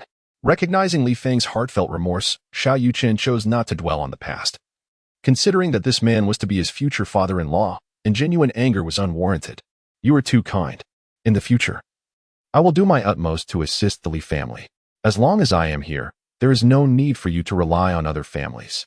Everyone is primarily concerned with their own interests, who would genuinely offer you support. Xiao Yuchen's tone had noticeably softened compared to before. Indeed, I believe in your capabilities. Xiao Chen, once Yiyan graduates from university, I will entrust Shunkai Group to her. I am growing old, and it is time for the younger generation to take charge. After realizing his grave mistakes, Li Feng had come to this realization. If Yiran is willing, then I have no objections, however. I do not wish for her to be burdened. As for Shunkai Group, you should manage it for now. Age is not a trivial matter. As he spoke, Xiao Yuchen handed a jade vial to Li Feng. Within this vial are 2 low-grade youth elixirs. You and Auntie may each take one, counting the previously gifted elixirs. He had originally possessed 5 low-grade youth elixirs, one given to Madame Zhou Tiancheng, one to Zhou Yuyin, and one claimed by the Zheng family at an auction. These were the final 2. However, after the last challenge, the system had rewarded him with 3 mid-grade youth elixirs, so he felt generous, especially towards his future in-laws. 2 youth elixirs? For us? Li Feng could hardly believe his ears. Previously, the Zheng family had spent 25 billion to acquire a single elixir. And now Xiao Yuchen was gifting him 2, a staggering value of 50 billion, with no market for such treasures. Indeed, consuming the youth elixirs will rejuvenate you, enabling you to manage the company effectively. With this confirmation, Li Feng was as elated as a child. He had long desired a youth elixir, but the Li family lacked the liquidity to pursue such luxuries, leading him to forego the notion. Xiao Chen, I cannot thank you enough. However, your daily trips to pick up Yiran are quite troublesome. Let her move in with you. After school today, you can both go straight to your place. I will send her belongings over this evening. Hearing Li Feng's suggestion, Xiao Yuchen's eyes brightened. Indeed, charming the father-in-law had proven effective. And all it took were 2 youth elixirs. Father, what are you saying? You can be so easily swayed by just 2 youth elixirs? How can you betray your daughter like this? Li Yiran feigned anger. Haha, perhaps if you give me 3 youth elixirs, I might allow you to stay at home. Li Feng replied, ever the businessman, unwilling to miss an opportunity. Now, off to school with you. It's settled. Previously, when her father had become an adversary of Xiao Yuchen, Li Yiran felt a twinge of concern, uncertain about how to mend their relationship. However, she soon realized her worries were unfounded. Casting a glare at the 2, Li Yiran climbed into the car. Sister-in-law, from now on we can live together, but you and brother must keep the noise down at night. Considering my plight as a single soul, she quipped, eliciting a stifled giggle from Xiao Yuchen. Yuchen, what are you thinking? We would never engage in such activities. Li Yiran declared, her cheeks flushed with embarrassment. Haha, that is not for you to decide. Thus, with merely 2 rejuvenation pills, Xiao Yuchen effortlessly whisked Li Yiran away from Yushui Palace. Of course, Li Feng had his own intentions. Once he and Lu Yueru consumed the rejuvenation pills, they intended to embark on a new chapter of blissful life together. With their daughter nearby, however, their plans felt somewhat constrained. Upon arriving at school, Xiao Yuchen did not accompany Li Yiran back to the classroom, but instead proceeded to Xiao Yuchen's class, requesting her to summon Ma Xiaolu. Senior Yuchen, what brings you to find me? Ma Xiaolu inquired upon seeing him. Yuchen has informed me about your situation. I have resolved the issue with the loan sharks. They will no longer pursue you, and you may keep the proceeds from selling your house. Although Li Xian had yet to contact him, he was confident that such trivial matters were well within Li Xian's capabilities to handle. Does that mean I don't have to repay the principal of 400,000? Ma Xiaolu gasped in astonishment. Indeed, I've already settled the debt. Is your father still in the hospital? I possess some medical knowledge. Perhaps I could examine him? Xiao Yuchen offered. Father is still in the hospital, but he has come to terms with being in the late stages of liver cancer, with no cure in sight. To spare us any burden, he has refused all treatment and insists on being discharged to return home. However, to afford my father's treatment, my mother and I have sold our house without his knowledge. If he finds out, he will surely be furious. For days, Ma Xiaolu had been unable to focus on her studies, contemplating dropping out to work and alleviate her family's financial burden, yet her mother vehemently opposed this, asserting that Ma Xiaolu was the family's sole hope, given her academic prowess. Rest assured, I will handle the housing issue. Please take me to the hospital. Perhaps I can save your father. Senior Yuchen, I am truly grateful, but you have already done so much for me. I cannot impose further. We cannot repay you. While Ma Xiaolu was aware of Xiao Yuchen's wealth, she was reluctant to accept his generosity without cause. Enough of that. Let's discuss everything after I save your father. Now, lead me to the hospital. Xiao Yuchen, unwilling to waste time, disregarded Ma Xiaolu's objections and accompanied her to the People's Hospital. Upon arrival, guided by Ma Xiaolu, they reached the hospital room door, only to hear a man and woman arguing just outside. Xiaowei, are you out of your mind? My illness is beyond cure. Why would you sell the house? Where will you live after selling it? The man reprimanded the woman. My dear, as long as you are present, any place can be deemed a home. Yet, in your absence, the essence of home dissipates. What difference does it make whether we sell the house or not? Moreover, our daughter has incurred a high-interest loan to save you. If we do not sell the house, how shall we repay it? Those loan sharks are merciless. They will not spare us if we fail to settle our debts, lamented a woman named Xiaowei, tears streaming down her face. The man sighed heavily. I am but a dying man. What purpose does this serve? He felt resigned to the irreversible nature of their circumstances. At that moment, Ma Xiaolu entered with Xiao Yuchen. Father, please do not argue with mother. We do not regret our actions. Even if given another chance, we would choose the same path, Ma Xiaolu asserted. Upon seeing their daughter accompanied by a young man, Ma Xiaolu's parents were momentarily taken aback. Xiaolu, who is this young man? Her mother inquired. Mother, this is my senior, Xiao Yuchen. He has already resolved the matter regarding the loan, so there is no need for you to worry, Ma Xiaolu reassured them. Chapter 52. A drop of water shall be returned with a gushing spring. Upon hearing these words, Ma Xiaolu's mother was visibly taken aback. Resolved? What does that mean? Were they not seeking 800,000? This. Senior Yuchen has repaid the money on our behalf. Ma Xiaolu could only speak the truth. How could this be? Xiaolu, did you sell your body? It is no wonder that Ma Xiaolu's mother would think this way. Who would offer assistance without a motive? Surely, it must be a transaction of interests, and the only asset her daughter possessed to attract attention was her appearance. Mother. I did not. I merely. Ma Xiaolu found herself at a loss for words. Xiaolu, allow me to explain, Xiao Yuchen interjected. Auntie, a few days ago, my sister was kidnapped. It was Xiaolu who alerted me in time, enabling me to rescue her. Therefore, when I saw Xiaolu in distress, I felt compelled to assist. I have resolved the usury matter, and I have also purchased a house near Jiangcheng No. 1 High School, which I intend to gift to you as a token of my gratitude towards Ma Xiaolu. To avoid misunderstandings, Xiao Yuchen recounted the sequence of events. No, absolutely not. Such a kindness is too great for us to repay, Ma Xiaolu's mother hastily declined. Auntie, a drop of kindness deserves a fountain of gratitude. Moreover, Xiaolu saved my sister. Money means little to me. My parents have passed away, and my sister is my only family. Just as Xiao Yuchen was about to elaborate further, his phone rang. It was a call from Li Xian. How is the matter progressing? Upon answering, Xiao Yuchen inquired eagerly. Lord of the Realm. The loan shark operates under Qian Bao's Black Dog. Upon learning that Ma Xiaolu is your friend, Qian Bao was frightened and gave Black Dog a beating. He wishes to know where you are. He intends to personally apologize alongside Black Dog. Furthermore, the villa has been purchased and is located within your neighborhood at Li Shui Garden. Qian Bao will bring the purchase documents and keys directly to you. Hearing this, Xiao Yuchen nodded in satisfaction. I am at the People's Hospital. Have him come here. After hanging up, half an hour later, Qian Bao arrived at the hospital with Black Dog and several underlings. Seeing Black Dog approach, Ma Xiaolu was startled, fearing he had come to demand payment. However, when Black Dog entered the hospital, he immediately knelt before Ma Xiaolu. Miss Ma, previously we were unaware that you were a friend of Mr. Xiao. We did not know you were Mr. Hao's friend. The money you lent has been repaid by Mr. Xiao. We are here today specifically to apologize. While speaking, Black Dog placed an assortment of fruits on the table and handed the purchase contract and keys for the villa to Ma Xiaolu. Since Ma Xiaolu had provided a copy of her ID when taking the loan, Qian Bao had purchased the villa in her name. Miss Ma, this is the house Mr. Xiao bought for you, located in Lishui Garden. Mr. Xiao resides there as well, so you will be neighbors. Classmate Yuchen. Xiaolu's act of saving your sister was only natural. We truly cannot accept such a grand gesture, Ma Xiaolu's mother insisted, still intent on rejecting the offer. The house is named Xiaolu, a reflection of my heartfelt sentiment. I implore you to accept it. These material possessions hold little significance, for I shall also cure my uncle's ailment. Without waiting for any remarks from Ma Xiaolu and her mother, Xiao Yuchen approached the hospital bed and retrieved a revitalization pill from a jade vial.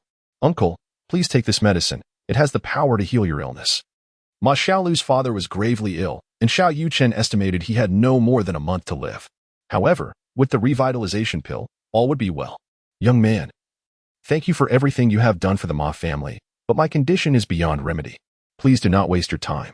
Ma Xiaolu's father clearly doubted his ability to recover. Uncle, trust me, this pill can cure you. You wouldn't want your loved ones to worry, would you? Xiao Yuchen's words struck a chord in Ma Xiaolu's father.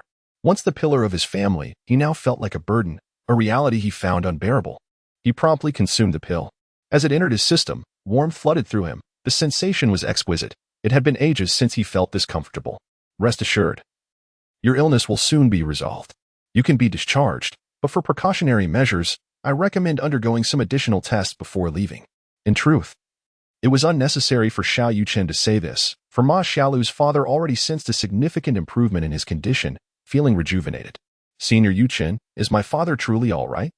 Ma Xiaolu asked, incredulous that the troubling issue that had burdened her family could be resolved so effortlessly.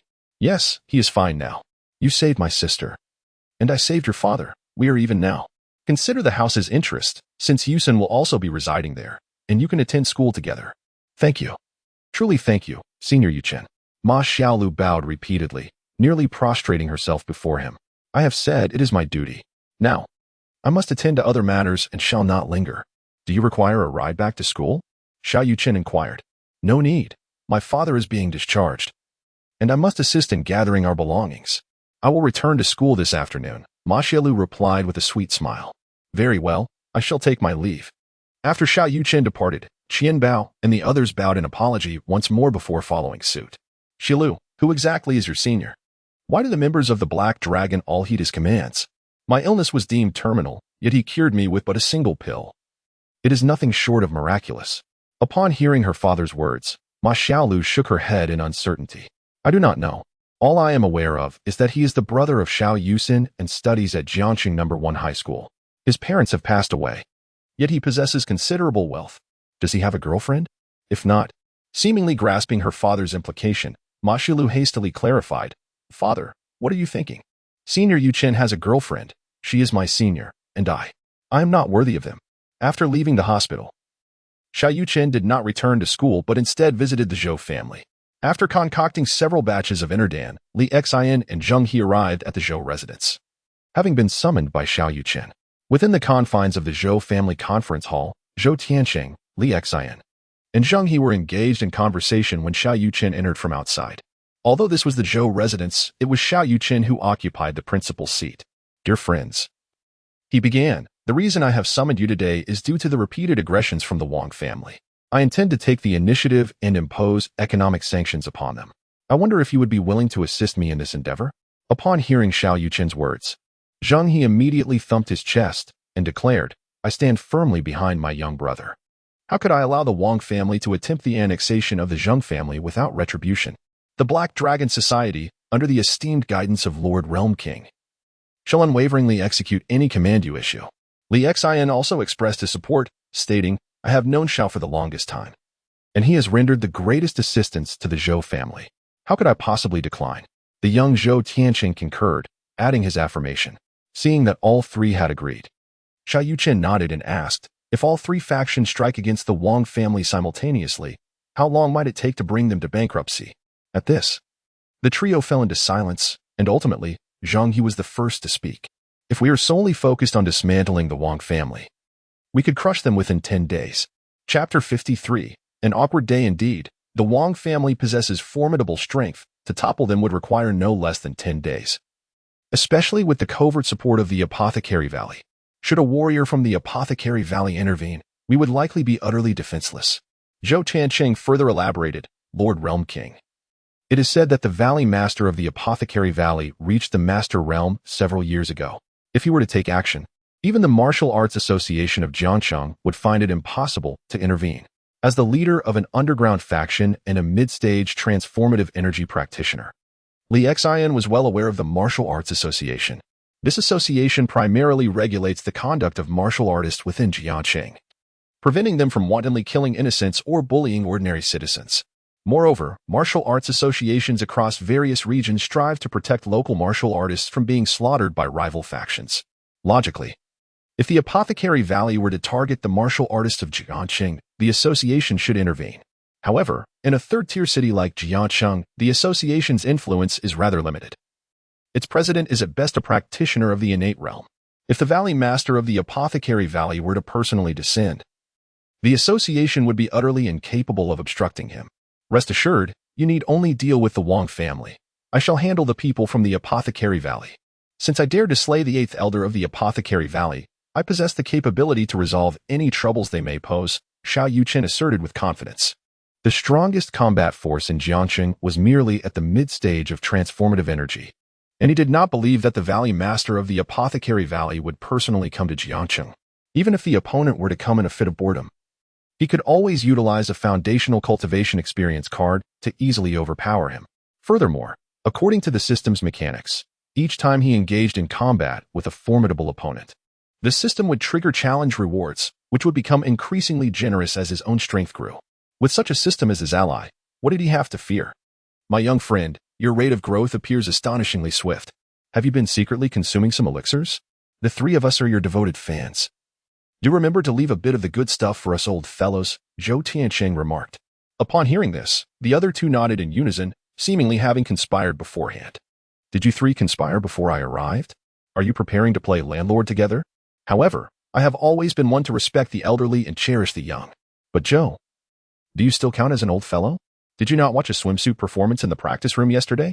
Teased by Xiao Yuchen. Zhou Tianqing felt a twinge of embarrassment. Although he had not watched a swimsuit performance, he and his wife had unexpectedly regained their youth, and a moment of affection was inevitable. Zheng He and Li Xian, hearing this, suddenly became intrigued. They had heard that Zhou Tianqing's practice room was quite expansive.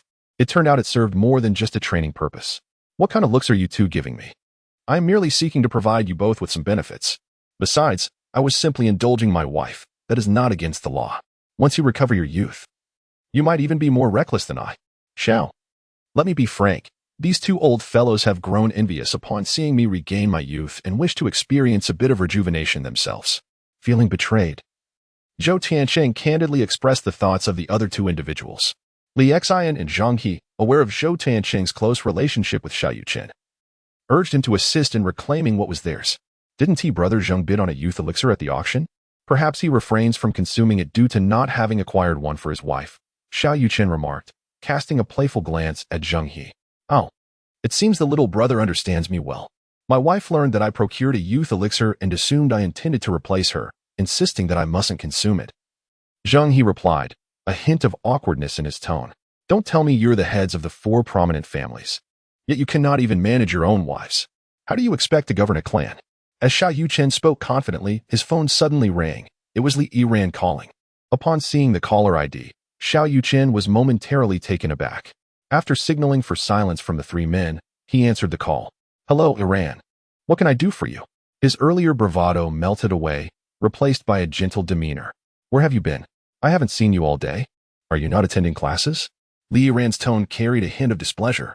Yiran, I'm out for a bit. Is it all right if I return a little later?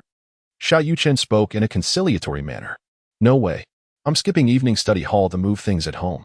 If you don't come back, then I want to move them. Li Yiran's tone was laced with a subtle threat. At her words, Xiao Yuchen grew anxious and quickly responded. I'll be back right away. Just wait for me. What could possibly be more important than his own happiness? He was not about to squander such a hard-won opportunity. Seeing Xiao Yuchen's sudden submission, Zhou Tianqing and the others were taken aback. Just moments ago, he had exuded confidence. Now, he was a picture of deference. Ahem. Let us call it a day for now. You all can proceed quickly. I assure you, there will be plenty of elixirs in the future. However, I gave the youth elixir to my future father-in-law this morning, so you will have to wait. Xiao Yuchen said. Feeling quite embarrassed that Li Yiran interrupted him at such a critical moment, he resolved to give her a reprimanding when he returned. Oh, it appears that our young friend also has his vulnerabilities. I understand completely. No wonder we get along so well. For this reason, the Zheng family will undoubtedly stand by you, Zheng, he remarked, attempting to ease the tension. Feel free to laugh. You three have been through this yourselves. I haven't yet married or had children, so it's quite normal for me. Women are meant to be cherished, Xiao Yuchen chuckled awkwardly. Indeed, you speak the truth, Zhou Tansheng added. Noticing the discomfort between the two, Xiao Yuchen could no longer bear it and decided to leave the Zhou household for school. Feeling his image as a formidable figure had been tarnished. However, with thoughts of his imminent happiness, he soon found solace. Once it was confirmed that Xiao Yuchen had truly departed, the three men could no longer contain their laughter. Understanding men know the truth. Fearing one's wife is not a fault, but refusing to admit it certainly is. Xiao Yuchen was blissfully unaware of the circumstances. After driving to school and enduring 2 monotonous classes, he returned to Yeshuagong Villa No. 5 with Li Yiran, filled with enthusiasm. Li Yiran produced her key and unlocked the door, only to find the living room devoid of any presence. It struck her as odd. Where could Aunt Wang have gone? At this hour, wasn't she supposed to be preparing dinner? Aunt Wang, as mentioned by Li Yiran, was their family housekeeper, responsible for tidying up and cooking while her parents were preoccupied with work. Li Yiran had merely voiced her observation without much thought. But just as she intended to guide Xiao Yuchen to their room to organize his luggage, a delicate voice wafted down from upstairs. Although both Xiao Yuchen and Li Yiran were still innocent in matters of intimacy, they felt their cheeks flush at the sound. Yiran. It seems we might have arrived at an inopportune moment. Perhaps we should return later? Last time, their burgeoning closeness had been nearly interrupted by Zhou Yuyen, who had summoned them, and Xiao Yuchen was all too aware of the frustration that ensues when one's romantic intentions are thwarted. Chapter 54. The side effects of elixirs at present. Her father-in-law and mother-in-law were nurturing their relationship, and it would be quite inconsiderate to intrude at such a moment. If her father-in-law were to become irate and refuse to allow Li Yiran to move out, it would indeed be a cause for tears. How could they behave in such a manner, especially at their age, when the day had yet to darken? Li Yiran's face flushed with embarrassment. Perhaps we should wait a little longer, though I am unsure how much time they will require, and I find myself growing anxious. Xiao Yuchen had a fair understanding of women. In the past, when his family was less affluent, his sister had been exceedingly frugal. Yet they still possessed a considerable amount of clothing and daily necessities. As a young lady of privilege, Li Yiran undoubtedly had an abundance of such items, and it would likely take her a considerable time to organize them. Should they linger here indefinitely, what would become of his own blissful life? Li Yiran, with her innocent thoughts, simply believed that Xiao Yuchen was considering her feelings, unaware of the deeper implications behind his words. I can't wait any longer. I'll call my father. With that, Li Yiran took out her phone and dialed her father's number. I'm sorry, the number you have dialed is currently unavailable. Li Yiran felt a wave of frustration wash over her, promptly calling her mother. I'm sorry, the number you have dialed is currently unavailable. Li Yiran felt on the verge of tears. Her parents had truly gone to great lengths for this opportunity. Not only had they sent the maid away, but they had also turned off their phones, clearly anxious to avoid disturbance. After a considerable wait, unable to endure any longer, Li Yiran seated herself at the piano in the hall. Previously, this piano had occupied her room, but due to the pressures of her studies, she had lost interest in it and had requested her parents to move it to the living area, where it had become a mere decorative piece. Now, seated before the piano once more, she felt a twinge of nervousness, particularly with Xiao Yuchen observing her. She could not afford to perform poorly. Adjusting the piano's volume to its maximum, she recalled the pieces she had learned and began to play Beethoven's for Elise. Not long after the music commenced, Xiao Yuchen heard hurried and chaotic sounds emanating from the room above, as if something had fallen to the ground. 5 or 6 minutes later, upon completing for Elise, a young couple emerged from the room, their faces flushed. Upon seeing the two unfamiliar yet slightly familiar figures from upstairs, Xiao Yuchen was momentarily taken aback. It was evident that his father-in-law and mother-in-law had consumed the rejuvenating elixir. It was no wonder they engaged in such activities in broad daylight. Li Yiran also recognized her parents, her mouth agape in shock. Had she not seen photographs of them from their youth? She might have doubted whether she had entered the correct home. Father, mother, have you taken the rejuvenating elixir? Although Li Yiran herself had partaken in the elixir and appeared considerably more beautiful, her skin merely appeared fairer and more delicate, without significant changes to her features. Witnessing her parents regain their youth, looking nearly her age, Li Yiran felt an overwhelming impulse to call them brother and sister. Yiran, what are you doing? How long has it been since you played the piano? What has prompted this sudden whim? Disturbed by his daughter, Li Feng unmistakably felt a tinge of displeasure. Had it not been for the presence of Xiao Yuchen, he might have lost his temper entirely. Upon witnessing her father's immediate reprimand, Li Yiran felt a surge of indignation, her cheeks flushing as she retorted, "Are you also eager? Can't you wait until I leave to engage in a deeper discussion?" The thought of her father and husband discovering her recent actions left Li Feng standing there, awkwardly frozen, wishing he could vanish into the ground. Lu Yuru's face was even more crimson. She had intended to wait until evening to address the matter, yet Li Feng was adamant otherwise. Iran. While the youth elixir is indeed beneficial, it does have side effects. Yes, this is precisely what we are experiencing. Unable to concoct a more plausible excuse, Li Feng could only assert that Xiao Yuchen's elixir was flawed. Impossible. Both Yuchen and I took the youth elixir. Why are we unaffected? Hearing his daughter contradict him so boldly, denying him any semblance of grace, left Li Feng exceedingly vexed. It must have expired. Yes. It must be that Yuchen's elixir was past its prime. You consumed it without issue, hence the absence of side effects. Li Feng racked his brain for yet another justification. No. Li Yiran was unyielding, ready to counter her father once more, but Xiao Yuchen swiftly covered her mouth. Indeed, uncle is correct. It must be my improper storage of the elixir that caused its deterioration.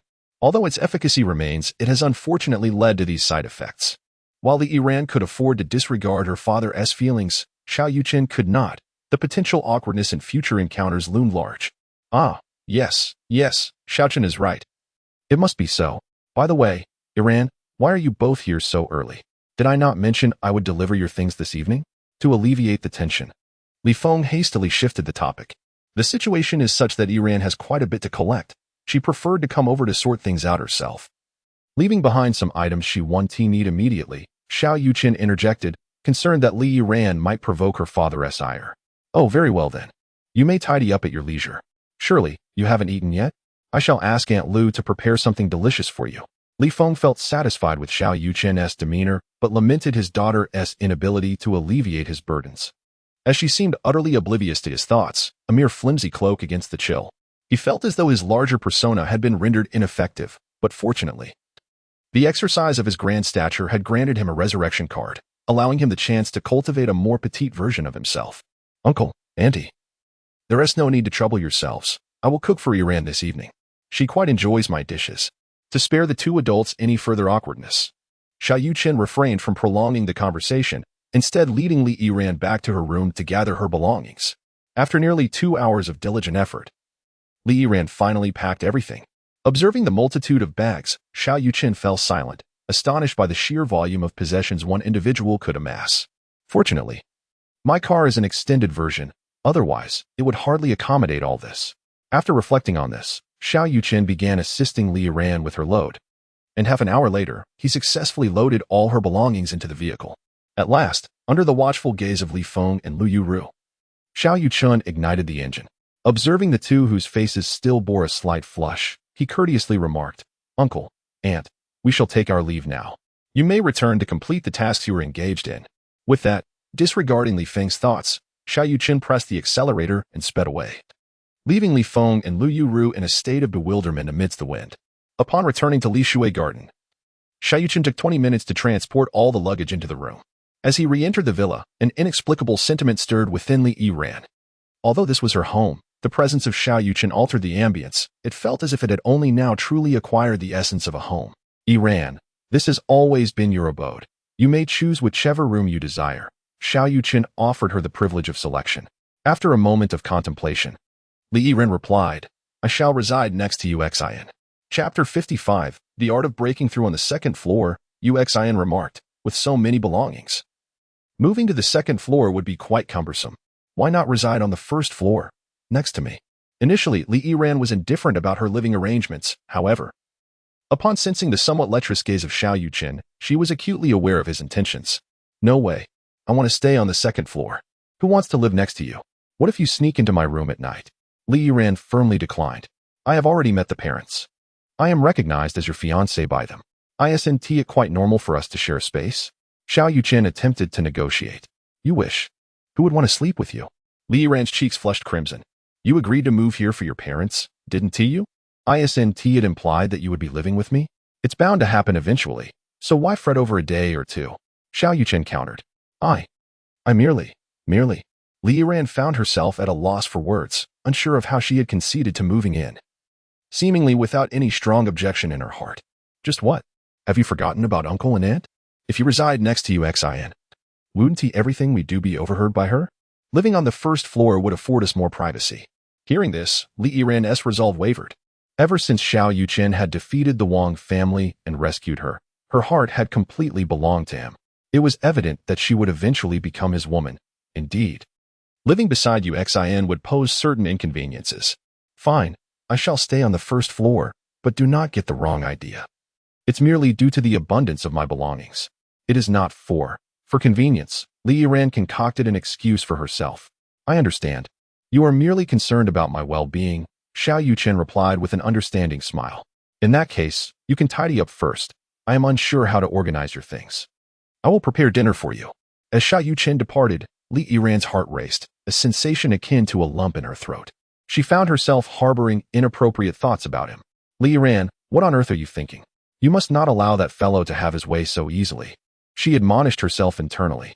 An hour later, Xiao Yuchen had prepared a feast, including Li Yiran's favorite sweet and sour ribs, spicy chicken, along with 4 vegetable dishes and a tomato and egg soup. As it was evening, Xiao Yuchen preferred not to indulge in overly greasy food. He set the table, and before he could call for Li Yiran, she arrived, embodying the sentiment of do unto others as you would have them do unto you. Your nose is quite sensitive. You didn't even need me to call you, Xiao Yuchen chuckled as he served her. Of course, after a busy evening, I'm famished. Let us eat first. And afterward, I will continue tidying up, Li Yiran replied, hastily placing a piece of sweet and sour rib into her mouth. Upon tasting it, a look of sheer delight illuminated her face. Delicious. From now on, I shall never dine out again. You must cook for me every day, she declared. Certainly. Though I can only manage that on weekends. It seems I want to have opportunities to prepare meals for you during the week, Xiao Yuchen noted. The demands of their senior year were intense, as they rarely returned home for lunch and had evening study sessions at school, where they had to eat. It's nothing to worry about. After all, there's just over half a year until high school graduation. Once I enter university, time will be abundant. Well, as long as you enjoy it, I shall prepare meals for you every day. However, I have been rather busy lately and cannot accompany you to classes during the day. Nevertheless, I have arranged for several bodyguards at school, ensuring that both you and Yusin will be safe without question. Xiao Yuchen pondered for a moment before deciding to request leave from Li Yiran, to avoid a repeat of the embarrassing situation that transpired at the Zhou family yesterday. What are you planning to do? Li Yiran countered. Isn't it because of the Wang family? I have offended them in the Yaoshan Valley. They will surely retaliate. So I must prepare in advance. But you need not worry. I have already contacted the Zhou family, the Zheng family, and some underground forces. With their assistance, dealing with the Wang family will be a trivial matter. However, to win them over, I will naturally have to offer some compensation, and the best reward would be elixirs. The 300 beauty elixirs I previously gave you are simply insufficient. Thus, during this period, I must go to the Zhou family to refine pills. And I won't have the time to accompany you to school. I have arranged for a dedicated person to escort you and Yusin. Should any unusual circumstances arise, simply call me. Hearing Xiao Yuchen's words, Li Yiran felt a surge of emotion, almost moved to tears. The reason Xiao Yuchen had offended the Wang family and Yaoshan Valley ultimately stemmed from her. I'm sorry, I have dragged you into this. Can you truly handle it? As far as I know, Yaoshan Valley is not only proficient in medicine, but also holds a significant status in the martial world. Are you really up to the challenge? Li Yiran asked, her concern palpable. It is indeed somewhat troublesome, but if someone is willing to accompany me tonight, this matter could be resolved. Xiao Yuchen replied with a smile. How can you still joke at such a time? Li Yiran responded. A mix of embarrassment and anger evident in her demeanor. Who is joking? A few days ago, I was quite weak, easily beaten by a few ruffians. But now, I have grown considerably stronger. Do you know why? Why? Li Yiran inquired instinctively, a question that had long puzzled her. Because I have cultivated a unique technique called the breaking power technique. This practice is divided into 3 realms: minor success, major success, and complete perfection. To reach the major success stage, one must remain chaste. I currently stand at the major success stage, and dealing with those at the transformation level feels as effortless as slicing vegetables. However, when faced with innate or master-level martial artists, I may struggle a bit. Yet, once I attain the complete perfection stage, even confronting a master-level expert will be within my capabilities. The only hurdle to achieving this stage is the need to break the seal, which requires losing one's virginity before continuing to cultivate. Yet, given that we have only just begun our relationship, to take your purity would be quite unseemly of me. Therefore, I can only proceed cautiously. This was a premeditated excuse from Xiao Yuchen. In pursuit of his own happiness, he felt compelled to speak disingenuously. Is it truly necessary to break the seal? Li Yiran hesitated for a moment. Although Xiao Yuchen's words were impeccably crafted, and she had already envisioned herself as his woman, the thought of relinquishing her purity so swiftly was something she struggled to accept. Indeed, the union of yin and yang was essential. Xiao Yuchen continued to persuade her. Well, all right, but you mustn't go too far. Upon witnessing Li Yiran's genuine acquiescence, Xiao Yuchen nearly burst into laughter. She was simply too endearing. After all, when it came to such matters, what constituted too far? Very well, I shall be cautious. Shall we proceed now? Xiao Yuchen gestured towards his room. Right now? Li Yiran's anxiety surged instantly. Of course.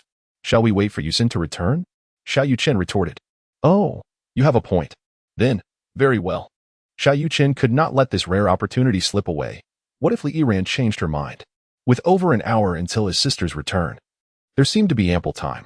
However, to be prudent, Xiao Yuchen still called the bodyguard responsible for picking up Xiao Yusen, instructing him to delay his arrival and take a longer route. Chapter 56. Plans foiled. Upon hearing Li Yiran's agreement, Xiao Yuchen paid no heed to tidying up the dishes. Taking hold of Li Yiran's hand and leading her into his room. Yiran, I believe the approach taken by uncle and aunt was quite prudent. Let us also turn off our phones. Being disturbed would truly dampen the mood, Xiao Yuchen suggested, promptly switching off his device. After a moment's hesitation, Li Yiran followed suit, turning off her phone as well. Despite her resolve, a sense of nervousness washed over her. The anticipation of what was to come felt surreal. Yiran, are you ready? Xiao Yuchen's heart raced. Yes, I'm ready. Several minutes later, the door to the villa swung open, and Xiao Yuchen entered. Today, the school had unexpectedly lost power, reportedly due to a citywide blackout. Consequently, the school had no choice but to dismiss students early. Knowing that Ma Xiaolu had also moved to Lishui Garden, Xiao Yuchen had even neglected to contact her bodyguards, opting instead to return home with Ma Xiaolu. Hey, why is there still food? Did my brother come back?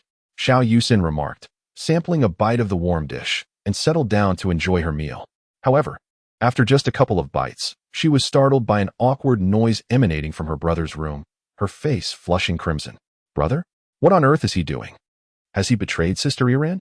To Xiao Yuchen, Li Yiran had already assumed the role of her sister-in-law, and she would not tolerate anyone mistreating her, not even her brother. Fueled by this conviction, Xiao Yuchen stormed to her brother's door and knocked vigorously. Brother, what are you doing? Are you hiding a woman in there? How could you betray Sister Yiran like this? Earlier that morning, when Li Feng had mentioned that Li Yiran would be moving to Lishui Garden, Xiao Yuchen had been in the car and had reveled in the news. Although aware of their relationship, she had not anticipated that the occupant of the room would be Li Yiran. She believed their bond had not yet reached that level and that Sister Yiran would never so easily allow her brother to succeed in such a manner. Thus, she suspected her brother of infidelity. When no response came from within, Xiao Yuchen's suspicions intensified, prompting her to knock again with renewed vigor. Yuchen, do not speak carelessly. Your brother has not wronged Yiran, Xiao Yuchen replied, feeling profoundly vexed. He had just thwarted Li Feng's plans, only to have his own moment marred by his sister's interference. Was this karma? Why was this day rife with such awkwardness? I refuse to believe it. I distinctly heard a woman's voice in your room. Open the door quickly, or I shall enter myself. Xiao Yuchen remained silent, hastily covering himself and Li Yiran with a blanket. After a moment, when his brother did not respond, Xiao Yuchen pushed the door open. Upon witnessing the scene inside, she was incensed. You claim there is no woman in your room? Are these not women's clothes? Where have you hidden that vixen? In the flurry of excitement, Xiao Yuchen had forgotten to lock the door, leading to this utterly mortifying situation. As the situation seemed increasingly incomprehensible, a small head emerged from beneath the bed covers, none other than Li Yiran. Upon realizing that the woman on the bed was indeed Li Yiran, Xiao Yuchen was rendered speechless, overwhelmed by the realization that she had inadvertently disrupted her brother's intimate moment.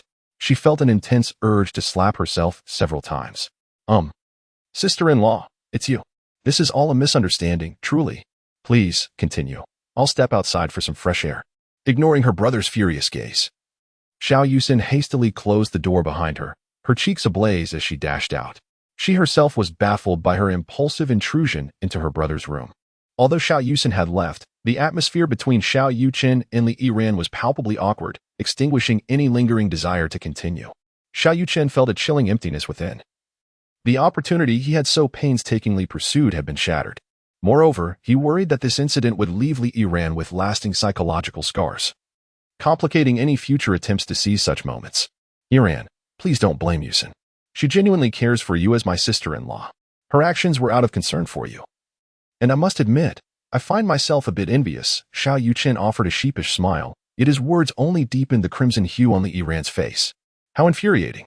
This is all your fault, Li Yiran retorted, feigning annoyance. I had no idea Yuchen would return so suddenly. Such occurrences have never happened before. Is it all right now? Li Yiran shyly inquired. What do you mean? Xiao Yuchen was momentarily bewildered. Your, technique, can we continue practicing it? Oh, that. Of course not. We haven't even reached the final step yet. Xiao Yuchen nearly let slip the fabricated details of his earlier claims when confronted with such a direct question. Does that mean we must try again? Li Yiran countered. If you're hesitant, then it's perfectly fine. I would never force you into anything. It's merely about the medicinal valley. I would risk my life to ensure they don't harm you, Xiao Yuchen declared with righteous fervor. No, I can't allow you to face any danger. What if we continue? Surprised by Li Yiran's proactive suggestion, Xiao Yuchen felt a twinge of hesitation. Deciding instead to postpone for another day, Yuchen had returned, making it inconvenient to proceed further. Though Xiao Yuchen was reluctant to abandon this opportunity, circumstances dictated otherwise. Fortunately, Li Yiran's tension had eased, making future encounters simpler. All right then. The two dressed and exited the room, while Xiao Yuchen had genuinely stepped outside. Upon leaving the villa, Xiao Yuchen noticed Xiao Yuchen jogging outside, seemingly trying to stave off the cold. Observing this scene, Xiao Yuchen's heart softened, alleviating some of his earlier frustration. Yuchen, come back inside. It's freezing out here. Upon hearing her brother call her name, Xiao Yuchen returned to the villa, deliberately avoiding any mention of the earlier incident to spare her brother and sister-in-law any further awkwardness. Why are you home so early today? Is something amiss? Xiao Yuchen asked, curiosity evident in his tone.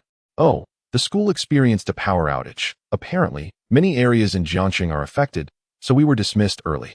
Upon hearing this, Xiao Yuchen felt an overwhelming sense of frustration, nearly wishing to expel blood in exasperation.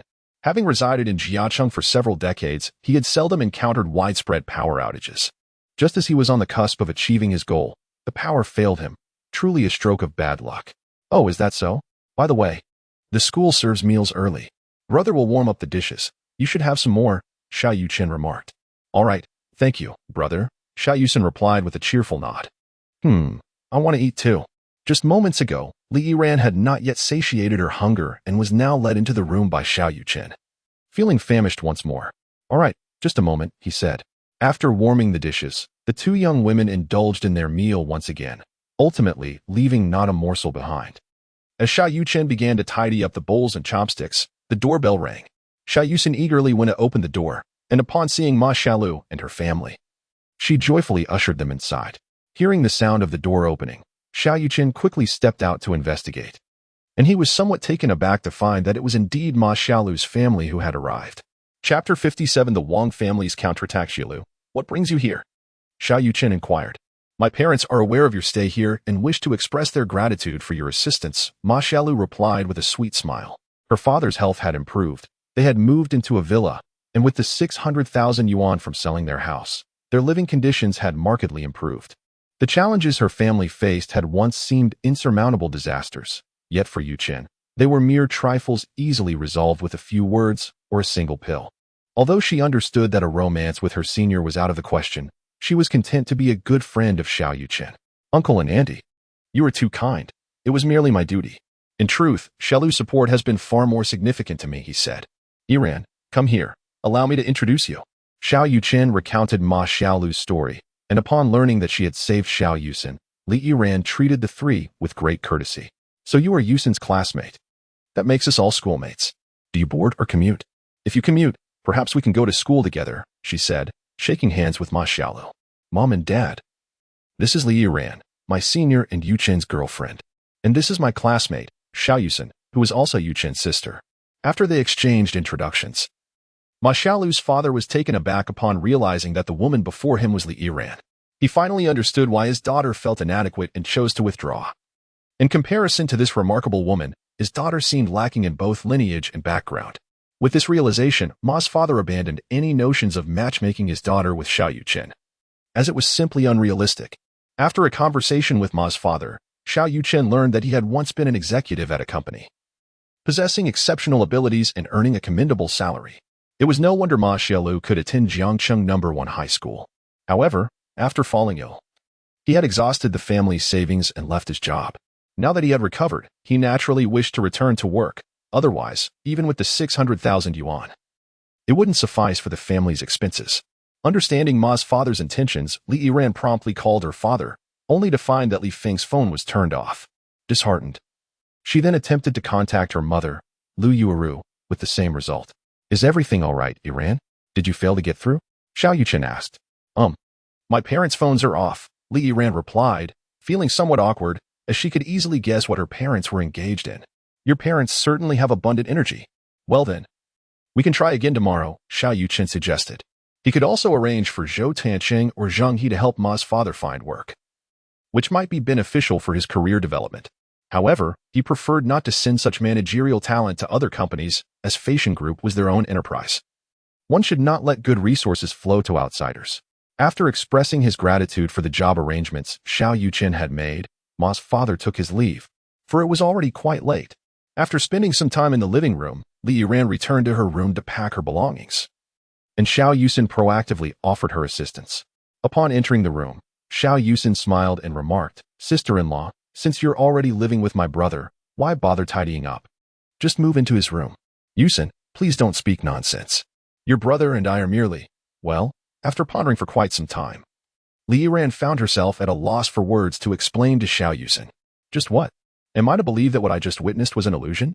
Since the first time has already occurred, what harm could a few more instances bring?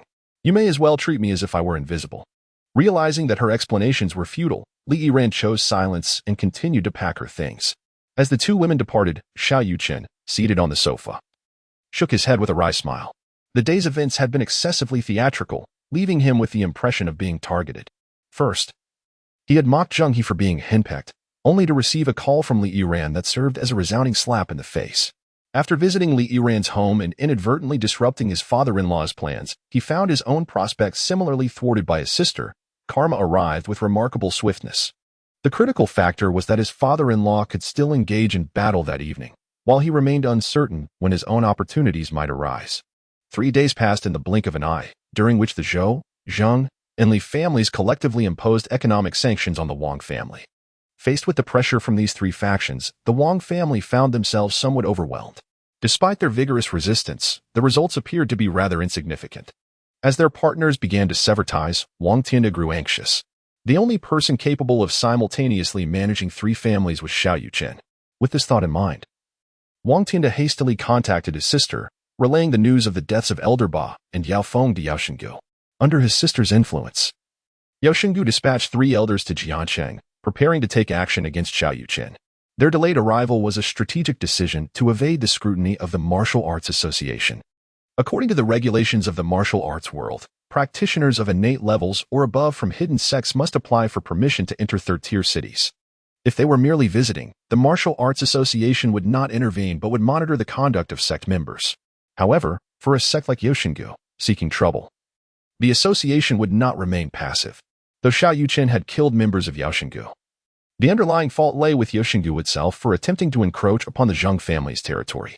Even if Xiao Yuchen were to bear greater culpability, the Martial Arts Association would still protect him, as the hidden sects represent the stronger faction, and the association aims to uphold the interests of the weaker side to foster harmonious coexistence.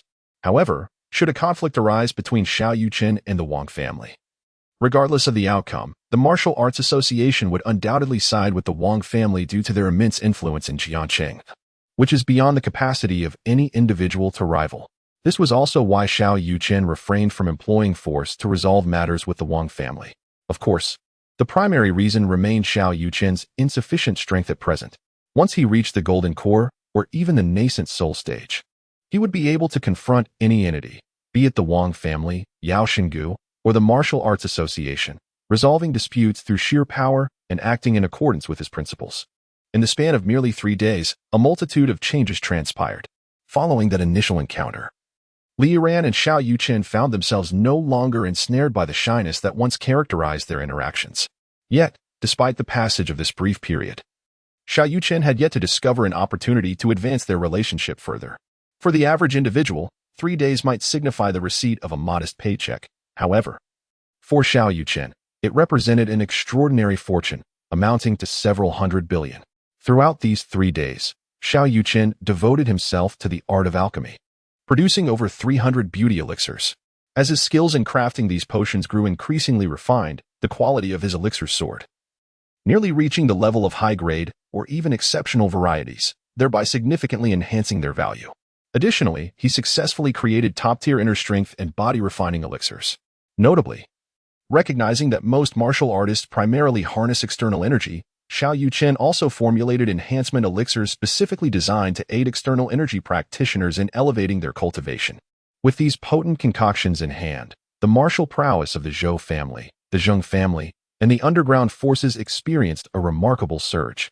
Just as these 3 factions believed the Wang family would falter irreparably, paving the way for an early conclusion to their plans of financial ruin. An unexpected turn of events unfolded. The arrival of 3 elders from the Apothecary Valley heralded the commencement of the Wang family's counterattack. Chapter 58, The Challenge in the Morning. Xiao Yuchen arrived at the Zhou family's alchemy room as usual. However, upon entering the training chamber, he was met with the hurried entrance of Zhou Tianqing, Li Xian, and Zheng He. What troubles you 3? Is something amiss? Sensing their disarray, Xiao Yuchen inferred that something significant had transpired, likely related to the Medicine God Valley. Not good. My dear Xiao, the Medicine God Valley has dispatched 3 elders, and they have issued a challenge to you, Zhou Tianqing blurted out. Relieved that the Valley's master was absent, Xiao Yuchen felt a sense of ease. As long as the master of the realm did not appear, he could manage the situation. Which 3 elders are they? What are their capabilities? Xiao Yuchen inquired, eager to ascertain the gravity of the challenge. The 6th elder, Yao Yin, possesses mid-stage postnatal strength. The 4th elder, Yao Qian, is in the late stage of postnatal, and the 2nd elder, Yao Chen, is at the initial stage of innate strength. Do you feel confident in facing them, dear Xiao? Zhou Tianqing relayed the information he had gathered. If I were to claim I lacked confidence, what would you do? Would you consider allying with the Medicine God Valley? Xiao Yuchen posed a probing question. Dear Xiao, you jest. Although we would be helpless against even 1 elder from the Medicine God Valley, our Zhou family has integrity. We would rather perish than surrender, Zhou Tianqing asserted resolutely. Indeed, the Wang family aims to annex the Zheng family. I would never capitulate to them. Our Zheng family cannot afford to lose face. Zheng He added, his determination evident. Lord of the realm, you need not regard me. The underground world of Jiaqing is under your command. Unless you choose to surrender yourself, we shall resist to the end. Li Xian declared. Seeing the 3 of them so resolute, Xiao Yuchen chuckled in response. There's no need for such solemnity. I was merely jesting. It's just the 3 elders from the Medicine God Valley, nothing overly concerning. Please accept their challenge on my behalf. Witnessing Xiao Yuchen's nonchalance, Zhou Tianqing and the others felt as though their efforts had struck a soft target. Could it be that Xiao Yuchen had truly grown strong enough to face such odds? Very well, however, should the Medicine God Valley choose to attack you directly, the Jiangxing Martial Arts Association will intervene. But as they have initiated this challenge of fair combat, even if they injure or kill you, the association would find it difficult to intercede, Zhou Tianqing cautioned. Indeed, once the challenge is accepted, the outcome of life and death is unalterable, and no one can intervene. This is the rule of the martial world, so dear Xiao, you must contemplate this carefully. Added Zheng He, still somewhat apprehensive. The 2 family heads remained uneasy, particularly given that the 2nd elder, Yao Chen, was an innate-level martial artist, a figure of considerable strength even in the grand cities like Modu or Yanjing. Rest assured, if I lacked confidence, I would not accept the challenge. I have not contributed in the conflict against the Wang family, but I have refined some elixirs these past few days. Please take these and distribute them among our brethren. Xiao Yuchen generously handed over the body-refining pills, strength-enhancing pills, and inner-dam-breaking pills he had concocted, their worth potentially reaching hundreds of billions if sold. As the small vials lay casually on the ground, even the three prominent figures felt their hearts race. Had Xiao Yuchen not been present, they might have rushed forward to seize them. The bottle bears the name and effects of the elixir. You may examine it for yourselves. However, the elixir serves merely as an auxiliary. To attain strength, one must diligently cultivate and not overly rely on such potions. Furthermore, the herbs for concocting the elixir are sourced from the Zhou family, who ought to distribute them more generously. Ultimately, it is essential for you to grasp this. One must consider the long term rather than being solely preoccupied with immediate gains. Since the individuals from Yaoshan Valley have already arrived, I shall take my leave. By the way, when is the duel scheduled? 3 days from now, at Heishui Bay, Zhou Tianqing replied. Understood. With a nod, Xiao Yuchen departed. He had been engrossed in alchemy for the past few days and had not had the opportunity to cultivate. However, the prolonged practice of alchemy had notably strengthened his mental fortitude, which was a silver lining. After leaving the Zhou family, Xiao Yuchen did not return home but instead drove to Yunlong Mountain on the outskirts of Jiancheng. This mountain, with its lofty elevation, is shrouded in mist at its peak and remains largely undeveloped. Apart from a few trails at the foot, the rest is devoid of pathways. Xiao Yuchen was drawn to this location because he had previously noticed the abundant spiritual energy while passing through. If the foot of the mountain was rich in aura, surely the summit would be even more so. With this thought, Xiao Yuchen resolved to ascend Yunlong Mountain. Although there were no established paths, this posed no challenge for him. To avoid potential communication issues at the top, Xiao Yuchen sent a message to Li Yiran, informing her of the arrival of the individuals from Yaoshan Valley and that he would not be returning for the next couple of days. In addition to Li Yiran, he also notified Zhou Tianqing and others to temporarily cease their pressure on the Wang family, deferring all matters until after the situation with Yaoshan Valley was resolved. He took these precautions out of concern that Yaoshan Valley might retaliate against the Zhou and Zheng families due to their association with the Wang family. Without his presence, they would be ill-equipped to defend themselves. To err on the side of caution, he also relayed his whereabouts on Yunlong Mountain to them. Should Yaoshan Valley act unscrupulously against them, they could seek him out. Having made these arrangements, Xiao Yuchen began his ascent.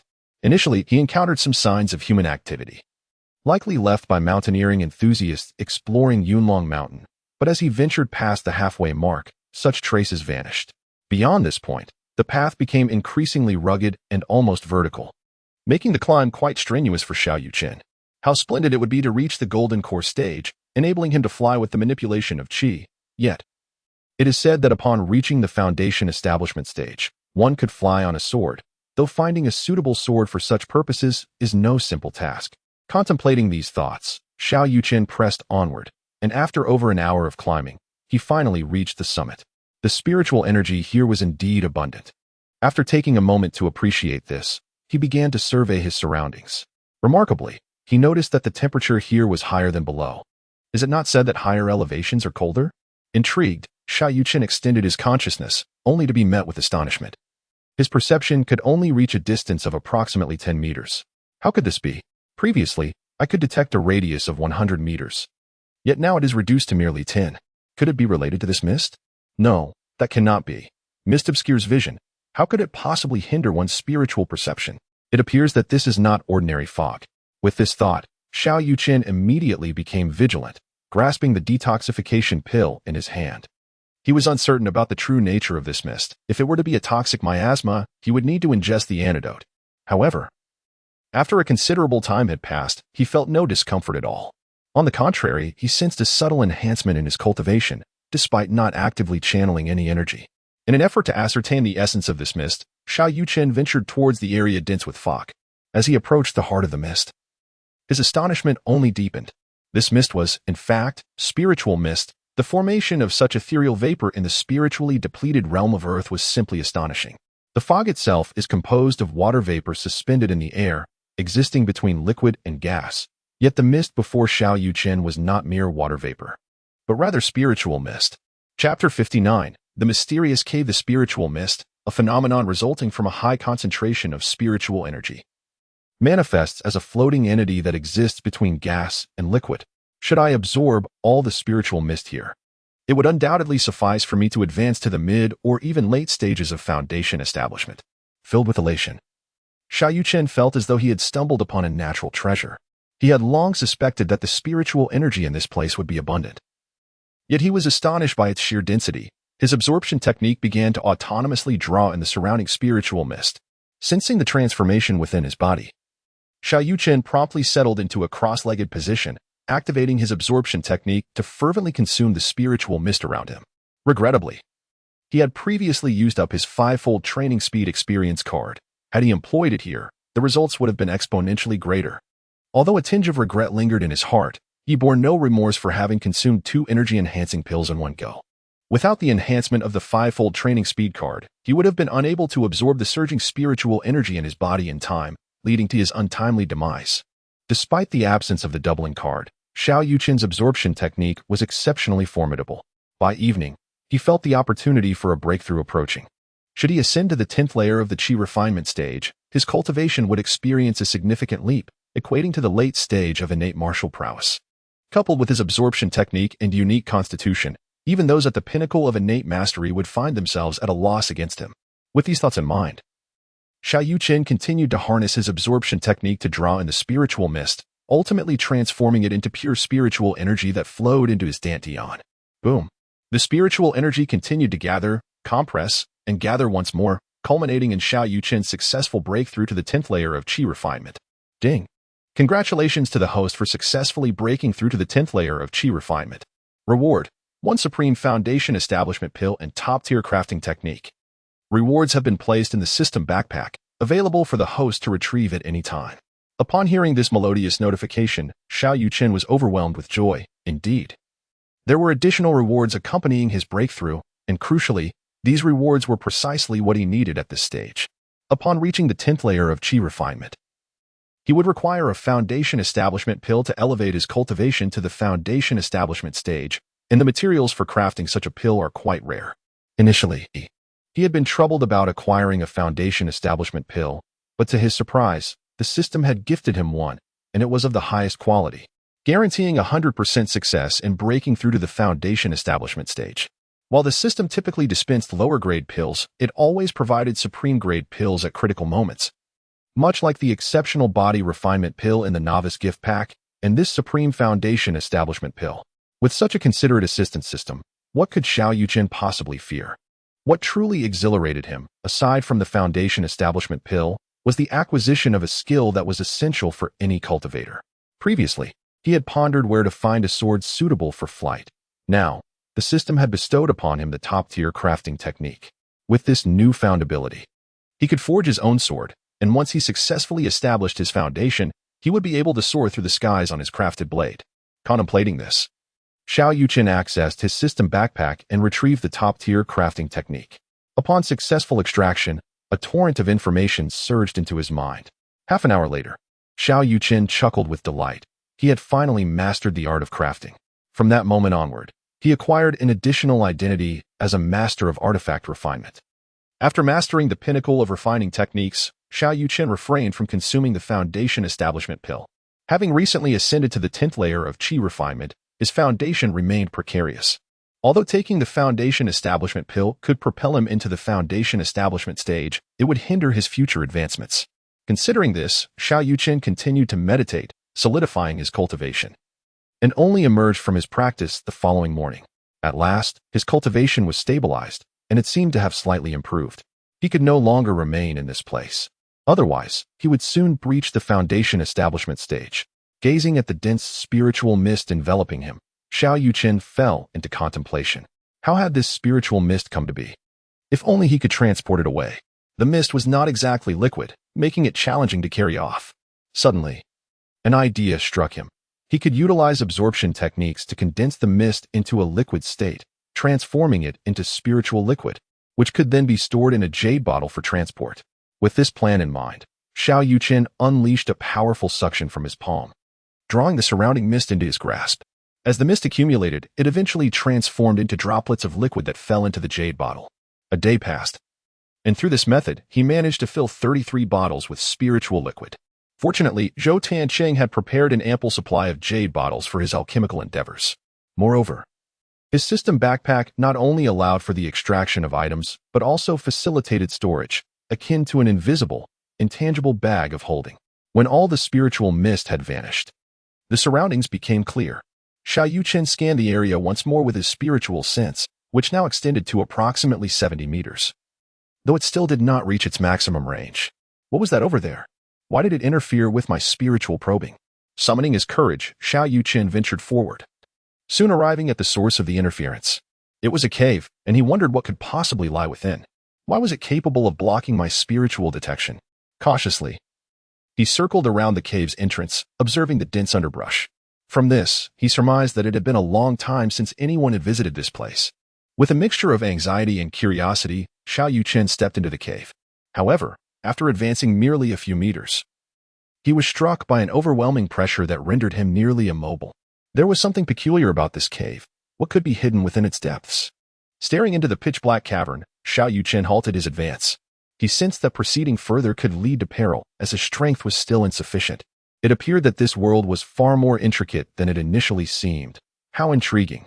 Instead of feeling disheartened by his inability to enter the cave, Xiao Yuchen was exhilarated. The fact that he could not enter suggested that whatever lay within was extraordinary. Once his strength had increased, he would undoubtedly return to explore, and the mysteries would be unveiled. Having made this resolution, Xiao Yuchen did not linger any longer and descended the mountain via the same path. By the time he reached the base, it was already past 9 in the evening. Upon retrieving his phone, he discovered numerous missed calls, the majority from Li Yiran and Xiao Yuchen, with Zhou Tianqing having called once as well. Xiao Yuchen first contacted Zhou Tianqing to inquire about the situation.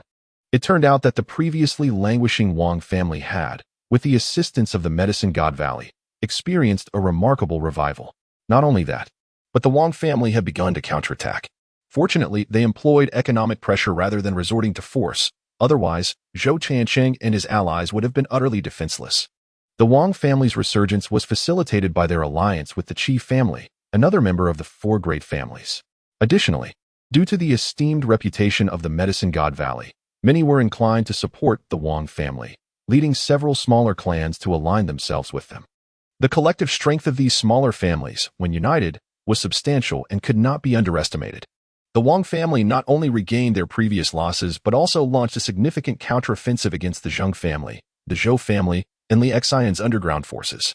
Upon hearing Zhou Tianqing's account, Xiao Yuchen maintained an air of calm. This outcome was well within his expectations. Chapter 60. The Heart-Devouring Gu. After offering some words of comfort to Zhou Tianqing, Xiao Yuchen ended the call. The Wang family's revival was primarily due to the assistance of the Medicine God Valley. Once he resolved the troubles with the valley, the Wang family's allies would undoubtedly abandon them. Such is the nature of reality. Having reassured Zhou Tianqing, Xiao Yuchen decided against calling Li Yiran, as she was likely engrossed in her evening study session. Since it was nearly time for her to finish, he chose to drive to the school himself, intending to personally pick up Li Yiran and Xiao Yuchen. Upon arriving at the campus, Xiao Yuchen sensed the positions of the 2 Black Dragon Club bodyguards and approached them. To gauge their alertness, he deliberately revealed a trace of his aura. When he was about 20 meters away, both guards turned their gazes towards him. Upon recognizing him, the 2 members of the Black Dragon Club were momentarily taken aback, then instinctively prepared to kneel, but were promptly halted by Xiao Yuchen. What era are we in? Must we still adhere to the practice of kneeling upon meeting? You 2 have performed admirably. Your vigilance is commendable. Xiao Yuchen expressed his satisfaction with their response. Thank you, Lord of the Realm, for your praise. We are tasked with protecting the young ladies and shall not be negligent. Indeed, you have both worked hard. Upon your return, I shall ensure the Lord of the Realm rewards you. After conversing with the 2 bodyguards for a while, Xiao Yuchen departed and located the driver responsible for picking up Li Yiran and Xiao Yuchen. Lord of the Realm, what brings you here? The driver inquired. I am taking them home today. My car is in the garage. You may take mine and return first. You can pick them up from my house tomorrow morning. The driver did not ask further questions, accepting the car keys from Xiao Yuchen before leaving. After waiting for about 20 minutes, Xiao Yuchen spotted Li Yiran and Xiao Yuchen exiting, accompanied by Ma Xiaolu. Having resolved her family issues, Ma Xiaolu had become considerably more cheerful and had forged a good friendship with Li Yiran. Since all 3 lived in Lishui Garden, Xiao Yuchen invited Ma Xiaolu to join them. The 3 women boarded Xiao Yuchen's car, none of them noticing that the driver had been replaced by Xiao Yuchen himself. Driver. To Lishui Garden, Xiao Yuchen casually remarked. Very well, It is my pleasure to serve the three young ladies. Please fasten your seatbelts and hold on tight. We are about to take off. Upon hearing the familiar voice, the three women looked up at the driver, and upon realizing it was Xiao Yuchen, they were momentarily stunned before quickly recovering. Brother, why are you here? When did you return? And you are so biased. Only sending a message to sister-in-law and neglecting to inform me of your whereabouts. Seeing Xiao Yuchen, Xiao Yuchen immediately began to complain. In truth, it was not that Xiao Yuchen wished to keep secrets from Xiao Yuchen. He simply did not know how to explain to his sister. Yuchen, when did you come back? I called you so many times, yet you didn't answer, Li Yiran added with a hint of displeasure. Noticing that both women seemed somewhat upset, Xiao Yuchen hurried to clarify. I just returned. There was no signal on the mountain, and I feared you would worry, which is why I didn't elaborate. The elders of the Medicine God Valley have dispatched 3 of their number. Do you possess the confidence to secure victory? Li Yiran's primary concern remained the impending duel. Although it was proclaimed to be a fair contest, conducted with restraint, the fact that Xiao Yuchen had slain the 8th elder of the Medicine God Valley rendered it improbable that they would relent easily. The odds were slim. Yet there was a glimmer of hope that depended on your assistance. Upon hearing Xiao Yuchen's words, Li Yiran initially felt perplexed, but suddenly recalled the technique he had previously mentioned for breaking through limitations, causing her cheeks to flush. Is it truly merely a matter of a slight margin? She inquired, her face aglow. Indeed, it is just a hair's breadth away. If you lend me your support, I assure you I can defeat them decisively, Xiao Yuchen continued to persuade, stifling the urge to laugh. Well, very well then. With Li Yiran capitulating, Xiao Yuchen felt a surge of triumph. Since his last endeavor had been thwarted by his sister, he had been yearning for an opportunity. Hearing their exchange, Xiao Yuchen appeared bewildered and curiously asked, Brother, why do you require sister-in-law's assistance for a duel? She possesses no martial skills. Xiao Yuchen found himself at a loss for how to explain to his sister, adopting a facade of maturity as he replied, such matters are beyond your understanding. Yiran can certainly aid me, do not question it further. Faced with her brother's obstinate silence, Xiao Yuchen reluctantly acquiesced. Perhaps due to his mounting anxiety, Xiao Yuchen drove at a brisk pace. As he had declared earlier, he was poised for takeoff. Upon returning to the Lishui garden community, Xiao Yuchen first escorted Ma Xiaolu home before leading the 2 women back to his villa. However, with Xiao Yuchen present, his eagerness to seek out Li Yiran was tempered, and instead, he retreated to his own room. Once inside, he retrieved a small jade vial from his pocket, which contained not a medicinal elixir, but rather the heart-eating insect, a creature tied to Yao Feng's very essence. Though the Medicine God Valley was renowned for cultivating insects, not every individual possessed the aptitude of an insect master. Talent played a crucial role. For instance, the 8th elder, Yao Qing, whom he had previously dispatched, was merely an ordinary martial artist. Xiao Yuchen speculated that Yao Feng's candidacy for the position of Valley Master was linked to his status as an insect master, as every Valley Master must possess such abilities. While Xiao Yuchen held disdain for the use of insects, nurturing such a small creature proved to be an intriguing endeavor. When he eventually encountered the master-level Valley leader, he could engage in a contest of insect mastery. During his prior alchemical endeavors, Xiao Yuchen had specifically concocted several batches of heart-eating pills, which, if ingested, could exert control over another's mind, rendering them a puppet. Moreover, the heart-eating pill was the favored sustenance of the heart-eating insect. However, with the decline of alchemical knowledge, even the denizens of the Medicine God Valley found it impossible to concoct these pills. To control the heart-eating insect, one could only nourish it with their own life essence. Thus, becoming an insect master exacted a heavy toll, as the loss of life essence significantly diminished one's lifespan, binding the individual's cultivation to that of the heart-eating insect. Should the insect perish or go missing, the insect master's abilities would be rendered null, elucidating why Yao Feng had been so fixated on the heart-eating insect. Gazing at the diminutive creature in his hands, Xiao Yuchen nodded in satisfaction. This little being had consumed 5 heart-eating pills and had grown more than twice its previous size. Despite its increased bulk, its agility had remarkably enhanced, as the heart-eating pills swiftly augmented the combat prowess of the heart-eating bug. Moreover, the insect possessed an inherent advantage over humans, as it could consume the same type of pill an unlimited number of times with consistently significant effects. A luxury denied to humans who could only benefit from a single intake of a particular pill, as exemplified by the youth rejuvenating pill. Although Xiao Yuchen had previously employed special methods to control the heart-eating bug, severing its connection with Yao Feng, the creature remained somewhat rebellious and continually sought to escape. However, After feeding it 5 heart-eating pills, this little fellow had entirely accepted Xiao Yuchen as its new master, incessantly attempting to please him. Observing its obedient demeanor, Xiao Yuchen decided to offer it another heart-eating pill, which was, in fact, larger than the heart-eating bug itself. Yet, within a mere 5 seconds, the bug had swallowed the entire pill whole. Chapter 61. A dream come true. After consuming the heart-eating goo, Xiao Yuchen practiced for a while. Around midnight, he stealthily entered Li Yiran's room, as previously arranged. Hearing the door creak open, Li Yiran felt a surge of nervousness, clutching the blanket tightly. "Yiran, I'm here." This section omits 10,000 words. The following morning, Xiao Yuchen rose contentedly from the bed. After much planning, he had finally fulfilled his desires. Observing Li Yiran still deep in slumber, he gently caressed her silky hair before quietly leaving the room. Just as he exited, he encountered Xiao Yuchen emerging from the bathroom. The siblings locked eyes, and just as Xiao Yuchen was about to explain, Xiao Yuchen pretended not to see him and silently ascended the stairs. However, as she neared her room, she gave her brother a thumbs up. Xiao Yuchen was speechless. It was indeed too coincidental. Had he known, he would have scanned the area with his spiritual awareness to ensure no one else was around.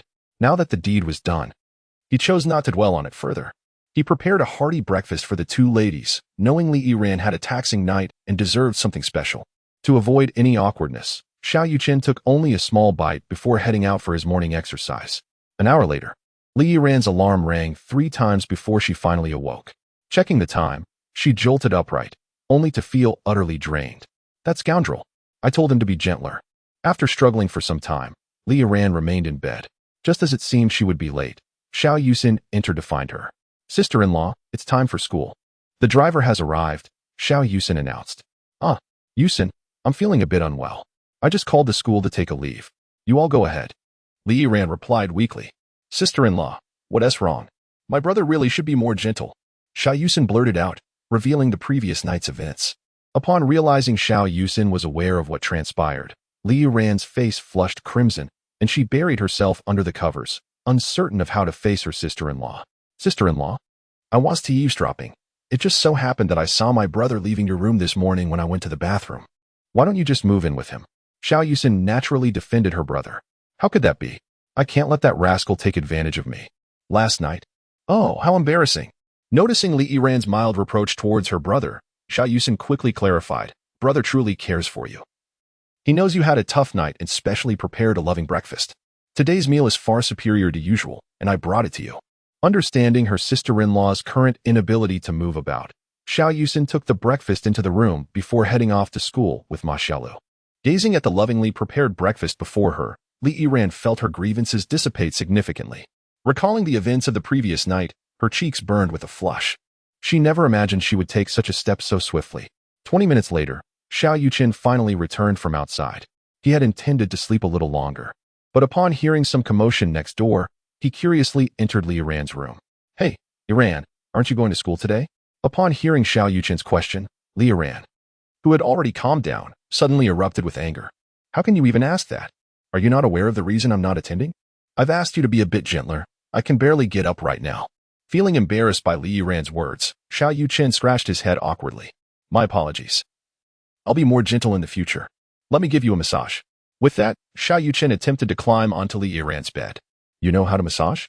I think you're just trying to take advantage of me," Li Yiran said, gripping the blanket tightly, her gaze fixed warily on Xiao Yuchen. "Can you not have a little faith in me? I am quite capable. Aside from giving birth, I can do it all." Without waiting for Li Yiran to protest, Xiao Yuchen slipped under the covers and began massaging her lower abdomen. Just as Li Yiran was about to push him away, she suddenly felt the pain in her body dissipate, replaced by a warm sensation that enveloped her entire being. Xiao Yuchen was using his spiritual energy to help her clear her meridians. "Wow, this feels amazing. You really can massage." Li Yiran reveled in the comfort. "Of course. You often suffer from menstrual pain. After I massage you, you won't have to endure it anymore." "How do you know? Is your medical skill that impressive?" Li Yiran felt fortunate to have such a partner, one who could refine elixirs, possess medical knowledge, and wield martial arts, truly a jack of all trades. "What are you saying? Didn't I tell you I saved Ma Xiaolu's father before? He was in the late stages of liver cancer, and I treated him. What you have is nothing compared to that." Xiao Yuchen was not boasting, although he had used a resurrection pill to treat Ma Xiaolu's father. His soul-reviving needle could also treat cancer, albeit requiring some time. "Oh right, I almost forgot. Can you check me out and see if there are any issues with my health?" "No problem." With a nod, Xiao Yuchen took Li Yiran's pulse, then frowned slightly. "What's wrong? Do I have health issues?" Li Yiran looked at Xiao Yuchen with concern. "There are indeed some issues. You were born during the yin phase, which has led to an excess of yin and a deficiency of yang in your body. The symptoms include feeling cold, lack of energy, and memory decline." Upon hearing Xiao Yuchen's description of the symptoms, Li Yiran quickly nodded. Yes, you are absolutely right. I have those symptoms. Is my condition serious? How should I adjust?" Seeing that Li Yiran believed him, Xiao Yuchen hastily replied, "In simple terms, this condition means you are lacking love. From now on, if you engage in a little more yin-yang harmony with me, you'll be fine. You rogue. You just want to take advantage of me and bully me. Who is deceiving you? You can check online to see if I'm lying. You just admitted that you indeed have those symptoms." Upon hearing the explanation, Li Yiran regained some composure, seemingly convinced that Xiao Yuchen's words were not fabricated. Yet, she could not shake off the lingering feeling of being deceived. "I can't be bothered with you right now. Please step outside. I need to get dressed." Despite having shared an intimate bond with Xiao Yuchen, Li Yiran still felt a twinge of shyness. "We are practically an old married couple. Why the bashfulness? You are currently unable to move well. Allow me to assist you in dressing." Before Li Yiran could voice her objections, Xiao Yuchen swiftly lifted the covers and began to help her don her clothes. "You naughty rascal." Though she chided him, Li Yiran did not resist. After all, she was already Xiao Yuchen's woman, and sometimes it was necessary to indulge her man. It was uncertain whether Xiao Yuchen was being deliberate, but the act of dressing took an unexpectedly long 20 minutes. Even though her physical weakness had dissipated, the sensation of being cared for was quite pleasant. Moreover, the reason Li Yiran chose not to attend school, aside from her discomfort, was her desire to spend more time with Xiao Yuchen. Chapter 62. A difficult choice, although Xiao Yuchen expressed confidence. He was well aware that his opponent was an elder from the Yaoshan Valley, a warrior of the innate realm, which left Li Yiran feeling quite anxious. "Are you still going to school today?" Xiao Yuchen asked with a smile, gently stroking Li Yiran's hair. "I won't go. It's Friday after all, and I only have half a day of classes. I'll have the afternoon off. Tomorrow, I want to accompany you to Heshui Bay. Are you really set on going? What is there to see in a fight?" Xiao Yuchen wished to dissuade Li Yiran from attending the match, not out of concern for her safety, but because he feared she might become apprehensive, worrying for him. However, on reflection, he realized that he bore no deep enmity towards the Yaoshan Valley. His conflict was merely a consequence of the Wang family. Should the Yaoshan Valley engage in a fair duel, he would be open to letting them off the hook, provided they severed ties with the Wang family. "No, I must go. I am worried." Seeing Li Yiran's resolute stance, Xiao Yuchen refrained from further protest. Rarely did he have a day to rest, and he intended to cherish this time with Li Yiran, while the two enjoyed their intimate time at home, outside. A tempest brewed. The families of Jiangsheng were like ants on a hot stove, frantically agitated. The city had divided into two factions, one led by the Wang family, the Qi family, in the Yaoshan Valley, and the other by the Zhou family, the Zheng family, and the underground forces of Li Xian. In terms of strength, the warriors of the Yaoshan Valley undoubtedly surpassed those of the Zhou alliance, and astute individuals recognized the necessity of aligning with the Wang and Qi families. Yet, the ease with which Xiao Yuchen had overwhelmed Elder Yaoshan's eighth elder was evident to all, leaving them uncertain of the true extent of his power. What if Xiao Yuchen's strength had already eclipsed that of the Yaoshan Valley? To effortlessly dominate a consummate warrior like Yao Qing at such a young age, and to be a master alchemist besides, who would dare claim that Xiao Yuchen lacked influence? Considering this, many families found themselves hesitant, for the impending battle would irrevocably alter the dynamics among Jiangxing's four prominent families, potentially establishing one as the preeminent force. Should they choose the right side, they could ascend to greatness. However, a misstep could spell disaster for their clans, a cost they could ill afford. Some families contemplated remaining neutral, refraining from aiding either side until a victor emerged, but by then, regardless of the outcome, neither faction would share in the spoils of victory. This day was destined to be tumultuous, as families convened to discuss the shifting tides, striving to make judicious choices. Amidst these deliberations, an even more explosive piece of news emerged. The Martial Arts Association had mobilized, with Vice President Gu Tao leading a contingent of elite disciples to Xiao Yuchen's home at Li Shui Garden. In the morning, Xiao Yuchen and Li Yiran ventured to the supermarket to procure ingredients. With rare free time, Li Yiran seized the opportunity to have Xiao Yuchen prepare a meal. Upon returning home, just as Xiao Yuchen donned his apron and entered the kitchen, a knock sounded at the door. Li Yiran initially believed that Xiao Yuchen had returned and hurried to open the door. However, upon encountering a group of individuals outside, she stood frozen in place. "May I inquire who you are looking for?" Li Yiran asked, her voice tinged with fear. Although she was not a martial artist, she could discern that these individuals were far from ordinary and possessed formidable strength. Gu Tao, upon seeing Li Yiran, was visibly taken aback. He had not anticipated that Xiao Yuchen would conceal such a stunning girlfriend in his gilded abode.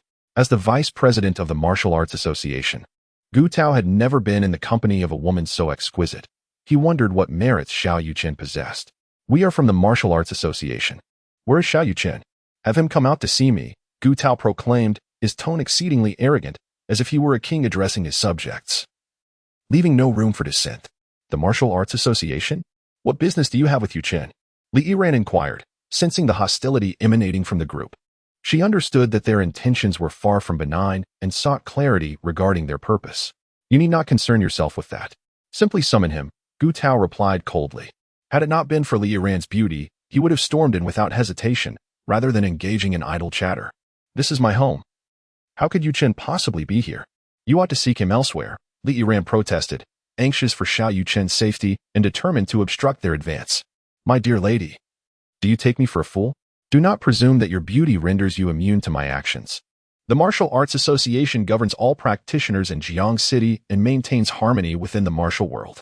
No practitioner has dared defy our commands. Now, swiftly bring him forth," Gu Tao asserted, his demeanor unyielding. Just as Li Yiran contemplated how to resolve the situation, Xiao Yuchen emerged from the kitchen, wearing an apron. "Is the Martial Arts Association truly as formidable as you claim? If that is the case, why did you not intervene when the 8 elders of the Medicine God Valley wreaked havoc in Jiang City?" Xiao Yuchen stated, grounded in reason. He was inclined to show respect if treated amicably. However, if the Martial Arts Association continued to act superior and condescending, he would not shy away from offending them. "You are Xiao Yuchen? Quite young, indeed, though your arrogance is surprising. Do not assume that your abilities grant you the right to disregard others. How dare you offend the Medicine God Valley? If you had merely offended them yourself, it would be one matter. But dragging the Zhou and Zheng families into this could lead to their annihilation by the Medicine God Valley. You would be a sinner in Jiang City," Gu Tao chastised, positioning himself on a moral high ground. To him, Xiao Yuchen was expendable, yet he should not disrupt the equilibrium of Jiang City. "Oh, so you imply that the lives of the 4 great families are precious, while mine is but a worthless existence, not worth lamenting?"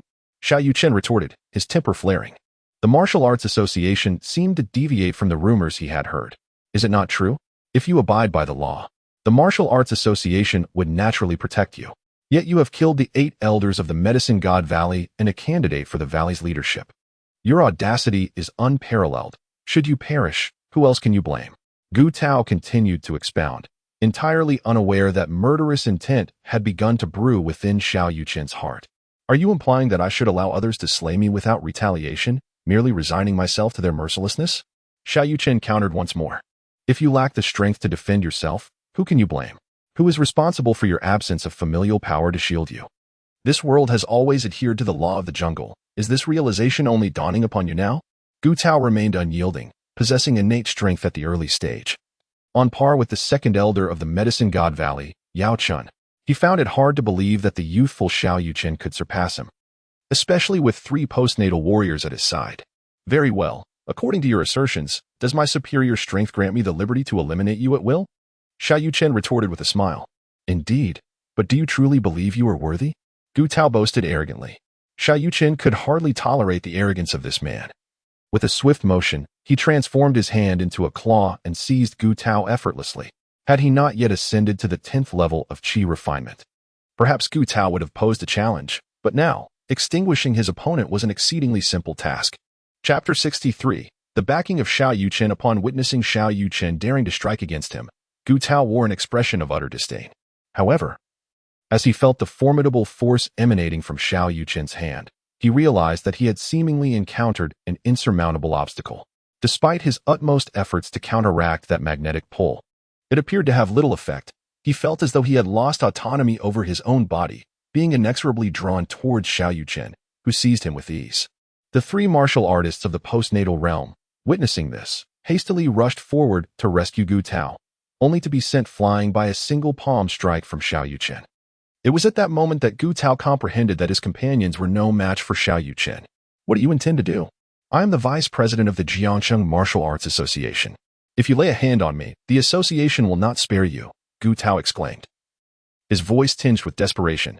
Observing the utter helplessness of Gu Tao in his grasp, Xiao Yuchen shook his head in disbelief. Realizing that the vice president of the Martial Arts Association was as dim-witted as Wang Yukai of the Wang family. Your life rests in my hands. And yet you dare to threaten me? In that case, you shall meet your demise. With a cold glint in his eyes, Xiao Yuchen prepared to end Gu Tao's life. Feeling the palpable aura of death emanating from Xiao Yuchen, Gu Tao was gripped by genuine fear. If he were to die without understanding why, even if the president sought vengeance, it would be of no consequence, for he would not live to see it. No, please, I was wrong. I apologize. Spare me this once, Gu Tao pleaded, abandoning his pride in the face of impending death. However, it was too late for contrition. I'm afraid I cannot accept your apology. Regardless, you are destined to die. It would be prudent to retain some semblance of dignity, Xiao Yuchen replied, exerting slight pressure with his right hand, ready to snap Gu Tao's neck. Yuchen, please, don't kill him in our home. It would haunt me with nightmares. Upon hearing Li Yiran mention home, Xiao Yuchen's hand faltered, and the aura of violence dissipated swiftly. Indeed, Li Yiran was present. How could he take a life before her? Furthermore, this was their sanctuary, a place meant for cherished memories. With that thought, Xiao Yuchen unceremoniously cast Gu Tao outside. For the sake of my girlfriend, I will spare you today. Now leave. As the vice president of the Martial Arts Association was unceremoniously thrown out by a young martial artist, Gu Tao truly felt the sting of humiliation. Yet, he had no recourse. He was simply outmatched. Master Xiao, may I have a word with you? Gu Tao's demeanor had notably softened. The ease with which Xiao Yuchen had subdued him indicated that his strength was likely on par with the late stages of the innate realm, equivalent to that of their president. Gu Tao was genuinely apprehensive. A word? Are you not afraid I might kill you? Xiao Yuchen retorted. I admit, I was somewhat presumptuous earlier, but I have come at the president's behest. Until we discuss the matter at hand, I cannot leave, Gu Tao replied, his tone laced with urgency. Very well, I am curious to discover what you have to say. Yiran, please wait for me at home, Xiao Yuchen instructed, removing his apron and handing it to Li Yiran before leading the way outside. Gu Tao, along with the members of the Martial Arts Association, followed closely behind, and the group eventually halted near a decorative rockery. All right, let us proceed. If you have something to convey, please do so swiftly, for I must return to prepare dinner. Xiao Yuchen expressed a hint of impatience. The matter is as follows, young Master Xiao. The four prominent families of Jiangxing play an indispensable role in the city's development.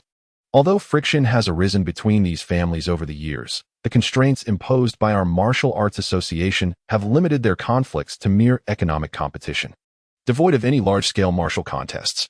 Get to the point. I lack the time to indulge in your trivialities. Gu Tao wished to elaborate further. Yet it was evident that Xiao Yuchen was disinterested in such superfluous details. He sought only to discern the true intent behind the other party's visit. The president has sent me to seek you out due to his appreciation of talent. Our Jiangcheng has long been overshadowed by neighboring cities such as Jinhai and Suqing, largely because of the insufficient strength of our martial artists. It is rare to encounter someone of your youth who has achieved such remarkable prowess. The president wishes to prevent this prodigy from being rendered ineffective due to offending the Medicine God Valley, as that would undoubtedly be a loss for Jiangcheng. Therefore, the president's intention is for you to forfeit tomorrow's duel voluntarily, to apologize to the individuals from the Medicine God Valley, after which our Martial Arts Association can mediate. This way, the Medicine God Valley saves face and will not hold it against you. Upon hearing Gu Tao's words, Xiao Yuchen let out a cold laugh. You claim the president values talent? All I have witnessed is disdain, devoid of any regard for my abilities. Feeling the weight of Xiao Yuchen's words, Gu Tao's face flushed with embarrassment as he awkwardly replied, upon meeting the president, I perceived his keen interest in you, which stirred within me a pang of jealousy. I sought to temper your pride, yet you have far surpassed my expectations. I have brought this upon myself. Very well, though your earlier demeanor displeased me. At least your intentions are commendable. However, as I can easily handle you, I am equally capable of dealing with Yuchen. Thus, why should I offer them an apology? Xiao Yuchen nonchalantly shook his head. Indeed, this is likely something the president did not foresee. Previously, after you eliminated Elder 8 of the Medicine God Valley. The president speculated that your cultivation was at most at the initial or mid-stage of the acquired realm, and that you would surely be defeated in a confrontation with Yao Chun. Of course, losing a match is inconsequential, but there is a fear that Yao Chun might take the opportunity to launch a lethal attack under the pretense of competition, which would spell grave danger for you. Yet I did not anticipate that you have already attained the innate realm, and to such a degree that far exceeds my own. Thus, Yao Chun is indeed no match for you. Nevertheless, I still hope for a reconciliation with the Medicine God Valley, for their Grand Elder possesses formidable skills at the late stage of the innate realm, and their Valley Master has reached the initial stage of the Master Realm. Antagonizing them is hardly a wise choice. Should a conflict arise, even the Martial Arts Association would be unable to intervene, considering our president is only at the late stage of the innate realm. Understanding that the members of the Martial Arts Association were indeed looking out for their own interests, Xiao Yuchen softened his stance somewhat. However, he remained indifferent to their concerns. I appreciate your goodwill, but why do you presume that I am incapable of handling the Medicine God Valley? Are you aware of the strength of my backing? Xiao Yuchen's support is, of course, his cultivation system. With such a potent advantage, he has no fear of the Medicine God Valley. Gu Tao was momentarily taken aback by Xiao Yuchen's declaration, before a tempest of astonishment surged within him. Indeed, at the tender age of 20, Xiao Yuchen has ascended to the latter stages of the innate realm. Who would believe he lacks a formidable background? To cultivate such an exceptional disciple, his master must be extraordinarily powerful, likely at least a grandmaster, if not a martial king. Contemplating this, Gu Tao felt a slight tremor in his body. Fortunately, Xiao Yuchen's girlfriend had interceded on his behalf. Otherwise, he would have already met his demise and potentially caused trouble for the Martial Arts Association. Young Master Xiao, I comprehend now. My previous actions were indiscreet, and I beseech your forgiveness. Let today's incidents be as if they never occurred. However, I do have one humble request that I hope you will consider. Previously, Gu Tao had perceived Xiao Yuchen as the weaker party, wishing for him to concede and seek forgiveness from the Medicine God Valley. Now, with the tides having turned, Gu Tao could only express a new perspective. Please, speak your mind, though I may not necessarily acquiesce. Chapter 64. A dazzling entrance. Young Master Xiao. It is as follows. The Wang family and the Chief family, both esteemed among the 4 great families, wield considerable influence over Jiangcheng. I hope you might show them some leniency and spare them this time. Upon hearing this request, Xiao Yuchen furrowed his brow. If the Wang family refrained from provoking him, he would not mind letting them off the hook. After all, he had not suffered any losses in his confrontations with them. However, the Chief family was his sworn enemy, and there was no way he could overlook their transgressions. I have begun to feel some sympathy for your martial arts association. You must consider various aspects and mediate conflicts among different factions. Isn't that exhausting? Xiao Yuchen said with a light chuckle. Alas, that is the duty of the Martial Arts Association. We must do so, Gu Tao replied, equally resigned. Very well. But you should not have brought this matter to me. It is they who sought trouble with me. If Wang Tianda and Wang Yoji were to come and kneel to apologize, I might consider sparing the Wang family. However, the Chief family, under no circumstances will I let them off the hook. So let us not discuss this matter further. But fret not, regardless of which family falls, another shall rise in its place, and the grand scheme shall remain unchanged. Xiao Yuchen outright rejected the proposal. That may be true, but why? As far as I know, the Chief family has not provoked you. Why do you harbor such animosity towards them? Despite sensing Xiao Yuchen's rising anger, Gu Tao could not help but inquire about the reason. Why? Xiao Yuchen's lips curled into a cynical smile. Because the Chief family was responsible for the death of my parents. Is that reason sufficient? Upon learning the truth, Gu Tao felt as if he had plunged into an icy abyss.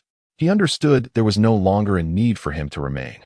And after exchanging a few pleasantries with Xiao Yuchen, he departed with the members of the Martial Arts Association. When Xiao Yuchen returned home, his sister, Xiao Yuchen, was also back. He donned an apron once more and stepped into the kitchen, soon preparing a sumptuous feast. After enjoying a delightful meal together, the 3 settled in the living room to watch television. However, due to their concern for Xiao Yuchen's upcoming duel, the 2 women appeared somewhat distracted. Many times they contemplated urging him to forfeit the fight, but they knew that was an impossibility, so they refrained from mentioning it. The following morning, Xiao Yuchen prepared breakfast for the 2 women as usual, and then they drove together to Hishui Bay. Despite his attempts to dissuade them, Li Yiran and Xiao Yuchen insisted on accompanying him. As Li Yiran expressed, she wished to capture the gallant figure of her man on film. Yet Xiao Yuchen understood that the two women were genuinely worried for his safety. Heishui Bay, located in the outskirts of Jiangxing to the east, was uninhabited except for a few large chemical factories that discharged their wastewater into the adjacent river, turning its waters black, and thus earning the name Heishui Bay. Typically, this area was seldom visited, but today it was bustling with people. Families of all sizes from Jiangxing had gathered here, congregating along the banks of the river. On one side stood the Wang family and the Qi family, along with their affiliated clans, while on the other were the Zhou family, the Zheng family, and the underground forces of Li Xian. However, in terms of numbers, the people from the Zhou family were evidently far fewer than those from the Wang family, as it was clear that everyone believed Xiao Yuchen could not contend with Yaoshan Valley, although both sides had nearly gathered. The principal figures, Xiao Yuchen and the three elders from Yaoshan Valley, had yet to make their appearance. While the crowd awaited, another group arrived, making their way directly towards the Zhou family. Look, ISNT, that President Mo from the Martial Arts Association, and beside him is Vice President Gu. I never expected both presidents would come in person. Shouldn't the Martial Arts Association maintain neutrality? Why are they heading to the Zhou family? Perhaps it was merely a coincidence. With only two sides, they had to choose one. Given the Martial Arts Association's intervention, it was likely that Yaoshan Valley would temper its actions. Yet, that was not certain. The strength of the Jiang City Martial Arts Association was quite feeble. The president was merely at the late stage of the innate realm, while the leader of Yaoshan Valley had already reached the master realm. The Martial Arts Association had no recourse, unless they sought aid from associations in other regions. How could that be? Such a disgraceful act would be beneath the Martial Arts Association. Every time there is a grand martial arts competition, Jiang City always finishes last. And the Martial Arts Association is regularly mocked by those from other regions. Their relationships are likely strained. Indeed, unless faced with a significant disaster, the Martial Arts Association would collaborate to ensure harmony and stability within the martial arts community, but typically they merely observed each other's misfortunes without offering assistance. The crowd engaged in animated discussions when, after a brief period, a presidential Bentley glided before them. As the car door swung open, an extraordinarily beautiful young woman emerged from the driver's seat. After stepping out, she approached the rear and gracefully opened the door. At that moment, a handsome young man alighted from the vehicle. The young woman promptly stepped forward, linking her arm through his right wrist as they moved ahead. This was not the end. The other rear door also opened slowly, revealing another stunning woman who stepped out, linking her arm through the young man's left wrist as they proceeded together. Witnessing this scene, the crowd was left in stunned silence, their mouths agape. To possess even one such exceptional woman would suffice for their satisfaction. Yet this man was flanked by two, which was infuriating. The mere spectacle of it could make many men feel despondent. Goodness, that can't be Xiao Yuchen, can it? He truly has come to compete. But it seems more like he's here to flaunt his affection, just to secure a good viewing spot. I barely had time for breakfast, and unexpectedly, I was served a hefty portion of dog food. In truth, Xiao Yuchen himself was not fond of such a grand entrance. It was merely a plan concocted by Li Yiran the night before. Regardless of the circumstances at home, he was determined to uphold his dignity in front of the public. Thus, Li Yiran insisted on being Xiao Yuchen's driver and even opened the car door for him, with the condition that upon returning home, Xiao Yuchen would wash Li Yiran's feet, massage his shoulders, and provide a full-body massage. Initially, Xiao Yuchen intended to decline, but upon hearing the punishment, he readily acquiesced. After all, it was hardly a punishment but rather a delightful reward for a homebody. Upon encountering Xiao Yuchen, flanked by two lovely maidens, Zhou Tiancheng and Zheng, he could only shake their heads in wry amusement. The previous night had been fraught with anxiety as they worried whether Xiao Yuchen could withstand the might of the Medicine God Valley. Should he falter? Both the Zhou and Zheng families would likely face the wrathful retribution of the Wang and Qi clans, even if they managed to preserve their lives. It was anticipated that their familial enterprises would be stripped bare by the Wang and Qi families, for with the Medicine God Valley in the fray, resistance was utterly unthinkable. Yet, while they were consumed with apprehension, Xiao Yuchen seemed to revel in the moment, which was incredibly exasperating. Brother Xiao, you truly know how to savor life. Meanwhile, I have been worried sick. Look, I've even turned 2 strands of my hair gray. When you return, you must bestow upon me another youth elixir to remedy this. Zhou Tiancheng lamented, his face a portrait of grievance. Your mental fortitude leaves much to be desired. Who can you blame? Do you think the youth elixir is as common as cabbage, to consume at will? I have yet to fulfill my promise to brothers Zheng and Li. Chapter 65. Public embarrassment. Even without the youth elixir, a few beauty pills would suffice. Look at the wrinkles forming on my forehead, Xiao Yuchen remarked, pointing at his forehead. Could it be that the youth elixir truly has side effects? Zhou, in the past, aside from being somewhat lecherous, you appeared quite manly. Yet now, after consuming the youth elixir, you seem increasingly effeminate. What is wrong with a few wrinkles for a grown man like you? Xiao Yuchen expressed with evident disdain. Haha. What my younger brother Xiao said is accurate.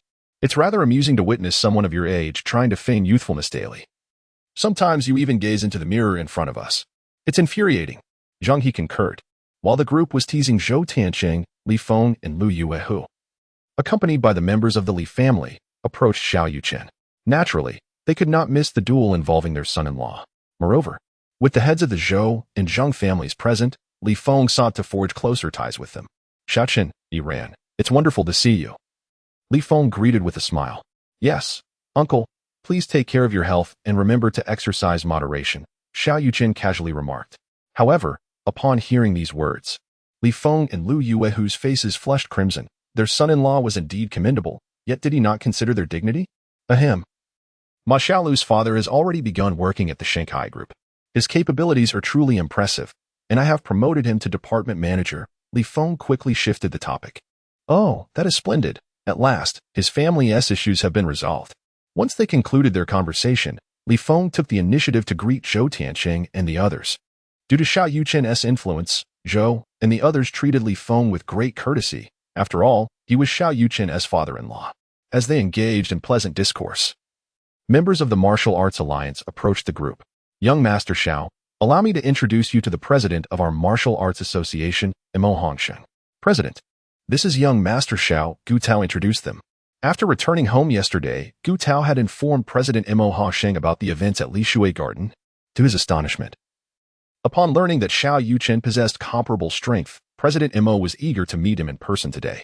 Upon recognizing that these individuals belonged to the Martial Arts Association, Zhou Tiancheng and the others immediately fell silent. Despite being part of the four great families, they understood the necessity of humility in the presence of the Martial Arts Association. President Imo, I am Xiao Yuchen.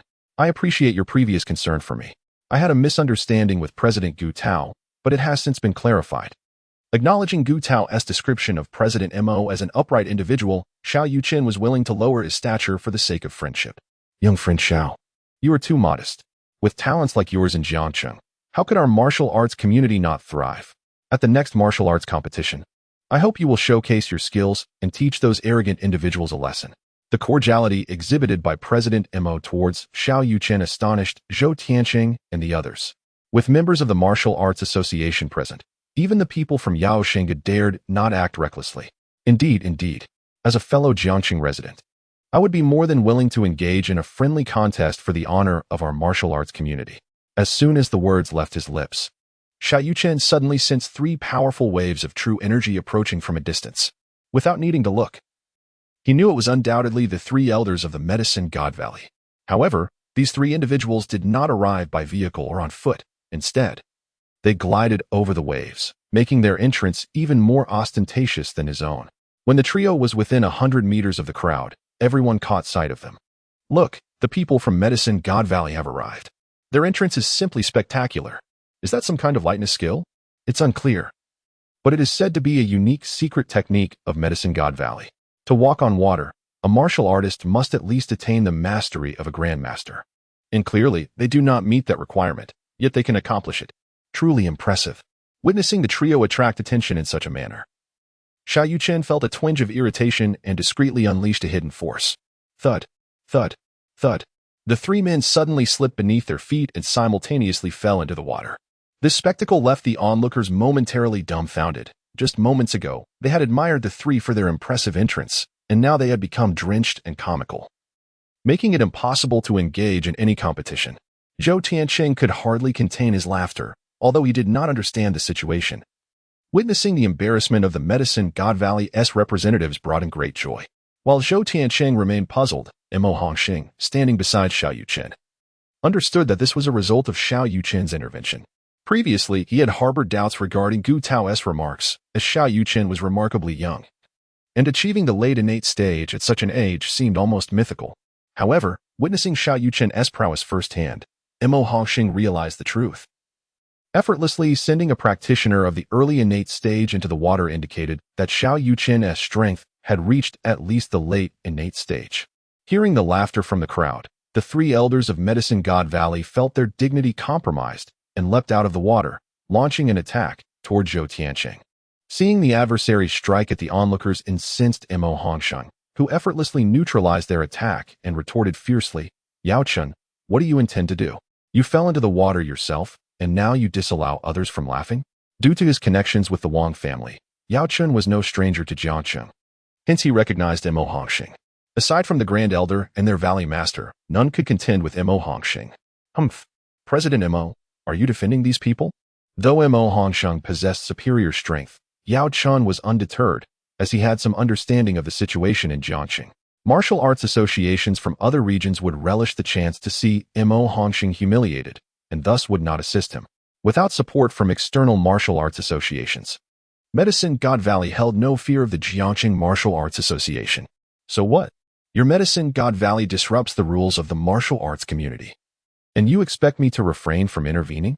Confronted with Mo Hongxing's rebuttal, Yao Chen was aware of his untenable position and ceased further argument. Directly approaching the Wang family members to change his attire, these three individuals had no sense of shame. Did they truly intend to change clothes in public, with women present? If they were handsome, it might be excusable, but they were three elderly men, hardly a sight to behold. Zhou Tianqing scoffed, clearly irked by Yao Chen's sudden aggression. "Brother Zhou, please calm down. This is merely the beginning. The real spectacle lies ahead," Xiao Yuchen consoled. Yao Han, who possessed a penchant for cleanliness, habitually changed his attire after every battle. Thus, he had previously arranged for several outfits through the Wang family. Otherwise, today would have been quite awkward. Despite the change of clothing, an unpleasant odor still clung to him, causing Yao Han considerable discomfort. However, with the competition time approaching, he had no opportunity to take a shower. He reassured himself that the contest would soon conclude, and he could wash up afterwards. "Old Liu, inquire whether that lad has arrived. If he has, let us commence promptly. I wish to return for a bath. The Martial Arts Association is present, so do not kill anyone. Breaking their limbs will suffice. The matter of avenging old age can be handled discreetly," he instructed. Upon hearing his brother's command, Lu Zhang Yaoen stepped out of the crowd and called out loudly, "Which one of you is Xiao Yuchen? Dare you face me in battle?" However, Yaoen was merely at the mid-stage of the postnatal realm, and Xiao Yuchen had little interest in engaging him. Just as Xiao Yuchen hesitated, the system's voice resonated once more. "Ding. Challenge task issued. Accept the challenge from the elders of Yaoshan Valley and crush them. Task rewards: a low-grade spiritual weapon, the Xianyuan sword, a 5-fold cultivation speed experience card, and 3 mid-grade youth-preserving pills. Will you accept the challenge?" Chapter 66. Zhenji pulls weed. Xiao Yuchen was overjoyed. Indeed, every challenge summoned a corresponding task. As he approached the threshold of foundational cultivation, the system graciously bestowed upon him a low-grade spiritual weapon, a truly thoughtful gesture. With this reward, Xiao Yuchen's spirit soared, and he boldly stepped forward. "I am Xiao Yuchen. Are you certain you wish to be the first to take the stage? How about this? I shall slay your elderate, and out of guilt, I will allow you 3 strikes to vent your frustrations. What say you?" Upon witnessing the remarkable youthfulness of Xiao Yuchen, Yao Yin was momentarily taken aback. His own 8th brother had succumbed to such an arrogant lad. A disgrace to the Yao Divine Valley. Today is merely a contest of skill. We shall address the matter of my 8th brother later. Seeing as you are a junior, I shall grant you 3 strikes, lest others accuse me of bullying the young. Yao Yan's countenance was filled with disdain. According to Wang Tianda, although Xiao Yuchen had triumphed over Yao Qing, it had not been without difficulty. Thus, he surmised that Xiao Yuchen's strength lay within the early stages of the acquired realm. Unbeknownst to Yao Yin, Wang Tianda had deliberately downplayed Xiao Yuchen's prowess to seek revenge for his son, conveniently omitting the fact that Yao Qing had been struck dead with a single blow. Oh, is that so? Truly befitting of an elder from the Yao Divine Valley. Exuding such dominance. Then I shall not hold back. With that, Xiao Yuchen unleashed a palm strike from a distance, and the onlookers beheld Yao Yin soaring into the sky, performing a complete 720-degree rotation before crashing back into the water. "Hey, you almost bear witness. He insisted I strike him. You saw it. I did not exert myself at all, yet he flew away. This is undoubtedly a case of deceit." The followers of Zhou Tianqing were initially astonished, but soon erupted into uproarious laughter, realizing that Xiao Yuchen was merely toying with his opponent, in stark contrast to the merriment of Zhou Tianqing's side. The atmosphere among the Wang family had become oppressively tense. Xiao Yuchen was clearly playing the role of a cunning predator, and they had underestimated him. After a couple of minutes had passed without anyone resurfacing, Wang Tianda and the others hastily plunged into the water to retrieve Yao Yan. At this moment, Yao Yan was in a pitiful state, unconscious, with his right cheek swollen like a steamed bun and several of his teeth missing. Xiao Yuchen had shown mercy. Otherwise, they would have struggled to recover even a complete corpse. How utterly weak. Clearly, he was overly obedient in his childhood. Never having endured a proper reprimand from his parents, his physique is simply inadequate. Who shall step forth next? I grant you 3 strikes to witness just how resilient I truly am. Xiao Yuchen's demeanor was exceedingly arrogant. He had no desire to be struck himself. But the rare encounter with a few opponents of slightly greater strength ignited a playful itch within him. The key was his cultivation of the absorption technique. And this was the optimal method for rapid advancement. Upon observing Xiao Yuchen effortlessly sending Yao Yan flying with a light strike, Elder 4 Yao Qian realized he was no match for Xiao Yuchen. He contemplated conceding and allowing his second brother to take over. But upon hearing Xiao Yuchen's offer of 3 strikes, he instantly regained his composure. Perhaps Xiao Yuchen was slightly stronger, yet they were likely evenly matched. Even a martial artist at the pinnacle of the acquired realm would be injured after 3 strikes from him. How could he let such an opportunity slip away? I shall come forth. Do you truly wish to endure my 3 strikes? Yao Qian confirmed once more. Certainly, I grant you 3 strikes. Yet you need only allow me 1.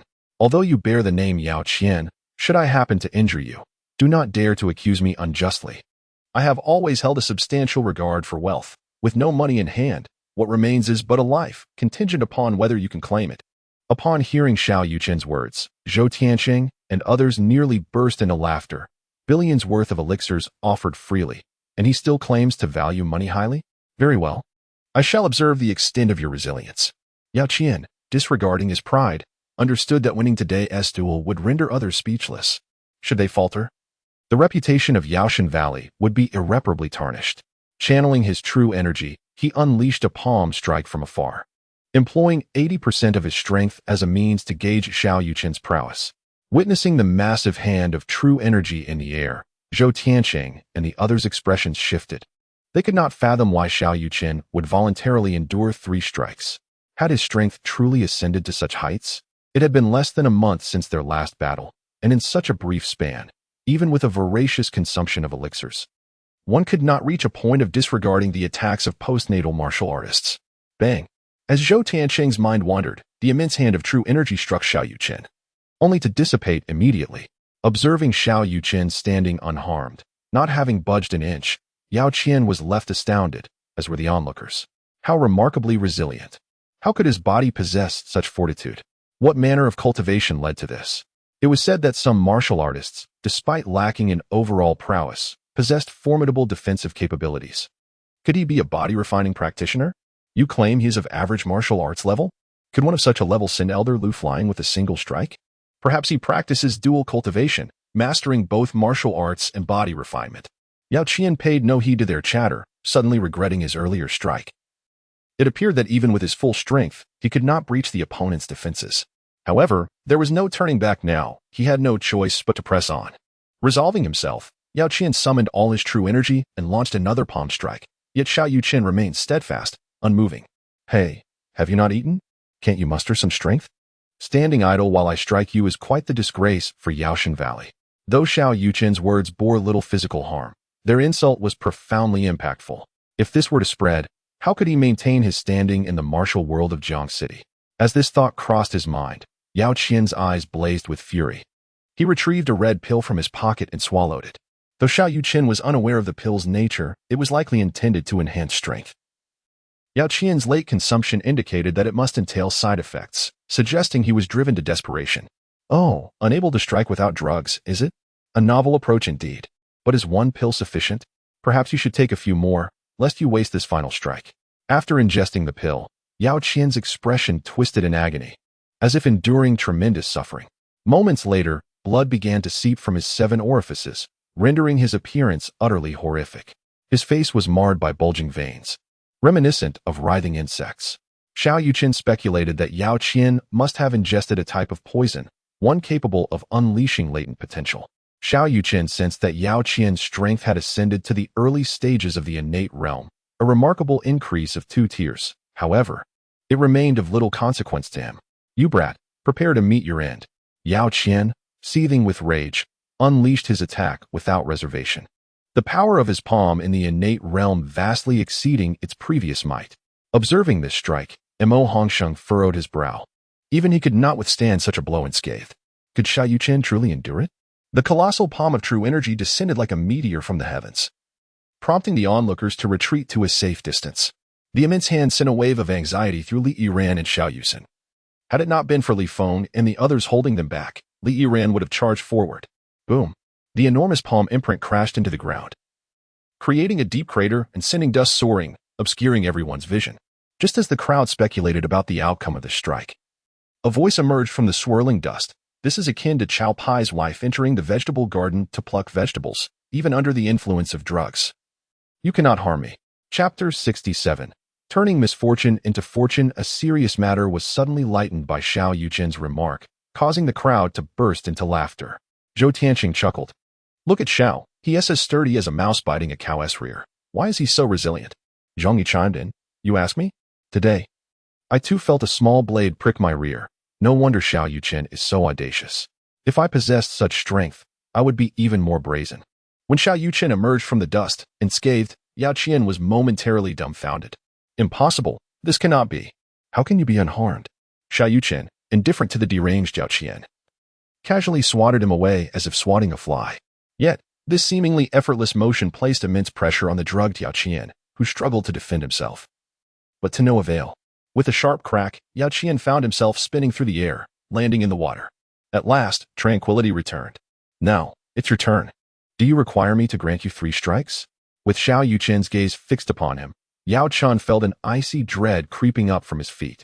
Although he was slightly stronger than the drugged Yao Qian, he knew he could not easily withstand the blow that Yao Qian had just delivered. This indicated that Xiao Yuchen's strength surpassed his own, likely reaching mid to late stages of the innate realm. Faced with such a formidable opponent, he found himself lacking the courage to strike. "And no, I concede." A collective gasp echoed through the assembly. The esteemed second elder of the Medicine God Valley had been so intimidated that he chose to withdraw without a fight, a response that no one had anticipated. "Concede? You issued me the challenge. How can you surrender before we even begin?" "No, we must fight today." Among the trio, only Yao Qian had attained the innate realm, and Xiao Yuchen had hoped for a few exchanges to elevate his own cultivation. Yet, this individual had chosen to concede outright, which was utterly bewildering. "I truly am not your match. I shall no longer concern myself with your grievances with the Wang family, nor will I avenge the enmity against my 8th brother. Can we leave it at that?" Yao Qian was genuinely intimidated. The calm demeanor of Xiao Yuchen spoke volumes about his superior strength, and Yao Qian saw no reason to endure further humiliation. He was reluctant to be thrown into the river again. "For someone of your stature as the second elder of the Medicine God Valley, is it not a bit cowardly? Since you are unwilling to strike, I shall take the initiative." Xiao Yuchen would not let Yao Qian off easily and charged forward. Cornered, Yao Qian had no choice but to retaliate, and thus, their battle commenced. After exchanging a dozen blows, Yao Qian was further convinced of his inferiority to Xiao Yuchen. Throughout the encounter, he was coerced into action, while Xiao Yuchen exhibited no defense, allowing the strikes to land upon him unimpeded. "Why must you continue to fight? If you wish to engage, you may seek my elder brother instead. Just let me go." Yao Qian pleaded while retreating. "Your elder brother? Has he arrived as well?" Xiao Yuchen paused his assault, considering that the involvement of that elder might prove more beneficial to him. Indeed, this time the 4 brothers gathered together.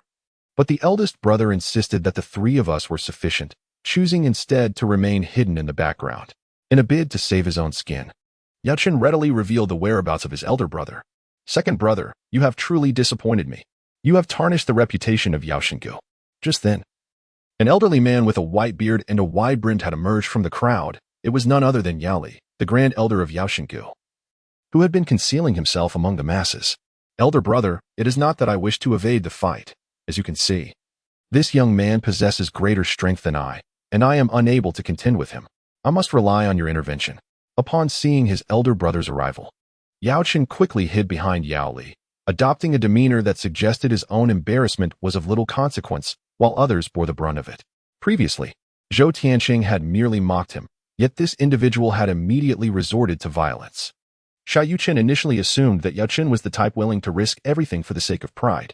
It is now apparent that he is the most cunning and thick-skinned among them, fleeing when faced with defeat without regard for his own or Yao Xinggu's honor. Step back for now. I shall deal with you later, Yao Li scolded, shifting his gaze towards Xiao Yuchen. Young man, who is your master? At such a young age. You possess remarkable cultivation, suggesting your mentor is no ordinary individual. As the Grand Elder, Yao Li considered the situation more comprehensively. The fact that Xiao Yuchen could effortlessly overwhelm an initial stage innate martial artist at such a young age indicated a profound background. Should this be true, Yao Xinggu would have to concede defeat. I have no master, nor do I have any background. If you wish to fight, then fight. If not, leave Jiacheng and do not let me see you again, for I find your presence embarrassing, Xiao Yuchen replied, maintaining his arrogant demeanor. I, the esteemed Grand Elder of Yao Xinggu, have always been treated as a guest of honor wherever I go. Yet today, I am disdained by a mere junior. I shall rectify the reputation of Yao Xinggu today. Within the realm of hidden sects, Yao Xinggu may hold the lowest position in terms of strength. Yet its status remains quite high due to its formidable medical and toxicological skills. Though martial artists generally enjoy lengthy lifespans, they are still ordinary people susceptible to illness, prompting many from hidden sects to seek assistance from Yao Xinggu for serious ailments.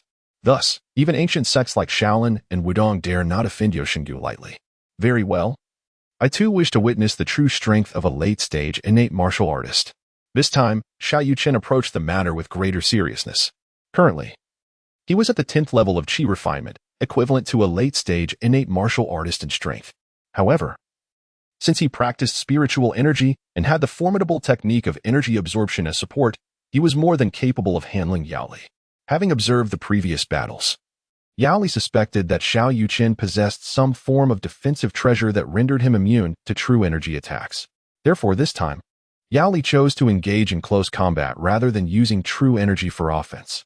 Xiao Yuchen, unfazed, joined the fray, and the two exchanged blows with remarkable speed, delivering hundreds of punches in mere minutes, leaving the onlookers utterly astonished.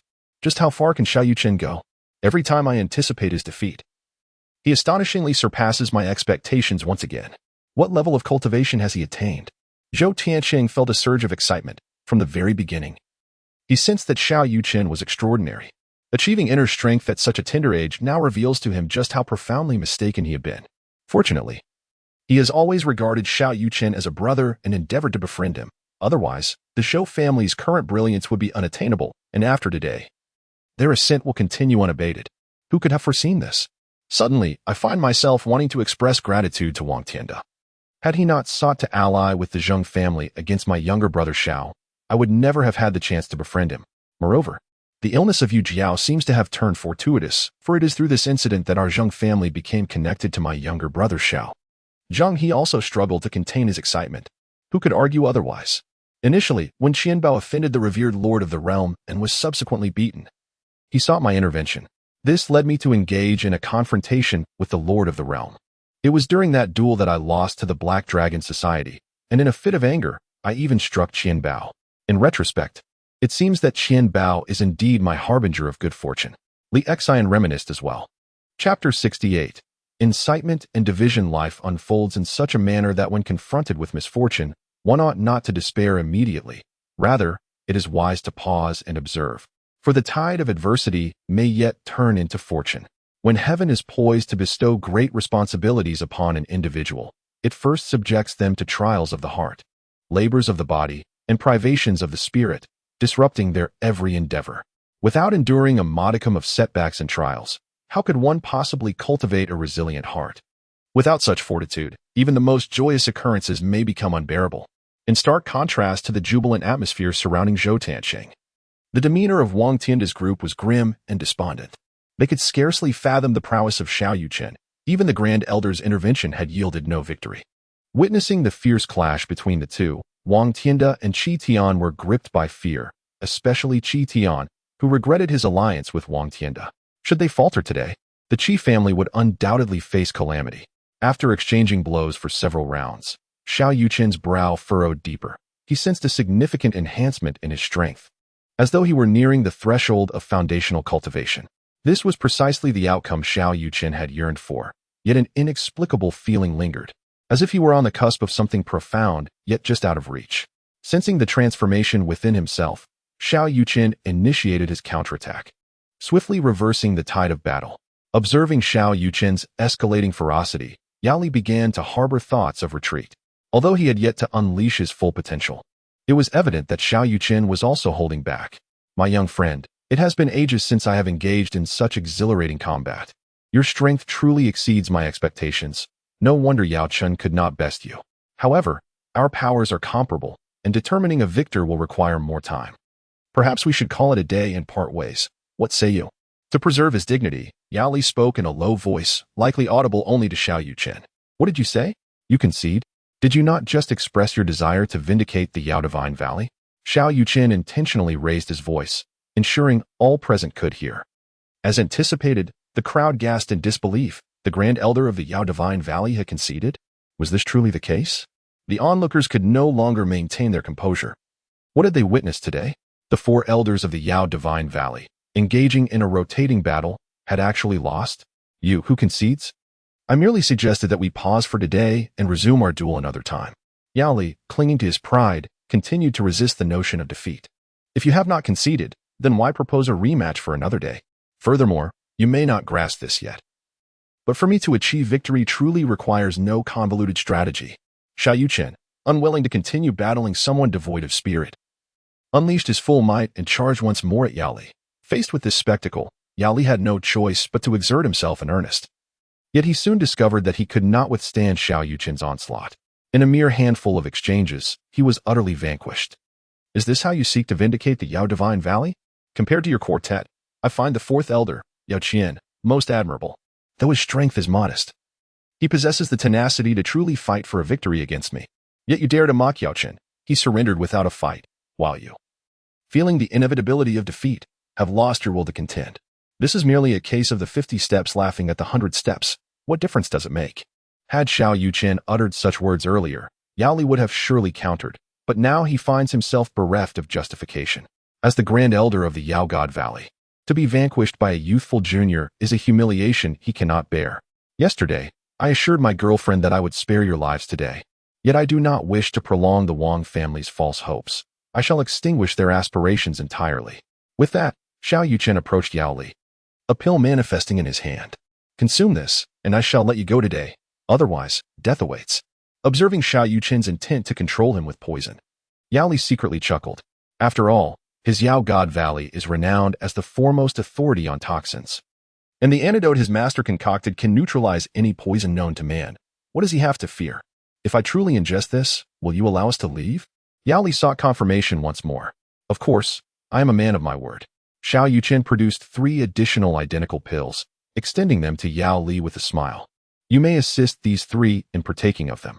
Yao Li accepted the pills, contemplating the 4 identical ones in his grasp.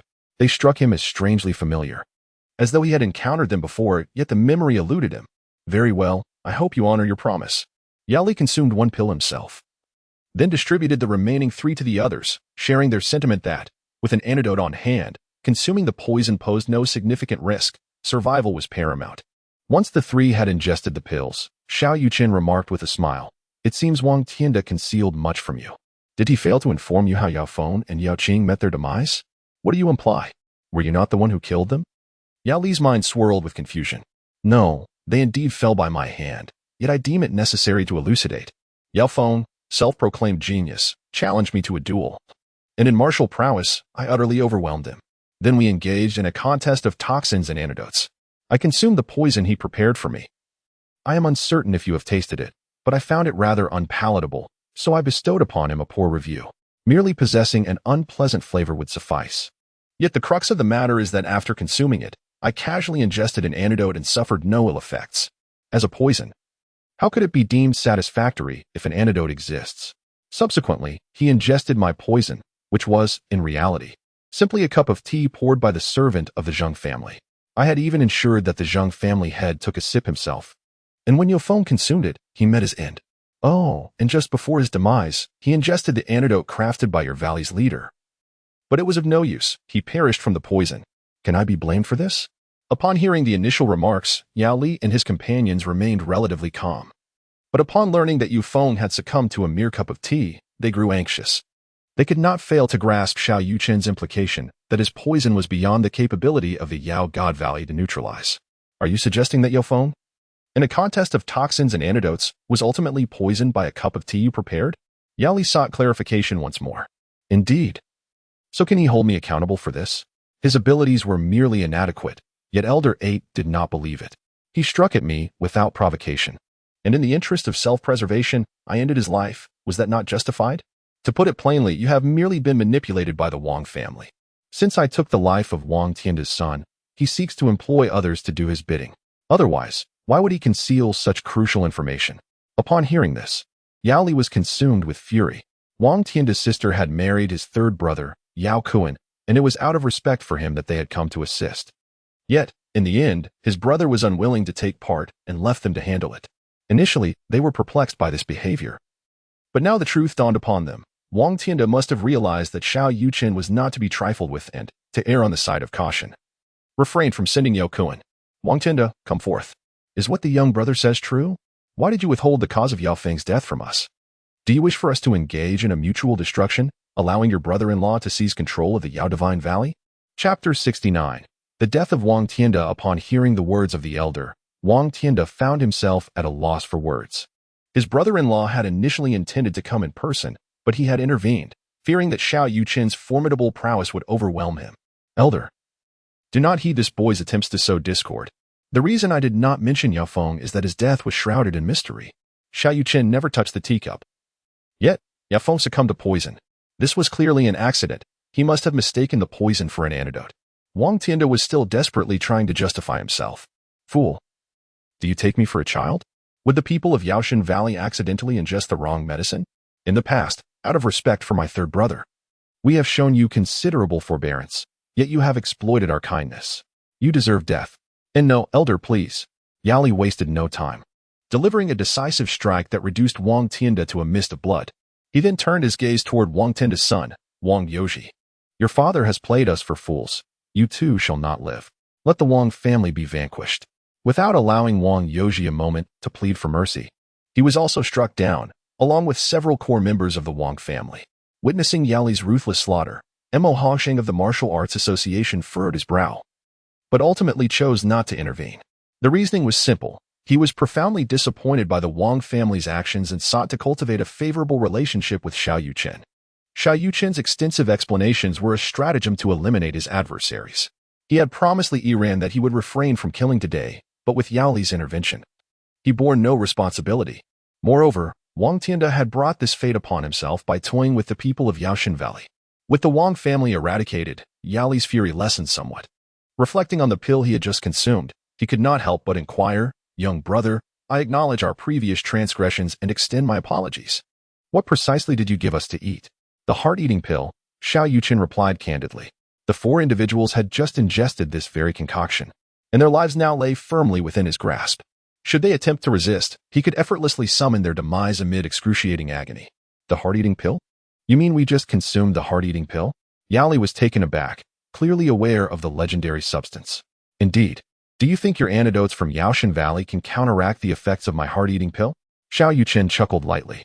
This is impossible. How could you possess the heart-eating pill? Yao Li had previously felt a sense of familiarity because he had encountered references to the heart-eating pill in ancient texts. But since the pill had long been lost to the ages, he had dismissed the notion. So, Wang Tianda concealed the truth from you. Did he not inform you that I am an alchemist? When it comes to the art of poison, you are woefully inexperienced. As these words sank in, the four individuals were not only shocked but utterly despondent.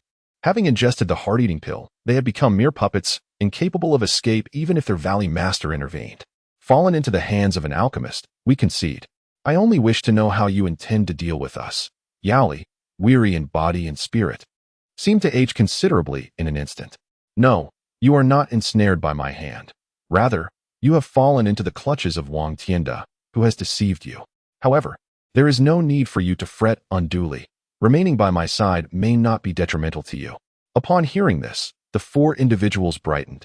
realizing that having an alchemist as their ally would allow them to navigate their future endeavors with ease. If they performed well and received a few elixirs, their cultivation could rapidly ascend.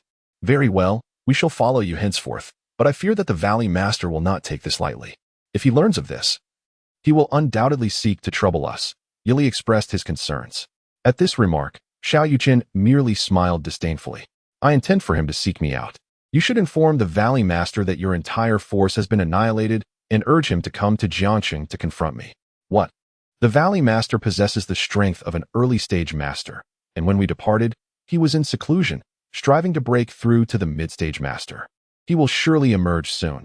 Are you certain you can contend with him? Yili was astonished, unable to comprehend Xiao Yuchen's motives. There is no need for further inquiry. Simply follow my instructions. It would be wise not to attempt any tricks, for you know the consequences, Xiao Yuchen reiterated. We dare not. We shall comply, Yili responded, refraining from further discussion as he relayed the message back to the Yaoshan Valley. As core members of the Valley, the Valley Master would undoubtedly come personally. Ding! Congratulations, host, on successfully completing the challenge. You have received a low-grade spiritual weapon, the Xinyuan Sword, a 5-fold cultivation speed experience card, and 3 mid-grade beauty elixirs, all of which have been added to the system's inventory. Please check your collection. Upon hearing the system's notification, a smile graced Xiao Yuchen's lips. However, based on the 2 previous challenge announcements, he observed that the low-grade beauty elixir seemed to have vanished, with only mid-grade versions now available. He had consumed the low-grade beauty elixir himself, while bestowing mid-grade ones upon Li Xin and Zhang He, which he found somewhat regrettable. He would have to wait for more elixirs to be produced in the future. Yet, if he could procure a millennium ginseng and several auxiliary herbs, he could concoct beauty elixirs himself. Unfortunately, such herbs were rare and elusive, leaving him reliant on the system. Young Master Xiao, how shall we deal with the chief family? Should I eliminate them as well? Yili inquired, glancing at the trembling members of the chief family. No need. I shall handle the chief family personally. Xiao Yuchen's strategy was to first impose economic sanctions on both the Wang and chief families, rendering them destitute to make them experience true despair before delivering their demise. However, with the core figures of the Wang family now absent, he had little interest in the remaining members. As for the chief family, even if they did not aid the Wang family this time, Xiao Yuchen would not let them escape unscathed. Simply killing them would be too lenient. He aimed to leave them with nothing. Seeing Xiao Yuchen's gaze turn in their direction, Qi Tian, the head of the chief family, knelt before him, followed by the rest of his family, who prostrated themselves in submission. These were the ones who had aligned with the Wang and chief families. Young Master Xiao, I was momentarily foolish to believe Wang Tinda's words. I realized my error, and considering I have not yet committed an irrevocable mistake, I implore you to spare the chief family, Qi Tian pleaded desperately. Your name is Qi Tian? A mere mortal dares to aspire to greatness. But do you truly believe you are deserving? Have you not considered the grave mistakes your family has made? To speak candidly, even if I were to spare the Wang family today, I would not extend the same mercy to the chief family. A fierce glint ignited in Xiao Yuchen's eyes. He yearned to strike Qi Tian down with a single blow, avenging his parents. Yet, he restrained himself, unwilling to allow the chief family the comfort of an easy demise. Why? We have done nothing wrong, Qi Tian exclaimed, feeling as though he had plunged into a frigid abyss. Bewildered by the depths of Xiao Yuchen's animosity towards the chief family. Why? You dare to question why? Xiao Yuchen retorted. 2 years ago, my parents were tragically killed by a wealthy heir while returning home.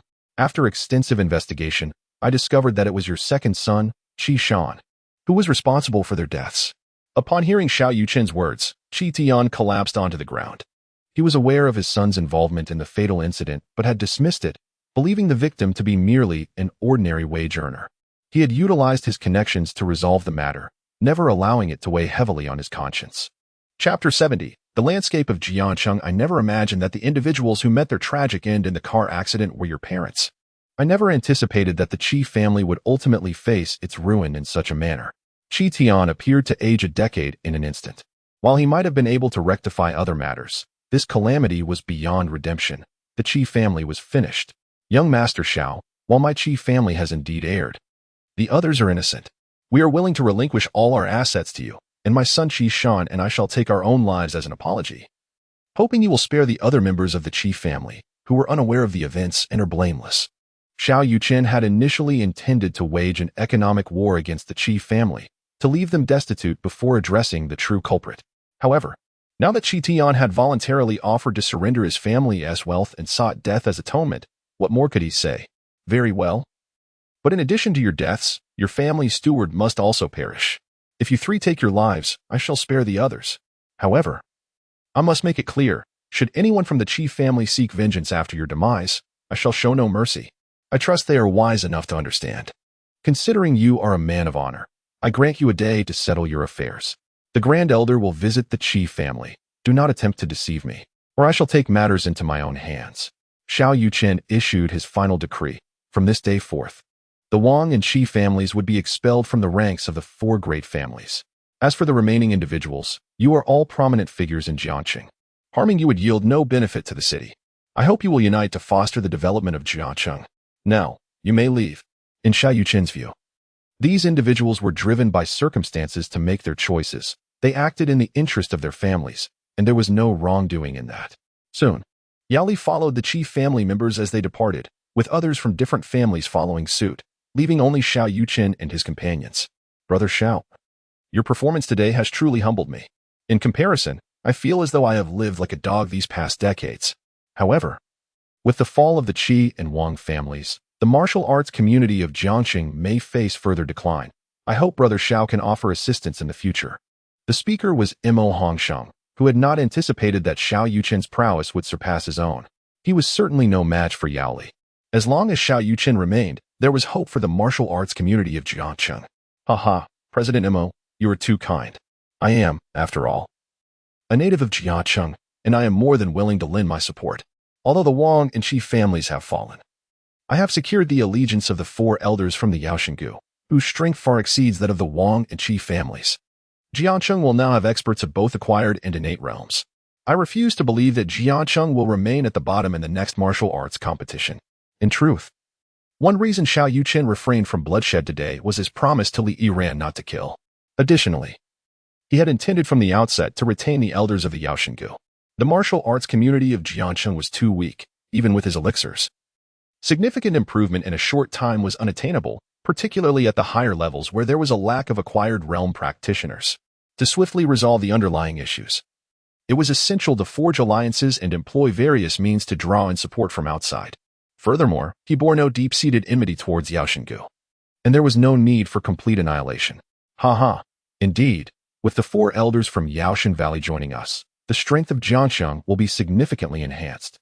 However, are you truly unperturbed by the prospect of the valley's master seeking you out? Or do you possess the capability to confront a master-level expert? This has always been a perplexity for Mo Hongsheng. Well, to some extent, you need not concern yourselves. When that master arrives, just leave him to me. The reason Xiao Yuchen wishes to confront the master of Yaoshan Valley is that he senses that to elevate his own prowess, he must assimilate the strength of a master-level expert. Furthermore, he is on the cusp of a breakthrough to the initial stage of foundation establishment. Yet he has yet to utilize his experience card for this stage. If he does not use it soon, it would be a waste. All right, I understand. Since matters are resolved, we shall take our leave.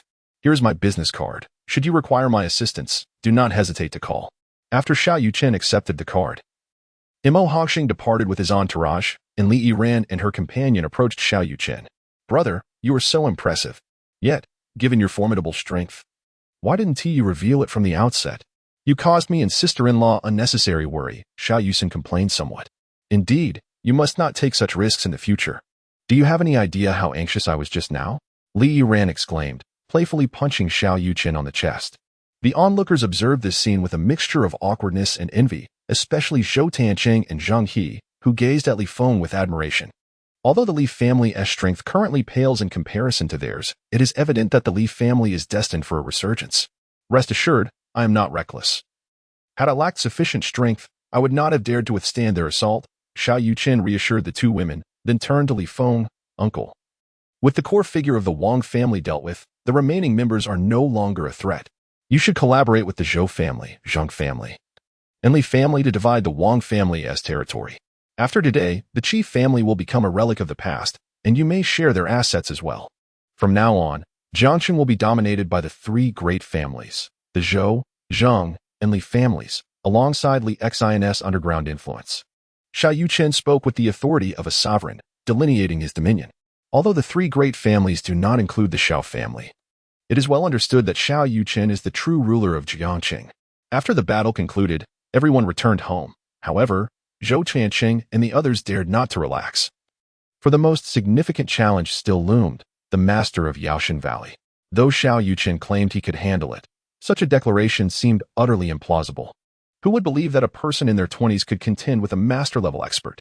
The battle persisted throughout the morning, and upon returning home at noon, Xiao Yuchen donned an apron and ventured into the kitchen. Regardless of his formidable strength and illustrious identity at home, he assumed the role of caretaker for the two young women.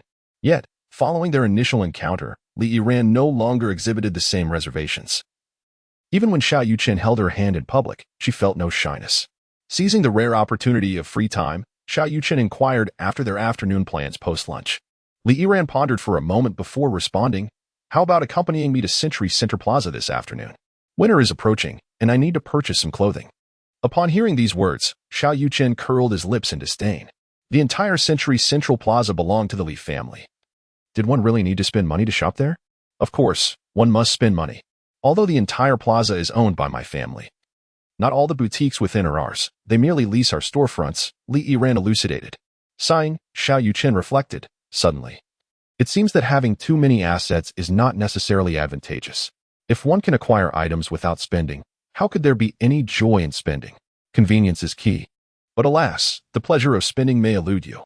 In Jiacheng, should you desire something, I suspect many would eagerly bring it to you, Li Yiran teased with a smile. How exaggerated. At most, only those from prominent families recognize me. If I were to purchase items from street vendors, who would even know me? With a newfound purpose, Xiao Yuchen refrained from further idle chatter. He drove the two women to the Century Central Plaza, deliberately choosing a boutique that was not affiliated with the Li family to relish the joy of spending. Chapter 71. Li Feng's subtle movements upon the arrival of Li Yiran and her companions. The store attendant visibly hesitated for a moment before swiftly approaching them with somewhat exaggerated gestures. Although unsure of the underlying cause, Xiao Yuchen felt an odd sensation, as the female server occasionally stole glances in his direction. What could this mean? Had he perhaps become more handsome recently? A sense of pride swelled within him. "May I assist you in selecting some clothing? We offer a wide array of men's, women's, and children's apparel," the attendant inquired. "Oh, I would like to look at children's clothing," Li Yiran replied. Yiran, what is the meaning of this? Why are you purchasing children's clothes? Surely it cannot be that you are expecting?" Xiao Yuchen exclaimed, astonished.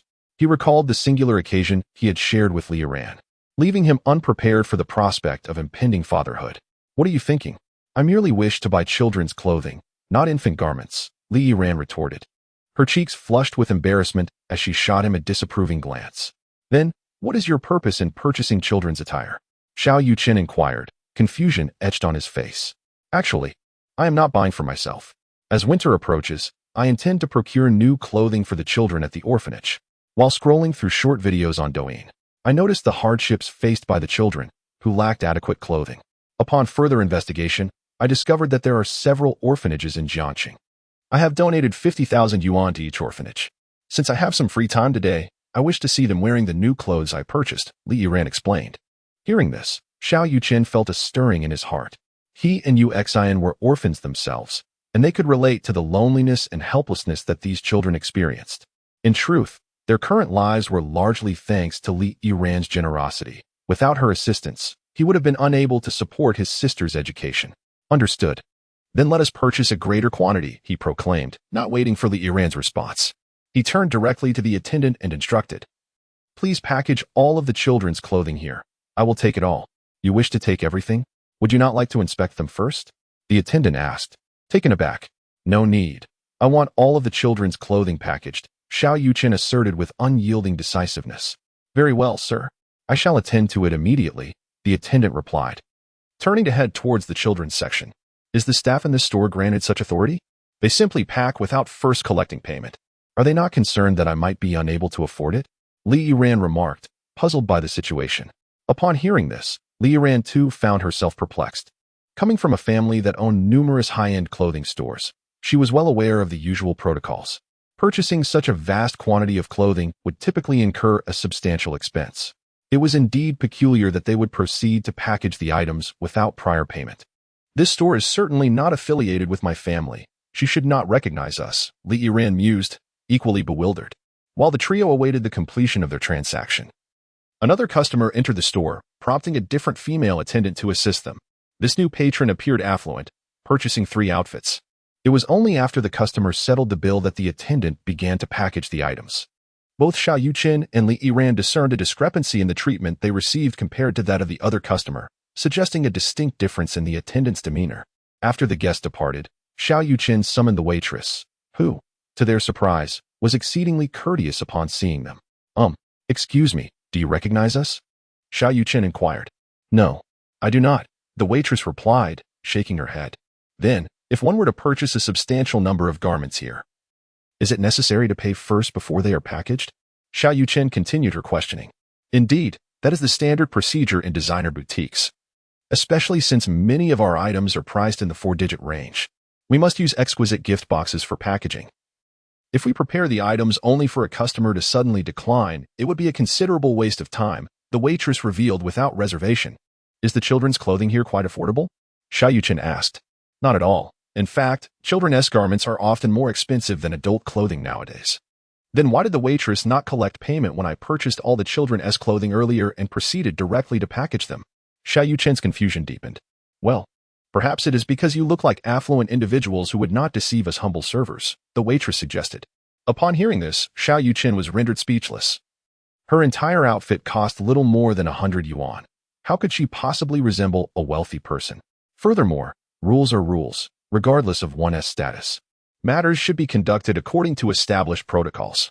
Sister, I sense you are not being entirely truthful. Is there something you are concealing from us?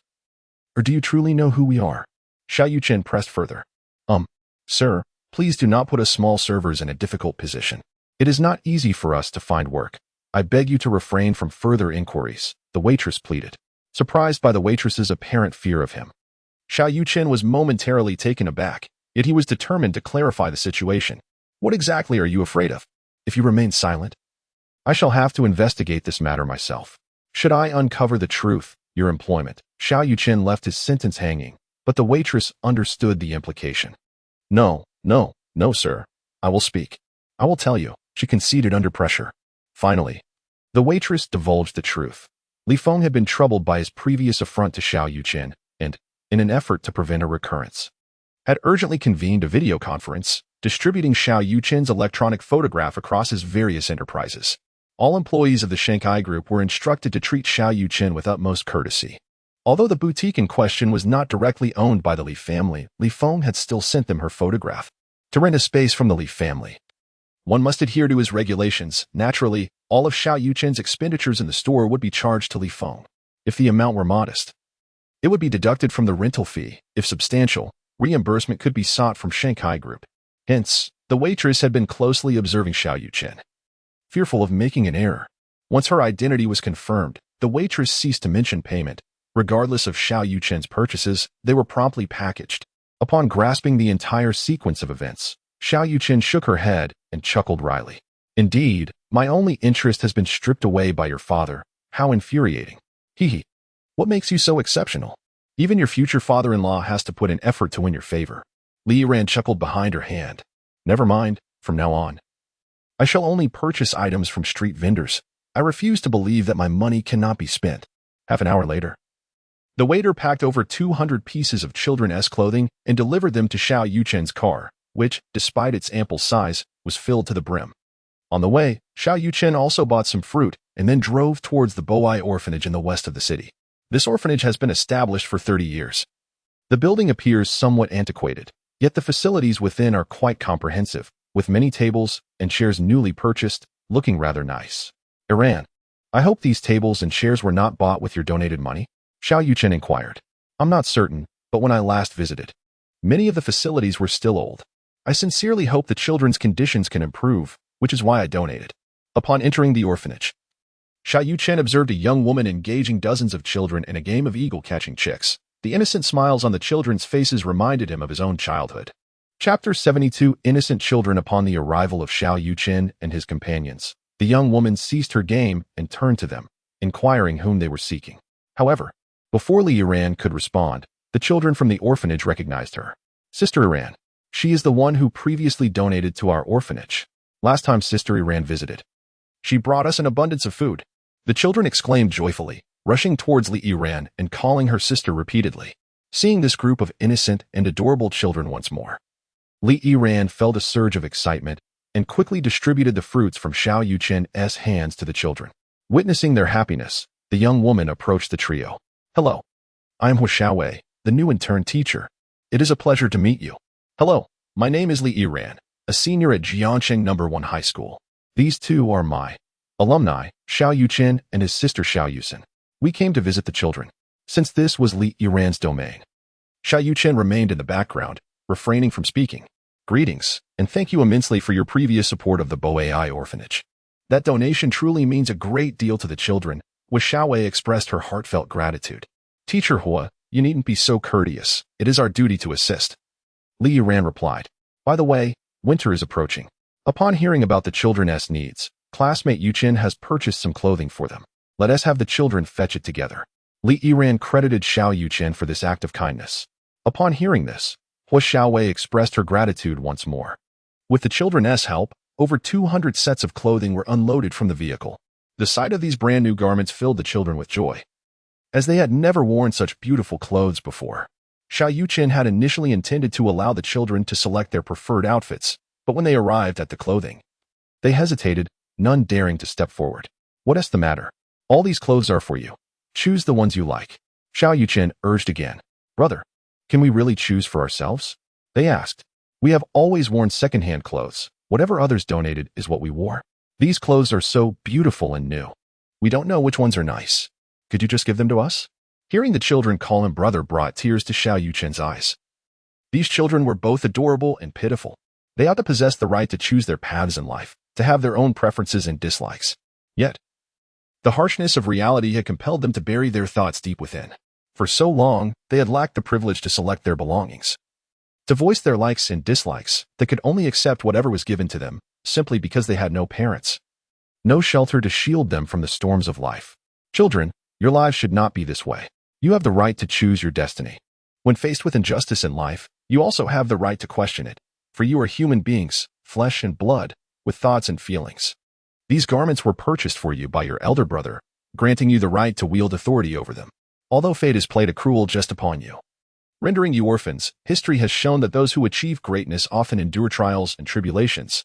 Such hardships serve only to foster our growth, never to defeat us. It is through adversity that we muster the resolve to alter our destinies. In truth, your brother is also an orphan. When he first lost his parents, he experienced profound sorrow, feeling as though the sky had fallen upon him. Yet, understanding that his parents had grown weary and sought rest, he resolved to become the sky himself, to uphold a family as they once did. This is a responsibility and a mission that falls upon each individual. Choosing clothing is akin to selecting one's fate.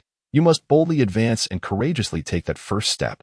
Upon hearing Xiao Yuchen's words, Li Yiran and the others were deeply moved, the children nodding with a mix of comprehension and confusion, standing tall and approaching the garments they favored. Ultimately, under Xiao Yuchen's encouragement, the children selected the outfits they loved. Though it was merely a choice of clothing, it bore immense significance for their future growth. Witnessing this scene, Hua Xiaowei smiled at Xiao Yuchen, remarking, Mr. Xiao, it seems you are more suited to be the children's teacher than I, with just a few words. You have helped them reclaim their confidence. Forgive my presumption, I am ill-suited for the role of a teacher. Perhaps my own status as an orphan allows me to better understand the thoughts that dwell within their hearts, Xiao Yuchen replied, choosing not to linger on the subject. He handed the remaining clothes to Hua Xiaowei, stating, let these garments remain with the children. Should the orphanage encounter difficulties in the future, do not hesitate to contact us. Lacking a business card, he hastily scribbled down his and Li Yiran's phone numbers on a scrap of paper, ensuring everything was in order. Having accomplished this, Xiao Yuchen approached the children with a smile, asking, shall we play eagle and chicks together? Yes. They all replied in unison. Thus, Xiao Yuchen joined the children in their game. But after a short while, he noticed a young boy sitting alone on a nearby step. The boy appeared to be around 5 or 6 years old, exuding an air of melancholy and helplessness as he silently watched the other children play, his eyes filled with envy. It seemed he had not received any clothing during the distribution. Children, is that boy an orphan from the same home? Why is he not playing with you? Xiao Yuchen inquired, suspecting the child might be autistic due to his demeanor. Yes, his name is Dashin. He has been here for over 6 months. But none of us want to play with him, a boy answered. Why not? Xiao Yuchen pressed for clarification. Because he is very strong and often hurts the little ones. So we all avoid him. Understanding the reason, Xiao Yuchen furrowed his brow, pondering how a child of 5 or 6 could possess such strength. With curiosity piqued, he instructed Li Yiran and Xiao Yuchen to continue playing with the others while he approached the boy named Dashin. However, upon witnessing Xiao Yuchen approaching him, Dashin instinctively recoiled, seemingly filled with trepidation. Noticing this, Xiao Yuchen halted his steps and gently reassured, Child, I assure you, I mean you no harm. May we converse? Dashin offered no verbal response, yet he ceased his retreat, remaining silently rooted in place. A wave of relief washed over Xiao Yuchen, prompting him to take a step closer to Dashin. He discerned an inner conflict within Dashin, yet ultimately, he remained still. Upon reaching a distance of 2 meters from Dashin, Xiao Yuchen seated himself on the steps and gestured towards them, saying, Let us sit and talk. Dashin still refrained from speaking, yet he too settled upon the steps, confirming to Xiao Yuchen that he comprehended his words. Dashin, why do you not go collect your clothes? I have heard of your great strength. How about you strike me with all your might, so I may gauge the extent of your power? Since Dashin had been isolated for inadvertently harming children, Xiao Yuchen aimed to allow him to strike, demonstrating that he would not inflict injury. Chapter 73. The Mysterious Mountain. The mountain comprehended Xiao Yuchen's words, yet hesitated, seemingly reluctant to strike. Brother, you are quite formidable. Go ahead and hit me with all your might. It's perfectly all right, Xiao Yuchen encouraged further. Upon hearing this, the mountain appeared to gather resolve, raising his small fist and directing it towards Xiao Yuchen's chest, as if venting the grievances of the past 6 months. Xiao Yuchen observed the impending blow with calmness until the child's tiny fist collided with his chest. Bang! Xiao Yuchen coughed up blood and was propelled several meters away. Fortunately, Li Yiran and the children engrossed in their game did not witness the incident. Clutching his chest, Xiao Yuchen gazed at the mountain with astonished eyes. At that moment, he had already reached the 10th level of Qi refinement, nearing the foundation establishment stage. Even a full-force strike from a late-stage innate expert like Yao Li would not have been able to harm him in the slightest. Yet, here he was, severely injured by a 5 or 6-year-old child. Who would believe such a tale? He sensed no fluctuation of true energy from the mountain. But the power behind that punch was undoubtedly on par with a full-force strike from an initial stage master. Could a mere 5 or 6-year-old reach such mastery? Absolutely impossible. Enduring the intense pain, Xiao Yuchen retrieved a low-grade revitalization pill, placing it in his mouth. He had no elixirs for internal injuries, thus resorting to the luxury of consuming a revitalization pill. The pill dissolved instantly, and soon the excruciating pain subsided, with his injuries healing completely. I'm sorry. Witnessing that he had caused Xiao Yuchen to spit blood, the mountain finally spoke. Xiao Yuchen approached the mountain once more, this time sitting a noticeable distance away, wary of another punch. How do you possess such strength? Is it innate divine power? He inquired. No, I don't know, the mountain stammered, perhaps due to his habitual silence. May I examine you? I am a doctor, Xiao Yuchen pressed, eager to uncover this peculiar phenomenon. All right, okay, the mountain hesitated but ultimately acquiesced. With the mountain's consent, Xiao Yuchen cautiously placed his right hand on the child's pulse. Bang! To his astonishment, his hand was repelled by a surge of power. This is a fluctuation of spiritual energy? How could this be? How could he harbor spiritual energy within him? Is he also a cultivator? Xiao Yuchen was once again taken aback.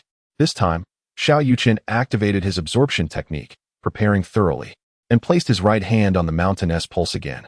Bang! The rebounding force surged once more, but Xiao Yuchen forcibly absorbed it. In that instant, he felt his cultivation advance significantly, as if he were on the verge of breaking through to the foundation establishment stage.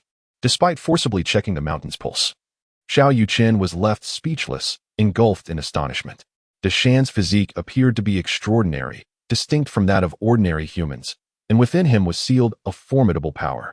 Xiao Yuchen speculated that if this power were to be fully unleashed, it could potentially elevate Dashan to the Yuaning stage. Indeed, Dashan was a cultivator. Xiao Yuchen had detected his spiritual root. However, this power seemed not to belong to Dashan, but rather had been forcibly sealed within him by a powerful entity. Unfortunately, the seal appeared to be incomplete, allowing a trickle of spiritual energy to seep into Dashan's body, which accounted for his immense strength. Yet, Deshaun lacked the knowledge of cultivation and was unable to control this power. His recent display of energy was merely coincidental. Contemplating this, Xiao Yuchen felt a shiver of apprehension. Fortunately, Deshaun had only demonstrated the strength of a novice master. Otherwise, that punch could have been fatal. This raised a pressing question. Aside from himself, there should be no other cultivators on Earth. So, what exactly was Deshaun's identity? Who had sealed this power within him? The ability to seal a Yuan-Ing level strength implied that the individual responsible was extraordinarily powerful. Xiao Yuchen finally grasped that the Earth he inhabited was far more complex than it appeared. Deshaun, a force is sealed within you. Do you know who placed it there? I do not know. Then do you know where you came from? Who brought you here? I do not know. Upon hearing Deshaun's responses, Xiao Yuchen was puzzled. Deshaun had arrived here 6 months prior, and logically, he should have retained some memories by then. Why was it that he knew nothing? Yet, Xiao Yuchen could tell that Deshaun was not lying. He genuinely did not possess the answers. Could it be that he had amnesia? Or perhaps his memories were sealed? Xiao Yuchen pondered these two possibilities, which seemed to be the only explanations. Regardless of the specific cause, it appeared impossible to extract answers from Deshaun. Ding. Challenge task released. Take Deshaun as a disciple and guide his cultivation. Reward: Supreme Technique Mountain Shaking Body Refinement Method and 1 Premium Foundation Establishment Pill. Do you accept the challenge? Upon hearing the system's reward, Xiao Yuchen was elated. He had intended to take Deshaun as his disciple, but had been troubled by the lack of a technique for him to cultivate. Although Deshaun had just exhibited Foundation Establishment Stage strength, he had not truly established his foundation. Now, with a technique and a Foundation Establishment Pill in hand, the challenge reward seemed tailor-made for Deshaun. With this thought, Xiao Yuchen promptly accepted the challenge. Deshaun, although you possess a power within you, it seems you do not know how to wield it. Would you like to follow your brother? I will teach you how to cultivate and guide this power, ensuring that you do not unintentionally harm others in the future. This was the first time Xiao Yuchen had encountered another cultivator besides himself, even without the system's challenge task. He would not have overlooked Deshaun. Naturally, he also wished to delve deeper into the secrets surrounding Deshaun. Really? Brother will teach me to control my power? DSHN was filled with joy. He did not comprehend the essence of cultivation. As long as he could harness the power within him without causing harm to the little friends around him, he would be utterly content. Naturally, would you like to follow your elder brother and become his disciple? Xiao Yuchen inquired once more. Yes, I am willing. DSHN nodded fervently. Excellent. Then please wait a moment while I seek the director to complete your adoption formalities. After speaking with DSHN, Xiao Yuchen found Hua Xiaowai. Teacher Hua, may I have a moment of your time? Regarding the adoption of DSHN, Xiao Yuchen wished to avoid discussing it in front of the other children, as it would surely sadden them. Oh, certainly. Hua Xiaowai followed Xiao Yuchen to a secluded area, where Xiao Yuchen wasted no time and directly expressed his intentions. You wish to adopt DSHN? Has he agreed? Hua Xiaowai was taken aback. She was unaware of how Xiao Yuchen had managed to accomplish this, as she had attempted to communicate with DSHN numerous times, only to be met with silence. Yes, he has consented. I would like to know if the director is available, as I wish to arrange the adoption procedures for DSHN. The director is inside. However, if possible, it may be more effective to proceed with the adoption under Ms. Xiao's name, as this might enhance the likelihood of success. Chapter 74. Adopting Deshaun Y? Xiao Yuchen inquired, perplexed. Typically, when individuals seek to adopt a child, provided the child consents, orphanages do not refuse. However, Director Wang treats all the children as his own.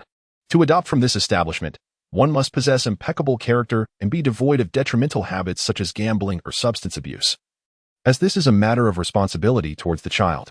I am not implying that your character is flawed, but statistically, men tend to have a higher propensity for such vices, whereas women, particularly those as compassionate as Miss Lee, are less likely to exhibit these tendencies.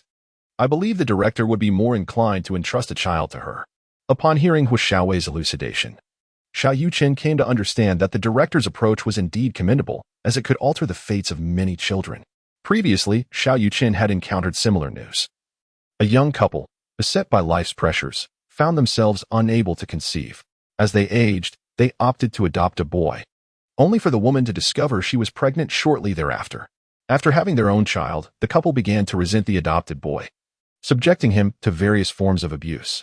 In moments of personal frustration, they would unfairly attribute their woes to him. Over time, the the boy's psyche became distorted, culminating in a tragic incident where he leaped from a building while holding the couple's child. Such tragedies may not be rare. Human hearts are fickle, and even the strongest affections can wane over time, particularly as children reach their teenage years, when resentment may grow even stronger.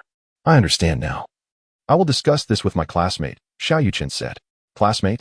More like girlfriend, I presume. As a woman, I can see the affection in Miss Li's gaze towards you. Feeling embarrassed at being publicly called out by Xiao Yuchen sheepishly scratched his head. Fearing misinterpretation, Li Yiran had chosen to keep their relationship concealed, given that they were still high school students, which could be perceived as early romance. Yes, she is my girlfriend. This shouldn't hinder our ability to adopt a child. Right? Not at all. You are merely high school students, yet you possess a level of financial independence that suggests your backgrounds are quite remarkable. It would indeed be a blessing for Dashan to be adopted by you. With a plan in mind, Xiao Yuchen sought out Li Yiran. Iran, I wish to adopt Dashan from over there, but Teacher Huo mentioned it would be more appropriate for you to adopt him in your name. Could you possibly handle the paperwork? Upon hearing Xiao Yuchen's words, Li Yiran, who had been playing games with the children, was momentarily stunned. While she genuinely adored children and empathized with their plight, the thought of adopting one had never crossed her mind, as she herself was still a child. Do you like children? After a long pause, Li Yiran finally managed to ask. Yes, no, Xiao Yuchen stammered, caught off guard. Which is it? If you truly like children, I could give you one of our own. Why would you want to adopt? Li Yiran asked shyly. No, it's not what you think. Just focus on adopting Dashan for now, and I will explain later.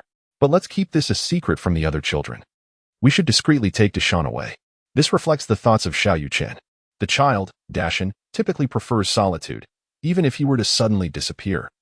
The other children likely would take notice. Very well, wait here for me while I seek out the director, he instructed. Li Yiran had previously met the director and, having generously donated 500,000 to the orphanage, had garnered the director's deep gratitude. Consequently, upon learning of Li Yiran's intentions, the director promptly facilitated the adoption procedures for Dashan. Curious about Dashan's origins, which Xiao Yuchen had prompted him to inquire, Li Yiran learned that the director was also unaware. He recounted that Dashan had appeared at the orphanage gate 6 months prior, in a rather poor state. The director had taken him directly into the orphanage, noting that Dashan possessed no belongings or identification that could lead to his family. Xiao Yuchen was not surprised by this revelation.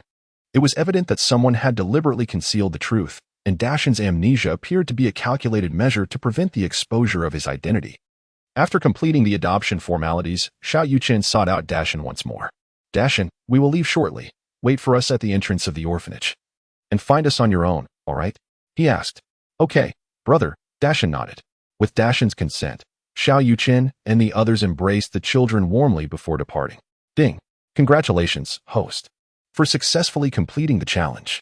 You have acquired the supreme cultivation technique, the mountain-shaking body refinement method, along with a premium foundation establishment pill, which has been placed in your system backpack. Please check your inventory. Upon receiving this notification, Xiao Yuchen couldn't help but smile inwardly. 10 minutes later, Dashan's figure appeared at the gate of the Boai orphanage. Xiao Yuchen started the car and halted beside Dashan. Get in, he beckoned. Seeing Xiao Yuchen at the wheel brought Dashan joy as he climbed into the vehicle. To ease Dashan's apprehension, Xiao Yuchen instructed Li Yiran to drive, while Xiao Yuchen occupied the passenger seat, leaving Xiao Yuchen and Dashan to sit in the back. Although Li Yiran was curious about Xiao Yuchen's motivation for adopting Dashan, she refrained from questioning in front of him.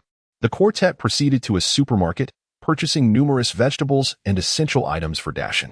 By the time they returned home, it was already past 5 in the afternoon. Gazing at the expansive house before him, Dashan stood in awe. Brother, your house is so large, even bigger than our orphanage.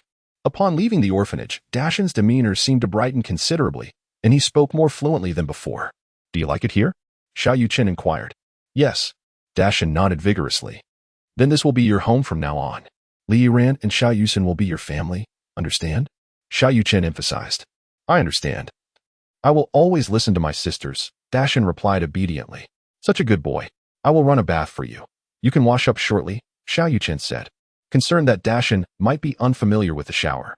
He filled the bathtub with water, allowing Dashan to play and wash simultaneously. After exiting the bathroom, Li Yiran and Xiao Yuchen could no longer contain their curiosity and approached Xiao Yuchen. Faced with their relentless inquiries, Xiao Yuchen briefly recounted Dashan's situation, mentioning only that he was a formidable martial artist, omitting any details regarding his cultivation practices. Are you suggesting that Dashan is a master-level warrior? How could that be possible? Do not assume our ignorance in martial arts. You cannot deceive us, Li Yiran asserted with evident skepticism. How could I possibly mislead you? It is common knowledge that Dashan occasionally misjudges his strength, particularly with children, Xiao Yuchen inquired. Indeed, is it not the children who have spoken of his considerable strength? Yet, he cannot possibly be a master-level warrior. Otherwise, the injuries they sustain would be far more severe, Li Yiran challenged. Precisely. I too find it hard to believe that a child could possess such formidable strength. Thus, I insisted that Dashan strike me with all his might. The outcome was that I was sent flying, bloodied, and found myself several meters away, Xiao Yuchen recounted. Upon hearing his words, both women stared in disbelief, exclaiming, "What? How could this be? Even a late-stage innate warrior like Yali could not inflict such damage upon you." Chapter 75, The Bathing Ritual Unveils Elixirs Indeed. It was that very expression of astonishment that mirrored my own sentiments at that moment, prompting me to assert that Dashan possessed the prowess of a master. However, he struggles to harness this formidable power, which often manifests inadvertently, leading to unintended harm to innocence. Did you not observe the dirt on my body and the blood staining the front of my attire? That was the result of being flung away by Dashan's sheer force. Xiao Yuchen, disregarding any sense of embarrassment, recounted the earlier events to Li Yiran and the others. Upon hearing his words, the two women finally became aware of the blood on Xiao Yuchen's chest, instantly falling silent as they comprehended Xiao Yuchen's unwavering determination to adopt Dashan. So it is, then. You have indeed stumbled upon a treasure, Li Yiran chuckled softly. Yes, Dashan is akin to a steed of unparalleled caliber, and I am his discerning rider. Had I not encountered Dashan today, he would have remained an unappreciated oddity. Let us not dwell on this further. Do wash the vegetables while I prepare to cook. I shall check on Dashan. Yet, within Xiao Yuchen's mind lingered a lingering doubt. He could not shake the feeling that Dashan was unlike ordinary individuals. More precisely, it seemed as though Dashan was not human at all. During a prior examination, he had discerned that Dashan's physique was extraordinary, his skeletal structure robust, meridians resilient, and the positioning and shape of his organs deviated from the norm. This was undeniably abnormal. To validate his suspicions, Xiao Yuchen sought to conduct a thorough examination of Dashan once more. With this intention in mind, he re-entered the bathroom, only to be astonished to find Dashan floating motionlessly atop the bathwater. Were it not for Xiao Yuchen's ability to sense Dashan's steady breathing, he might have believed that Dashan had succumbed to drowning. Dashan, have you ever learned to swim? Xiao Yuchen inquired as he approached. At the sound of Xiao Yuchen's voice, Dashan sat up and shook his head. I do not recall, perhaps not. I simply feel an affinity for water. I relish the sensation of being immersed in it. Xiao Yuchen was momentarily taken aback. Could it be that Dashan was truly not human, but rather a creature of the water? Might he be a spirit of the koi fish? With the newfound perspective that came with being a cultivator, Xiao Yuchen contemplated the myriad possibilities that could exist in this world. Yet, he remained uncertain about Dashan's true nature. Dashan, turn around. Allow me to scrub your back. Xiao Yuchen refocused his thoughts, grasping a nearby bath towel, ready to assist Dashan. Okay, thank you, Brother Yuchen. Dashan obediently turned, exposing his back to Xiao Yuchen. However, upon seeing the azure markings adorning Dashan's back, Xiao Yuchen was momentarily stunned. These azure patterns were neither drawn nor tattooed. They appeared as though they were birthmarks, oval-shaped and arranged in a grid, resembling a turtle shell. Indeed, it was akin to a turtle shell. My goodness, could Dashan be a turtle in disguise? Yet, how could that be possible? How could a turtle transform into human form? At present, all was mere speculation. Dashan harbored countless secrets yet to be unearthed. Dashan, who bestowed your name upon you? And what are these azure markings upon your back? Xiao Yuchen sought to extract some clues from Dashan. The name was bestowed upon me by the director, and as for the patterns on my back, their origin remains a mystery to me. I only remember events that transpired after I arrived at the orphanage, while everything prior is but a blur. Dashan's response was precisely what Xiao Yuchen had anticipated. Had it been so easy to uncover clues regarding Dashan's identity, it would have been quite suspect. Very well, I understand, Xiao Yuchen replied, refraining from further inquiries as he picked up the bath towel to assist Daxian in cleansing his back. It seemed that Daxian had not bathed in quite some time. As layers of grime clung to him, taking a solid half-hour to scrub away. Daxian, you may step out now. I shall prepare another basin of water for you. All right. Daxian obediently emerged from the bathtub, and to Xiao Yuchen's astonishment, the previously murky bathwater began to clear. With the filth that had floated on the surface settling to the bottom of the tub, Xiao Yuchen gazed in wonder at the spectacle, noting how the impurities coalesced at a visibly rapid pace, transforming within mere minutes into 10 dark, spherical orbs, comparable in size to medicinal pills. Curiously, he extracted one of the orbs from the tub. It was smooth and perfectly rounded, rivaling the quality of any elixir, with a faintly etched pattern running through its center. Goodness, this orb emanates a fluctuation of spiritual energy. Could it be a medicinal pill, one inscribed with patterns? The creation of such elixirs is remarkable. What could their purpose be? Although the function of these pills remained elusive, Xiao Yuchen recognized their rarity as treasures. He swiftly procured a jade vial, placing the 10 dark orbs within it, and to his surprise, the water in the bathtub appeared as pristine as when it had first been filled. Nevertheless, Xiao Yuchen decided to change the water, opting for a slightly warmer temperature, with the simple intention of allowing Daxian to soak thoroughly, hoping to extract more of the precious pills. After another 20 minutes, Xiao Yuchen picked up the bath towel once more, feeling an unprecedented sense of anticipation in providing this service. This time, he attended to Daxian with meticulous care, ensuring no part of him was overlooked. However, he refrained from using any shower gel, concerned that it might compromise the quality of the pills.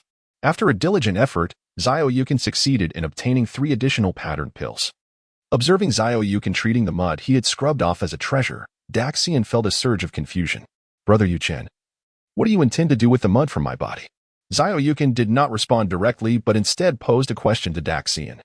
Did you ever notice such mud balls when you bathed before? I don't know. It seems I have bathed infrequently over the past 6 months, and at the orphanage. We only have showers, so the dirt is washed away directly. Hearing this, Xiao Yuchen felt a pang of regret, realizing how many pills must have been wasted. From now on, this bathtub shall belong to you. Whenever you wish to bathe, please inform me, and I shall assist you. Thank you, Brother Yuchen. Although he had already accepted Daxian as his apprentice, Xiao Yuchen preferred to be addressed as brother, fostering a sense of familial closeness. Now, go put on your pajamas and play in the living room. I shall prepare a delightful meal for you tonight. With the matter of the bathroom, Xiao Yuchen's understanding of Daxian deepened further, yet simultaneously, his curiosity regarding Daxian's identity intensified. After a flurry of activity lasting over an hour, Xiao Yuchen prepared 8 exquisite dishes to welcome Daxian into the family fold. Upon tasting Xiao Yuchen's culinary creations, Daxian was moved to tears. He had never savored such delectable food since the dawn of his memories. Xiao Yuchen initially intended to offer words of comfort, but upon witnessing Daxian's tears, he found himself momentarily speechless. To his astonishment, the tears that fell onto the table did not disperse but instead transformed into small, translucent globules resembling gelatinous beads. Could it be that these tears are treasures as well? Contemplating this, Xiao Yuchen hastily approached Daxian, producing a delicate jade vial to collect the precious tears. Daxian, from now on, I shall prepare meals for you every day. Xiao Yuchen altered his approach, uttering a multitude of poignant sentiments that caused Daxian's tears to flow incessantly. Chapter 76. A treasure in every sense. Upon witnessing this scene, both Li Yiran and Xiao Yuchen were rendered speechless, unable to comprehend the peculiar actions of Xiao Yuchen. It resembled the ancient practice of palace maids serving the emperor. Whatever the emperor regurgitated, they would dutifully catch. Brother, what on earth are you doing? Xiao Yuchen could no longer contain her curiosity and inquired. Nothing. Mind your own business and eat your meal, Xiao Yuchen retorted, causing Xiao Yuchen to look towards Li Yiran for assistance. Li Yiran, understanding the unspoken plea, posed the same question. Yuchen, what exactly are you up to? Faced with the identical inquiries from both women, Xiao Yuchen found himself at a loss for words. It was evident they had conspired together. He could afford to be dismissive with his sister, but dared not do the same with Li Yiran, for her displeasure would be far more challenging to appease. It's nothing much. Just recently I have been experimenting with a type of elixir that requires the tears of a child to aid in its refinement. So I am merely collecting a few, he offered casually as an excuse. After gathering approximately 20 drops of tears, Daxian's emotions gradually began to stabilize. Observing the crystalline tears within the jade vial, Xiao Yuchen nearly burst into laughter. Truly, Daxian was a treasure in every sense. He resolved to cherish him like a precious ancestor from now on. After enjoying a delightful dinner, Xiao Yuchen took the three of them out for a stroll. Recognizing that Deshan had become somewhat disconnected from the outside world due to his prolonged stay in the orphanage. That evening, they visited shopping malls, children's amusement parks, and indulged in street food until they returned home well past 10 o'clock. Concerned that Deshan might feel anxious, Xiao Yuchen invited him to sleep beside him. The following morning, Xiao Yuchen rose early once again, for it was Sunday, and both Xiao Yuchen and Li Yiran were allowed to slumber a bit longer. Although the night appeared tranquil, the upper echelons of Jiang City were in turmoil.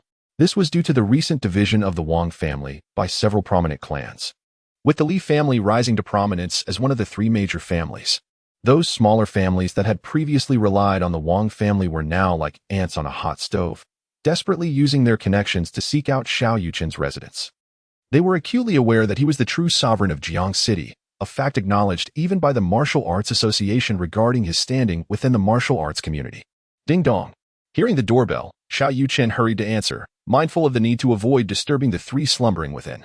However, upon opening the door and seeing the two visitors, he was momentarily taken aback.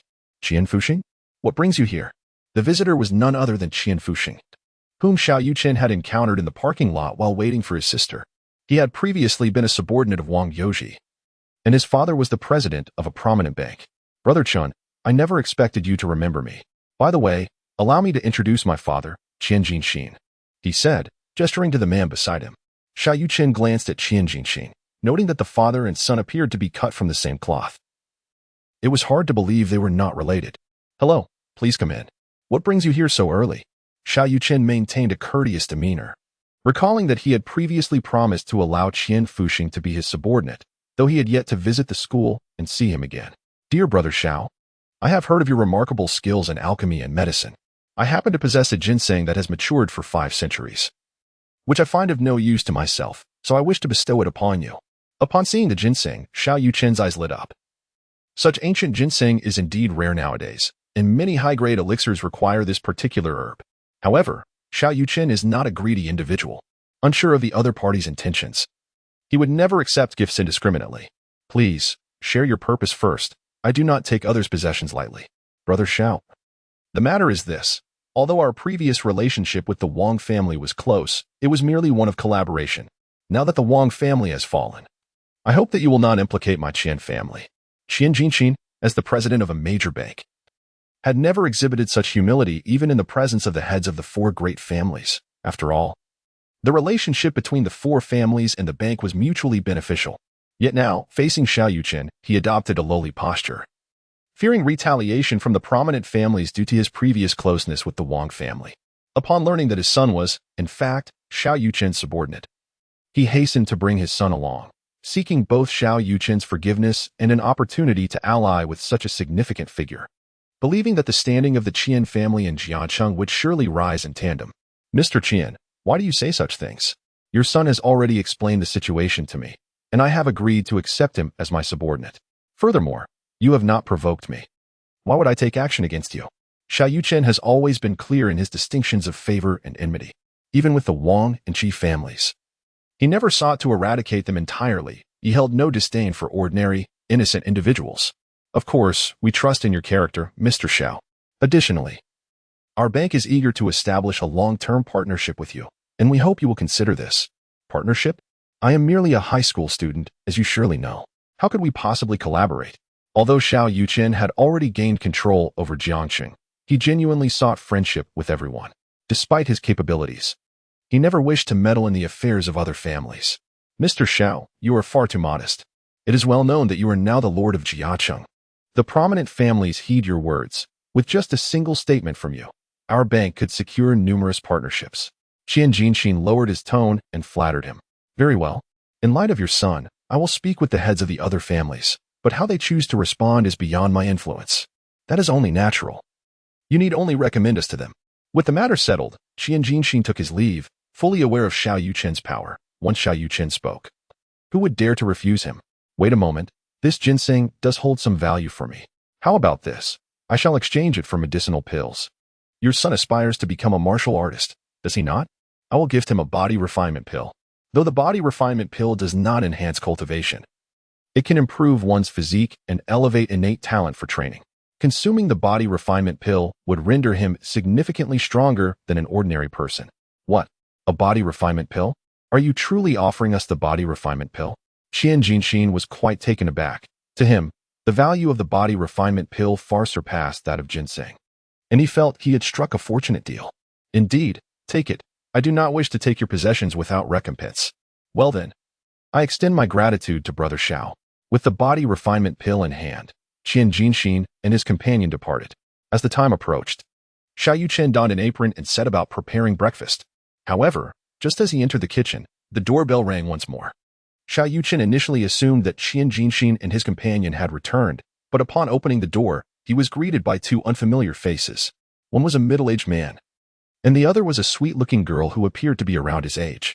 Whom do you seek? Xiao Yuchen inquired, certain that he did not recognize either of them. You must be Mr. Xiao, the man said. I am Tian Gue, the president of Tian High Group, and this is my daughter, Tian Ruyu. Oh, greetings to you both. What brings you here? Xiao Yuchen responded, perplexed by the series of unexpected visitors today. Chapter 77. The Gathering of Families. It is as follows. Our Tian family had previously been subordinate to the Wang family. However, following the battle at Blackwater Bay yesterday, we allied ourselves with the Wang family, and I sincerely hope Mr. Xiao can forgive us. To express my apologies, I have brought forth a piece from my collection. As he spoke, Tian Gue turned to his daughter, Ru Yu, and handed her a painting of beautiful maidens by Tang Bohu to present to Mr. Xiao. Upon hearing her father's words, Tian Ryu approached Xiao Yuchen, saying, Young Master Xiao, please accept this. Cradling the painting delicately in her hands, she extended it graciously towards him, bowing slightly as she did so. However, clad in a low-cut dress, her gesture inadvertently revealed a glimpse of her fair skin, prompting Xiao Yuchen to avert his gaze, feeling as though Tian Ryu was intentionally trying to entice him. Mr. Tian, you are overly concerned. I have already stated during our time by the Blackwater River that your previous allegiance is of no consequence to me. I will not seek retribution for your lack of support, nor will I show favoritism to any family simply because they stand with me. As fellow residents of Jiacheng, I wish for you all to unite rather than scheme against one another for personal gain. The people of Jiangxing should come together to build a prosperous future. Your words resonate profoundly, Mr. Xiao. It seems we have underestimated your noble intentions. Nonetheless, this painting is but a token of my sincerity. I implore you to accept it. Tian Gue remained insistent.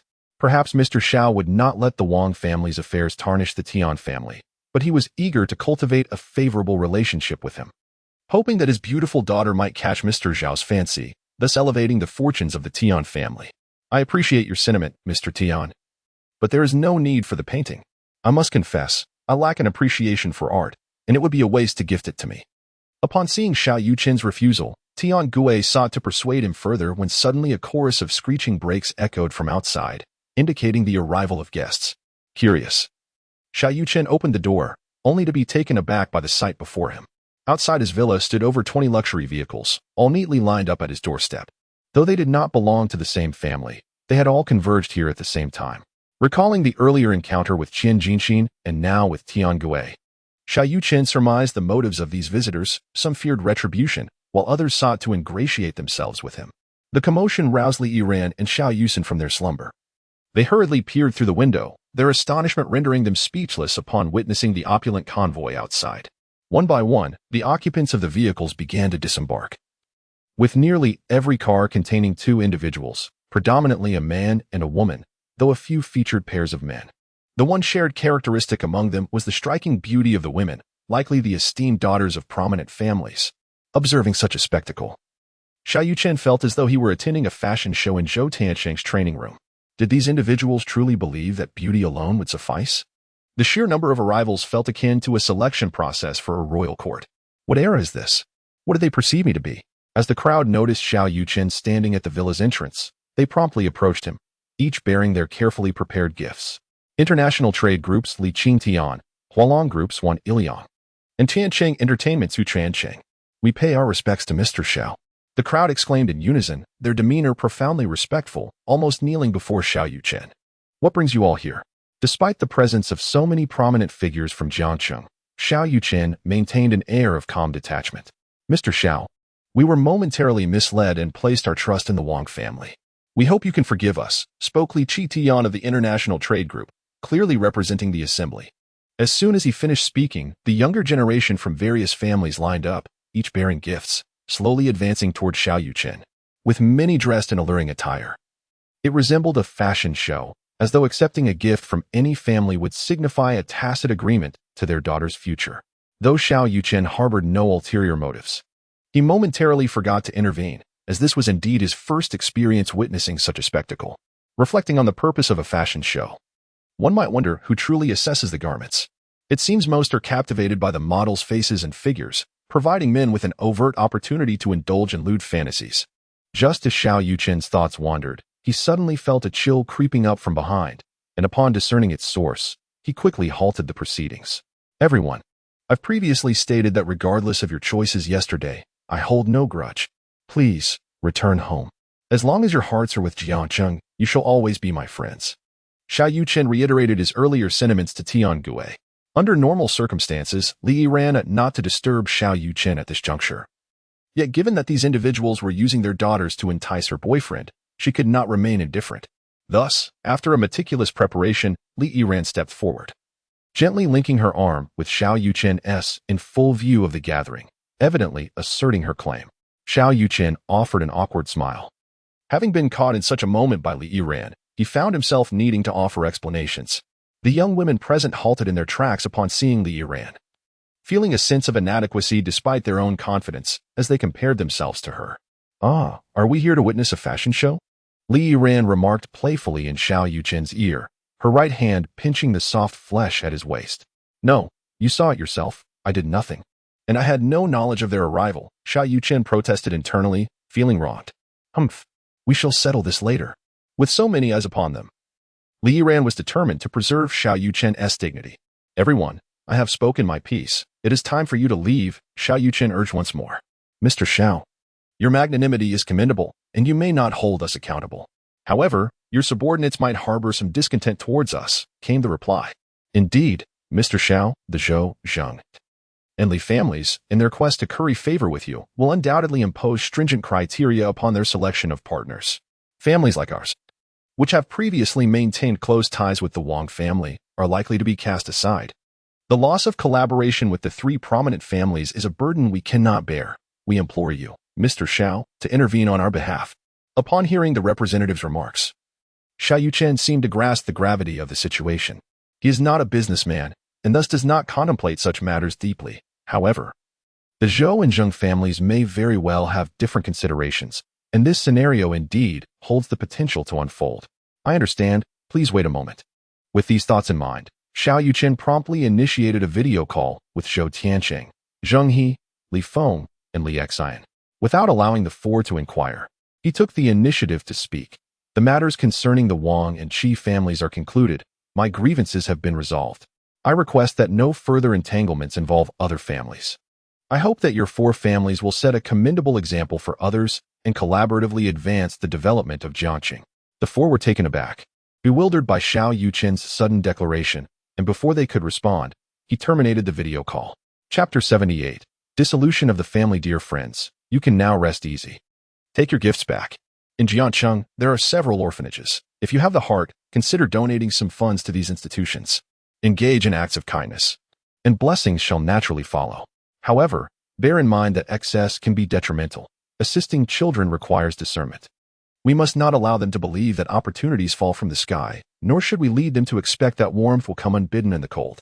It is essential for them to understand that nothing can be gained without effort. Only through their own endeavors can they alter their destiny and attain what others cannot. Upon hearing Xiao Yuchen's words, the crowd nodded in agreement. Are they not experiencing this very reality? To transform their family's fate, they must rely on their own diligence. No one will support them indefinitely, and ultimately, they must depend on themselves. With this understanding, the crowd began to disperse. Although Xiao Yuchen declined their gifts, he nonetheless illuminated a path for them. Now, the competition among everyone is uniform.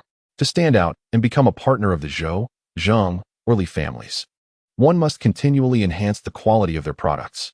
Xiao Yuchen has provided them with an excellent platform to showcase their potential. As the crowd departed, Li Yiran remarked coldly, "Were you disappointed to be interrupted during the fashion show?" "Not at all. Who even watched the fashion show? Besides, none of them could compare to my girlfriend." Xiao Yuchen replied with a mischievous grin as he pulled Li Yiran back to the villa. However, it was daytime, and with Xiao Yuchen and Dashan present, Li Yiran would not allow Xiao Yuchen to have his way. Before long, Dashan emerged from his room, having enjoyed a sound sleep for the first time in over 6 months. "Brother Yuchen, I'm hungry," Dashan innocently declared upon seeing him. "Oh, right. I was just about to make breakfast, but those people interrupted me," Xiao Yuchen said, donning an apron once more to prepare a meal for everyone. After breakfast, the three of them watched Dashan play in the living room. "Yuchen, we usually lack the time to care for Dashan. Now that he is of school age, we should consider enrolling him in kindergarten," Li Yiran suggested, pondering the matter. Both she and Xiao Yuchen had their studies to attend to. While Xiao Yuchen might not be in school, he was still quite busy and hardly had time to look after Dashan. Indeed, that is a concern. However, I must first assist Dashan in honing his abilities, teaching him to control the power within him. Otherwise, he may still be isolated by the other children when he goes to kindergarten. With this thought in mind, Xiao Yuchen called out, "Dashan, come here." Upon hearing Xiao Yuchen's voice, Dashan set down his toy and approached the trio. "Dashan, everyone should have a name. Yours is rather simplistic. How about I bestow upon you a new name?" Xiao Yuchen inquired. "A new name?" Yes, I want a new name," Dashan exclaimed, clearly delighted. "What shall it be?" Xiao Yuchen contemplated for a moment before suggesting, "My surname is Xiao, so you should adopt it as well. The name Dashan was given to you by the director, so we shall keep that. Henceforth, you shall be known as Xiao Yuanshan." Upon hearing the new name chosen by Xiao Yuchen, Dashan remained silent, but Li Yiran, somewhat at a loss for words, remarked, "I believe you've indulged a bit too much in martial arts novels. Isn't Xiao Yuanshan the father of Xiao Feng? Such a young boy, yet he adopts such an antiquated name." "Not at all, Yiran. Perhaps you misunderstand the essence of names. There's nothing old-fashioned about it. Otherwise, we might as well call him Xiao Shan, which is far simpler," Xiao Yuchen conceded. "That sounds reasonable. You've provided the surname, and the dean has bestowed the given name. A commendable arrangement," Li Yiran agreed. "Dashan, would you be amenable to being called Xiao Shan from now on?" Xiao Yuchen sought Dashan's approval. "Yes, I like sharing a surname with my brother," Dashan replied affirmatively. With Dashan's consent, the name was officially settled. Now that a name was established, it paved the way for discussions regarding Dashan's schooling. "I will entrust you with the matter of Dashan's education. Starting tomorrow, I shall take him under my wing for training." In the afternoon, the 4 elders from the Medicine God Valley arrived at Xiao Yuchen's villa, summoned by him. "Elder, how has the situation with the chief family been resolved?" Xiao Yuchen inquired. Reporting to young Master Xiao, the head of the chief family, Qi Tian, along with his second son Qi Shan and steward Qi Rahai, have taken their own lives.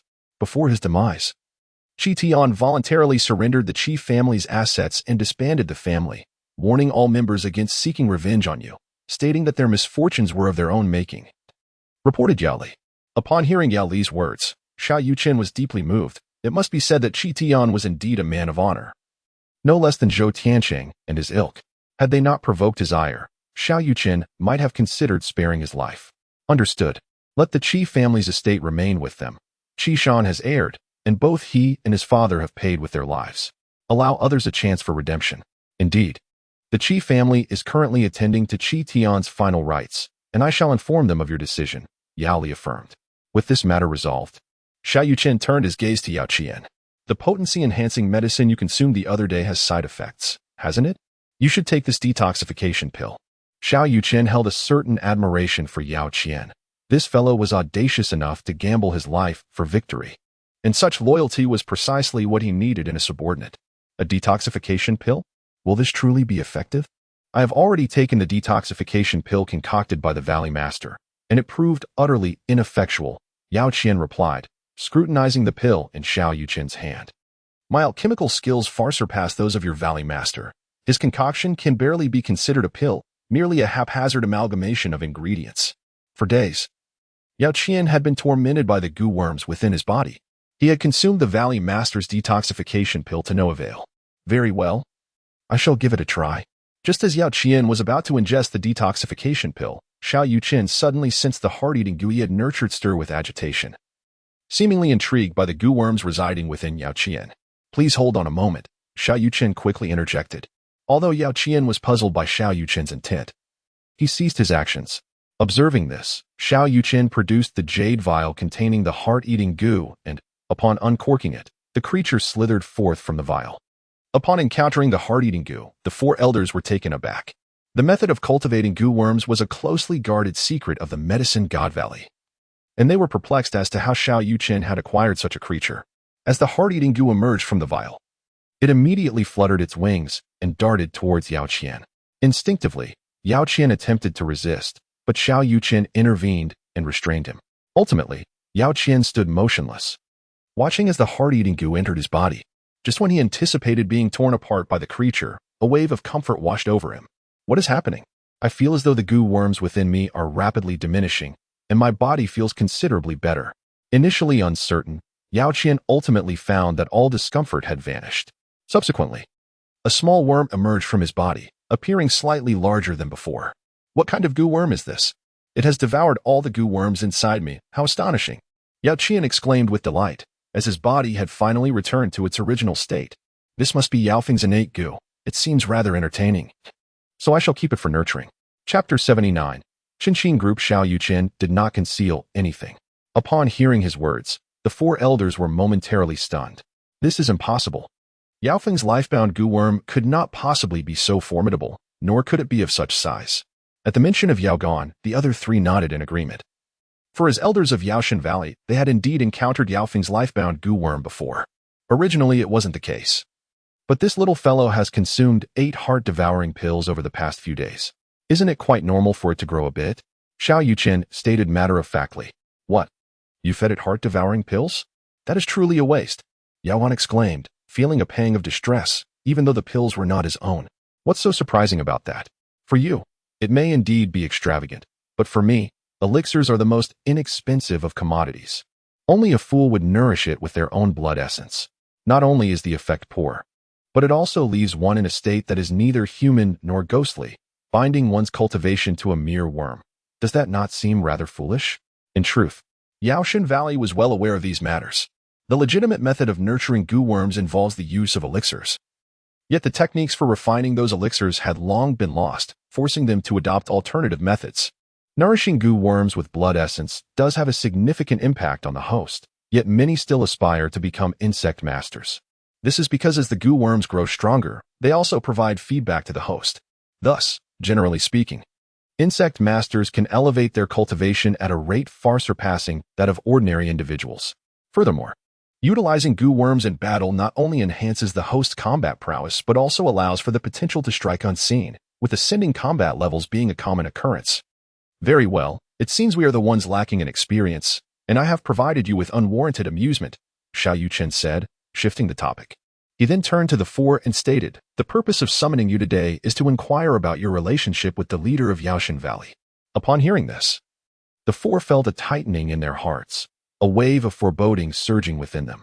Xiao, young Master Xiao, you are not intending to use us as hostages to threaten the Valley Master, are you? He would never compromise for our sake, Yali cautiously inquired. However, upon hearing Yali's words, Xiao Yuchen cast him a significant eye roll. What are you thinking? Do you perceive me as so despicable? He is merely a master-level cultivator. I would not stoop to such vile tactics. Oh, that is a relief. Then what do you mean by that statement? Because I wish to take control of Yaoshan Valley. If your relationship with that Valley Master is amicable, when he arrives, I may consider sparing him.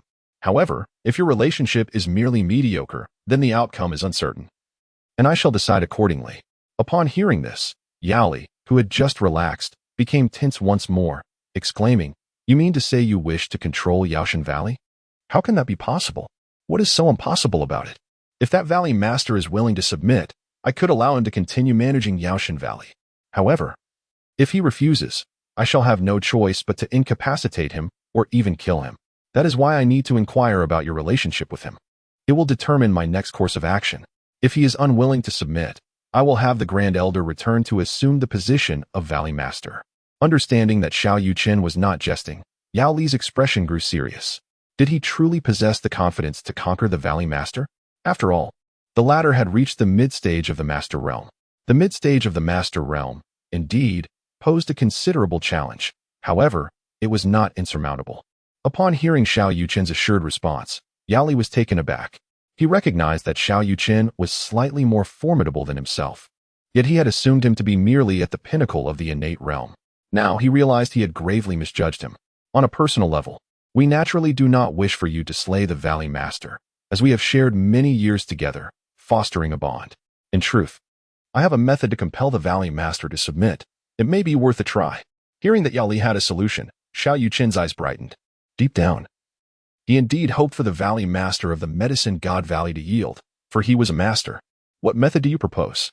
Although the Valley Master had attained the Master Realm, he was not particularly invested in martial prowess, as the Medicine God Valley was the least formidable among the hidden sections. The Valley Master's pride lay in his medical skills, poison expertise, and sorcery. If you could surpass him in his areas of expertise, perhaps he would be inclined to submit to you. Of course, to compete with the Valley Master, you must possess the strength to defeat him. Should the Valley Master refuse you a chance to speak and lash out in anger, it would all come to an abrupt end. Upon hearing Yao Li's analysis, Xiao Yuchen understood that to compel the Valley Master to submit, he must overpower him in his domain of strength. While this might be a daunting task for others, it was not overly complicated for him. Very well, then, I shall surpass him in every aspect. I hope he does not disappoint me too greatly. Had another spoken such words, Yao Li would have scoffed. However, knowing Xiao Yuchen was an accomplished alchemist with a formidable insect at his command, he felt confident that Xiao Yuchen possessed the capability to contend with the Valley Master. Now, you may proceed with your own affairs for the time being. I will reach out should anything arise. With matters settled, Xiao Yuchen dismissed the four, as it was Sunday, and he wished only to spend time with Li Ran, uninterested in other concerns. While Xiao Yuchen could afford to be indifferent, the Zhou, Zhang, and Li families were exceedingly busy, as the Wang and Qi families had vast assets that required consolidation. In the Zhou family conference room, Zhou Tianqing, Zhang He, Li Feng's, and Li Xian convened to discuss the allocation of assets between the Qi and Wang families. Zhang family head, Li family head, and Li Jiawang. I have invited you three today to deliberate on the matter of resource consolidation, Zhou Tianqing stated directly. What suggestions do you have, Zhou family head? Zhang He inquired proactively. Although the four prominent families possessed diverse industries, the Wang family primarily engaged in export trade, while the Qi family focused on real estate. Thus, consolidation would not be straightforward. My proposal is for our four families to jointly establish a new company, integrating all these resources into it, with each of us holding 10% of the shares, while Xiao Yuchen would hold 60%. What are your thoughts on this? Zhou Tianqing openly expressed his thoughts. Although Xiao Yuchen was not particularly interested, they could not monopolize these resources, as the assets of the Qi family were originally meant as compensation for the Xiao siblings. Indeed, this move is quite commendable. In doing so, we are effectively tied to Xiao Yuchen, and by aligning ourselves with him, our four esteemed families are bound to ascend to greater heights. Zhang He was the first to express his agreement. Haha, Yuchen is my son-in-law. Without him, my Li family would likely have been swallowed by the Wang family. So I naturally have no objections, Li Feng added in support. As for me, I have no issues at all. The Great Master of the Realm is the true leader of the Black Dragon Society, and the entire organization belongs to him. However, should we seek the Great Master's opinion on this matter? Li Xian, filled with utmost reverence for Xiao Yuchen, felt hesitant to act without his command, as this was a significant issue. No worries, my brother Xiao simply does not wish to manage the company, and we can handle it for him. Additionally, my brother has a sister named Xiao Yuchen. I believe we should name the group the Qinxin Group, he proposed. The Qi family's assets were indeed meant as compensation for the Xiao siblings, making this course of action both reasonable and justifiable. Chapter 80, The Breakthrough of Dashan. What a splendid title. Should we consider bestowing some shares to the sister of Lord Kaiwang? After all, Lord Kaiwang is quite the doting brother. Li Xian is well aware of Xiao Yuchen's deep affection for his sister, as she is his only family in this world. It is indeed a matter for Xiao Laodi to contemplate. If he so desires, granting shares to his sister would be entirely plausible. Should the company come to belong to Xiao Laodi's sister, he would likely become even more enthusiastic in his assistance. Zhou Tianqing remained indifferent to this notion. Indeed, Xiao Laodi's primary concern revolves around Li Ran and his sister, Xiao Yuchen. One cannot help but feel envious of the Li family head, who has ascended to such heights effortlessly. Zhang He harbored a sense of envy, pondering why his granddaughter, Zhang Yujiao, who was not inferior to Li Ran, could not find such an exceptional man. Indeed, as the head of the Li family, you must keep a vigilant eye on your future son-in-law. Should he slip away again, we shall not be gracious. My granddaughter, Zhou Yuyin, is equally remarkable. Unbeknownst to Xiao Yuchen, he had inadvertently become the chairman of the group. However, Even if he were aware, it would not concern him. In comparison to the pursuit of immortality, such matters pale in significance. The following morning, Liran and Xiao Yuchen departed for school, while Xiao Yuchen accompanied Dashan to Yunlong Mountain. However, they did not ascend to the summit. Instead, they sought a location below with a relatively rich concentration of spiritual energy. Dashan, the power within you is overwhelmingly vast, and you currently lack the ability to control it. I shall first impart a cultivation technique to you, and then guide your training. I believe you will soon master this power. With that, Xiao Yuchen handed the system's bestowed mountain-shaking body refining technique to Dashan. Thank you, Brother Yuchen. Dashan exclaimed, eagerly accepting the technique and beginning to peruse its contents. Observing Dashan's delight, Xiao Yuchen refrained from interrupting, feeling that Dashan truly cherished this gift. As time passed, Xiao Yuchen intended to guide Dashan in his cultivation. However, a shocking scene unfolded. Dashan sat cross-legged on his own, and his body's meridians began to operate, with a continuous influx of spiritual energy flooding into him. Goodness! What is happening? Did he learn it just by glancing at it? Can he understand the characters on the page? Curiosity piqued, Xiao Yuchen inquired, Dashan, do you comprehend the text above? Yes, I do. I can't recall when I learned it. It feels as though I have always known, Dashan replied. Realizing Dashan was also a cultivator, Xiao Yuchen felt reassured. Although Dashan's memories were sealed, some innate skills must have remained intact. Yet, Dashan's comprehension was astonishingly swift. He seemed to have learned autonomously, akin to receiving enlightenment from the system. Guided by the mountain-shaking body refining technique, the spiritual energy within Dashan swiftly stabilized, circulating through his meridians and ultimately converging in his dantian. The damaged seal would continuously supply Dashan with spiritual energy, though previously, his body had nearly reached saturation, causing the dispersion of energy to be rather slow. Now that Dashan had fully absorbed the spiritual energy within him, the energy from within the seal accelerated its release. It would not be long before Dashan could once again absorb it, until he had completely harnessed the power contained within the seal. Once the spiritual energy within Daxian was fully absorbed, his strength solidified at the 10th level of Qi refinement. This is precisely why Daxian, lacking in cultivation knowledge, was unable to establish a foundation. Otherwise, his power would be far greater than it is now. However, there was one perplexing aspect for Xiao Yuchen. If an ordinary human were to harbor such an abundance of spiritual energy, they would have perished long ago. Yet Daxian remained unscathed, occasionally exhibiting phenomena of spiritual energy emanation. Unable to fathom this mystery, Xiao Yuchen decided to let it be. Although Daxian had met the conditions for foundation establishment, Xiao Yuchen refrained from allowing him to do so at this moment. As Daxian had only just begun his journey into cultivation and needed time to acclimate. Daxian, take some time to familiarize yourself with your current cultivation level. When you can skillfully wield the mountain-shaking body refinement technique, I will assist you in establishing your foundation. Even though Xiao Yuchen himself was a novice in cultivation, he relied on his understanding to impart knowledge about cultivation to Daxian. 3 days swiftly passed, during which Xiao Yuchen visited Yunlong Mountain daily to guide Daxian in his training and hone his combat skills. As their strengths were comparable, Xiao Yuchen encouraged Daxian to view him as a training opponent. However, after 2 days of sparring, Xiao Yuchen discovered that Dashdan's defensive capabilities surpassed his own. His own defense was robust due to absorbing a significant portion of energy rather than enduring attacks outright, while Daxian genuinely withstood blows with his body. Each time Xiao Yuchen's fist struck Daxian, he felt a painful sting, akin to hitting stone. The mountain-shaking body refinement technique proved to be remarkably powerful. Such formidable defense from merely a preliminary grasp? Xiao Yuchen was astonished. Daxian, your cultivation has now been thoroughly solidified, and your combat skills have improved. It is time to begin your foundation establishment. Consume this supreme foundation elixir. Uncertain of what the elixir was, Daxian complied with Xiao Yuchen's insistence. Taking the supreme foundation elixir, he promptly placed it in his mouth, where it dissolved and transformed into a stream of pure spiritual energy that surged into his dantian.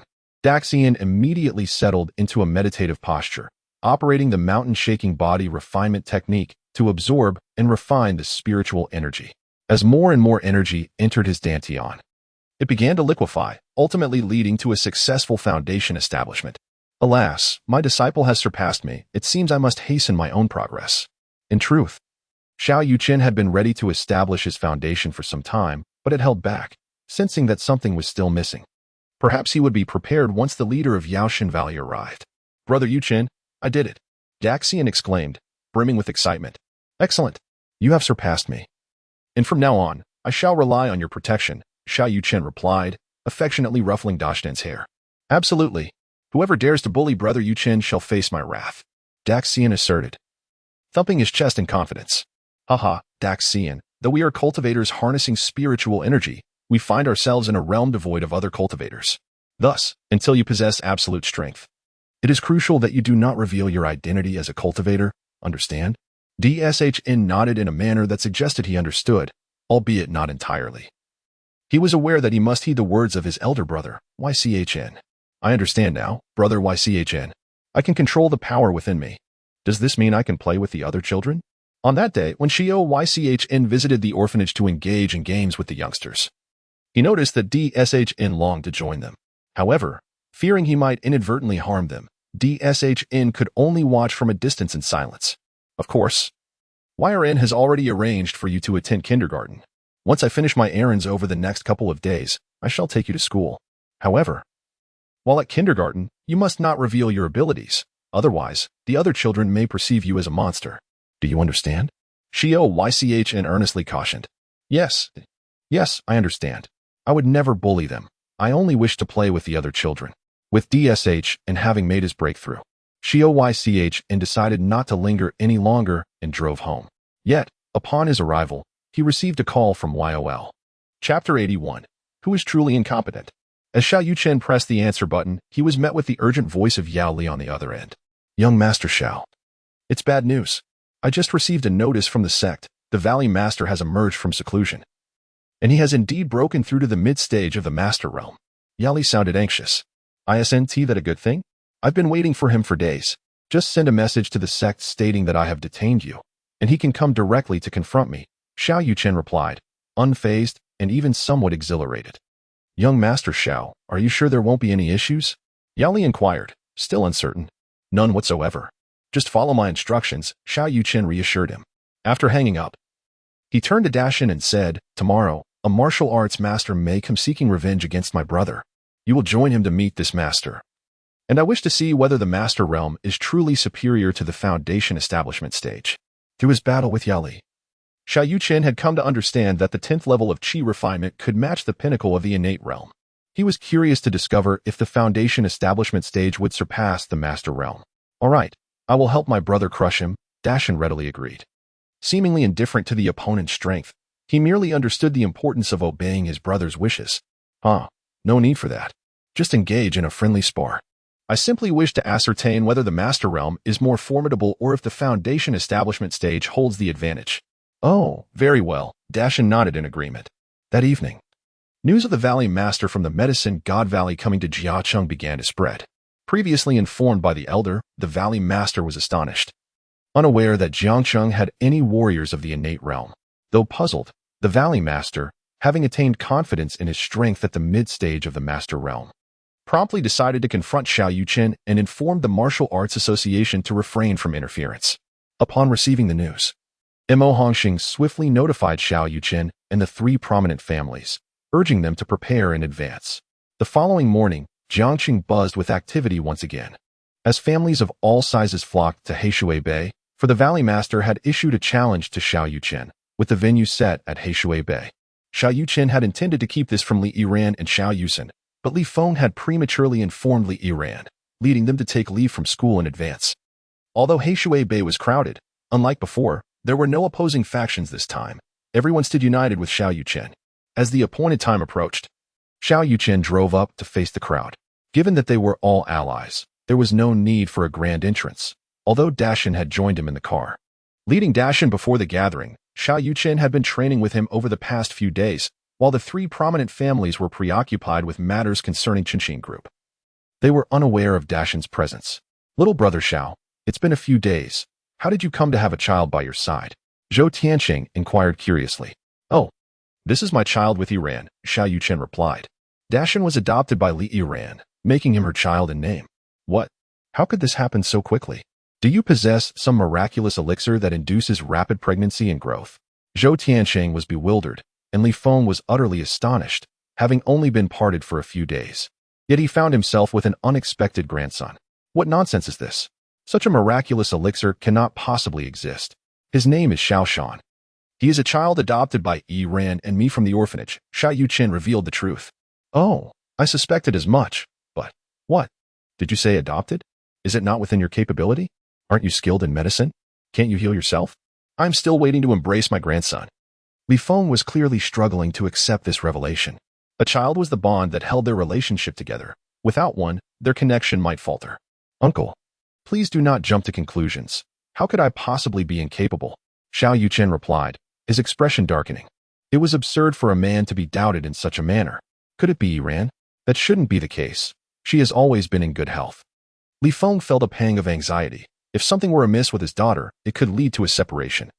And the Li family would lose the substantial support that Xiao Yuchen represented.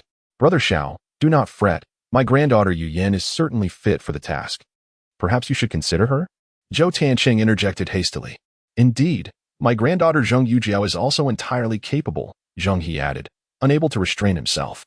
Such a rare opportunity should not be overlooked. What are you two old fools babbling about? How could my daughter possibly be incapable? It must be that.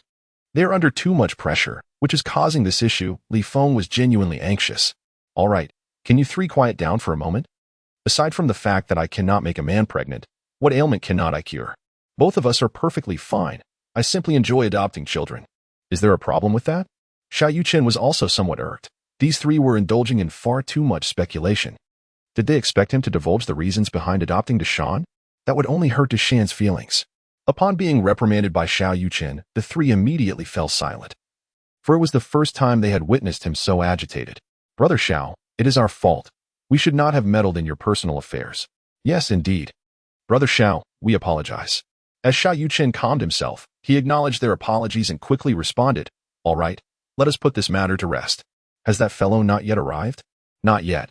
He should be here shortly. Zhou Tianqing replied, just as Xiao Yuchen spotted 4 figures approaching across the waves. Must the people from Yaoshan Valley always resort to theatrics? Can they not be a bit more innovative? Xiao Yuchen scoffed. Upon hearing this, the 3 behind him, Yao Tian and his companions, looked rather embarrassed. While it had seemed impressive at first, the spectacle had ultimately turned rather embarrassing. Before long, the 4 individuals stood before the crowd. Led by a white-bearded elder, who donned a long robe and carried himself with an air of superiority, hands clasped behind his back. Who is Xiao Yuchen?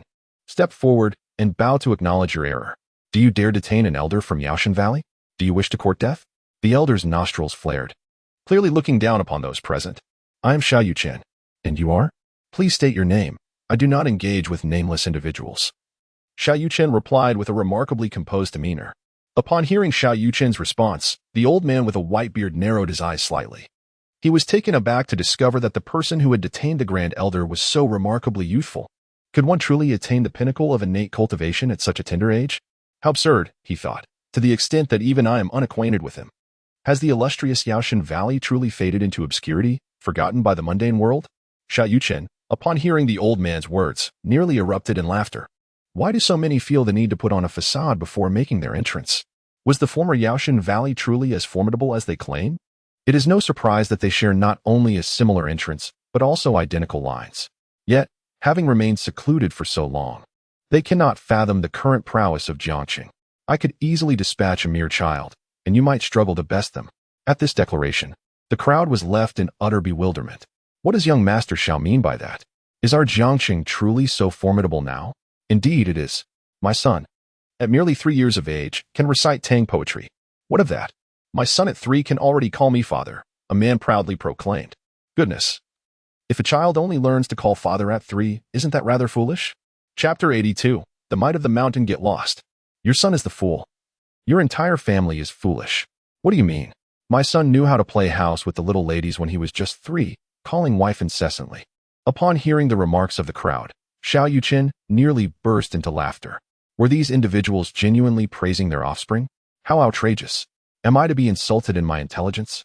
As a formidable martial arts master, how could I possibly be outmatched by a mere child? The elderly man with the white beard was visibly irritated. Do you not believe me? Then let us test it. With that, Xiao Yuchen turned to the mountain. Mountain, that fellow looks down upon you. Let him feel the weight of your fists. Mountain wasted no time, shouting directly at the old man. Hey, old man, state your name. My brother says he won't strike an unknown person and neither will I. Being addressed as old man by a 5 or 6-year-old child infuriated the leader of the Medicine God Valley. Yet, did he truly intend to strike a child? Even if he emerged victorious, he would undoubtedly be ridiculed.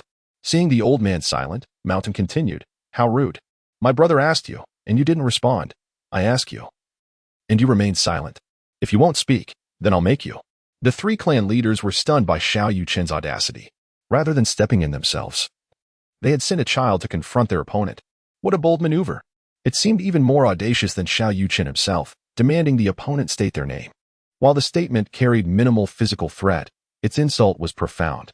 "Yuchen, how can you let Mountain take action? Can he really defeat the leader of the Medicine God Valley?" Though Li Yiran recognized Mountain's prowess, he was still a child. What if he were to be harmed? "Fear not, it shall be fine."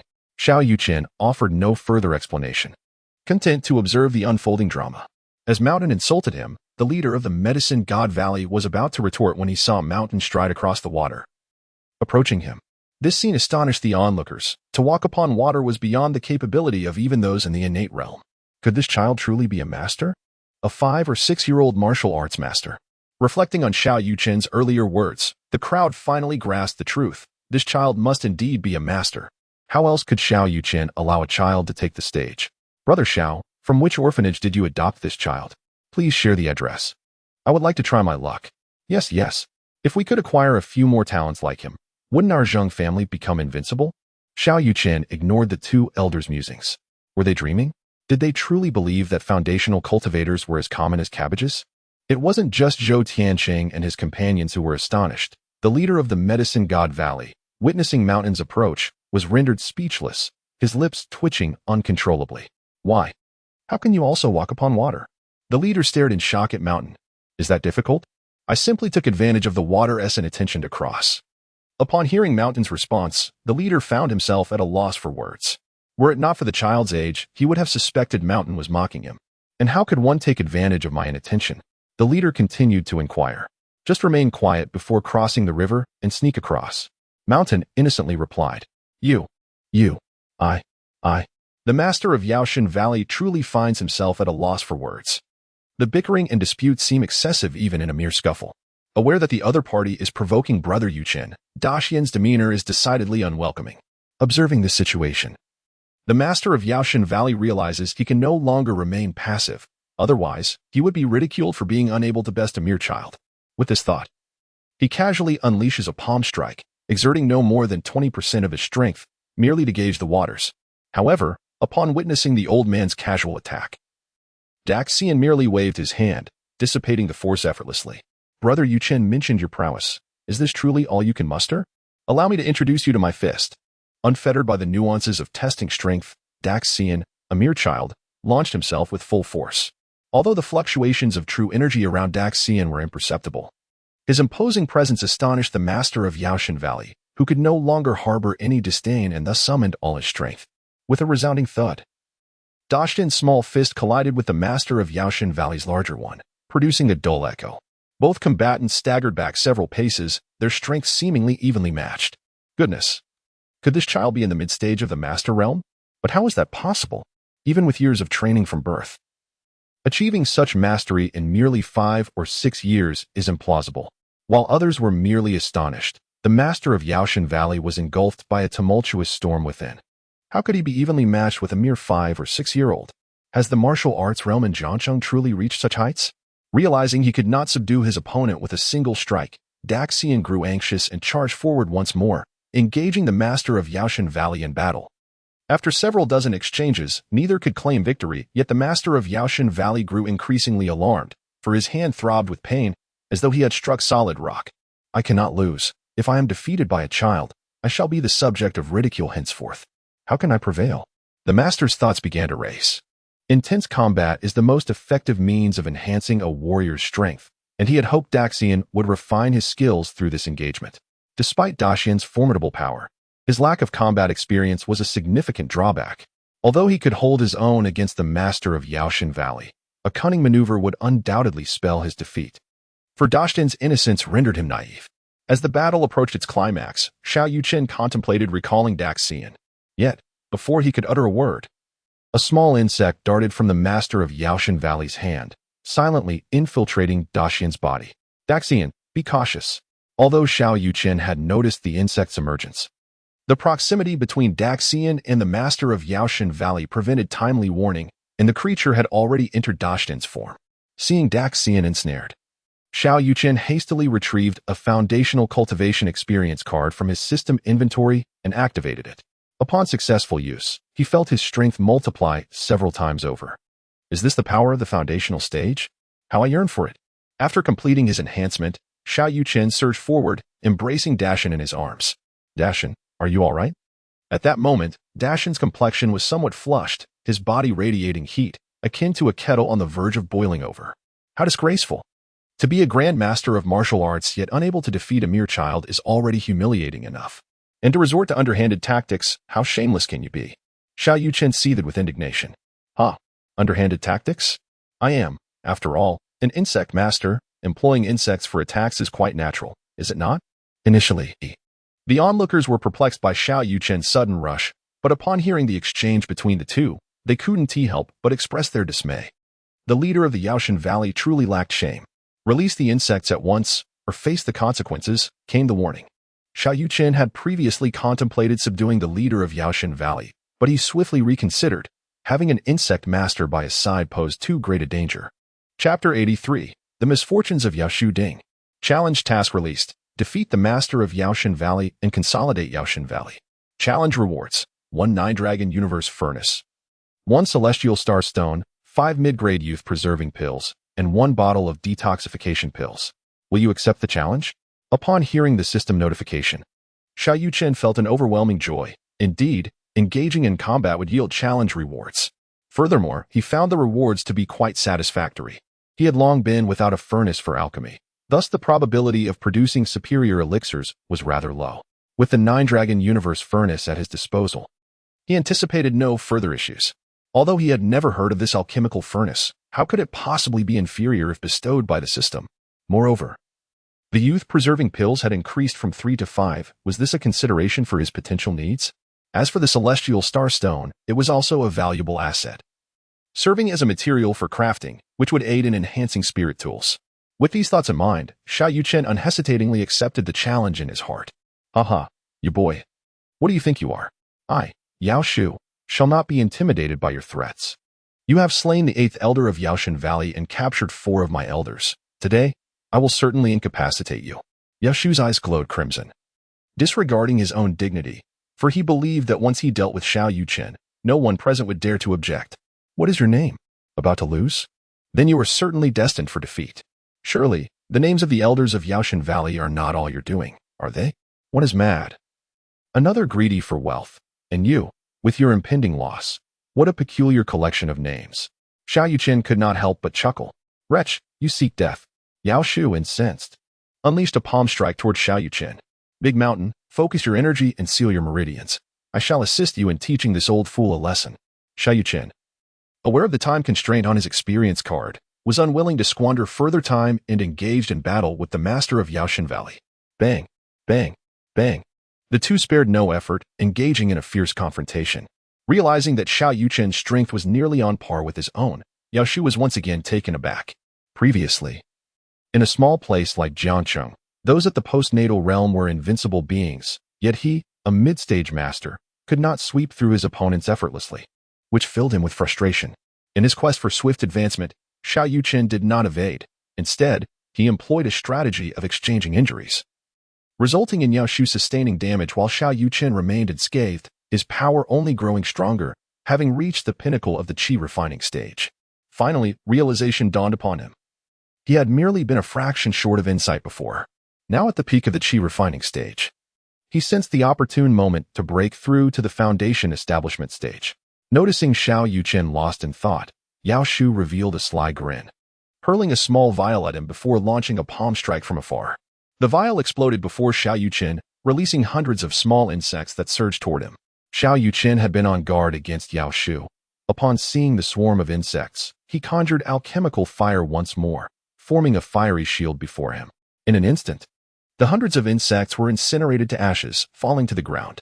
You can summon flames? How is that possible? Yao Shu was astonished.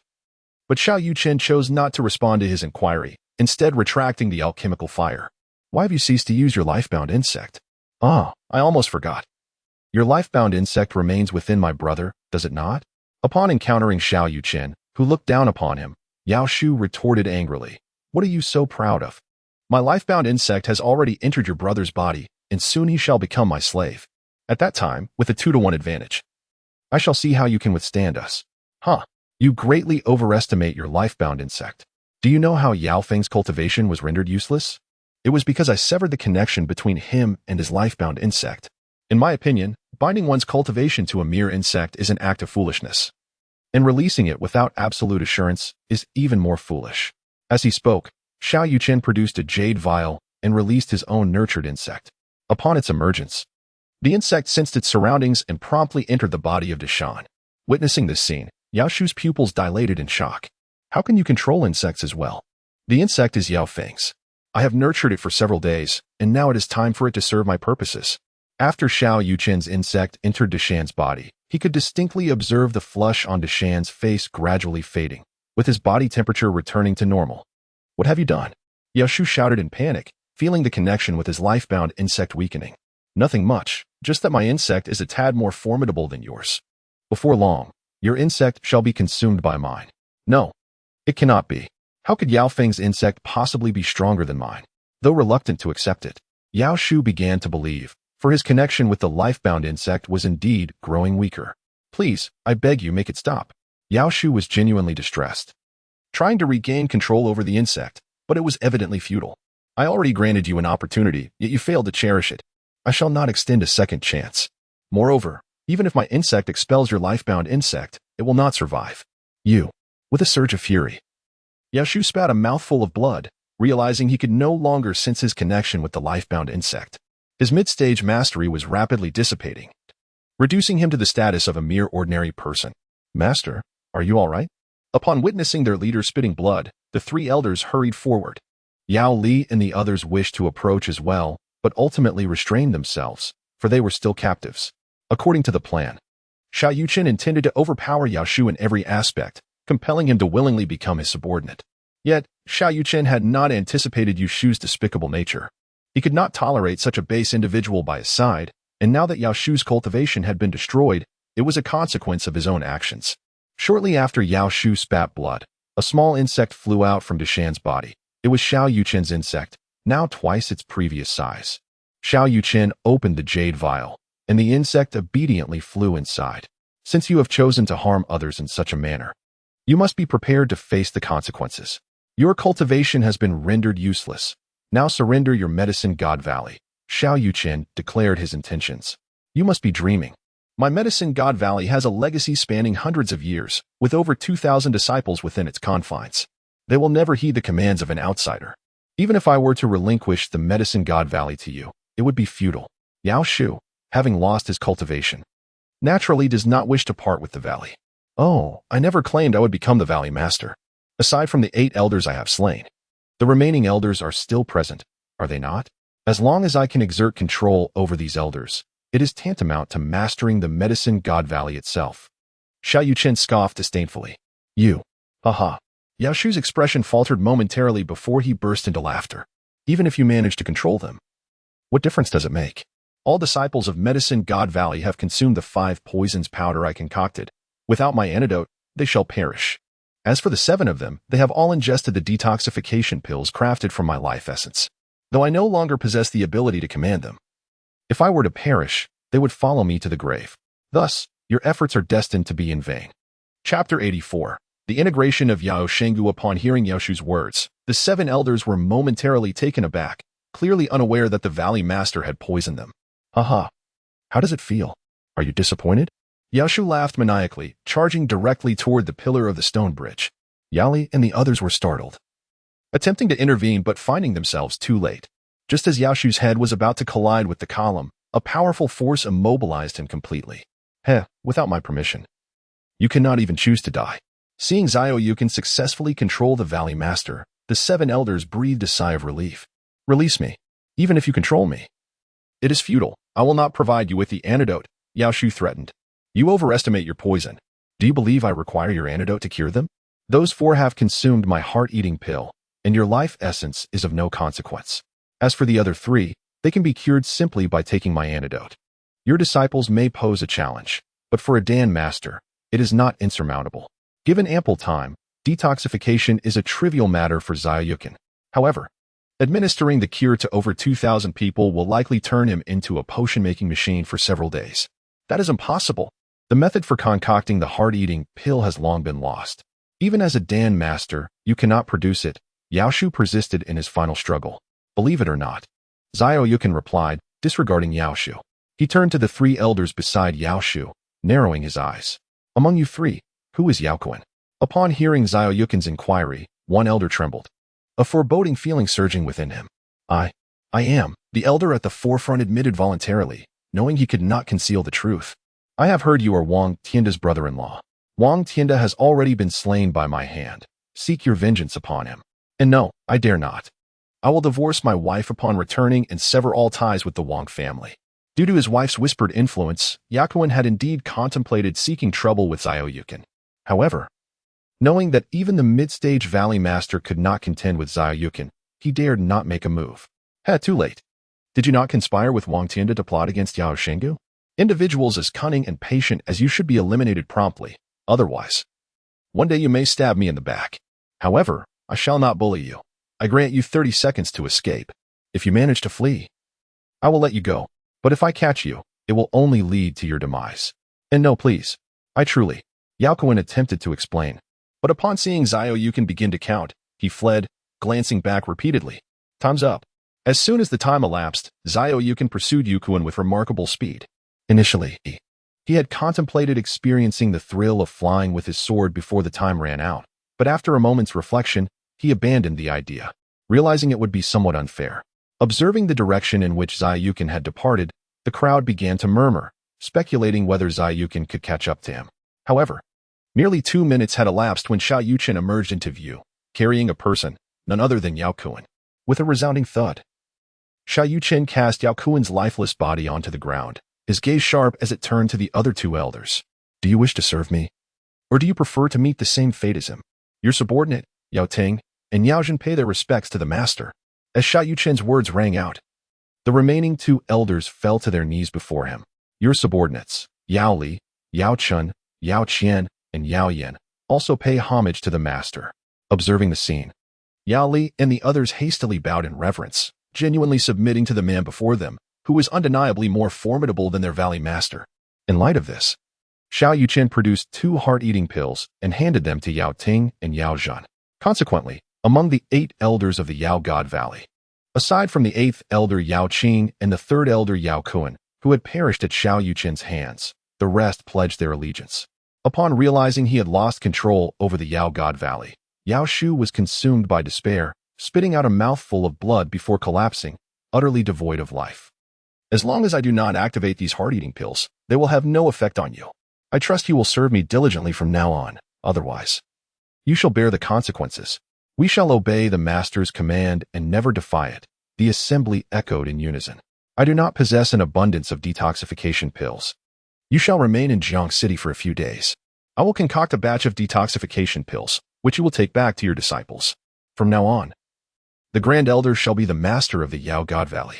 Xiao Yuchen sought only to control the Yao God Valley, harboring no desire for the position of Valley Master. Bow before the Valley Master. The 5 men once again knelt before Yao Li. Rise, from now on. You must serve the Master faithfully. Those who perform well will be rewarded. Yes, Valley Master. Ding.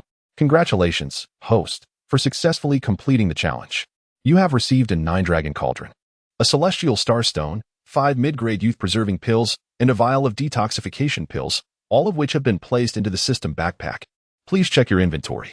Upon hearing the system notification, Xiao Yuchen nodded in satisfaction. It seems I have been too lenient in the past. If I had encountered more adversaries, I could have completed additional challenge tasks, thus earning greater rewards, he mused. Xiao Yuchen entrusted the concluding matters to the 6 elders of the Yao God Valley and departed Blackwater Bay with Li Yiran and the others. Following the events of today's battle, it was unlikely that anyone in Jiang City would dare provoke Xiao Yuchen again. After escorting the 3 back home, Xiao Yuchen eagerly made his way to Yunlong Mountain. He was now on the brink of reaching the foundation establishment stage and needed to break through. Upon arriving at Yunlong Mountain, Xiao Yuchen retrieved the Xianyuan sword that the system had previously bestowed upon him, eager to test whether he could soar into the skies upon it. Oddly enough, the Xianyuan sword was renowned as the foremost among the 10 ancient divine artifacts, forged from the copper of the divine mountain by the Yellow Emperor. It was this very sword that enabled the Yellow Emperor to vanquish Qiyu. If it is indeed a divine artifact, why has it now transformed into a spiritual weapon? Could it be that during the battle against Qiyu, the Yellow Emperor exhausted the sword spirit's power, resulting in its diminished rank? Pondering in vain, Xiao Yuchen chose to abandon his thoughts and infused a trace of spiritual energy into the Xianyuan sword. However, after a prolonged wait, there was no response whatsoever. How peculiar. Why is there no reaction? Could it be that my temporary foundational stage is inadequate? Just as Xiao Yuchen was about to make another attempt, the Xianyuan sword suddenly trembled violently, breaking free from his grasp and soaring into the sky. Has success finally arrived? Witnessing the Xianyuan sword finally exhibiting signs of life, Xiao Yuchen felt a surge of excitement. However, the next moment, he sensed something amiss. Hey, why are you flying so high? I haven't ascended yet. The Xianyuan sword seemed entirely uncontrollable, swirling through the air like a brush. After several seconds, a few lines of small characters appeared in the sky. The Battle of Zhualu.